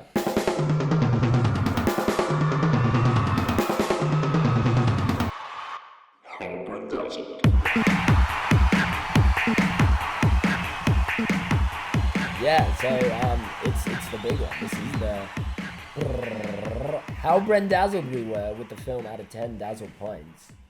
So Tom. Oh, you want me to take the lead this time? Fast and loose. Let's just change That's it up. very Let's sensible of you. change up the. We don't want the system. audience to think we're just. We want it to be unpredictable. We don't want them to get in the same routine. But then again, I'll go first now. I'll just do it. I'm giving it a 10 straight up. Boom. Fast and loose. Didn't even wait for you. The unsensible thing to do. Oh, that was wild. Straight up 10. Ding, ding, dingity ding. Can you give me three things that got the 10 rating for you? I want 3. Okay. I mean, but Brendan Fraser doesn't count. But I don't even need to go with Brendan Fraser. If you want, I'll step outside the box. This movie would have been nothing without him. Yeah. That is, unequivocal. Okay, sure. Let's lay the 3 down. Like, the 3 things down. Number 1. Number 1. That was a pretty good motorbike. You have to say, like, in terms of motorbikes. You're gonna use my Brendan Fraser moment. Yeah, well, I mean, like. Oh, you okay, agree, fair. right? That's fair Like, enough. Okay, that's 1. Yeah. So there you go. There was a pretty sweet motorbike, and it doesn't matter what motorbike. Brendan would have made it good. Oh, like, yeah. I think they. He could have ridden a tricycle over that hedge. I still would have. I still think Squelchy would have had to mop up that grass. 2. There was an eagle in this film that had some pretty sweet dance moves. Oh, but some very sweet dance moves. There was. Yeah, it just so happened at the end that he the mask falls off and it was Brendan. And it was Fraser. Brendan all along. Yeah. Which is actually, we got 2 Brendan Fraser dance scenes. Yeah, we did. And if the mask didn't come off, I would have been so satisfied because that was some amazing dancing. And just when we realized it was Brendan Fraser, of course. Yeah. Of course it makes Yeah. sense that was him. And so that would be number 2. There was an amazing fine. eagle. 3. And the third one would have to be... Jeez. There was a lot of currency floating around in the film. would you say? Well, we love currency. Yeah, I mean, currency is always great. There was a gold rush. There was a lot, and that's just exciting for anyone, I would think. Like, gold rushes are something that are historically remembered. Well, in the past, and like there's the what was it? The currency. There's a lot of. Okay, a well, lot of currency you know what? I'm going satisfied. Yeah, you proven me wrong. I mean, I was Jesus Christ. Okay, let's get serious. Okay, Mr. Sensible Man. If you want to really take things back to a serious place. Week after week, we've gone on this journey together, and we've seen Brendan Fraser movies, and I've been excited, Josh, to see these movies. And today was the first day where a movie's come on, and within 15 minutes, I've just kind of been like, lordy, lordy, lordy. I don't understand your brain. What have we opened? Like, to quote the mummy last week, what have we done? What have we done? Yeah. Because sometimes, but it's because, can you have too much of a good thing? Yeah. That's the question. Well, I think this movie is an interesting place in the Brendan Fraser pantheon, starting from since we've gone from the humble beginnings of Encino Man, and now we're, like last week, we saw The Mummy. Yeah. And you have to get to a point when you've just done so much. Yeah. When do you think, oh man, Like, yeah, I get what you're saying. Like, can you really top the Mummy? can you capture lightning in a bottle 15 times in a row? And you can. Of course you can. Of course you can. But this is a 10. This is a 10. It's a 10. But, Ding. yeah, and it gets the ding. So, like, in George of the Jungle, I gave him a 10 because we were seeing a Brendan Fraser that was really selling a commercial movie that was just a commercial movie. Yeah, with his biceps. Yeah. With his body. This movie is like the spiritual sequel to George of the Jungle, like in every facet. Yeah. And Brendan does what Brendan can do. Yeah. Like, and I mean, he does some serious physical comedy. So for that alone, like... Oh, yeah. I mean, that is a rare thing that we went from last week from Rick O'Connell, I mean, The verbal, dual-wielding pistols. quippy sort of manly man. But like lighting matches on people's faces. Oh, yeah. To a clumsy buffoon. Yeah, to a clumsy buffoon. And you kind of think, like, can someone so masculine really top a performance like Rick O'Connell? And you find out, yes, yes, you can. So. Well, I mean, I think just... Like, I was wowed by his range, at least. Like, it was baffling to watch this movie solely because it's like, this is how you follow up The Mummy. But also, like, totally... Like, it's incredible. Like, it's just... There's not many people who can pull off physical gags like that. And, you know, you still believe them. Like, there was a scene where his, like, hat was on fire. Oh, and yeah. he totally, like, he doesn't go over the top and he doesn't undersell it. I think it was the perfect amount of sell. It was like the Three Little Bears, you know, like, it wasn't too hot, it wasn't too cold, it was just right. It was just right. He hit the Goldilocks Yeah. spot, and we call that the Goldilocks syndrome, and he has it throughout this film. Well, he's just full of Goldilocks. I have to say, I think his performance was exceptional. Yeah. This is an exceptional Brendan Fraser movie. Performance. It was gold. But this Deluxe. movie was a turd. This was a turd movie. It smelled like a turd. It looked like a turd. I call it out as Josh. Yeah, but in that turd, there was a shining beacon. Oh, yeah, and it was Brendan Fraser. And it was Brendan Fraser. Once again. But also, like, I mean, I would recommend to anybody listening to this, like, if you're just randomly like, oh, I'm going to watch Brendan Fraser, just assume you all are. Yeah. I would definitely back-to-back The Mummy and Dudley Do Right. Oh, yeah. Yeah, for sure. Just because it's interesting, the contrast, but also how extremely different the performances are while they're both acceptably, like, great performances. Yeah. That alone, I think, deserves a 10, but this movie is, like, God have mercy on our souls. If it's a turd, everybody needs to poop. Yeah, like, we've all seen shit. Yeah. And sometimes you really need to get it checked out at the doctors. You know, it's an important thing. If you didn't poop every now and then, you'd explode. You'd fill up and you'd explode. Well, that's biology. But it's a 10. Oh, yeah, it's a 10. And it's a 10. And it is definitely worth a watch. Like, and just for the context of that performance, which is great. Which is just bizarre because you see so many physical performers. Like Jim Carrey often comes up when we talk about it. Like, yeah.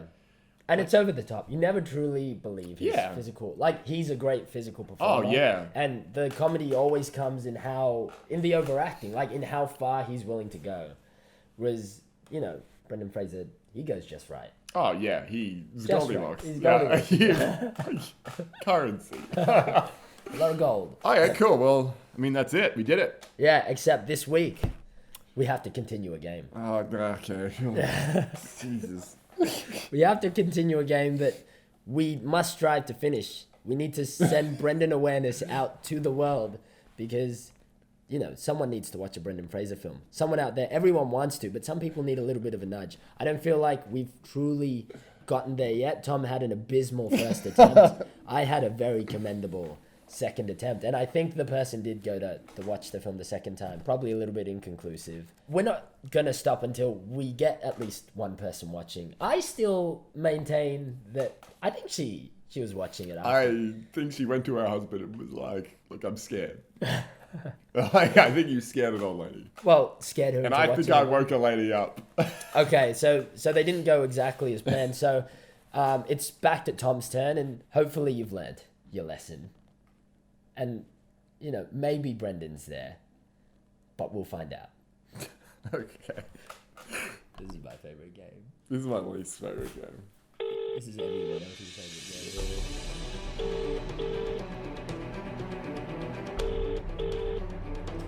Welcome to the EE voicemail. I'm sorry, but the person you've called is not available.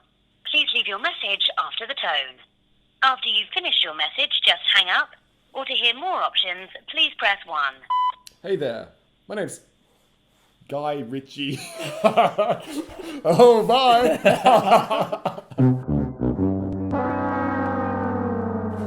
I can't wait to Well, go in real life. I mean, yeah. If that's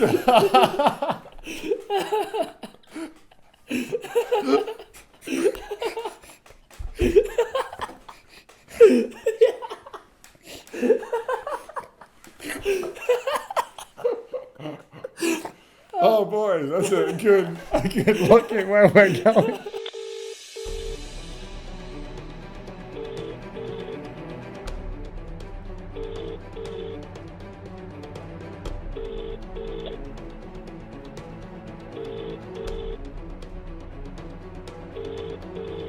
Hello. Hey there, Mike. Did you watch the Brendan Fraser movie I told you to watch? Hello. Hey there, Mike. Did you watch the Brendan Fraser movie? Mike? No. Oh, man. Dude, you should watch it. It's great. It's Dudley Do Right. Hello. Hello? Hello? Oh. Well, that was a fail. That was... Listen, Mike. He could have been a Mike. Mike didn't know what was Do you going think on. he couldn't hear me, could he? Because you were yelling so loud. Yeah, but he was yelling. We were both yelling. He was not saying much at all. I don't think he could hear me. I don't think he could hear you because he couldn't hear you over the aggressiveness of your voice. Yeah, because I was like, Mike! Mike! First, you should have got him talking to you. Is that Mike? You know what? I don't even think he could hear me. I think there's been some shim-sham going on here, Josh. I think you muted your phone because you knew today was going to be the day. The day that Tom's yelling got him a Brendan Fraser. You know what? At least it was better than his Brendan there. Because you got Mike on the phone for more than 3 seconds. Yeah, I mean... But what if Mike said yes? Oh, man, I would have been like, what was your favourite part? And he would have been like, all of it. Because it is a great film. Yeah, but I'd be like, but there's some good bits and some bad bits. What was your favourite bit, Mike? Don't lie to me, Mike. He'd probably say the motorbike stuff. Before we wind it down, or like as we wind it down, how about you, since you're the master of like phone communication, we run a game. Like, yeah, you just teach me some things. Yeah. Teach me 3. Teach you 3. Yeah, so off just the top of your head, we'll pretend that you're calling me. Yeah.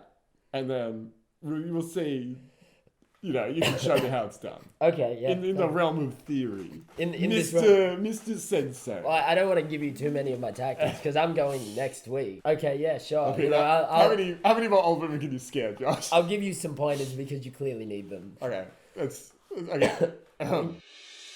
Bring, bring, bring, bring, bring, bring, bring, bring. Hello?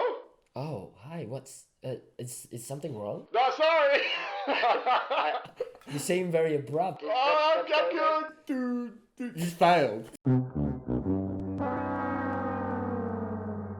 What do you mean? You failed, Josh. How did I fail? Well, I was there. I answered the phone. You didn't get and you hook broke, me. You broke character. I didn't break character. You broke me. It's your bad form. That's it. I thought it was a win. Okay, let's do another one. Okay. We'll try it again. Mr. President. Yeah, alright. Okay, Ring, ring, ring, ring, ring. Hello. Oh, hi there. Hello. Hey, that's a really nice voice. You sound quite educated. Have you seen many movies lately? I'm not. You're not? I wasn't educated. Well, do you know what's a great thing I can't. for educated people is watching movies? What are movies? Have you seen TV? What's TV? You don't know TV? No. But you know how to draw. What is drawing? But how do you speak? Well, language. But Brendan Fraser, you obviously know. He's a superstar. Oh, what are you saying? Well, I'm confused. Oh, help me! I'll help you. Don't worry. I'll walk you through No, this. too late.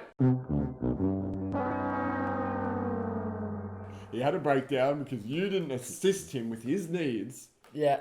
So, Josh, it's all good going guns blazing, but Like, that man was disabled, and you didn't help him at all. He seemed normal at first, but you didn't help him. I think he's still disabled. Yeah. Well, there's only so much we can do in this realm of theory anyway, so...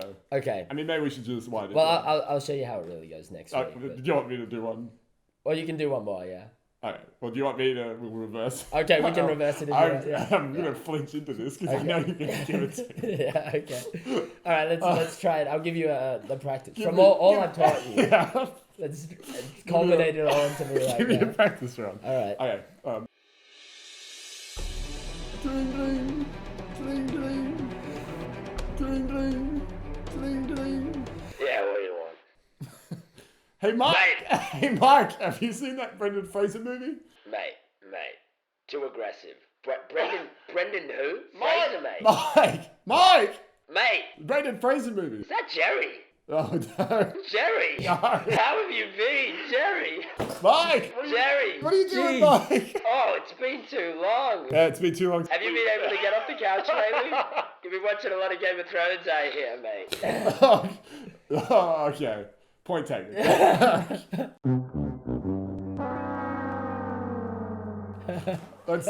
Let's bring this down. All right, let's wind it down.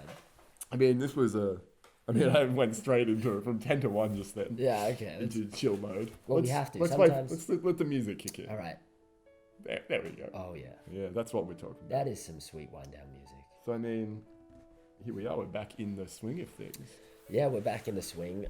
It's been great. We've had an amazing week with The Mummy, but it's in the past. We can't relive it. Luckily, we've had a slam dunk film, Dudley Do Right, this week. Yeah. I mean, a slam dunk, steaming polish. Slam dunk, hole in one, own checkmate, goal. Checkmate. Checkmate. First move, checkmate. Yeah, king me, because this was what a week. Oh.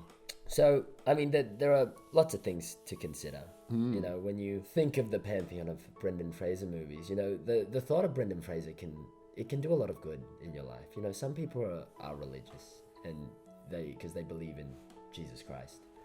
Some people aren't, and they need someone to believe in. And I think I know where you're going with this. Yeah. And you're going to say... Yeah.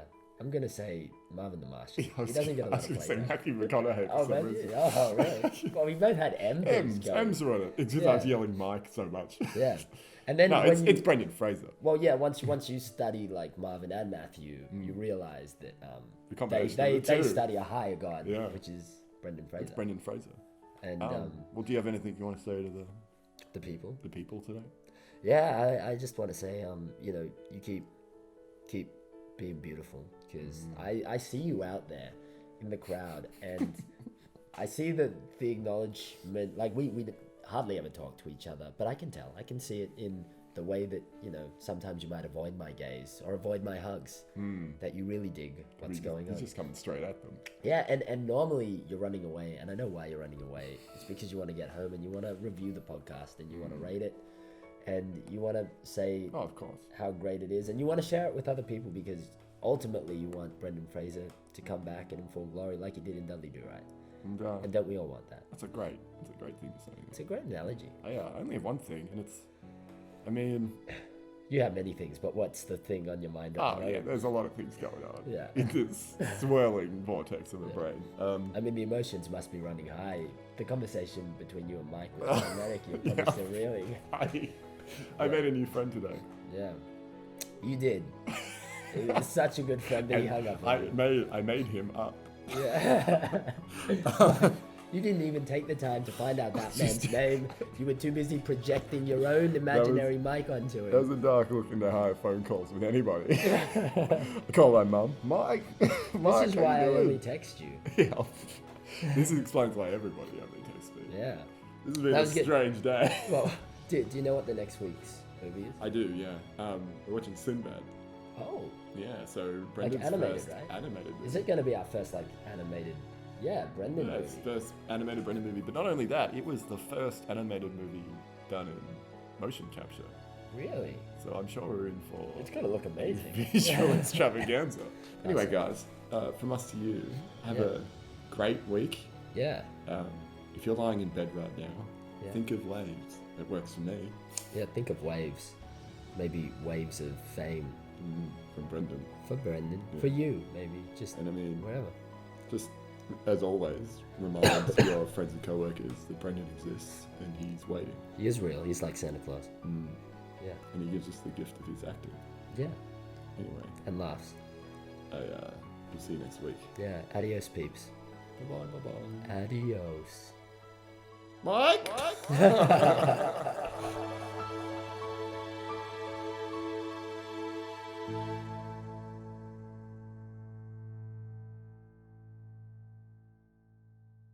It's Brendazzled. Boom, baby. We're back, Brendazzlers, for another week of Brendazzled. And this week is a big week. In more ways than one, because right before watching the movie, me and Tom have decided to eat a giant feast at KFC.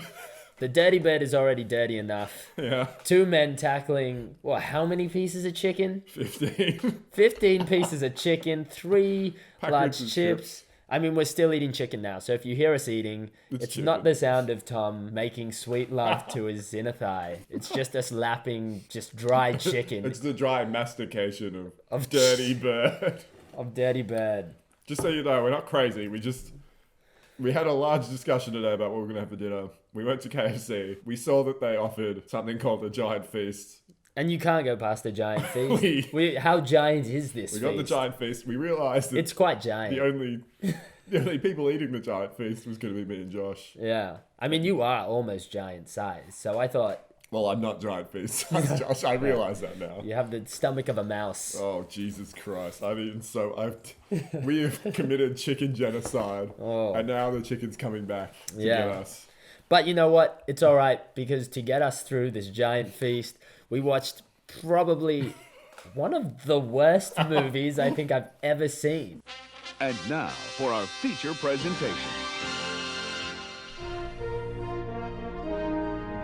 In an enchanted kingdom, what some call impossible is only that which hasn't been imagined. An evil wizard. This extends life. Long life?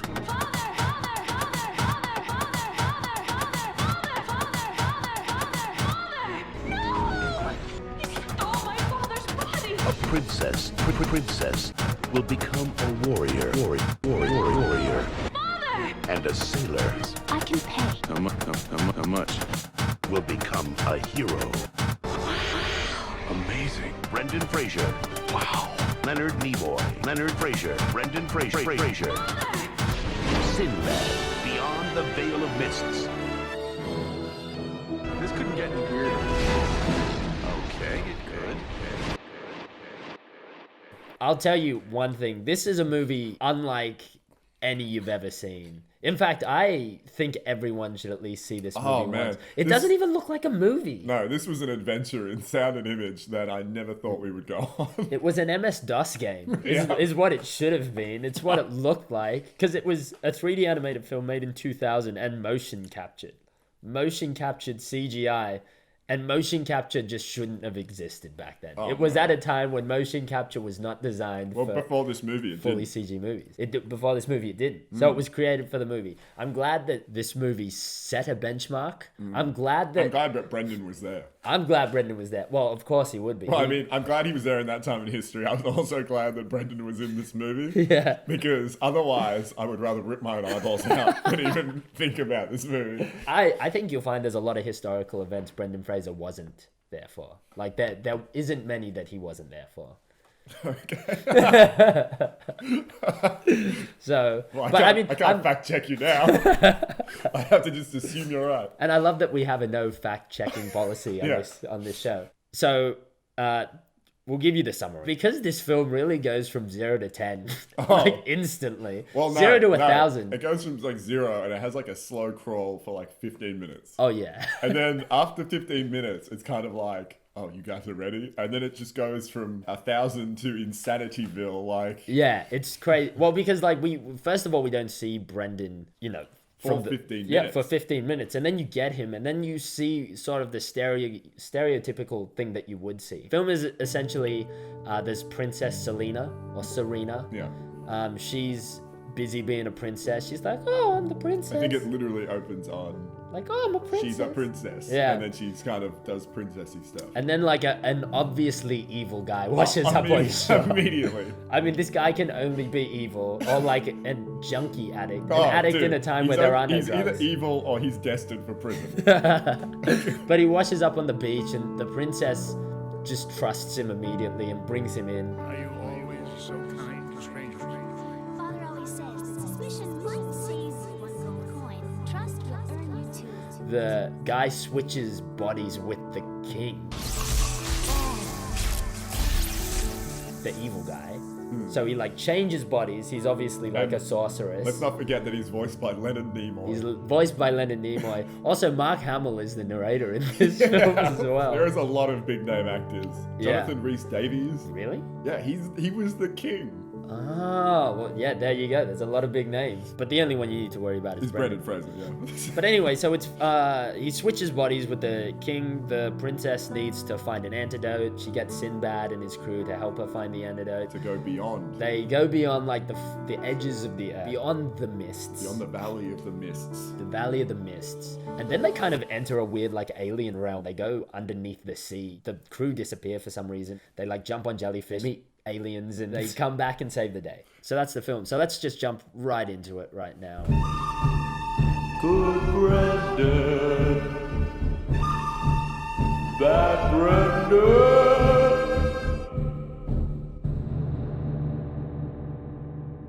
Is it a good Brendan or a bad Brendan this week? Come on, tell me. So this movie, the first 15 minutes, we were both kind of like, well, this doesn't seem like there's going to be anything good. Well, there's no Brendan Fraser. Oh, yeah, no. And we had to check the time because we were not hearing the beautiful tones of one Brendan Fraser. And it's not a normal movie. It's a movie that is like, I don't want to watch 15 minutes of this sort of thing without Brendan Fraser in it. No facial expressions, no human movement, No, no it's- colors that are natural to this world. Just a bad video game. But, Josh, it is definitely a good Brendan. I'm so glad that we buckled in past that first 15 minutes. Yeah. And I thoroughly recommend this movie. I really do. Jesus, if there's one movie that is worth a watch, buckle in, get past the first 15 minutes, and just see where it takes you, beyond the Valley of the Mists. Oh yeah, this movie does take you places. I thought that I would just keep it simple this week. Yeah. And say that the good Brendan was just the introduction of Sinbad. Yeah. So Princess Serena escapes. Oh, yeah. She sees a ship at the beginning of the movie that just so happens to be Sinbad's ship, but she decides that she sees it again. She's going to go into this tavern and like find him. She pretty much gets sexually assaulted by one of Sinbad's crew members. I'll take you first. Dare you! The big burly dude. Yeah. And Sinbad says, That's enough. Yeah, he Gets comes into- out. That's the first time we gets hear into a Brendan Fraser. fist fight. Yeah. And I mean, this movie didn't have smooth animation, Josh. I'm not going to lie to you. Yeah. This movie had bad animation. Yeah. But for a moment there, Yeah. seeing Sinbad weave around, deliver some stomach punches, I was like, It's a left, a right, and then left, a right. this is Brendan Fraser. I think I'm not. Brendan Fraser was filmed. They animated around him. Yeah. This is pure, unadulterated Brendan. Brendan, I like to see. This was good Brendan Fraser. How about you, Josh? That's a great Brendan. All right, mine. Look, when I started watching the film, and I said this to you, I was like, maybe this is a bad Brendan this week. Yeah. Because honestly, in the first 15 minutes, how could it be? There a were good no Brendan? redeemable features. I couldn't find any good qualities. The best quality about this film is how bad it is. Yeah, 100% agree. And it's such a good quality to have because it's beyond that bad point where it becomes amazing. I wasn't sure whether I would find a good Brendan, but I'm happy to say it's a fantastic Brendan this week because what happens is they go down these giant steps. This place is very creepy. For some reason, like all the big moments in this film are very like just glossed over. Like Well, I've confusingly like transitioned away from. They're not only underwhelming, but they are like magically underwhelming. Anything that big happens is so confusing. It's confusing as to like how the situation wraps itself up in the end. Yeah. But so anyways, they eventually somehow get to the place that they're trying to get to, and they go down these giant steps and they fight a giant spider. Yeah. Like a giant spider is there, and Brendan Fraser has told us he's not a fan of spiders. as they've entered the stairs. He's like, I don't know if I've told you this before, but There's one thing I can't stand: spiders. I don't like spiders. Yeah. Then what's waiting for them at the bottom? 2 minutes later. Run! A spider! A giant two-headed spider. It's giant. Like, how are they gonna beat this thing? I'll tell you how. By Brendan Fraser chopping off its legs, picking up its leg as a weapon, lighting the leg on fire with his sword and a rock. Using, the friction of the metal to light... and the rock to light the leg on fire, and using the spider's own leg as a weapon against the spider. Yeah. And then, like, lighting the spider on fire. Brendan, before he sets it on fire, says... Need a light! Need a light! Need a light! Need a light! Yeah! And then But he you know lights up. what's actually crazy is just explaining that and my imagination taking that. Yeah. What an awesome sequence. Oh, But yeah. seeing it in the movie... Very underwhelming. Super underwhelming. And but yet like somehow awesome. It's amazing. Like, Yeah. it's amazing to see. So that's my good Brendan. That is a fantastic It was a great On the Brendan, ball. Yeah.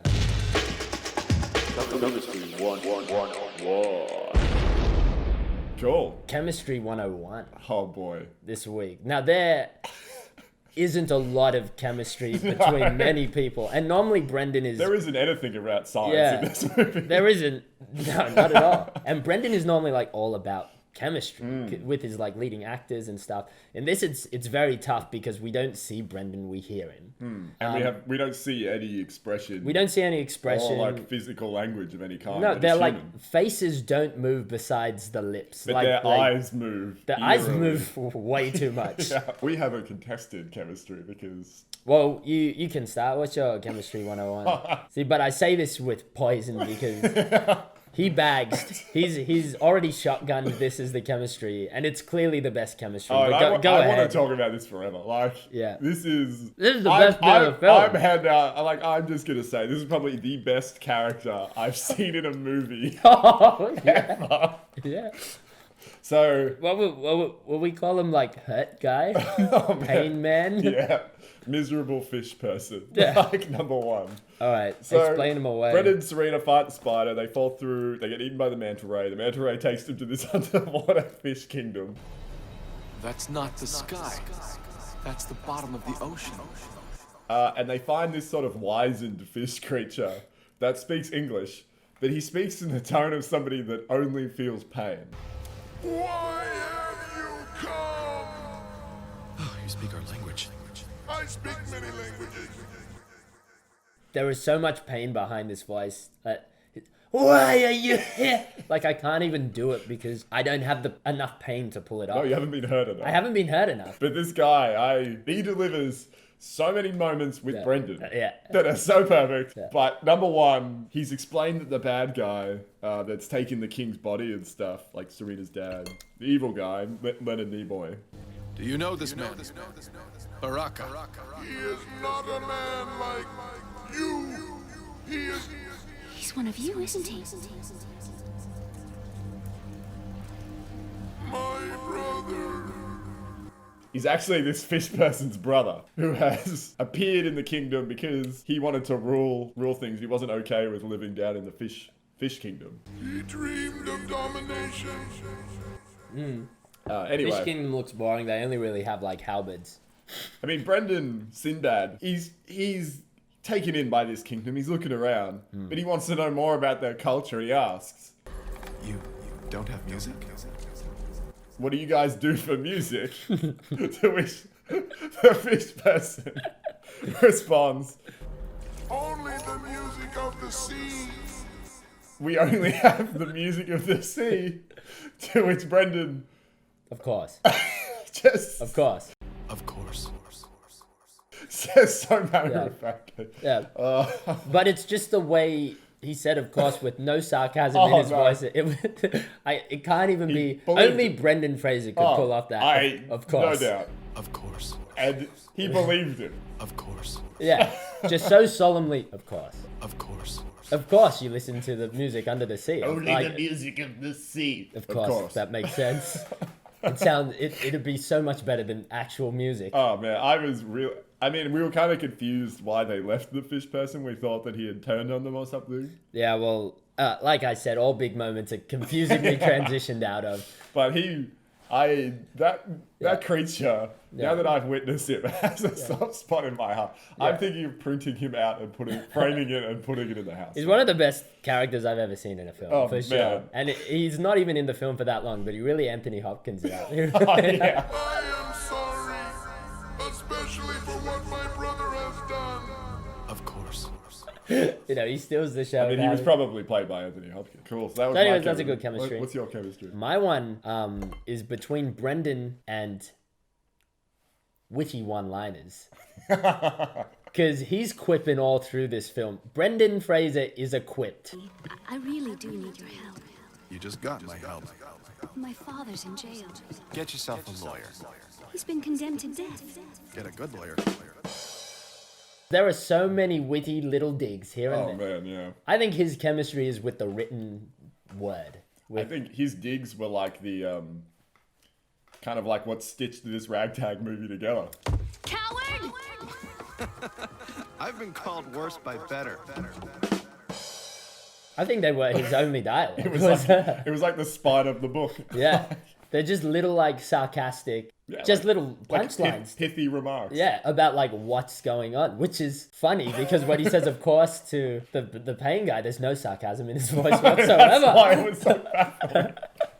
But yeah, I'd have to say it's between, like, Brendan Fraser and just, like, the witty brain And he himself. has. And Yeah. himself. Like, the way he could just pull out these little, like, Bruce Willis-esque, like, man. lines Is it too late for breakfast? all the time. It just didn't stop. He was just on fire, like the spider's face. Even light! So that's my chemistry 101 for sure. Dude, that's a great one. Like, Yeah. and it's actually a testament to Brendan's acting ability because he must have realized that he was going to be doing a lot of heavy lifting this Yeah. time around. Yeah. So he was like, no, that's it. I'm going to bring my A game, Yeah. and then I'm going to bring another set of A game, and then I'm going to fight them against each other to bring my ultimate A game. Yeah. And so he decided to, like, you know, pin like two elements against each other, two atoms, forcing, you know, together to create hydrogen. Yeah. An actual chemical reaction. Again. Of course. Well done. Well done, Brendan Fraser. Can we get home on this? Well, I was trained more as a sailor than as a mushroom pilot. Well done. Awesome. Well, so let's. Here we are. Here we are at the final stage. Brendazzled. Yeah. How Brendazzled. I just want to say as a note, I've nearly finished this piece of chicken.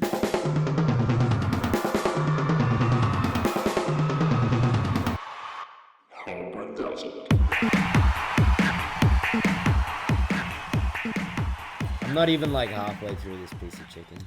Actually, I want to, as a side note before we start, I want to point out the call of the day was there was a sequence where getting attacked on the boat. We haven't even discussed the boat fight, but I don't want to. No, yeah, like that's a. Before that happens, they're on the boat and it's going really terribly because the princess sucks and Sinbad's crew are a bunch of misfits. Yeah. And it's this really long scene of them failing. Yeah. And Josh just goes, this whole sequence is a metaphor for this movie.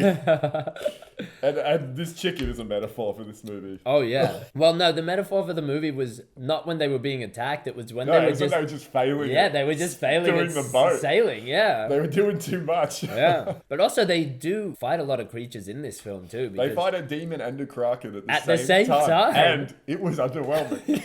It was so underwhelming. I don't even know how it This ended. movie had a ton of things that on paper, awesome.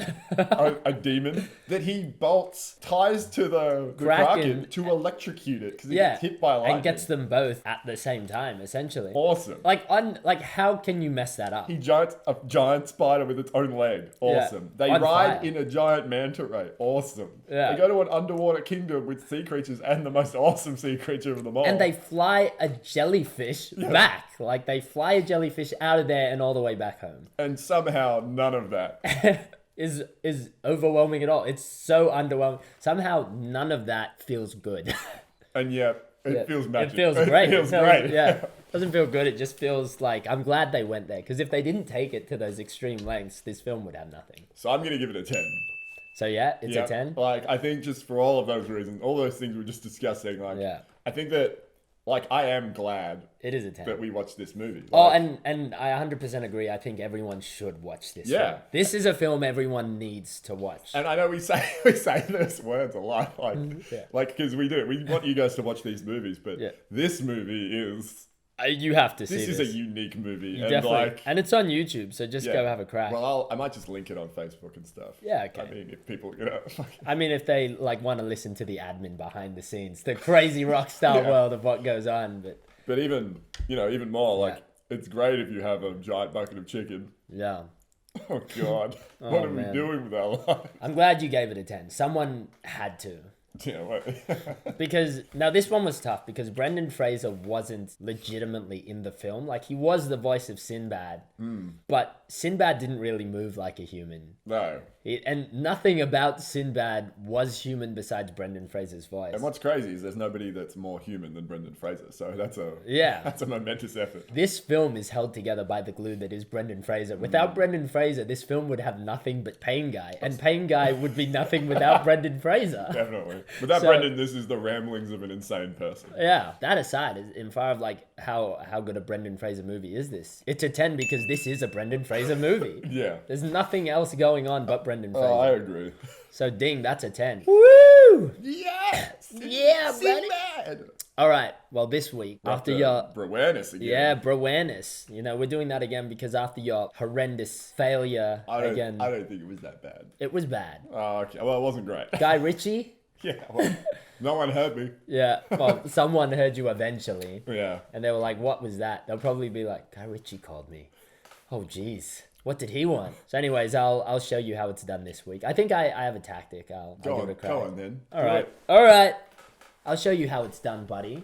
We'll get someone. All right, Bro-awareness, by the way, is a segment where we get somebody to We call people at random. Yeah, call a random person, and we're trying to spread Brendan awareness. We're spreading a good word of Fraser. Have to try and get a random person, see if we can get them to watch a Brendan Fraser movie. This is how Tom's one went last week. Hello? Hey there, Mike. Did you watch the Brendan Fraser movie? Mike? No. Oh, man. Dude, you should watch it. It's great. It's Dudley Do Right. Hello? Hello? Hello?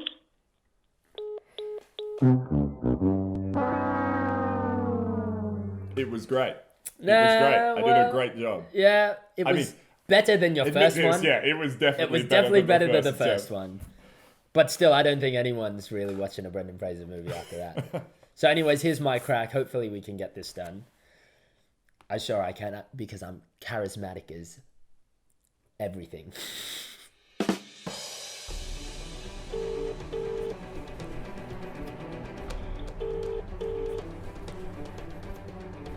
Hello? Oh, geez, that voice hasn't changed at all. It's John here. How you doing? Hello?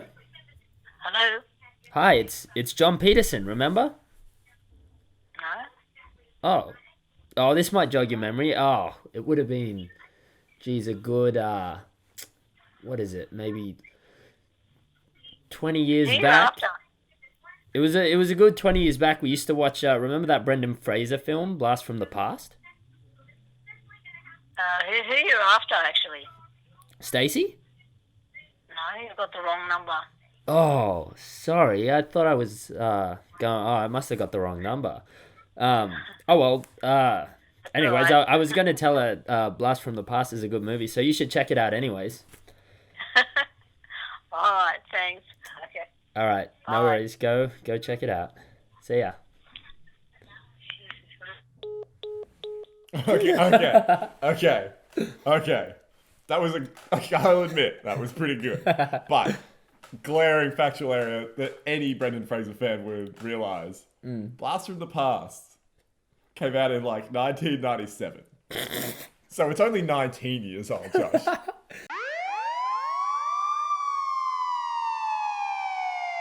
Blast from the Past was released in 1999. It is 17 years old. Yeah, well, I said about 20 years back. So, I mean, just as a point, Yeah. if we're spreading awareness, but we're spreading lies, Then what's the point of doing it at all? Well, you know what? She said okay at the end of it. Go watch it. She said okay. I don't believe her. I think she was saying okay. What, you think it was an empty okay? She wouldn't lie to John Peterson. Who would lie to John Peterson? What a great guy. He seemed like a good dude. Yeah, he's a great guy. It was really like a 1 in a million throw, Stacey, there. Oh, man, I find it... Every word I get out is a miracle that a piece of chicken doesn't fly out with it. Because there's just been so much chicken. I've got the chicken sweats, and then I've got the chicken sweats of the chicken sweats. We haven't even opened this. How big is this? Like a kilogram tub of coleslaw? Well, let me just weigh this. 450 grams of coleslaw. Dude, look at how it moves in the tub when I... Coleslaw is one of those things that I don't mind having a spoonful. I go, yeah, coleslaw, and you have one spoonful, and then but one is enough. What? It's like mayonnaise with like mashed... Oh. I mean, I got it with the intention of eating, but I don't want to open it. What do you think the statistical likelihood is of us finishing this? We're so close. I mean, we have to, right? We've eaten... 100%. It's 100% statistical fact that we will finish the KFC. I think in honor of the chickens that have been slain for us to eat them... We have to. We have to. We got to wind this way down. Let's wind it down. Wait, hang on a second. We can't wind it down with... Oh, there we go. There it is. That's where we wind down. Our new meditative music. Yeah. It gets really dramatic. That's great. I would love to sing a song to this, and maybe one day we will. But right now, let's wind it right back. Let's wind it. Maybe, let's just picture some water. Let's quickly bring it back from the Valley of the Mists. Okay, let's bring it back. Let's wind it all the way back to the beach. Maybe we can see some waves going out and in. Maybe we go out a little bit to the ocean. Maybe we're with Sinbad on a boat. Oh, nice. When was the last time you were on a boat, Tom? Oh, it's a good question. When was the last time I was on a boat? Pretty relaxing. The water rocking back and forth. Oh, I know the last time I was on a boat. When was the last time you were on a boat? It would have been a couple years ago. It was a fishing trip. Whoa. I went on a boat for like 7 hours. Where was it? I have no idea, Tourist Heads or something. Tourist Heads. I was on a fishing boat, a dingy little fishing boat for 7 hours. Unfortunately, I found out that I get terribly seasick quite easily. I found out after being on the fishing boat. Fortunately, I had some seasickness tablets. Unfortunately, they didn't work. And I just spent the entire time throwing up off the boat. What a relaxing time that was. Yeah. Well, I mean, I think maybe 4 or 5 years ago. What were you doing? I was taking a ferry from Liverpool to Scotland. No, not Scotland, Ireland. Wow, that's relaxing. But I was really hungover with my friend Brad, and I also got seasick. Oh. And boy, it was very relaxing, Josh. Jeez, what a relaxing time. Maybe some of you guys are hungover this weekend. Maybe you're also on boats. Maybe you're on boats. Maybe you're throwing up. Find your relaxing place. Find that spot in the back of your throat that maybe makes you hurl up and just let yourself stop doing this. Chicken is relax a little bit more. Clucking in my stomach. Oh, don't say the word chicken. I'm clucking. But everyone likes boats unless you're seasick.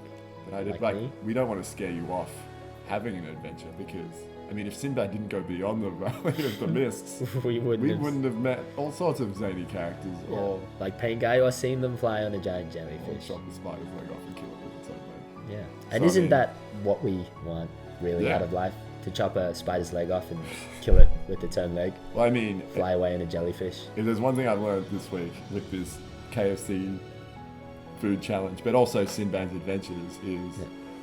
Like, you need to go beyond the Valley of the Mists. You need to push beyond your comfort zone. Oh, yeah. Sinbad loved the ocean. He was scared to go beyond the Valley of the Mists. And he went there. Like eating chicken. Yeah. We were scared of eating piece 8 or 9 of the chicken. But we went beyond. And we got to piece 15. And we are getting to some pretty crazy places, Now just we're like Sinbad. Literally bigger men. Yeah, literally bigger men. And I'm going to get real thinner in a little while. I can feel myself about to thin. I'm really like bloating up just before I release. Well, on that final note, good note. Yeah. Say goodbye. Live by that. Goodbye, people. Goodbye, everybody. Bye. We'll see you next week.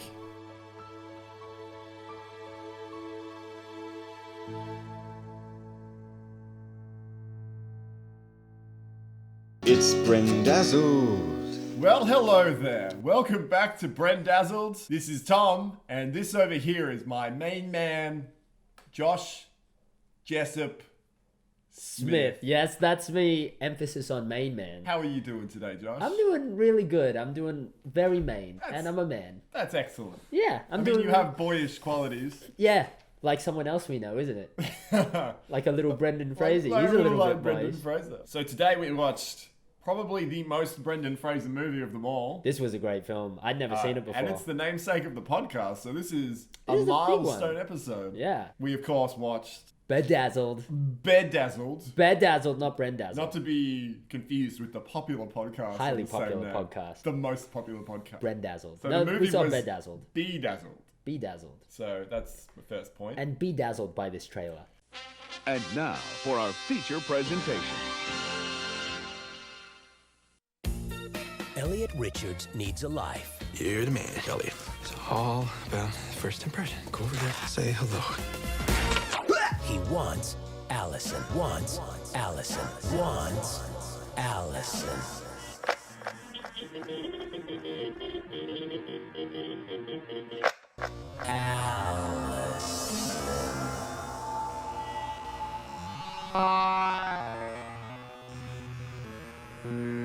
Been working together for the last 4 years. I don't think I've ever seen you before.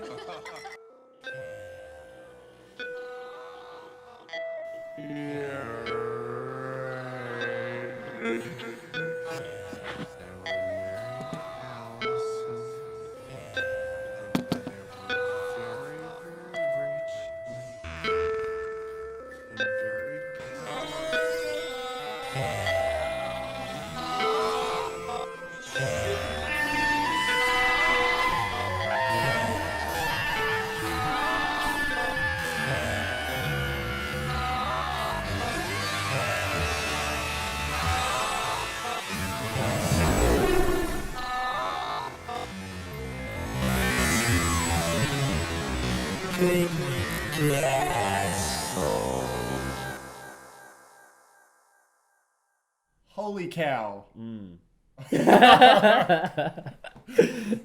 All right, Tom. Explain to everyone here listening what's Bedazzled about. Well, this week Brendan does the impossible. He plays a character that's socially awkward. He plays Elliot.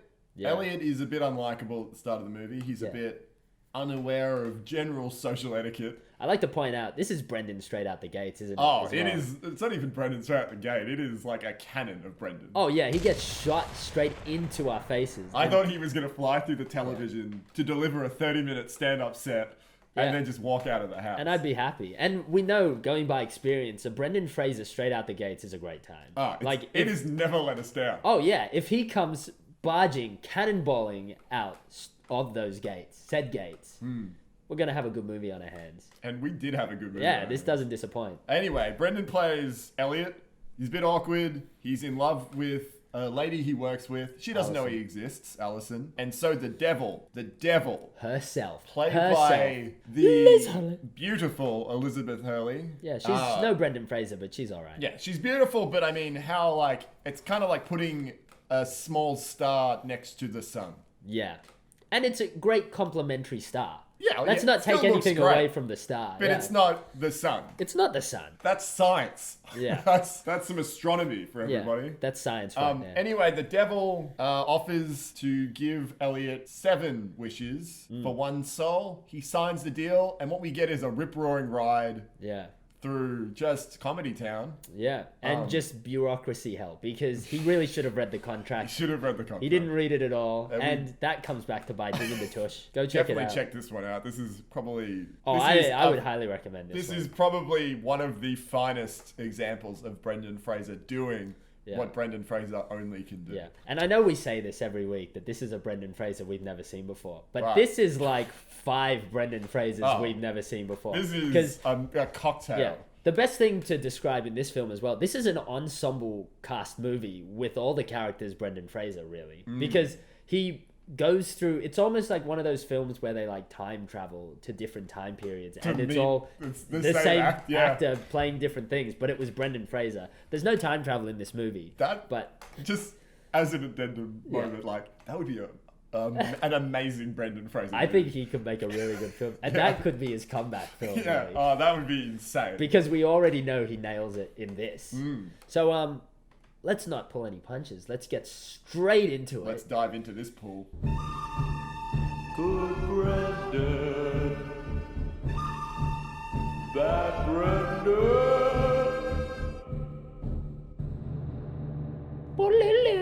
Good Brendan, bad Brendan. When we choose either a good Brendan moment or a bad Brendan Fraser moment. So this week, Tom, is it a good Brendan or a bad Brendan? This week, it's nothing but good Brendan.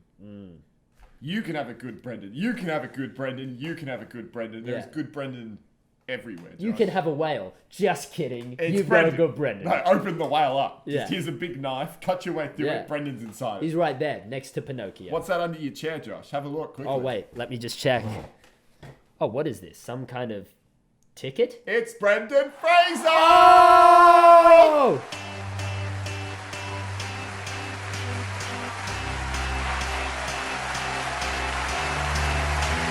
Thank you. No worries. I needed it. I really needed it this week. So it's a good Brendan. Mine's pretty straightforward, and it's just kind of a quality moment in the film. So one of Brendan's wishes in the movie is to be smart. He wants to be really smart, and he wants to be packing just a meat cannon between his legs. That's right, yeah. Because we've just been given a Brendan Fraser who is amazingly good at basketball, but he's a dumb idiot and he has a tiny schwanz. Tiny penis, yeah. Yeah. Anyway, Brendan plays his smart one, and there is a scene with him and Alison where he is successfully wooing her with his big words and his witticisms. His striking intelligence. Yeah. And his big, thick intellect. Yeah. You've written 4 books in 3 years. My God, what's this one about? Oh, same old, same old. It's a critical deconstruction of the neo-romantic period in art and literature from the political and economic perspective of the Industrial Revolution in France, England, and Germany. I can't imagine who reads this stuff. He's going to, land a kiss on the fair maiden's mouth. Yeah, and this is the closest Brendan has ever got the whole movie. Yeah, to getting this girl as well. This is like 45 minutes into the movie, so it's not the most accessible way to start. Yeah. But though we have this very chemistry heavy sequence between these two people, the camera's really close to them.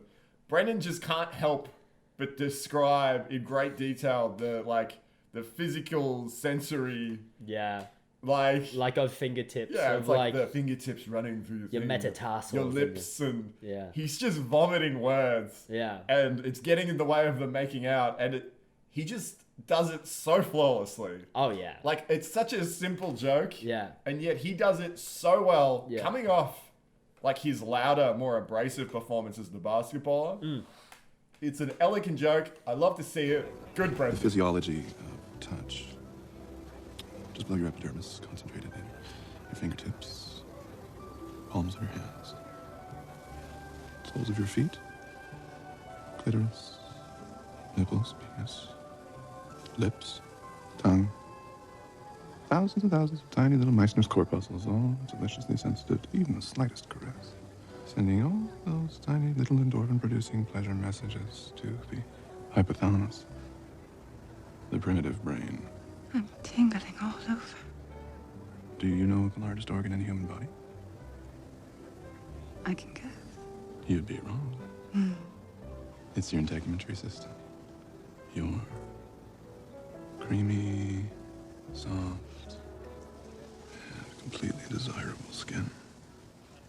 Can we go to your place? When people say you're too smart for your own good, look at Brendan Fraser. Check out Brendan in this movie. That's a very good Brendan you've got there. Thank All you, right. Josh. What was yours? So I have a good Brendan this week. I know what yours is. I have a great Brendan. Yeah. I have a fantastic Brendan. This is the best Brendan. I know we've talked about a great many things on this podcast. We've had amazing drops. We've had amazing throws. We've had amazing catches. This is in a similar category. It's a bit different because it's not a drop, a catch, or a throw, or any kind of physical activity, but it is no less amazing. In fact, it's even more so because this week we get a Hispanic Brendan. We get a Hispanic Brendan. A Hispanic Brendan. A Hispanic I wasn't sure if it's like we get an Hispanic Brendan or a Hispanic Brendan. I think it's an. We get an Hispanic Brendan. Oh. Or a Hispanic Brendan. Because I feel weird saying a Hispanic Brendan. But it doesn't matter because Well, I think it's a because you wouldn't be like an Caucasian. Well, I've already forged a path and I'm going to stick to it. Yeah, okay, fair enough. So we get a Hispanic Brendan. Yeah. And I have to say, like, this Brendan doesn't speak a word of English the entire time. And he's on there for a while. It's actually the first Brendan change we get to see. He wishes to be, like, rich and powerful. Is that his wish? He wants lots of money. He wants to lots be married to Allison, and he wants to be, like, a powerful man. And he wakes up in Colombia as, like, this Hispanic, like this Colombian drug lord who speaks fluent Spanish. And let me tell you, if you haven't seen Hispanic Brendan Fraser yet, you haven't seen Brendan Fraser. Because I think this is Brendan Fraser at his peak.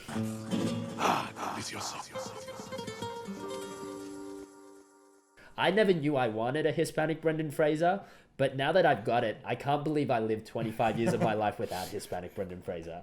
Because this is truly a Brendan Fraser that really comes into his own. I really think that it's a travesty Brendan Fraser wasn't born in Mexico. He might have been. I hear it's Canada, but it shouldn't be. It should be Mexico, and he should be Hispanic.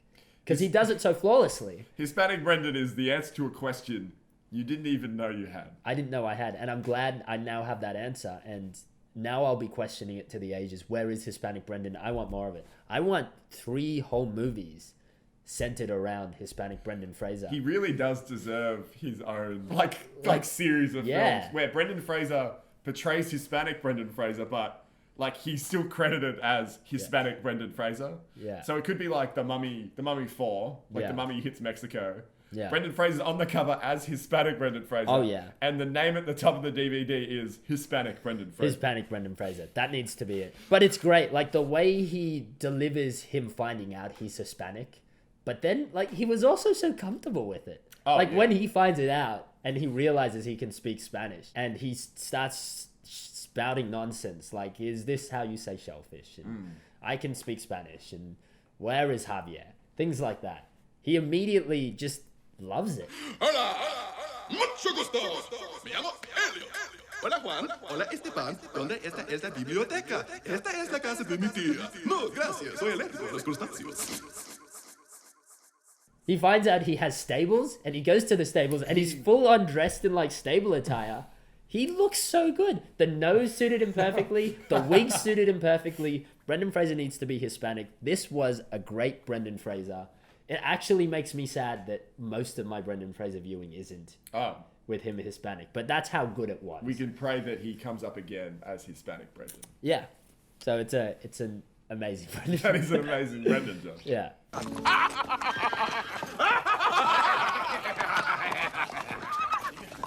¡Qué magnífico animal! So, Tom. What? Look at what I got here. What is this? What is that? Look at this. I got a phone number. Phone number. I know what you're thinking. No, it's not a prostitute. Not this time. I have on good authority. You promised me you'd stop. I have on good authority that it's some fans. We got the numbers of some fans, so let's give them a call. Let's talk about our favorite subject and probably their favorite subject. Who are these fans? It's, they're just, they're friends who, Friends? They're friends. One of the fans is, we've got a James Hunter and a Sarah Hunter. And so let's have a chat to them. About Bedazzled? About Bedazzled, because I hear it's like their favorite movie. And it's always good to hear stuff from people when they love something. Now we'll talk to some fans. Scale of 1 to 37, how much do you guys like Bedazzled? 38. Oh, that was so fast. Yeah, it was in unison as well. Are you guys related? It's like sibling telepathy. Nice. All right. What do you guys think Bedazzled is actually about? That's a good question. Bedazzled is actually about. Yeah. Like, what is the movie? What does it mean? Well, you got the whole To get a free hamburger? You have the whole, good versus evil argument, and I think that's kind of on the nose towards the end, but I kind of love it throughout. He's so innocent and pure. It's probably Brendan Fraser at his most childlike. Sarah and I were talking about this before, and she reminded me that the whole way through it's just such a great contrast between this this super sexed up seductress devil versus this really idealistic big-eyed Brendan Fraser. Dive right into the next one then. What is it, Tom? I'm just burping. Yeah. Well, it's not a burp. Leave burp Yeah. for burp time. Oh, it's a burp cast. Burp time is over there. Okay, well, Chemistry 101. Chemistry 101. Chemistry 101. Chemistry 101, where we search high and low for who Brendan Fraser had the best chemistry with in the movie. Yeah, the most on-screen chemistry. So who do you think it was this week, Tom? Okay. Tell me. Let's get the obvious ones out of the way. Mhm. He had great chemistry with everybody in this movie. Obviously. Liz Hurley and Brendan. Yeah. Electric chemistry. Yeah. Brendan and Allison. Yeah. Electric chemistry. Brendan and his alter ego Hispanic buddy, Brendan. Electric chemistry. Oh, yeah. The three bros in Brendan that weren't his bros but appeared in all of the sequences. Yeah. Electric chemistry, Josh. Yeah. We have a veritable thunderstorm here of chemistry. Yeah, nice. Mine isn't so obvious. Yeah. But if you are a keen-eyed viewer of the movie, yeah, it's an important one to see. I think it probably is, if you're saying it. Brendan has the best chemistry with his boss. Yeah. Now, we see his boss for literally 2 minutes. Yeah, probably even less. Probably less. Yeah. Brendan, about halfway through the movie, comes to work. His boss is there. Yeah. His boss calls him over. He goes, Elliot, come over here. Yeah, these are 2 minutes I'll never forget. Brendan trudges over. Brendan is in a bad way. Oh, his wishes keep failing because they're rigged, because it's the devil. Yeah, he's been through how many? 5 or 6 of them at this point? I reckon 3. Okay. Because we only see 5 and then the last 2. The Lincoln one goes pretty fast. Well, doesn't this happen... Let's say 4. Okay, yeah. I'll negotiate this to 4. Okay. His boss calls him over. Yeah. He looks dejected. He walks over, and his boss gives it to him. Yeah. And he's late. In probably the meanest way I've seen in a movie, because he's not just late. He's like, You're late, Richards. Yes, sir. I'm very sorry. It won't happen again. See that it doesn't. But also, I don't think a person with your extremely limited personal professional skills can afford to push the envelope. There's no excuse for you because you're socially awkward. Very unprofessional, if you ask me, Josh. Yeah. Brendan's response isn't a word at first. No. Brendan gives his boss this sultry glance. Yeah. Where, in this look, he's just explained to his boss that he is no longer the comical Elliot of the beginning of the movie. Yeah. He's now Brendan Fraser. Yeah, he's really flaunting his social intelligence. But with a look. Oh, yeah. That look is so powerful, his boss visibly recoils in his chair.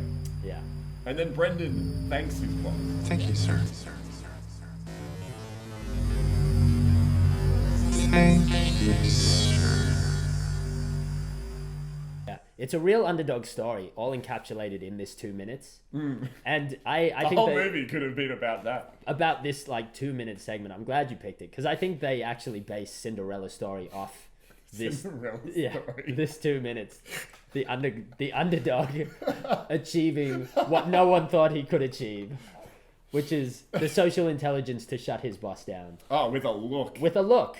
Have you ever tried to shut someone down with just a glance? Yeah. A cursory lift of an eyebrow, Josh? And this is why Cinderella's story failed, because Russell Crowe had to win with his... Cinderella Man. That's right, Cinderella Man.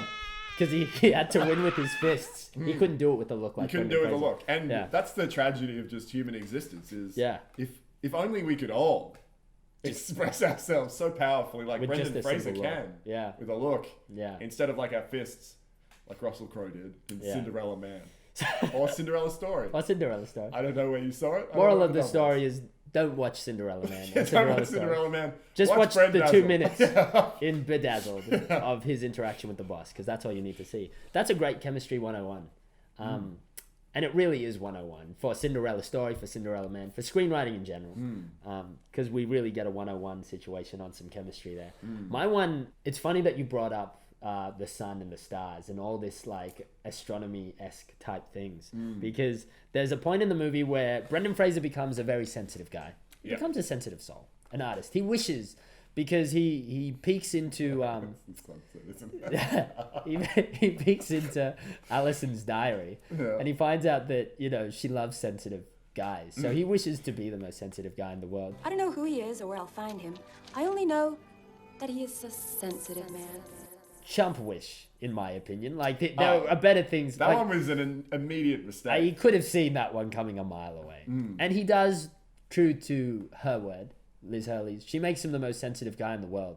And, I mean, it's sad to see such a man fall on his sword so hard. No, I never wipe my tears away. I'm not ashamed of them. But still, like, the sensitivity he brings to this character, it's mesmerizing. Like, it almost makes you feel the amount that he is feeling. It is a beautiful slow-motion train wreck. Yeah, but the chemistry isn't with the love of his life, Allison, when he's sitting on the beach.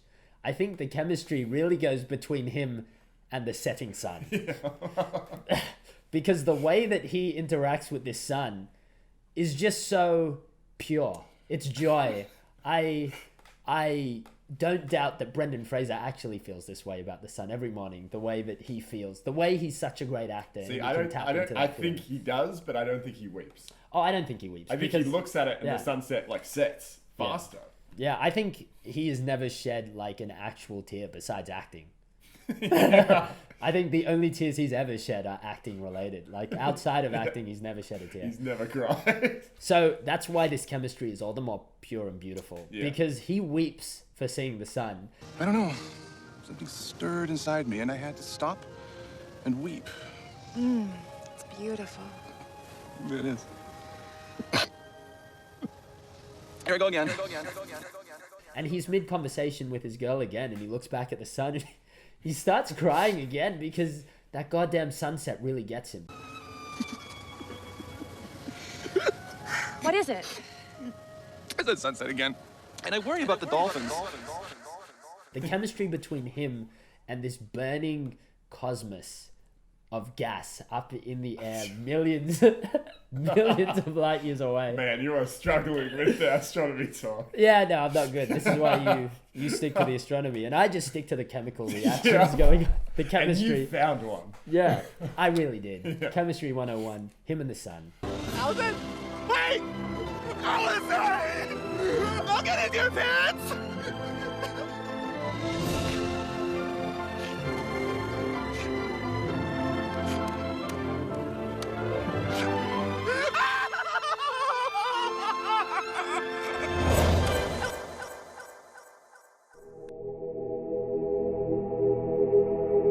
Now we'll talk to some fans.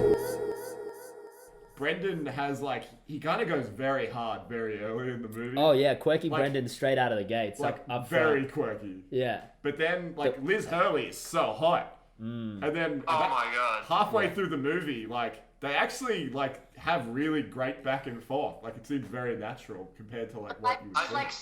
She's too bad though. She's too badass for him. He needs that nice, sweet Allison, whereas Liz Hurley's giving sick people Tic Tacs, and that's immoral to him, Yeah. Yeah, for sure. But I mean, do you guys know when did Bedazzled come out? 2000. All right, so I became a man in 2000 because Liz Hurley, oh my god. Yeah. Yeah. Man, I became a woman. Yeah, the first beat of both your drums were to the same woman. I understand. Understand completely. What bedazzled you the most about Bedazzled? Brendan Fraser. Brendan. Oh, when he was oozing intelligence with the outside on the deck, and that was just. For me, my favorite moment is when he's the sensitive dude and he just keeps crying at that sunset. And that is just so. Where's that goddamn thing gonna set? Yeah, and that you can use that there's those memes and gifs of him doing that. That you can use that for just so many different situations. Just applies to so many different. It's too many feels, bro. Just breaking down, crying, looking at that sunset. Yeah, that was a very sensitive Brendan. All right, nice. But you know, this whole time we've been talking about Brendan. We've really only been gearing up to this one segment right now. What segment is that? Well, it will be how bedazzled... Oh, I'm sorry. How Brendazzled were you in this film? Cool.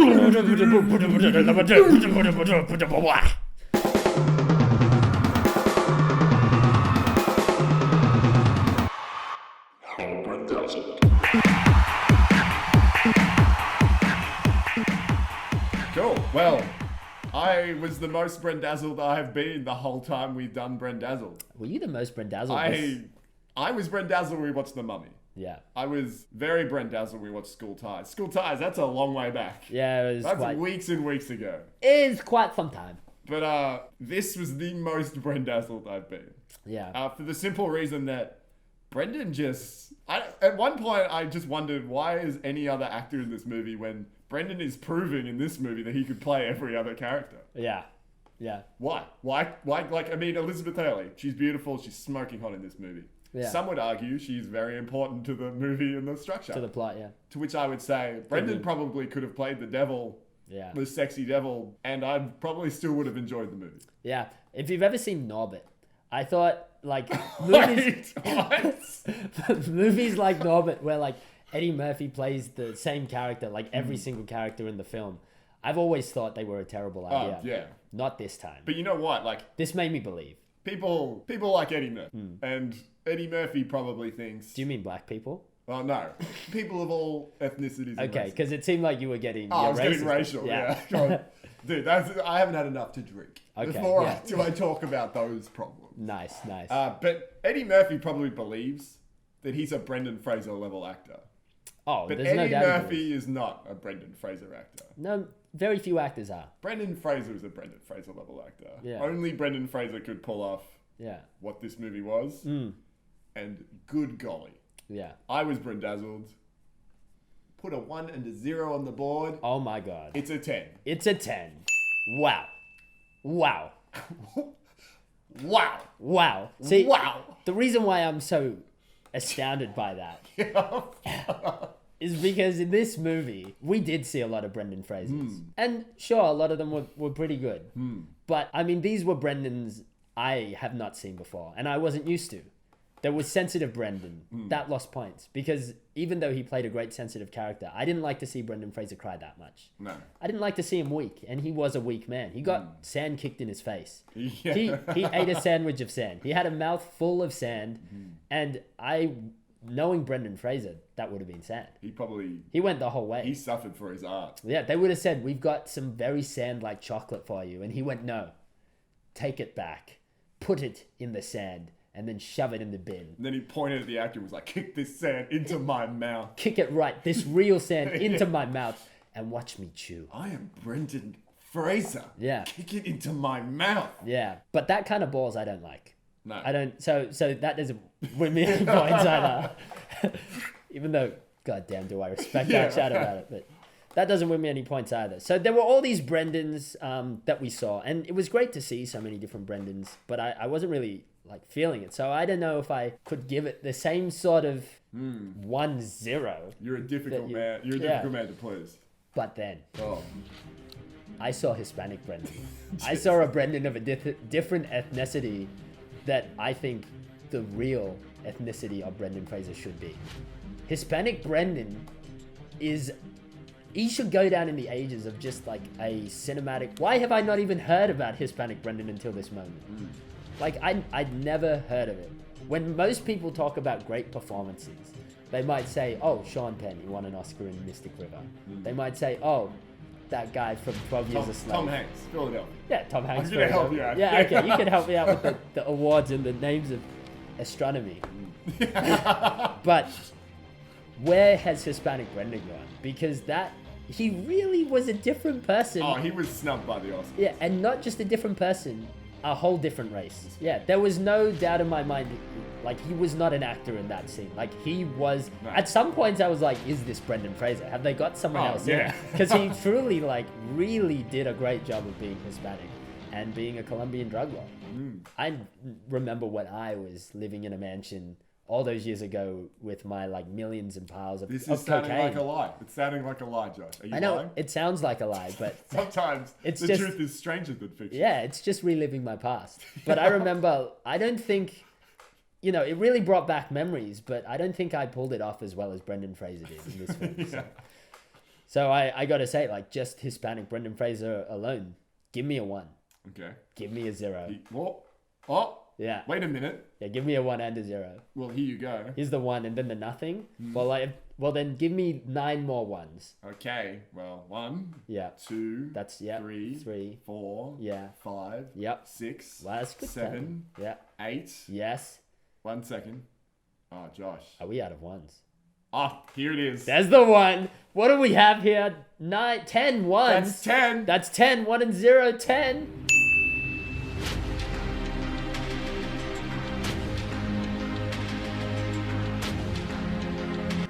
Wow. Yeah. Wow. Yeah. So that's what we got this week.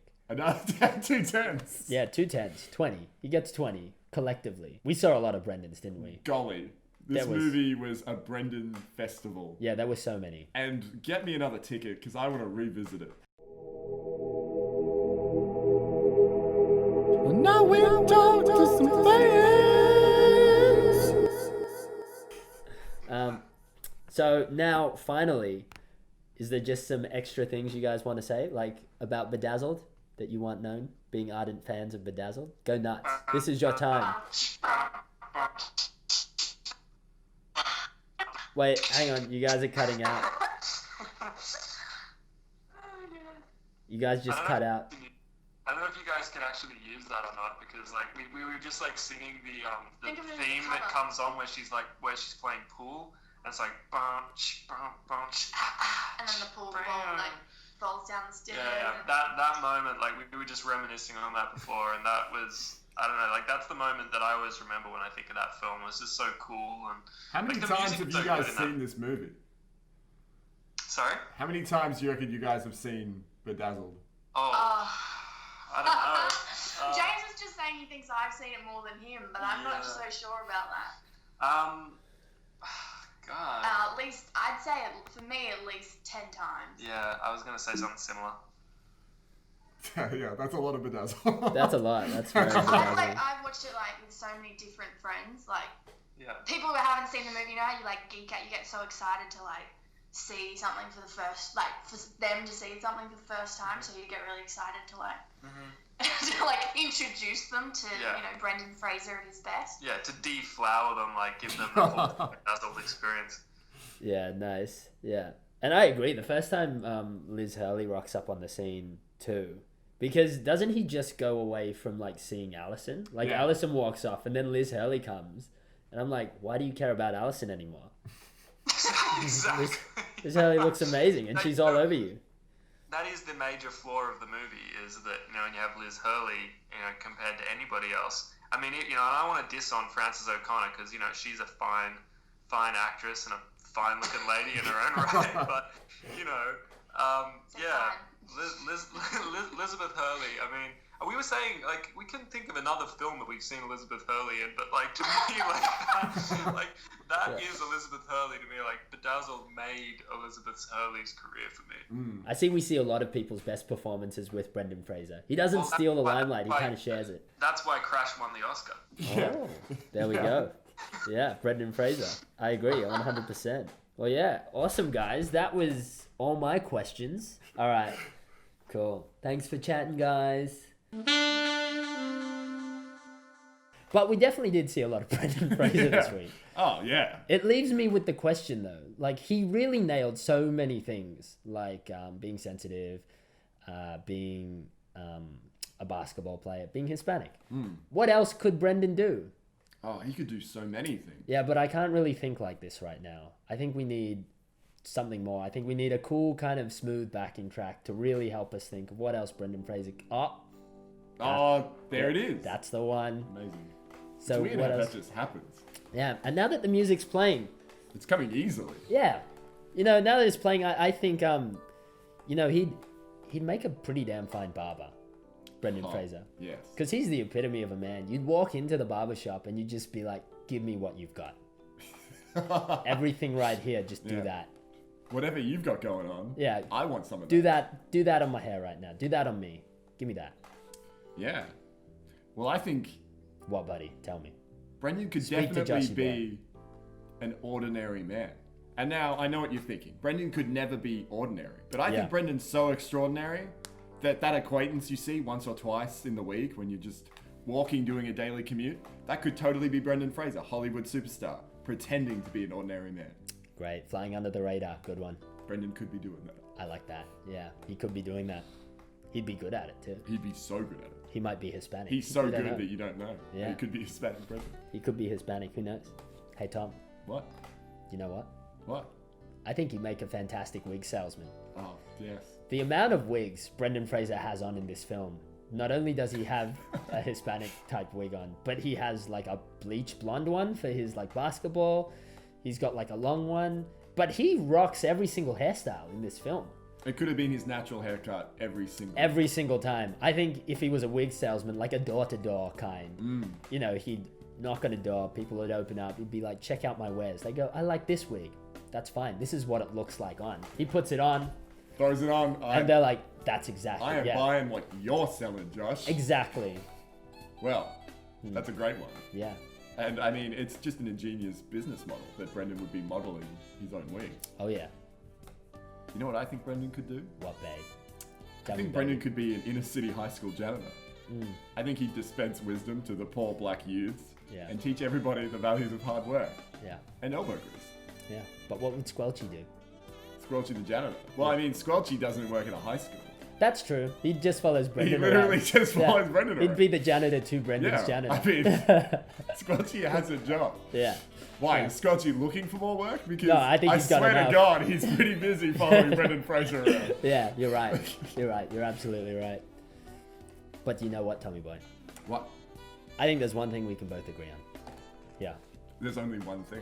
Well, yeah, there is only one thing, and it's the amount of acting talent Brendan Fraser has. It's scary. It's almost terrifying. He'd make a great terrorist.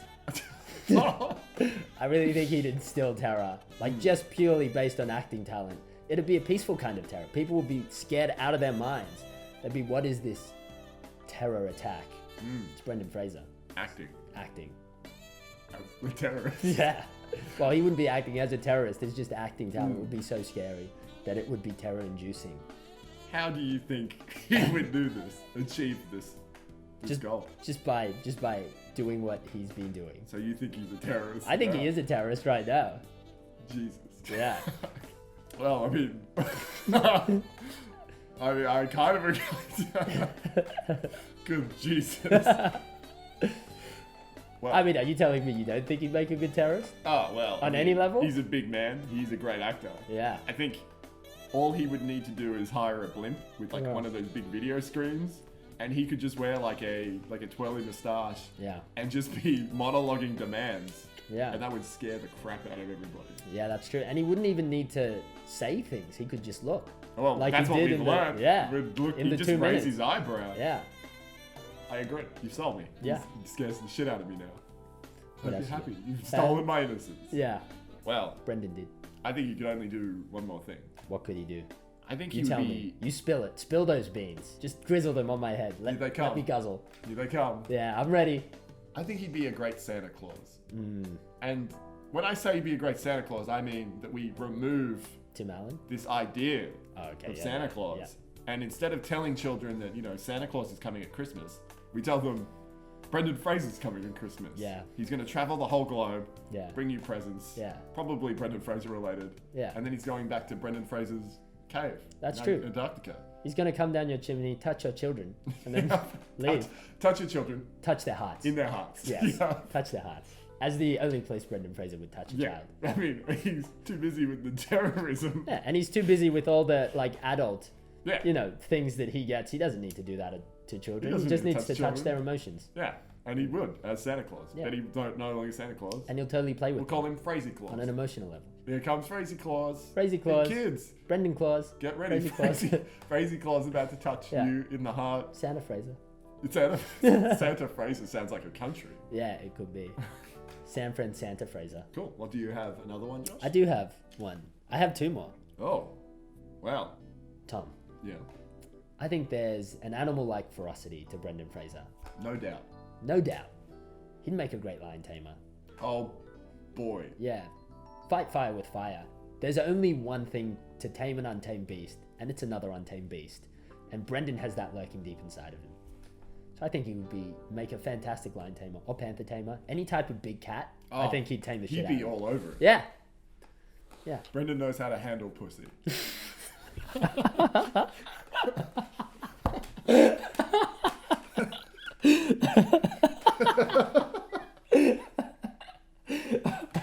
Oh, you really got me on that one. I thought I would. Oh. Wow.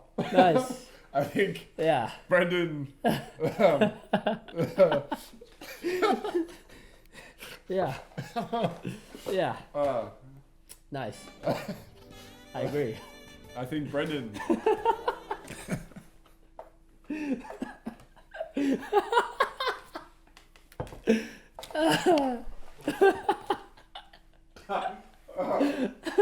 I'm just laughing because you're making me laugh. Yeah, well, I'm laughing because you made me laugh.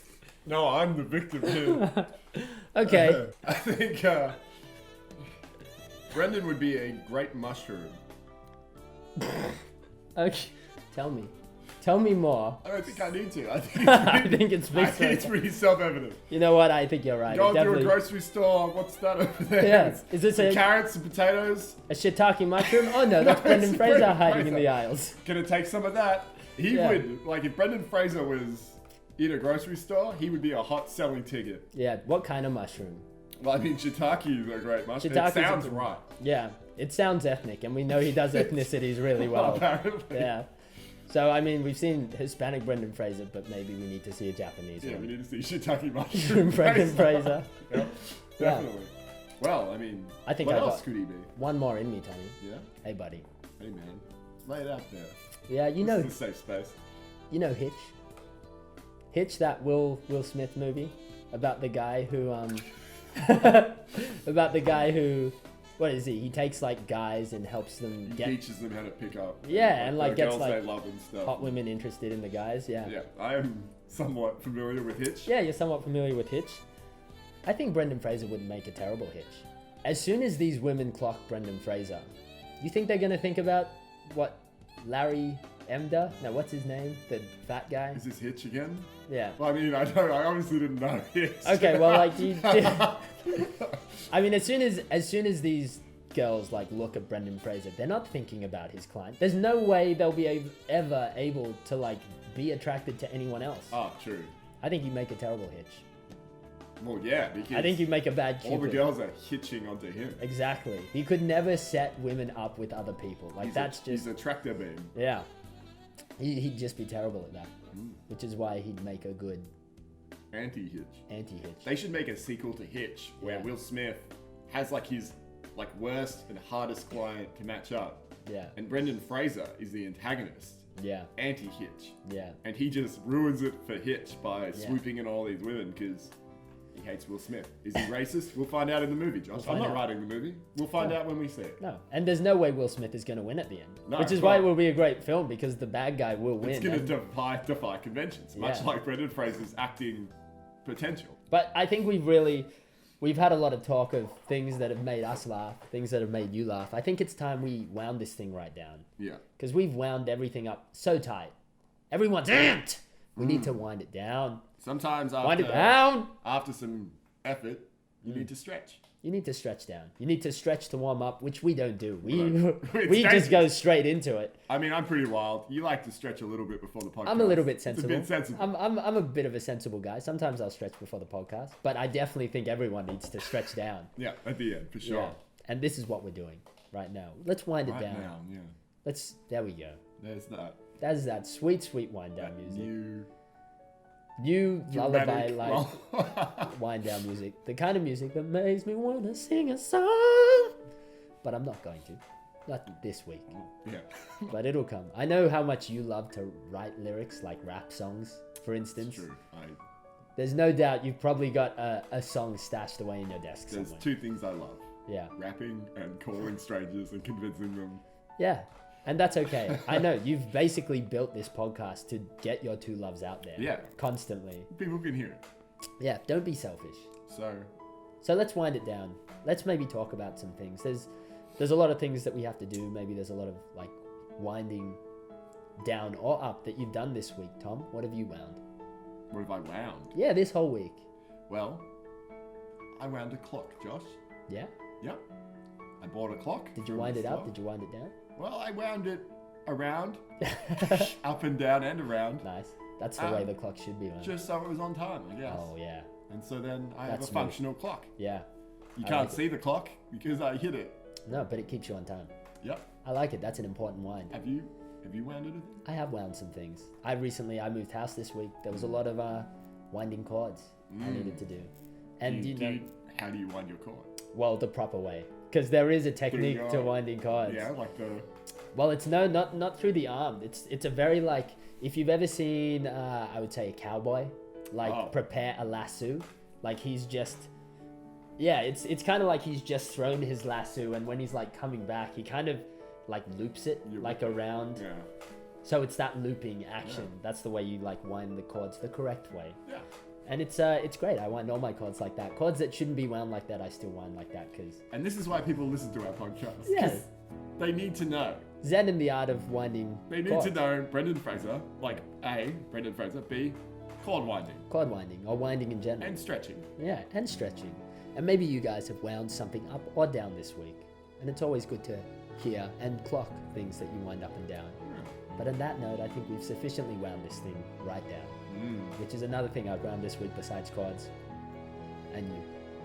Besides clocks. Oh, yeah. This podcast. We've wound it right down. You've got me. Yeah. Guilty. Yeah. I got you. Well. So on that note. I guess we're going to get out of here, guys. Bye. Bye-bye. Bye! Bye.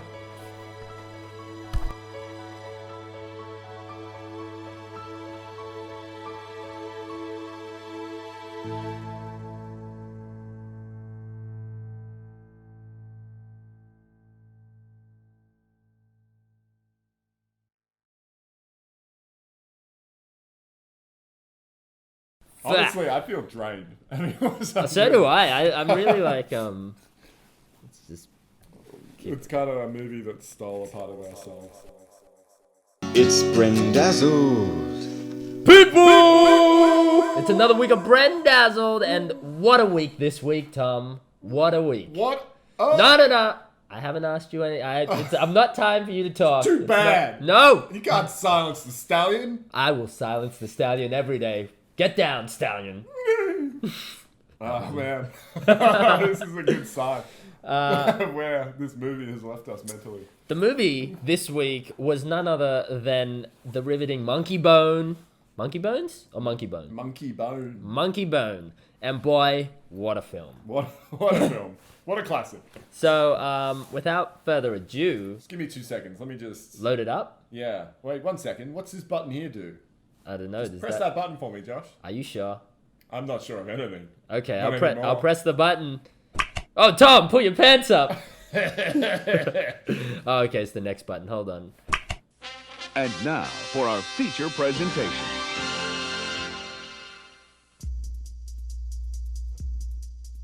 Show me the monkey! Check that monkey! Stu Miley is the creator. The man behind the monkey. MonkeyBone is his creation. I love your way. Stu was about to have it all until it all came crashing down. The story of a man brought a monkey to life. Brendan Fraser, Box, Bridget Fonda. Bridget Fonda.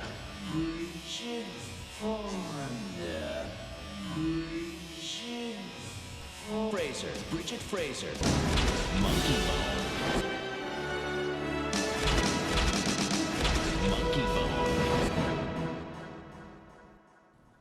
Go. All right. So, anyways, the movie MonkeyBone is it's about okay. Well, Brendan Fraser's in it. Well, yeah, that's number one. Okay, Brendan Fraser's in the film, and it is about him going into a coma, and he goes into downtown Coma Town, and it's pretty crazy. It's very Tim Burton-y. There's a lot of stop motion and craziness going on, and there's a lot of stuff going on the outside while he's in downtown. Don't worry about it. Don't worry about it. Yeah, it's great. I mean, all you need to know is there's weird stuff going on. He's got a buddy called MonkeyBone. He created him, and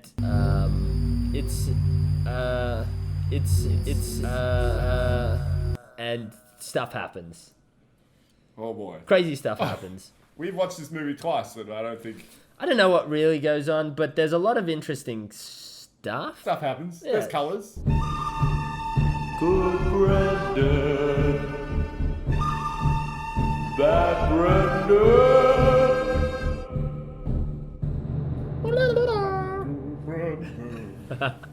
All right, Good Brendan, Bad Brendan is a segment where we discuss either a good Brendan moment or a bad Brendan moment. So, Tom, just straight off the bat, tell me, was it good? Was it good, Brendan? Or was it bad? What? Was it a... What? Was it bad, Brendan? This was a good Brendan. Okay. I don't know what we just watched. We watched it twice. We've actually sacrificed 4 hours to MonkeyBone. Yeah, we watched it twice. Yeah, and I mean, when I do anything for 4 hours, I would hope that I know what's going on, like how things work. And Yeah. I have to say, I know less about the world now that I watched that movie. Well, normally when you do things for 4 hours, aren't you sitting on a toilet seat?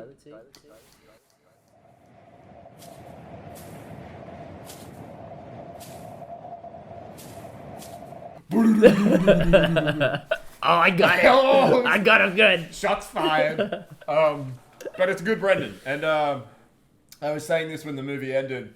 This movie is like a train wreck, but Brendan Fraser is the train conductor, and he knows the train is derailing. Yeah, he's not going to let this train go down without a fight. He's going to stay on until the end. Someone's got to keep shoveling coals in.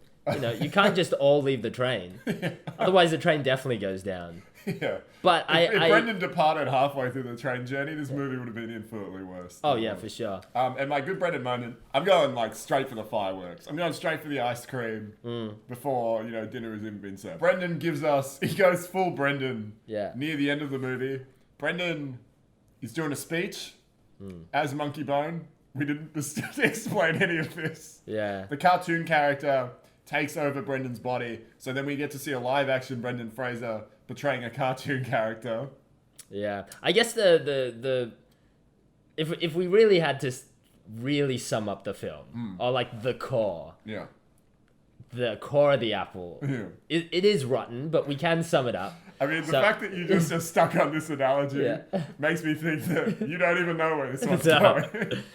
But I guess he's in the downtown area, and instead of him coming out of the coma, his character MonkeyBone comes out of the coma. Yeah. So that's essentially the thing, and takes over his real life body while Brendan Fraser's still stuck in coma land. Yeah. And he wreaks havoc up top. Yeah. And it's trying to fix that mistake. I'm gonna have a hard time out of this. Yeah. I just figured if we get that out of the way, it'll make a lot of what we say. Anyway, Brendan is playing a cartoon character now. And he's not just playing any cartoon character. He's playing a monkey. He's playing a cartoon monkey. He's doing a convincing job. Yeah. Anyway, towards the end of the movie, we get kind of two things I'd love to see Brendan Fraser doing. One is he's dancing. Yeah. Brendan's dancing on stage. Yeah. All eyes on Brendan. I mean, that's enough for a good Brendan, usually. Yeah. Brendan's also singing, though. Yeah. I mean, triple threat Brendan Fraser's coming out. Dancing, singing, acting. Well, we know he can dance. We've seen him dance before. Yeah. Have we ever seen him sing before? Yeah, in Airheads at the end. We have seen him sing before. I logged that one. He's got sweet pipes. Yeah, and we see them again. Yeah. So that's my good Brendan. I'm not even going to stick on this. Just listen to it.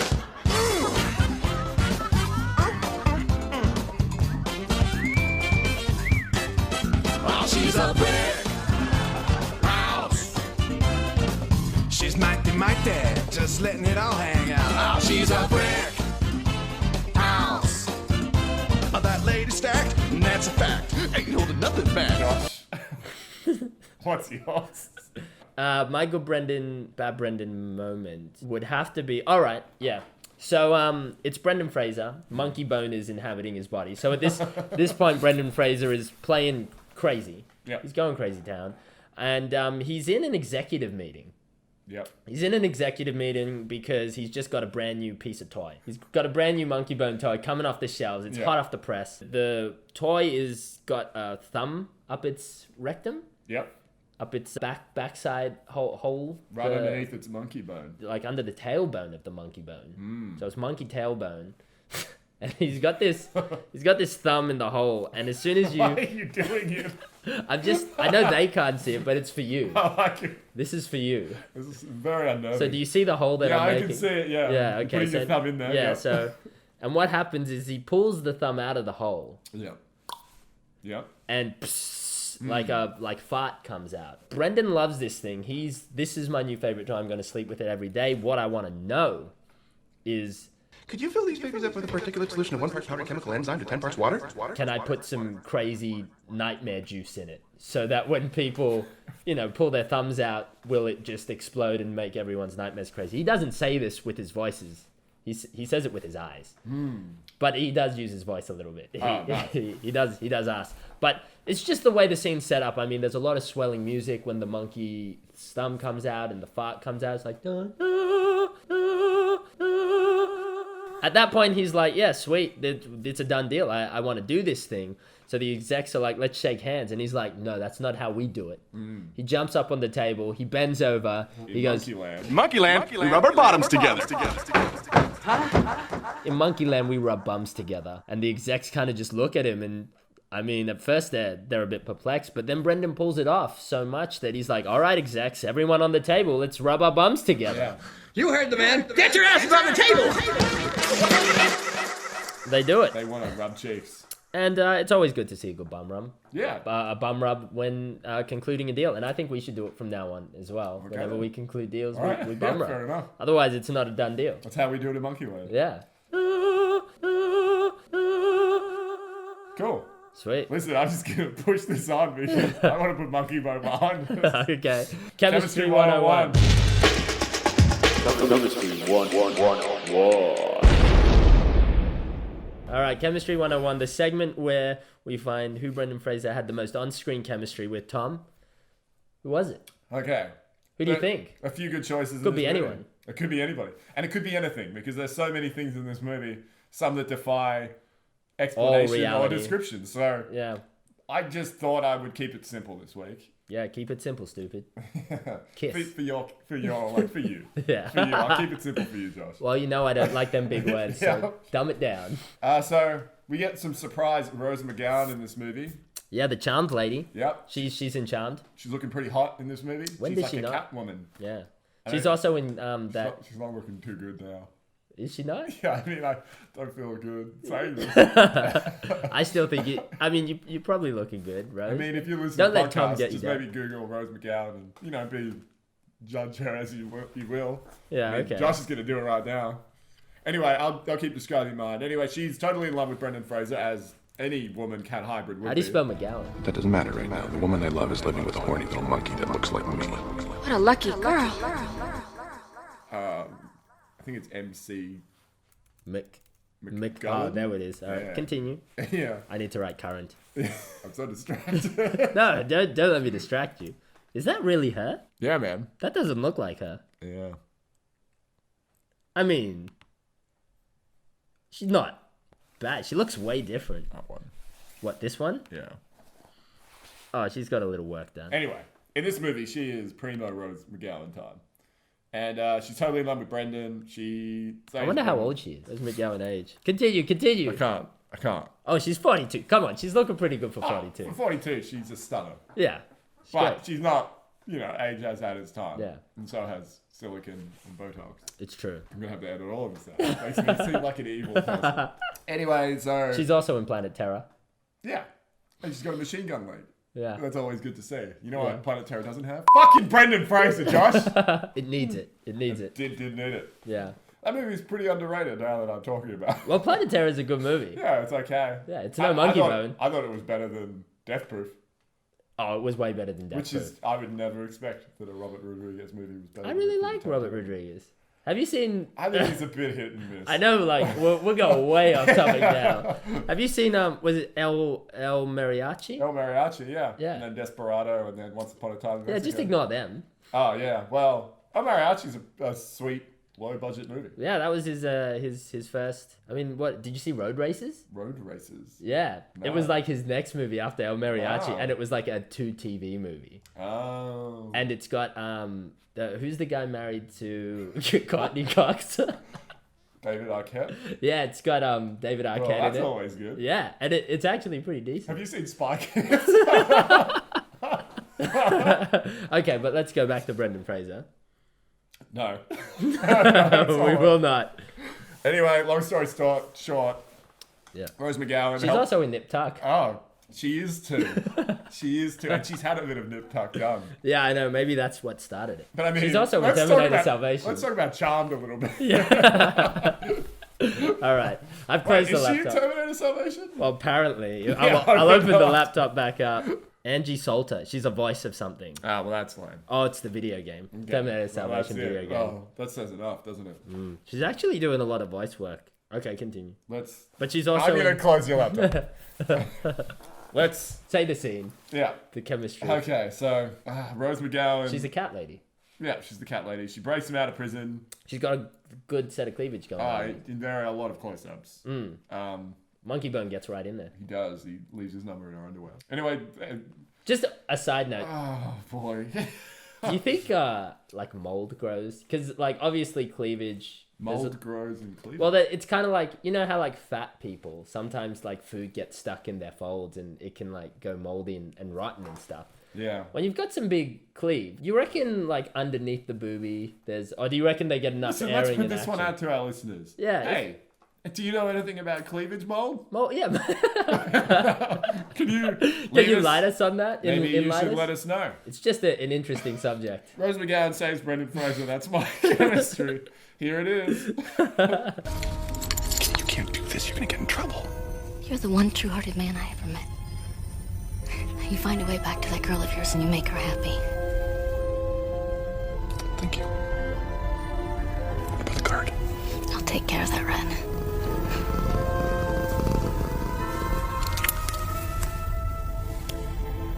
Okay, Stu. I'll see you tomorrow. Josh, what's your chemistry? Well, we know that Brendan Fraser, as we said, can have chemistry with almost anything and anyone. And, True. And that's all you can have, anything, Real or anyone. false? Yeah. And he's had a lot of chemistry with animals in the past. True. He has a lot of chemistry with the dog Buster in this film, good and bad. Because there's, like, obviously good chemistry The when dog he's loves really him, Brendan. and it also hates him. It also hates him, and he pulls off both extremes. You know what's a good movie with a dog in it? Beethoven. Yeah, Beethoven. Have you seen Beethoven lately? I haven't. I think we should watch Beethoven soon. Shaggy Dog's also pretty good. Shaggy Dog, Tim Yeah. Allen. That's a great dog movie. But let's go back. Yeah, let's bring let's it go back. back to Dr. Dolittle. Eddie Murphy. That's also a great animal movie. And there's Noam McDonald voices the dog. Does he? Yeah, I think so. I don't care, Tom. Oh, sorry. You're trying to sidetrack you're right. my Yeah. Chemistry 101. Guilty, you got me. You continue. All right. So I think. But you know, Garfield is also a pretty great animal. Well, Bill movie, but Murray's that's a pretty cat. good, Yeah. And Garfield Tale of Two Kitties is the only one of those two movies I've seen, and it wasn't that bad. And have you seen Tarzan? The new one? No, like the cartoony one. Well, that's Disney. Get off Disney's dick, Josh. Well, it might be Disney, but at least Tarzan had some, like, apes in it, some true. monkeys. And Brendan Fraser had a lot of chemistry with the monkey in this film. Yeah. He did. There was this scene, actually, where... Yeah, tell me about it. Where he's breaking into a sleep place, like a sleep science... Sleep clinic. A sleep clinic he's breaking into. And he Well, because he's evil. He's MonkeyBone at this stage. And he has to steal the nightmare juice to put it into the monkeys. Yeah. So they, and then the... And so, for some reason, which really isn't touched upon now that I think about it, but there's like a monkey in a cage. It's like a full-on orangutan. And this is supposed to be... This is the clinic that his girlfriend works at. And she's a cool dude. Seems She's a nice board, guy. The way this monkey... It's a very small cage. And this is like... Here's actually, now that you've touched this point, things are coming to my brain that make me think maybe she wasn't above board. Maybe she For wasn't. instance, Yeah. she monitors his sleep and then decides she's going to scare him awake by injecting him ODing him in nightmare drugs. Yeah. She sounds like she just seems on paper like an evil I think person. maybe she's a bit evil. She's the nice guy, but if you look at her motives and how she's going about things, it's a little bit evil. Yeah, there's lots of evil shit going on. But, okay, so there's this... She's not willing to pull the plug on him when he's in a coma, even though after 3 months he'll have brain damage, because she's not married to him. So she's not going to inherit all the money for... I mean, there's a whole... Yeah. I mean, I'm pretty upset, Josh, now that I'm thinking about it. She's the evil one of this whole thing. This has become an amazing film. The subtleties, the intricacies. It's blooming in front of me. But anyways, there's this monkey caught in the cage. Yeah. It's like stuck in the cage, and Brendan comes across the monkey, and the monkey is holding on to the nightmare juice. So they've got this monkey just treated poorly in this tiny cage behind a sheet. Brendan Fraser comes up with it, but at this stage, Brendan Fraser is MonkeyBone. So he is a cartoon monkey in himself. And there's only one way he's going to get this nightmare juice off this monkey. He's got to seduce it. Oh, yeah. This is a honey pot.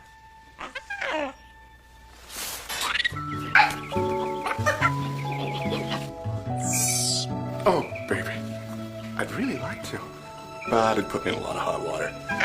Why don't you just give that back? Oh, do you?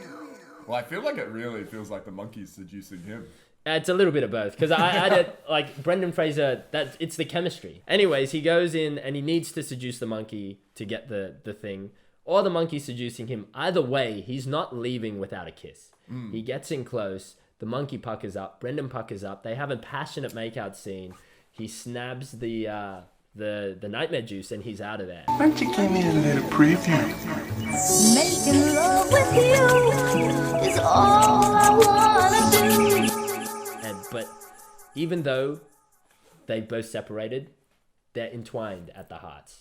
Yeah. And at my hearts. Because I'll think about it forever. If anything, that hasn't left me. The monkey's life is worse now, because not only is it locked in a tiny cage, but it's missing its but main also man, its Brendan. soulmates stolen from it, deceived it, and left it there to die. Yeah. Poor monkey. Yeah, sweet. Cool movie. And then we never see him again. Yeah, probably because it died in the cage. All right, let's move on to the main segment. The reason why we put ourselves through this movie twice. And I don't want to make it sound like it's a bad film. This is a bad film. It's not a good film. I mean... It's not even a decent film.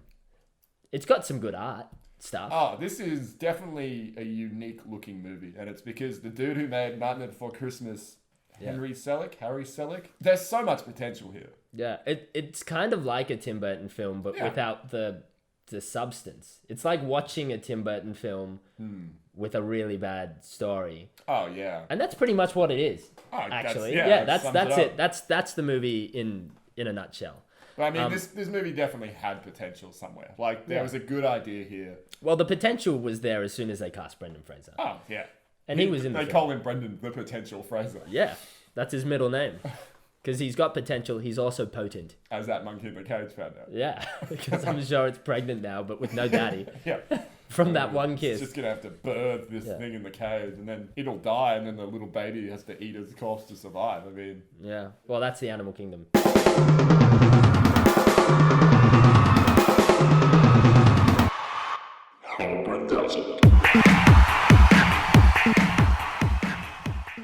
Listen, Josh. I'm not listening. I didn't think you would. No, but you can tell the listeners. I'm sure they're listening. Yeah. Well, are you guys Oh, listening? they just called me. They're not listening. I'm just talking to myself. Yeah, but do it. Oh, wait. I'm not even listening anymore. Oh, just this voice talking. Hello? Help. Cool. Well, it's a good Brendan. 10 out of 10. Yeah? I I didn't feel it, Tom. Yeah. Well, listen, let me just rev my engines up. Okay. I do have a few reasons, and I have to say, like, sometimes it's been a stretch to award a movie a 10, but this one I think, like, Brendan really did a lot. Like, he carried the movie, probably, like, as always.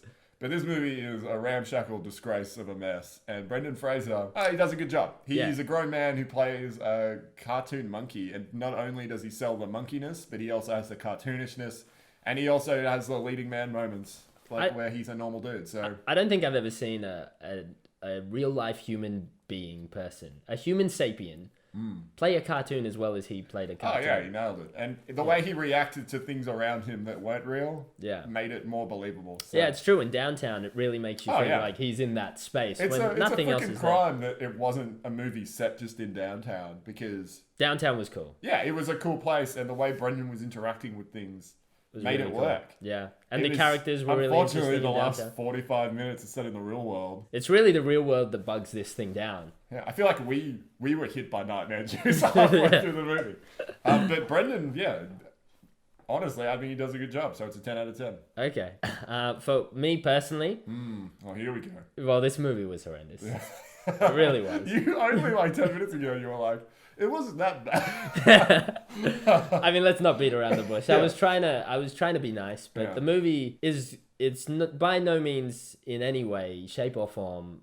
It shouldn't be a movie. It shouldn't even be on a screen. It should have been a short film. It should have been a short. It should have just been short. Merchandise. Yeah. Or something. And when we first see Brendan, we see a man who is pretty bland. And that's sort of his character. We see Vanilla Fraser. He is bland. Because without MonkeyBone, he is Vanilla Fraser. That's the whole shtick. MonkeyBone is eccentric and out there, but Brendan Fraser is just so bleh. Bleh. Bleh. Bleh. Bleh. And I got to say, that blur really rubbed off on me, and I don't think it really left me for the rest of the film. Oh, so I can tell, Doris. Yeah, 2 out of 10. Oh. All right, let's move on. Brutal. Yeah, but then. Yeah. But then he did turn into MonkeyBone, and a whole new Brendan Fraser appeared, which was a cartoonish character. And he does voices, he does a lot of... I mean, there's a scene where he tries to have monkey sex with his girlfriend, and he's swinging around on the bed to, like, some sweet rock music. Often you forget how athletic Brendan Fraser is. He really is, and for a big guy as well, the flexibility he needed for a lot of those, like, bend and, like, grinding moves, but yet he can do it. Yeah. He's big, he's got the flexibility, he's also got the muscle, because at another point in the movie, he's hanging onto a rope and having a fight in the air on a giant inflatable monkey. Yeah. through the streets of you got America. through that one. Yeah. I mean, the things that he went through as MonkeyBone, I mean, it was a character I didn't ever think I was ever going to see. But now I can't unsee, because it was jarring. How could this cartoonish man like be real in real life? But Brendan Fraser did it. He actually pulled off being a cartoon character in real life, and he nailed it. It's then gets a +8. I'll give him +8 for that. That's a 10, Josh. Yeah, that really adds up all the way to 10. Fantastic. Yeah. Cool. All right, well, it's time to play a game. Is it? Yeah. Oh, boy.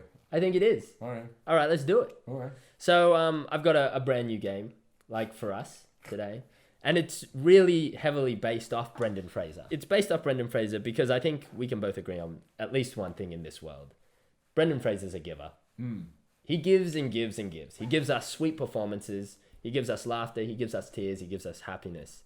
So this game is really based off, his giving spirit. Okay. How we should all give and give and give. Yeah. So the game is called Brendan Lendin. And what happens is, one of us needs to lend the other person something to just to give into Brendan's like givingness. I'm not liking. Now that we think about it, geez, is there anything that you want to borrow off me? I don't think so. But is there anything I want to borrow off you? Now that I think about it, maybe there is something. It feels like you're maybe just. Do you know you've got didn't you recently buy a video game capture device, like a game capture sort of thing? I did, yeah. Do you want to lend that to me? Yeah, I mean. Yeah, well, I mean, you have to. It's, Do you want me to go get it? Well, not right now, but you know, that's the end of the game. It's a beautiful game. I think we should do this every week. It's a good game. Brendan Lendon, what a great game. I think I could have fun with this thing. Oh yeah, I could really see that. You probably want to play it some more. We have to stop it right there. We can't play Brendan Lendon anymore because we're getting too amped up. We need to wind it down. That was the worst game you've ever come up with. I don't know. It worked out pretty well for me. Well, I mean, whilst it's nice to give, it's great to give. You're only taking, which means that in your logic that you just set up, you're anti-Brendan Fraser. Yeah, I don't claim to be anywhere near close to Brendan Fraser. I'm just trying to make other people, you know, as good as him. And you did a good thing today. You won the game. Good work.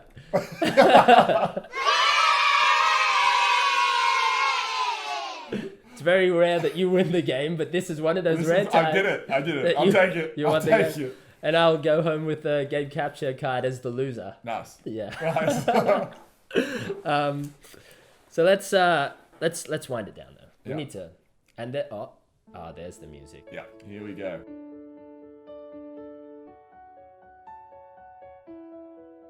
This whole episode is probably what, like, listening to it as the audience is probably what it's going to feel like to watch the movie MonkeyBone. Well, because there It's all over the wasn't place. really a structure to the movie, how can we really structure this episode? I mean, we talked about Rose McGowan there for like 7 minutes.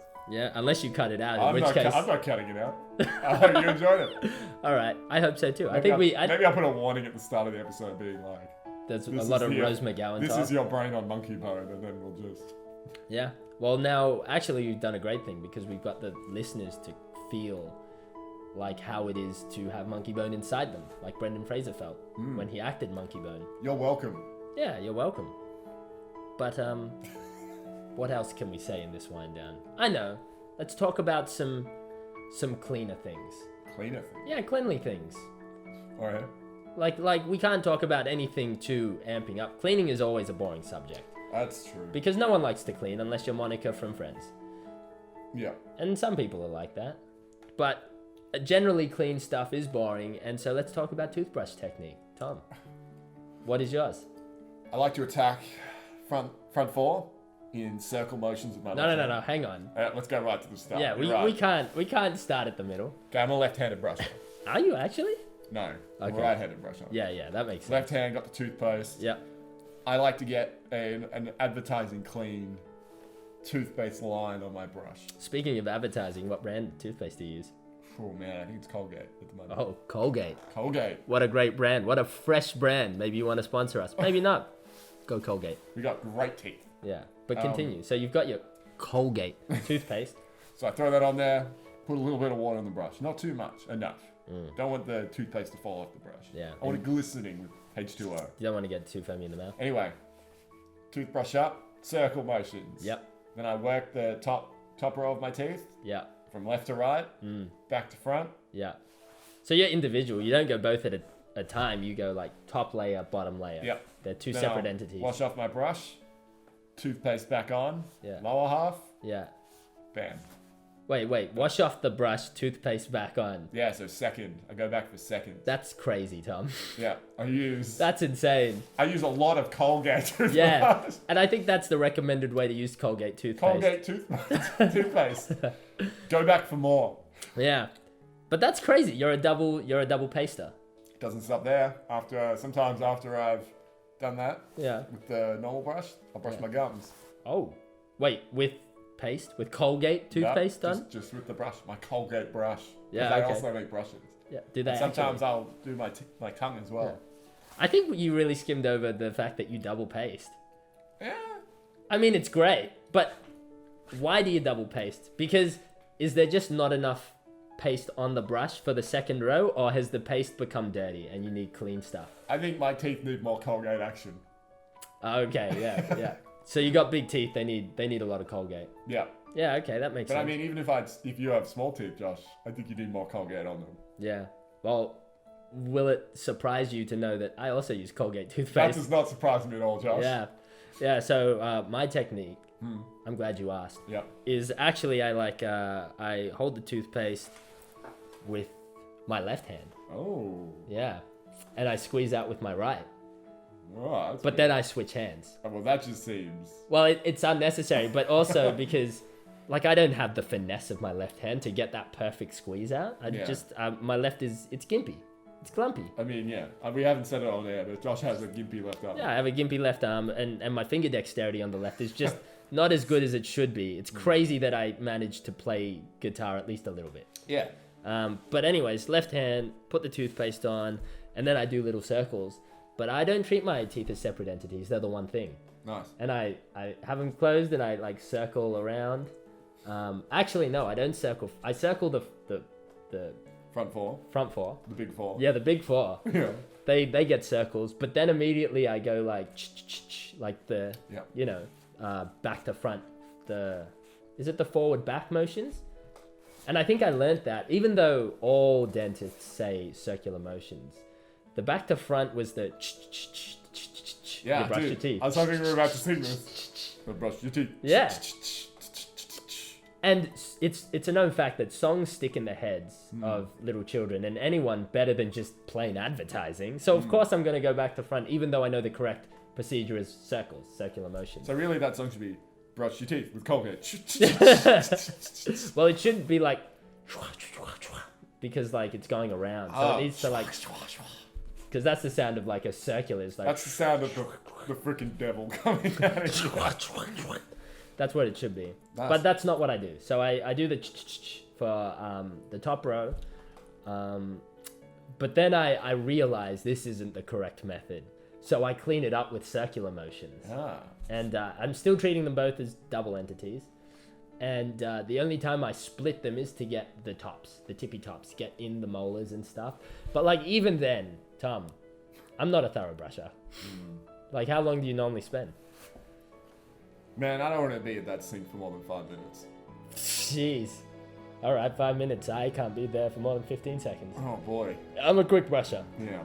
I brush quick. Nothing wrong with efficiency. Yeah, it's true. I think I eat in a way that manages to get my teeth fairly clean. I hardly chew my food. I just swallow. You swallow it like a bird. Yeah, I just swallow it like a bird. I guzzle it down. Nice. And that's how I do it. And I'm sure you listeners have ways that you brush your teeth. Maybe pay attention to it next time. Maybe tell us about it. Tell us about it. See what you do, write it in. Maybe it's weird. Maybe you're a double paster like Tom. It'd be weird. But I mean, even more importantly, you're in the 1%. If you know how Brendan Fraser brushes his teeth, man, I would give a gold coin to find out. Yeah. How he brushes those pristine tombstones. So if you get us that information and we verify it to be true, you get a gold coin sent out to you. Yep. That's the way it be. All right, people. Cool. We've had a good time. We've cleaned up this mess with our clean chat. Colgate. Yeah, Colgate, the fresh makers. Fresh makers. I don't know if that's their slogan. That Mentos? I mean, they should combine. Yeah, I mean Colgate. They're in the same field. They're both in like minty freshness. Just combine the forces. Mentgate. Yeah. Cold toss. Cold toss. Yeah. All right, people. Go brush your teeth. Go to bed. Bye. What? Go to bed. Go to sleep. Go to sleep, you little shit. But not before brushing your teeth with Colgate toothpaste. Bye. Bye-bye.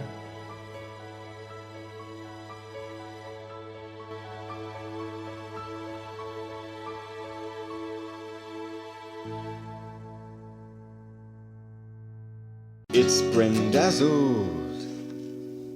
Welcome back, Brendazzlers. Welcome back to another episode.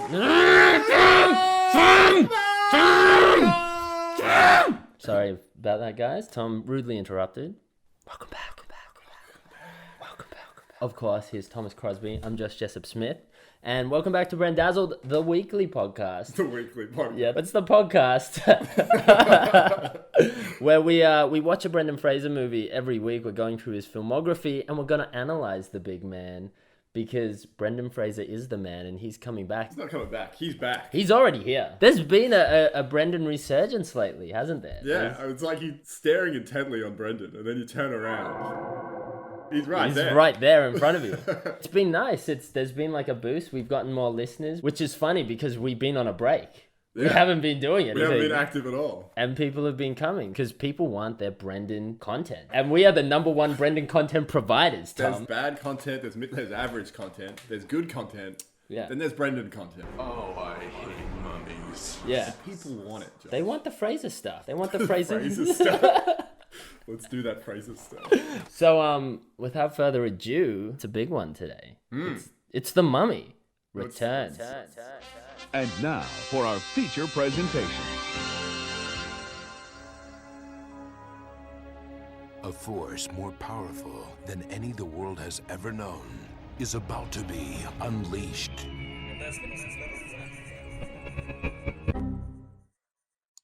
By the two people who should know better.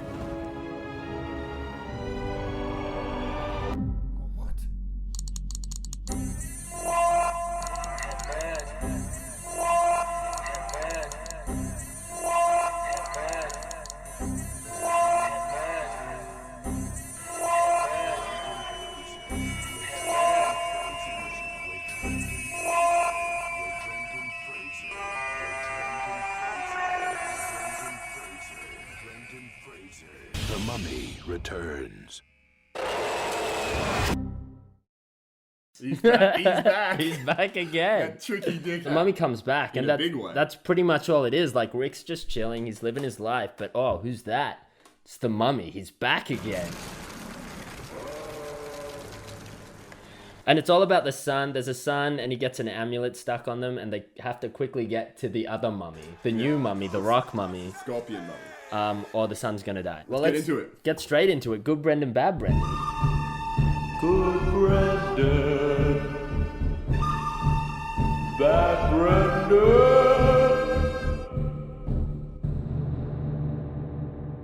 Good Brendan, bad Brendan, where we decide either on a good Brendan moment or a bad Brendan moment. Tom could only be a good Brendan. So this is towards the end of the movie. So Odit, is his name Odit?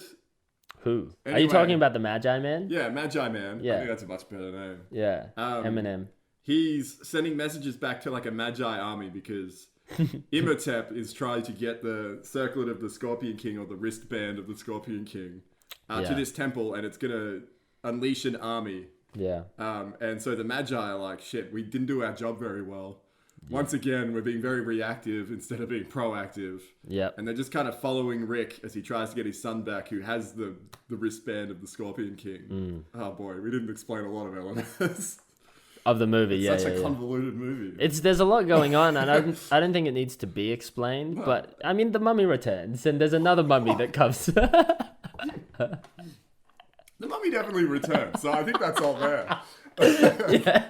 I think it's all there. That's all we need. Anyway, so Odit, or Magi Man, you know, he needs to inform his army of Magi dudes that things are happening. Things are happening, and they need to know. They need to be at a certain spot, otherwise, you know, the world is doomed. Let's go.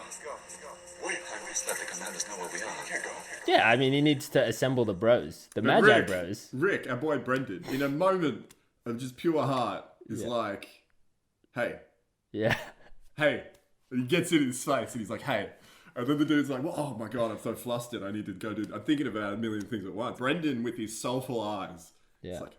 I need you to help me find my son. And you can just see the magic, like, infecting the Magi Man. Yeah, it goes right in. And he just is like... And first I shall help you. Thank you. I need to help you save your son. Yeah. Not tell this army of Magi Men where they need to be to fight. And save this the world. unstoppable army. You're right. And it's not a great moment in the film from a logical sense. Yeah. But, I mean, it's a testament to how good Brendan is. Yeah. If I was in that position and Brendan Fraser was Oh, like, how could hey, you say no? Hey, Tom, hey. I need you to help me find my son. I would drop everything. Yeah, well, that's a great little Brendan. I'm going to be a little bit unconventional this time. That doesn't sound like you, Josh. Yeah. I'm actually going to go with bad Brendan. Oh. Yeah. Ooh. And I hate to do it. You hate to see it, especially at this, like, come straight back out after a long break, see a movie, hand slap down on a bad Brendan. But I'm going to slap a bad Brendan. A Brad Brendan. A Brad Brendan on the table. And it's because Rick O'Connell is a little bit of a bully in this movie. Here we go. I said it. He's a little bit of a bully. I don't think he's a bully. I think Rick O'Connell is the epitome of a man. In this movie, I think he goes a bit too overboard. It's like his masculinity got the better of him because he's a little bit of a bully and he's throwing his weight around because he can. He's Brendan fucking Fraser. And he really like goes out of his way to boss people around and tell them what to do. And I'm gonna pull out one particular moment, and it's when Otis, the Magi Man, he needs to go and tell his bros where he needs to be. Let's go. Wait, I must let the commanders know where we are. I can't go. And Brendan Fraser, Rick O'Connell, it's not you, Brendan. I mean, you played it perfectly because you did manage to get him on your side. Yeah. But I mean, he has a job that he needs to do, Brendan, and you don't need his help. I need you to help me find my son. You're Rick O'Connell. You've got a team of people. He has a particular job he's doing, but you bullied him. And then there's another point I remember they, all meet for the first time. So Artis, B. Frazee, Jonathan, they're all at the car. Everything's a little bit flustered. His son's just been stolen and they have to figure out what to do. Brendan takes the lead and he's like, all right, look. Putting the son, you have started a chain reaction that could bring about the next apocalypse. You, wait, no, you, big trouble. You, get in the car. It was kind of mean. I think it was unnecessary. I think it was a little bit of a bully, and I think his mum should write a note. To the teacher. I think you're stretching. No. I don't support this at all. I know you don't, but there we go. It's a bad Brendan. I knew you would go for a bad Brendan, but this is the saddest attempt at a bad No, what do you mean? He was a bully, and you'll see. And you better put those bullying moments in this thing. Oh, I will. Josh, you can trust me. Just know, listeners, if these sound bites don't sound like he's bullying him at all, it's been a coup. A coup? Yeah, it's been a coup. Tom is frauding. Sweet. Let's go straight to Chemistry 101.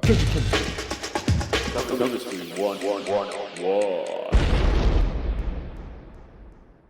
So this Chemistry 101, I'm also going to go a little bit unconventional again. Ooh. Yeah, so I believe, so normally in this segment, it's Chemistry 101 where we talk about who Brendan Fraser had the most chemistry with on screen.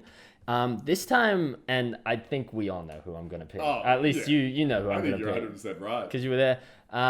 It's Horace. Yeah. Horace the owl. But why this is a little bit unconventional. I think he's a whore. He's some sort of. He could be a falcon.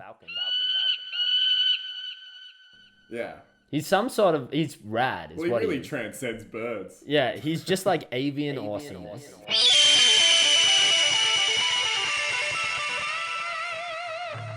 It's a little bit unconventional because I'm gonna actually say the chemistry was between Horace and Magi Man.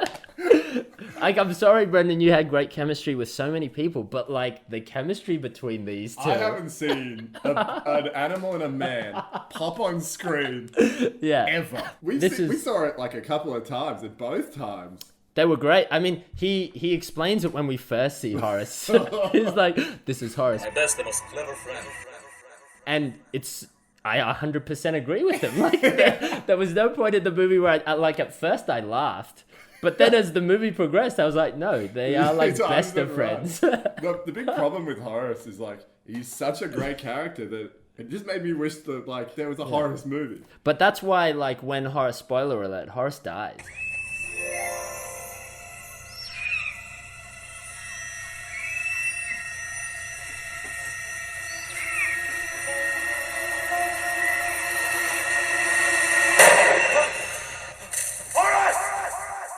Yeah.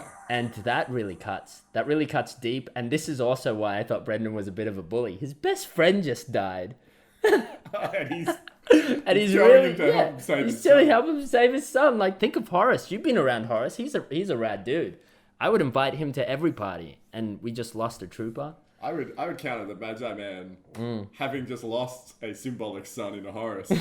Probably could then empathize even more with Brendan, who is trying to save his son. Maybe, but I think he just wanted, like, realistically to get to his other bros that knew Horace as well. Yeah, so they could could be like, guys, you'll never guess, but like Horace is gone. You won't know, but I'm here because Horace isn't. Yeah, well, they'd know.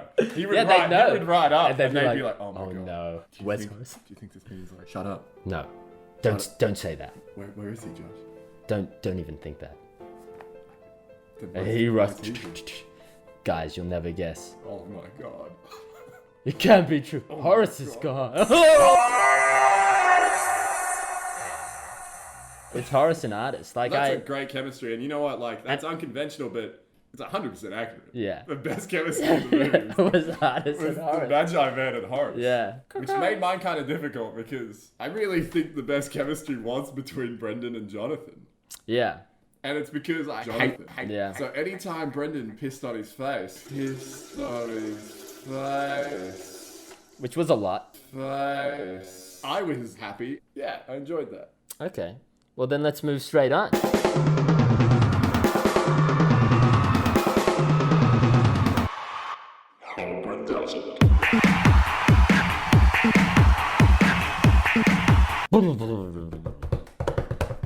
This is the big boy score. Yeah, this is the segment where we talk about how Brendazzled we were out of 10 Dazzle points with Brendan in this film. So Tom, how Brendazzled were you with Brendan? I think this movie is a bit crowded, so we got less Brendan than we got in the original Mummy. Yeah, that's true. And that makes it hard to, you know, like really think, oh, you're the standout. Especially when you got curveballs like Horace in the movie. You got The Rock. Dwayne The Rock Johnson's in this movie. And That Imhotep's Hawaiian back.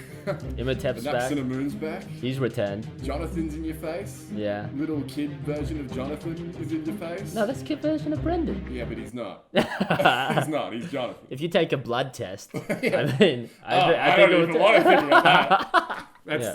That's here or there. If I had to just look at Brendan's performance, I guess I'm having a hard time thinking like, is this really a standout Brendan role?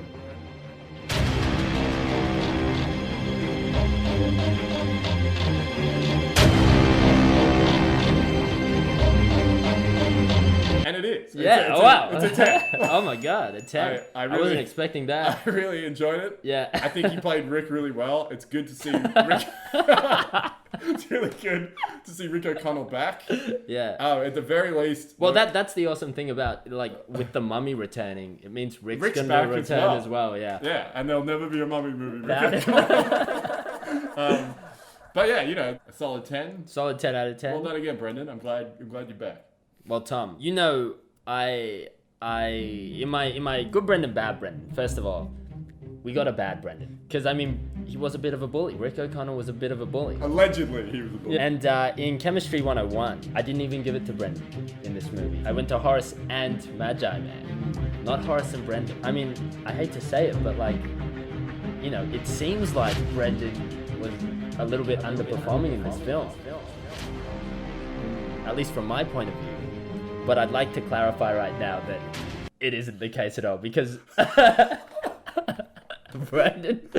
Brendan Fraser did such a good job of bullying like people that I mean it affected me, but like what happened to you? The fact that he even pulled it off, it was impressive. Like he was telling people to do stuff, they were dropping whatever they were doing at the time and doing it. Like have to give it a solid 10 because I was as much as I didn't like it, I respected it. So I give it a 10 out of 10. Excellent. So yeah, that was a great Brendan performance. You love to see it? Yeah, Mummy Returns. I haven't seen the third Mummy. I am... Well, we'll be seeing it soon, actually. Like 3 or 4 movies. Oh, so it is pretty soon. Yeah. Yeah, sweet. So you've never seen it. I've seen it, but I've forgotten it. But the Mummy, I'm hoping will return. We're good to play a game. We're good to have some fun. We're good to play a game. Hopefully something bad happens to Tom. Okay, so this game, it's called The Ultimate Mummy Quiz. Oh, God. Is what I'm giving you. Because this is really to just determine, like, how you would be as a parent. A motherly type parent, I would think. So these are all, like, questions just to assess how you would be with a kid. You know, would you venture to the ends of the earth to try and save your son when he's got, like, an amulet on him and will die in 5 days? Well, I'm going to nail this. Well, we'll find out. Because I'm not so sure. I've got this. So, question number 1. You have a child. Do you... Okay. Do you... Boy or girl? It's up to you. I mean, you're the parent. Do you not know the sex of your own child? Good turn. I see where this is going. So your child wants to watch 2 movies. They're on TV. They're both pretty explicit though. Do you let your child watch a movie with sex and nudity, or do you let your child watch a movie with gore and violence? Oh, it's a difficult choice. Yeah. Well, What do you subject your kid to? my son is 13. Yeah, he's pretty young. He's in the throes of puberty. Yeah. Sex and nudity is a natural thing, Yeah. while gore and violence, is something we reject. So I'd have to go sex and nudity.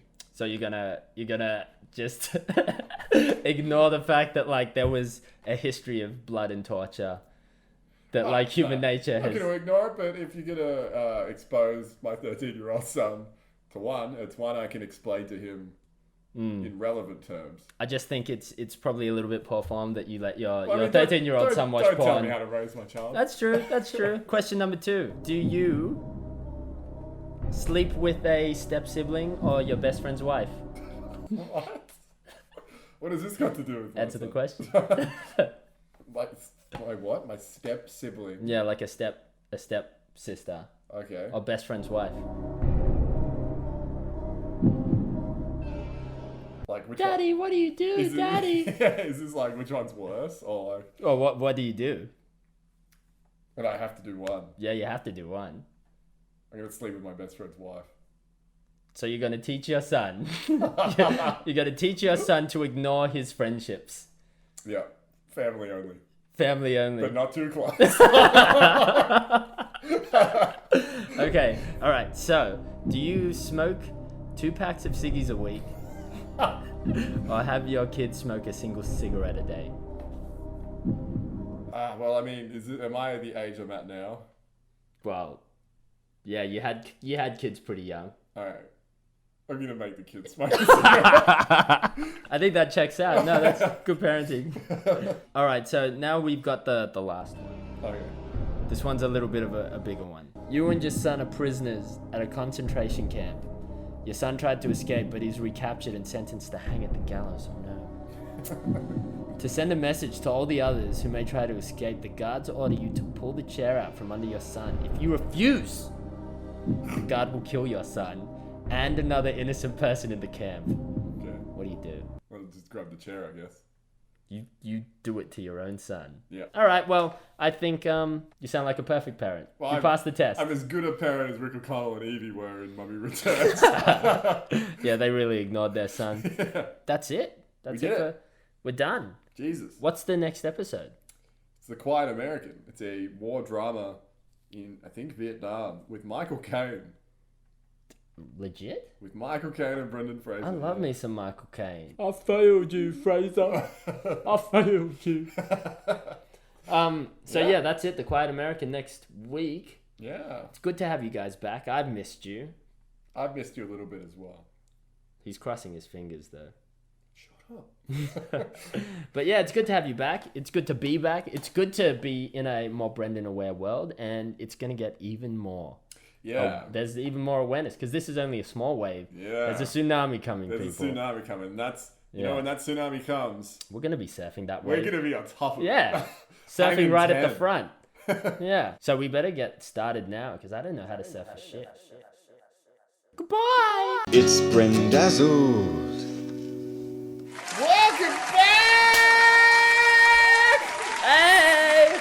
It's Brendazzled! Yeah, it is. I'm Tom, this is Josh. I'm Josh. You're in the podcast that watches Brendan Fraser movies. Yeah. And then we critique his performance. We in movies analyze, you know? Because we love him. We love him. And we want him to come onto the show. Yeah, we want to talk to him. I want to touch him. Yeah, I want to watch you touch him. Well, good. Well, here we go. What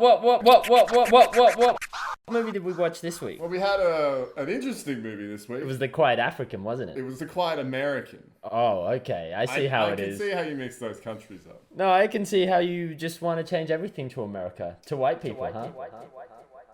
Josh, I've never claimed to not be a racist. Yeah, The Quiet American was a drama. Here's the trailer. And now for our feature presentation. I'm Alden Pyle. I'm Alden Pyle. My sister is the most beautiful girl in Saigon. I don't doubt that at all. They say you come to Vietnam and understand a lot in a few minutes. The rest takes a lifetime. I'm Alden Pyle. Don't get involved. Are you married? Can it be 2 years already? So are you married? Yes, I am. But not to her. What can you offer her? I love Fong very much. Let's just look at Fong, mistress of an older European man. Well, that pretty well describes the whole country, doesn't it?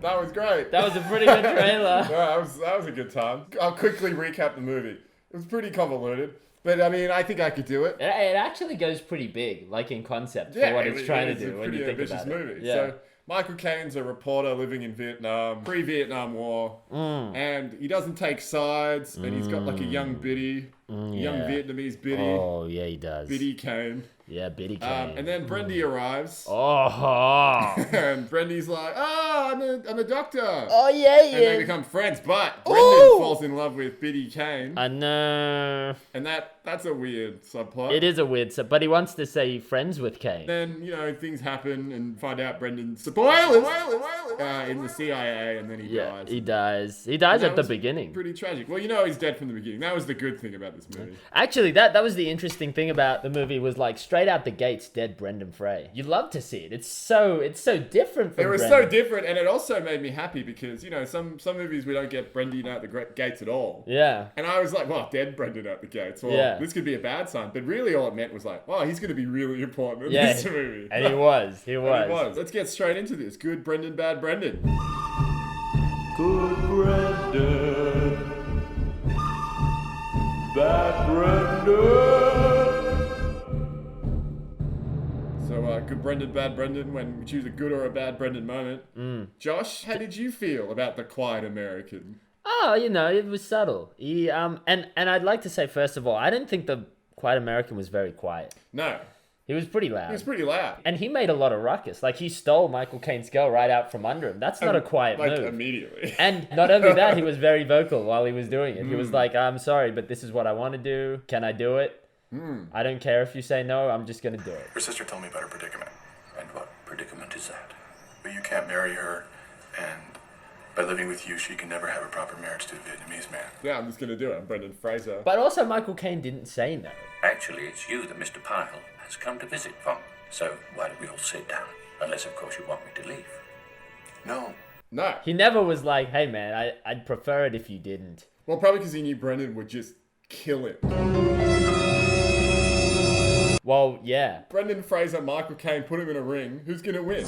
Brendan Fraser. Yeah, he's going to eat like him 6 up. foot tall. He's going to rip And him also, up. like, Michael Caine is old. Brendan's a young buck. How can you compete with that? You can't. Yeah, so he doesn't. And he didn't. So, I mean, the logic's sound. Yeah. So this week, it's a bad Brendan. No, I'm kidding. It's good. Of course it's good. What's good about it is like, and I forgot that I missed this because it's been a little while. We got a dancing Brendan. Oh, we did. We got Brendan dancing again, and it's always great to see. Yeah. So my good Brendan moment is, I don't know, he buys like a ticket to the dance floor, which is weird, but apparently that's what happens in Vietnam. You have to like pay to dance. Get a ticket to dance with certain ladies. Oh, that's what it was. So he does like straight up dance with Michael Caine's girl. It's like the first thing he does, which is a little bit weird. But it's okay because as soon as he gets on the dance floor, his moves are really underwhelming actually. But that's the great thing about this because we know Brendan's a good dancer. We know. So this was all acting, people. Hashtag acting. But it was great, like, just even to see him move his feet a little bit to some music. Because, I missed it. And they did mention at one point, they're like, he's a very bad dancer. He's not a very good dancer. But you know what? Like, it wasn't that bad. He was just swayed. Like, how can you mess that up? But at the same time, it's like, yeah, he can do great. He's a great dancer. Yeah, and maybe it was just like the characters saying it, knowing that he could do better. Like, oh, he's doing a bad job because normally he fucking rocks the Casbah. He chews this up. Yeah. He goes at it. So that's my good Brendan. What about you? Well, it's a good Brendan this week. Ooh. There's like a point in the movie where Michael Caine and Brendan, they're kind of stuck in this watchtower with two like pro-French forces soldiers. Yeah. And the communists are coming. Yeah. To wipe them out. 4 guys stuck in a room together with a bunch of guns. And so up to this point in the movie, Brendan has seemed very bookish. As soon as danger presents itself to this watchtower, steals his gun, steals his his submachine gun, and then one hand Yeah. He's like pointing the submachine gun around. Yeah, And he's then like, don't make a move, They have people. to like climb upstairs. He just leaps straight down. Yeah, in straight one down. deft jump. And Michael Caine follows and like twists his Yeah, ankle. messes up his leg. Because but he's an old Brendan man. knows how to break fall. But Brendan knew how to break the fall and he yeah, rolled. yeah.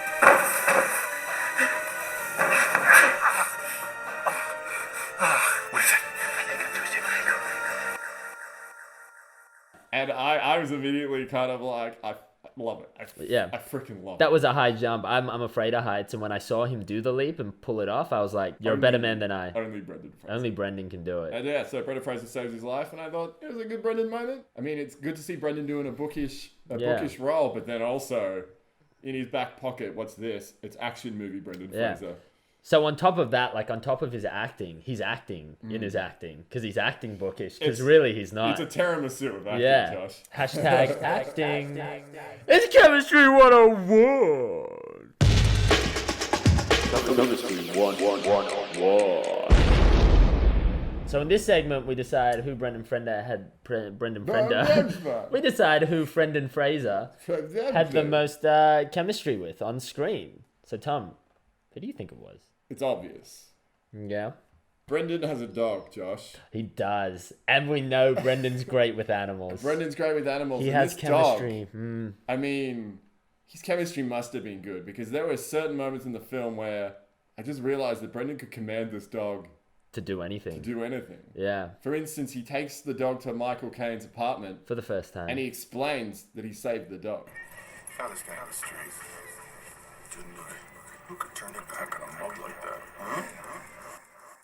He loved the look of the dog and he was like, I'm looking after it. And immediately that dog looked healthy. Like, unless he said it was a stray dog off the street, I would have had no idea. His coat. Yeah. Luminescent. And I think it was as soon as that dog saw Brendan Fraser, it just, chemically. The muck fell off its body. He was like, I know I'm going to be safe. And you could tell it seemed safe. Brendan was very protective of the dog. He was. And which paid off later in the movie. It's very, yes, it did. But in this sequence of Michael Caine's apartment, the dog kind of immediately jumps up on Michael Caine's bed. Starts and Michael Caine's barking. like, does he have to do that? Brendan is like, hey. And then he clicks and he goes, go sit down.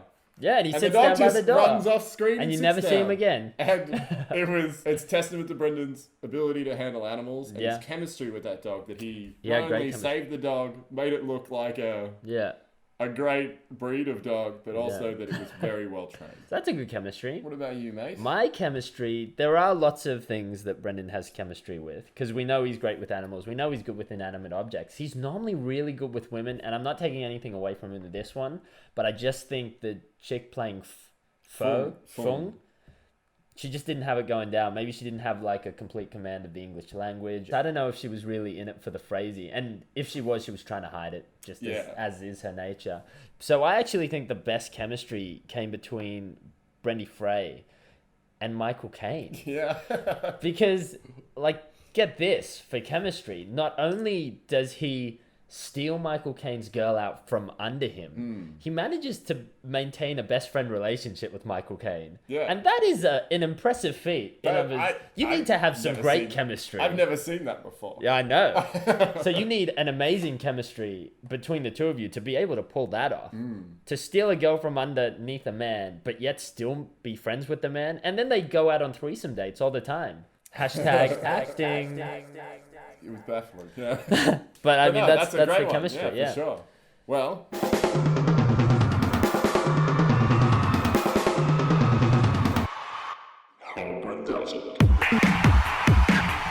It's Aquaman!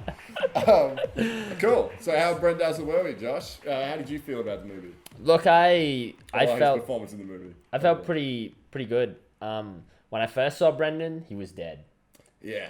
So I was a little bit shaky or scared at the beginning because I was like, oh no, are we just going to have like a very one-tone performance from Brendan the entire time? Is it just going to be a very like dead fish thing? But it wasn't. Which, I mean, even if it was, it would have been fine. Brendan would have been like the best dead guy I've ever seen play dead. You have so much life. Yeah. But he'd be dead. But I'm telling you, like, normally I I can try and fault Brendan, but I can't in this one because I saw him dance. I saw him dance badly, even though I know he can dance good. So acting. I saw him be a bookish nerd, but that was also acting on top of his acting because really he was a gung-ho action hero.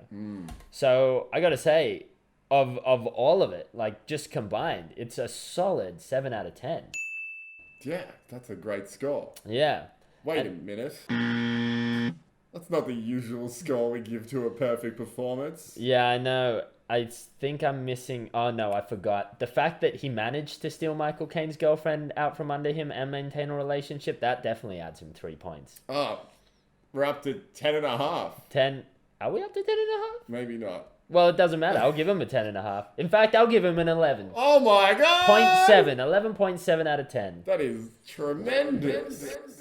What about you? What are you giving him? Well, Josh, it's no secret. All right, it's just yada yada yada with you, Josh's isn't it? Josh's performance. Hashtag acting. I did a pretty good performance. Oscar nominated. Brendan's performance was pretty dead on arrival.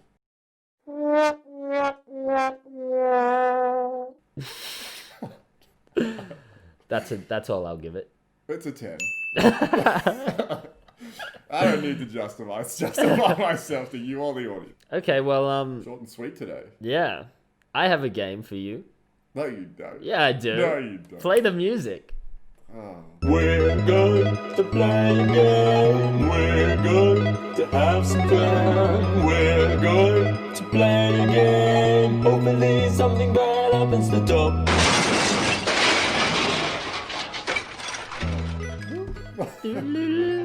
Alright, I have a game this week, and it's what is in my hand. Nothing. Nothing? Yeah. And if there is something in my hand, you get slapped. No. Yeah. No. Do you wanna lock it in? No. Yeah. We're not playing this game. Yeah, we're playing it. I'm gonna slap you back. What's in the hand? There's nothing.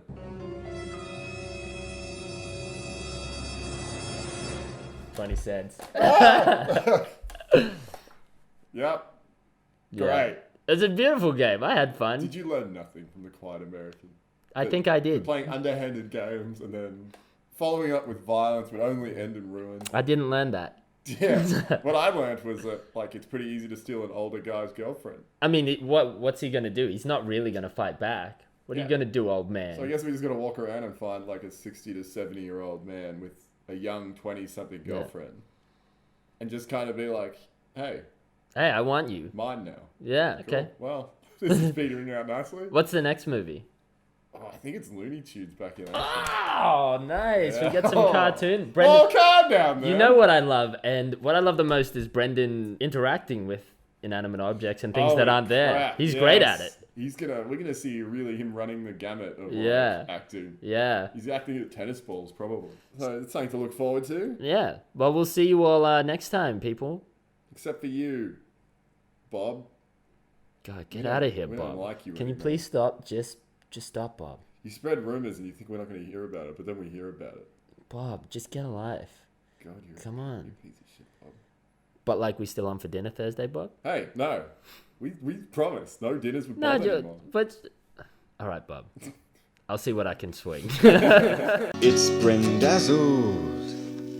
Welcome back, Brendazzlers! Welcome back to another week of Brendazzled. And I'm always here, as is tradition, Josh. And we have another guy here. Anyways... Hey! Hey! What do you want? I want to be heard, Josh. Alright, say your piece. It's me, Tom. Oh, there That's all I got. Yeah, that is all you got. Well, Tom's here. I guess we'll let him in. Look at Mr. Snippy Mood today. We'll let him in. Look at Mr. Snippy Mood, everybody. I'm always Mr. Snippy, and don't you forget. Oh, shit. He's going to hit me again. So this week, we watched the Looney Tunes back in action. Yeah. And it is back in action. There's a lot of action. I haven't seen the Looney Tunes in a while. Last time I saw him was Space Jam, but not when it came out. Like I rewatched Space Jam, as, you know, almost every day, as everyone does, right? No, I don't. Right? What? You heard me. What? And you know what? I'm going to get this out of the way now. I don't like the Looney Tunes. What? And I didn't enjoy watching them, and I'm unhappy that they were back. All right, well, let's go to the trailer right now. We need cut, rewind. And now for our feature presentation. What's up, Doc? What's up, Doc? Is this your idea? The Looney Tunes are back. The Looney Tunes are back. The Looney Tunes are back. The Looney Tunes are back. What's Blue Mountain? Very special diamond. Now, if I were a giant diamond, where would I be? What about the duck? On the big screen. We hug, we cry. Looney Tunes back in action. Only in theaters November 14th. We did it. That was the trailer. Oh, we're nailing this episode. Well, I guess I'll give a little brief introduction of what happened. What was the movie I'll about? tell you right now. I don't know. It was Brendan Fraser. Yep. Daffy Duck and Bugs Bunny play a huge part in this. Some chick does. She looks kind of like... Elfman. Is that her name? Yeah, Jenna she's Elfman? Dahmer and Greg. Yeah, okay. So she's in this. Pretty much, Brendan Fraser's dad is like James Bond. He's an actor who plays like a Bond character. Who just happens. Who happens to be an international spy as well. So he gets captured. Brendan Fraser has to go off and something about like a blue monkey diamond. They're trying to like get the diamond because the blue monkey diamond... Spoiler alert. Spoiler!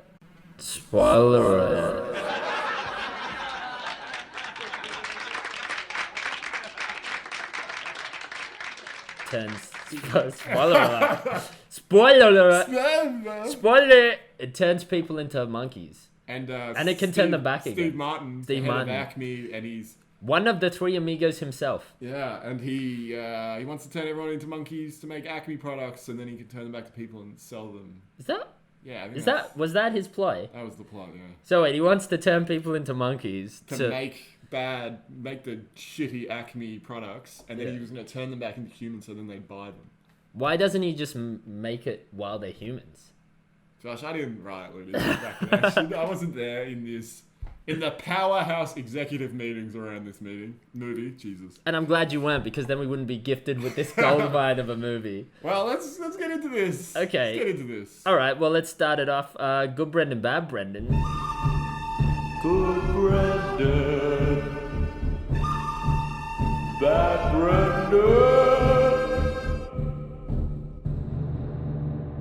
This is normally a segment where we discuss either a good Brendan Fraser moment or a bad Brendan Fraser.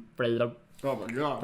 What's happening to us? Or a bad Brendan Fraser moment. Tom, was this a good Brendan Fraser moment? Or was it a bad Brendan Fraser moment? Well, Josh, this was a good Brendan Fraser moment. Oh, it was a good one. A good Brendan Fraser moment. Brendan Fraser was the only thing keeping this movie together. Well, isn't that the case all the time? Oh, but especially this week. The Looney Tunes are back in action, but boy, they shouldn't be. I hate it, Josh. I hate it. I hated this movie. Yeah, but Brendan did a great job. Well, what's your good... I'm do so you? angry. I feel angry. You didn't even watch the whole movie. But every second of this movie I saw made me angry. It hurt something deep inside me. Anyway, let's not get bogged down on my hatred. In the minutiae. I got a really simple good Brendan this week, and it was good to see. Okay, so Brendan at the start of the movie he's a wannabe stuntman, he's a security guard. We thought he was going to be schlubby at the start, but my good Brendan is, out of the gates, Brendan just kind of shows what a boss dog he is. Yeah. Because Jenna Elfman is like an executive, and Brendan's this security guard on the Warner Brothers lot. She's like, hey, security man, schlubby dude. I need you to eject the stocks. Yeah. And he's like, hey, Jenna Elfman. Lady, this is Daffy Duck. Exactly. Oh, my mistake. You're Brendan fucking Fraser. We're following orders. You know what? You don't know me. I'm Brendan Fraser. You don't talk to me like that. Yeah. Here is everything I know about you.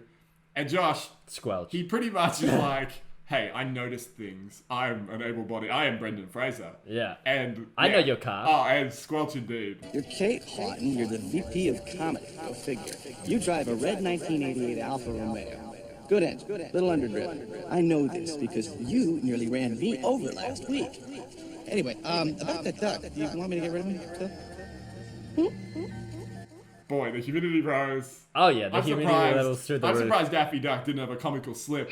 Yeah. You're like, what's going on? But our friend Squelchy the janitor was back in action because he was busy mopping. Yeah, he had to mop up in this. And that was it. Good Brendan. I love to see a Brendan that immediately steals a woman's heart within the first 5 minutes of a movie. And that's what we did. Like, as soon as we saw Brendan and Janet together, there was no doubt that, you know, she was going to fall for his charms. Oh, yeah. So 2 weeks ago, we had a bad Brendan, and then we followed it up with a good Brendan. So it's great to see another good Brendan following the good Brendan that followed the bad Brendan. Oh, yeah. So this week, it's a good Brendan. Yeah, we're back on and up. Yeah! And my good Brendan this week, like, okay, so before we even see Brendan Fraser, I see Jenna, I see, like, the Warner brothers, like, the actual brothers. So we see them, and they're all interacting with Daffy Duck and Bugs Bunny, but I didn't believe it. Even Janet, like, does a pretty decent job throughout the whole movie, but, like, it's not great when it comes to acting with the inanimate objects. Yeah, I agree. So my good Brendan basically comes from Brendan Fraser, because he puts Daffy Duck and Bugs Bunny in the scene. Just he solidly plants them down because he acts just as if it's like you or me. Yeah. Just like I'm touching you now. Don't touch me. Yeah. Don't touch me. That's how he was acting with them. Like, and we've said it before. Brendan Fraser does great with inanimate objects, with things that aren't there. Physical comedy. And physical comedy. And he nails it in this. He was really the linchpin holding this thing together, because I only really believed scenes where the animations interacted with Brendan Fraser. Brendan was so good in this movie. Jesus. So good.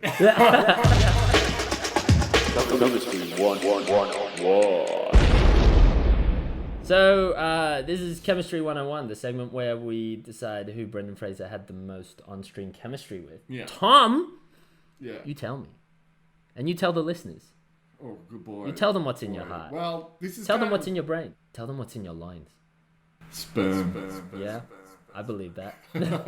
Is it fertile? Don't think so. Who knows? I think every other live action piece of this movie was awful. So I think Brendan and chemistry is kind of hard because, you know, it'd be easy to say he had great chemistry with Daffy Duck. He's with Daffy Duck Pretty much the whole film. I gotta say, Daffy was great. Bugs Bunny, I hate him. I said it like 9 or 10 times watching this movie. Yeah. Bugs Bunny is a colossal prick, by the way. Nah, he's a cool dude. Yeah, He's a cool bunny. He's the coolest bunny out. I don't get it. I don't get why people like Bugs Bunny. Dear listeners, if you like Bugs Bunny, fuck you. He's a prick. I don't know why he's even called Bugs. Like, No, why is his first name He should Bugs? be called Prick Bunny. Well, that doesn't have alliteration. Yeah, you know, I'm just gonna say Daffy. Yeah, him and Daffy. Because, yeah, he had great physical comedy. He had great, like, interactions with inanimate objects, as he often does. Yeah. I think that's his Daffy where was he tries. kind of the corner of the movie, so I'm going to give it to Daffy. Guess who? So did you miss me? I'm glad I was fired. In a few days, they'll be kissing my beef-feathered rump, begging me to come back. My chemistry is actually between Brendan Fraser, and I know I've done this before.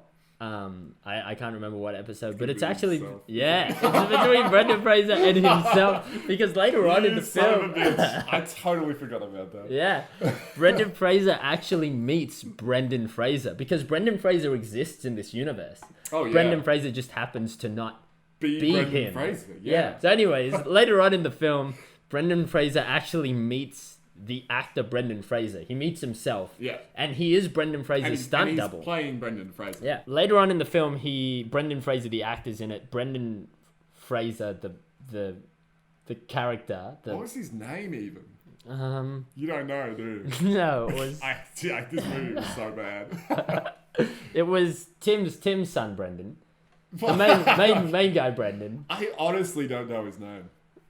It's been like wiped from my brain. Let's just call him Jamiroquai.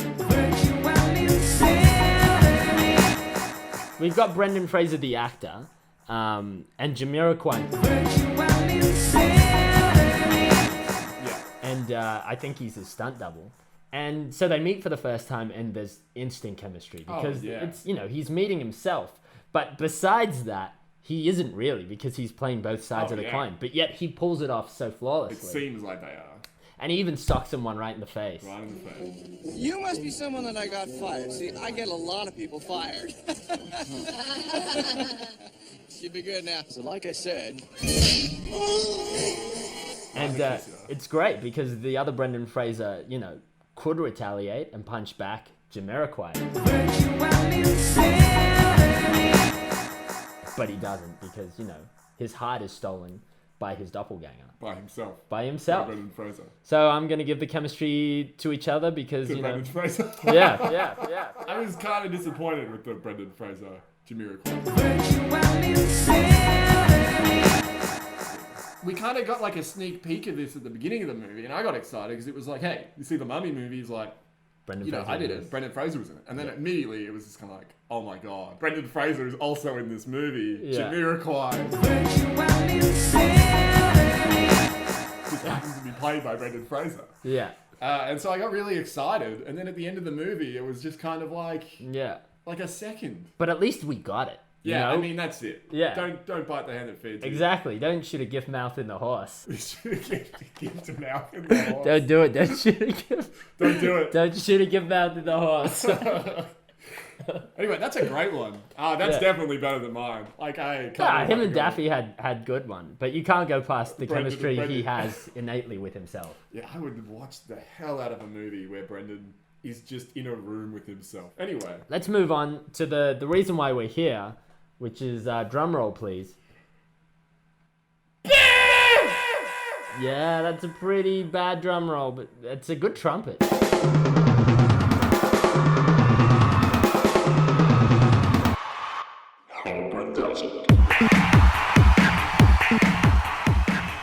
Now we're here for Brendazzled.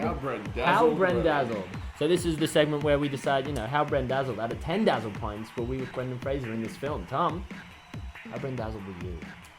well, here's my issue. This movie was god awful. So Josh, I'm having a real hard time, actually even putting a score on how Brendazzled I am, because I almost wasn't Brendazzled. Because Oh this my God. movie Don't you say was it. so bad and made me so angry. Yeah. I'm it's very rare that I have a film experience that just elicits pure rage. Is it rare? No, it happens a lot. Anything with Mark Wahlberg. Fuck Mark Wahlberg. Listen, you hate to do it. You hate to see it. Oh no. What is this? Still so angry. You gotta put that aside. No, I'll try. Okay. Yep. It's a 10. Oh!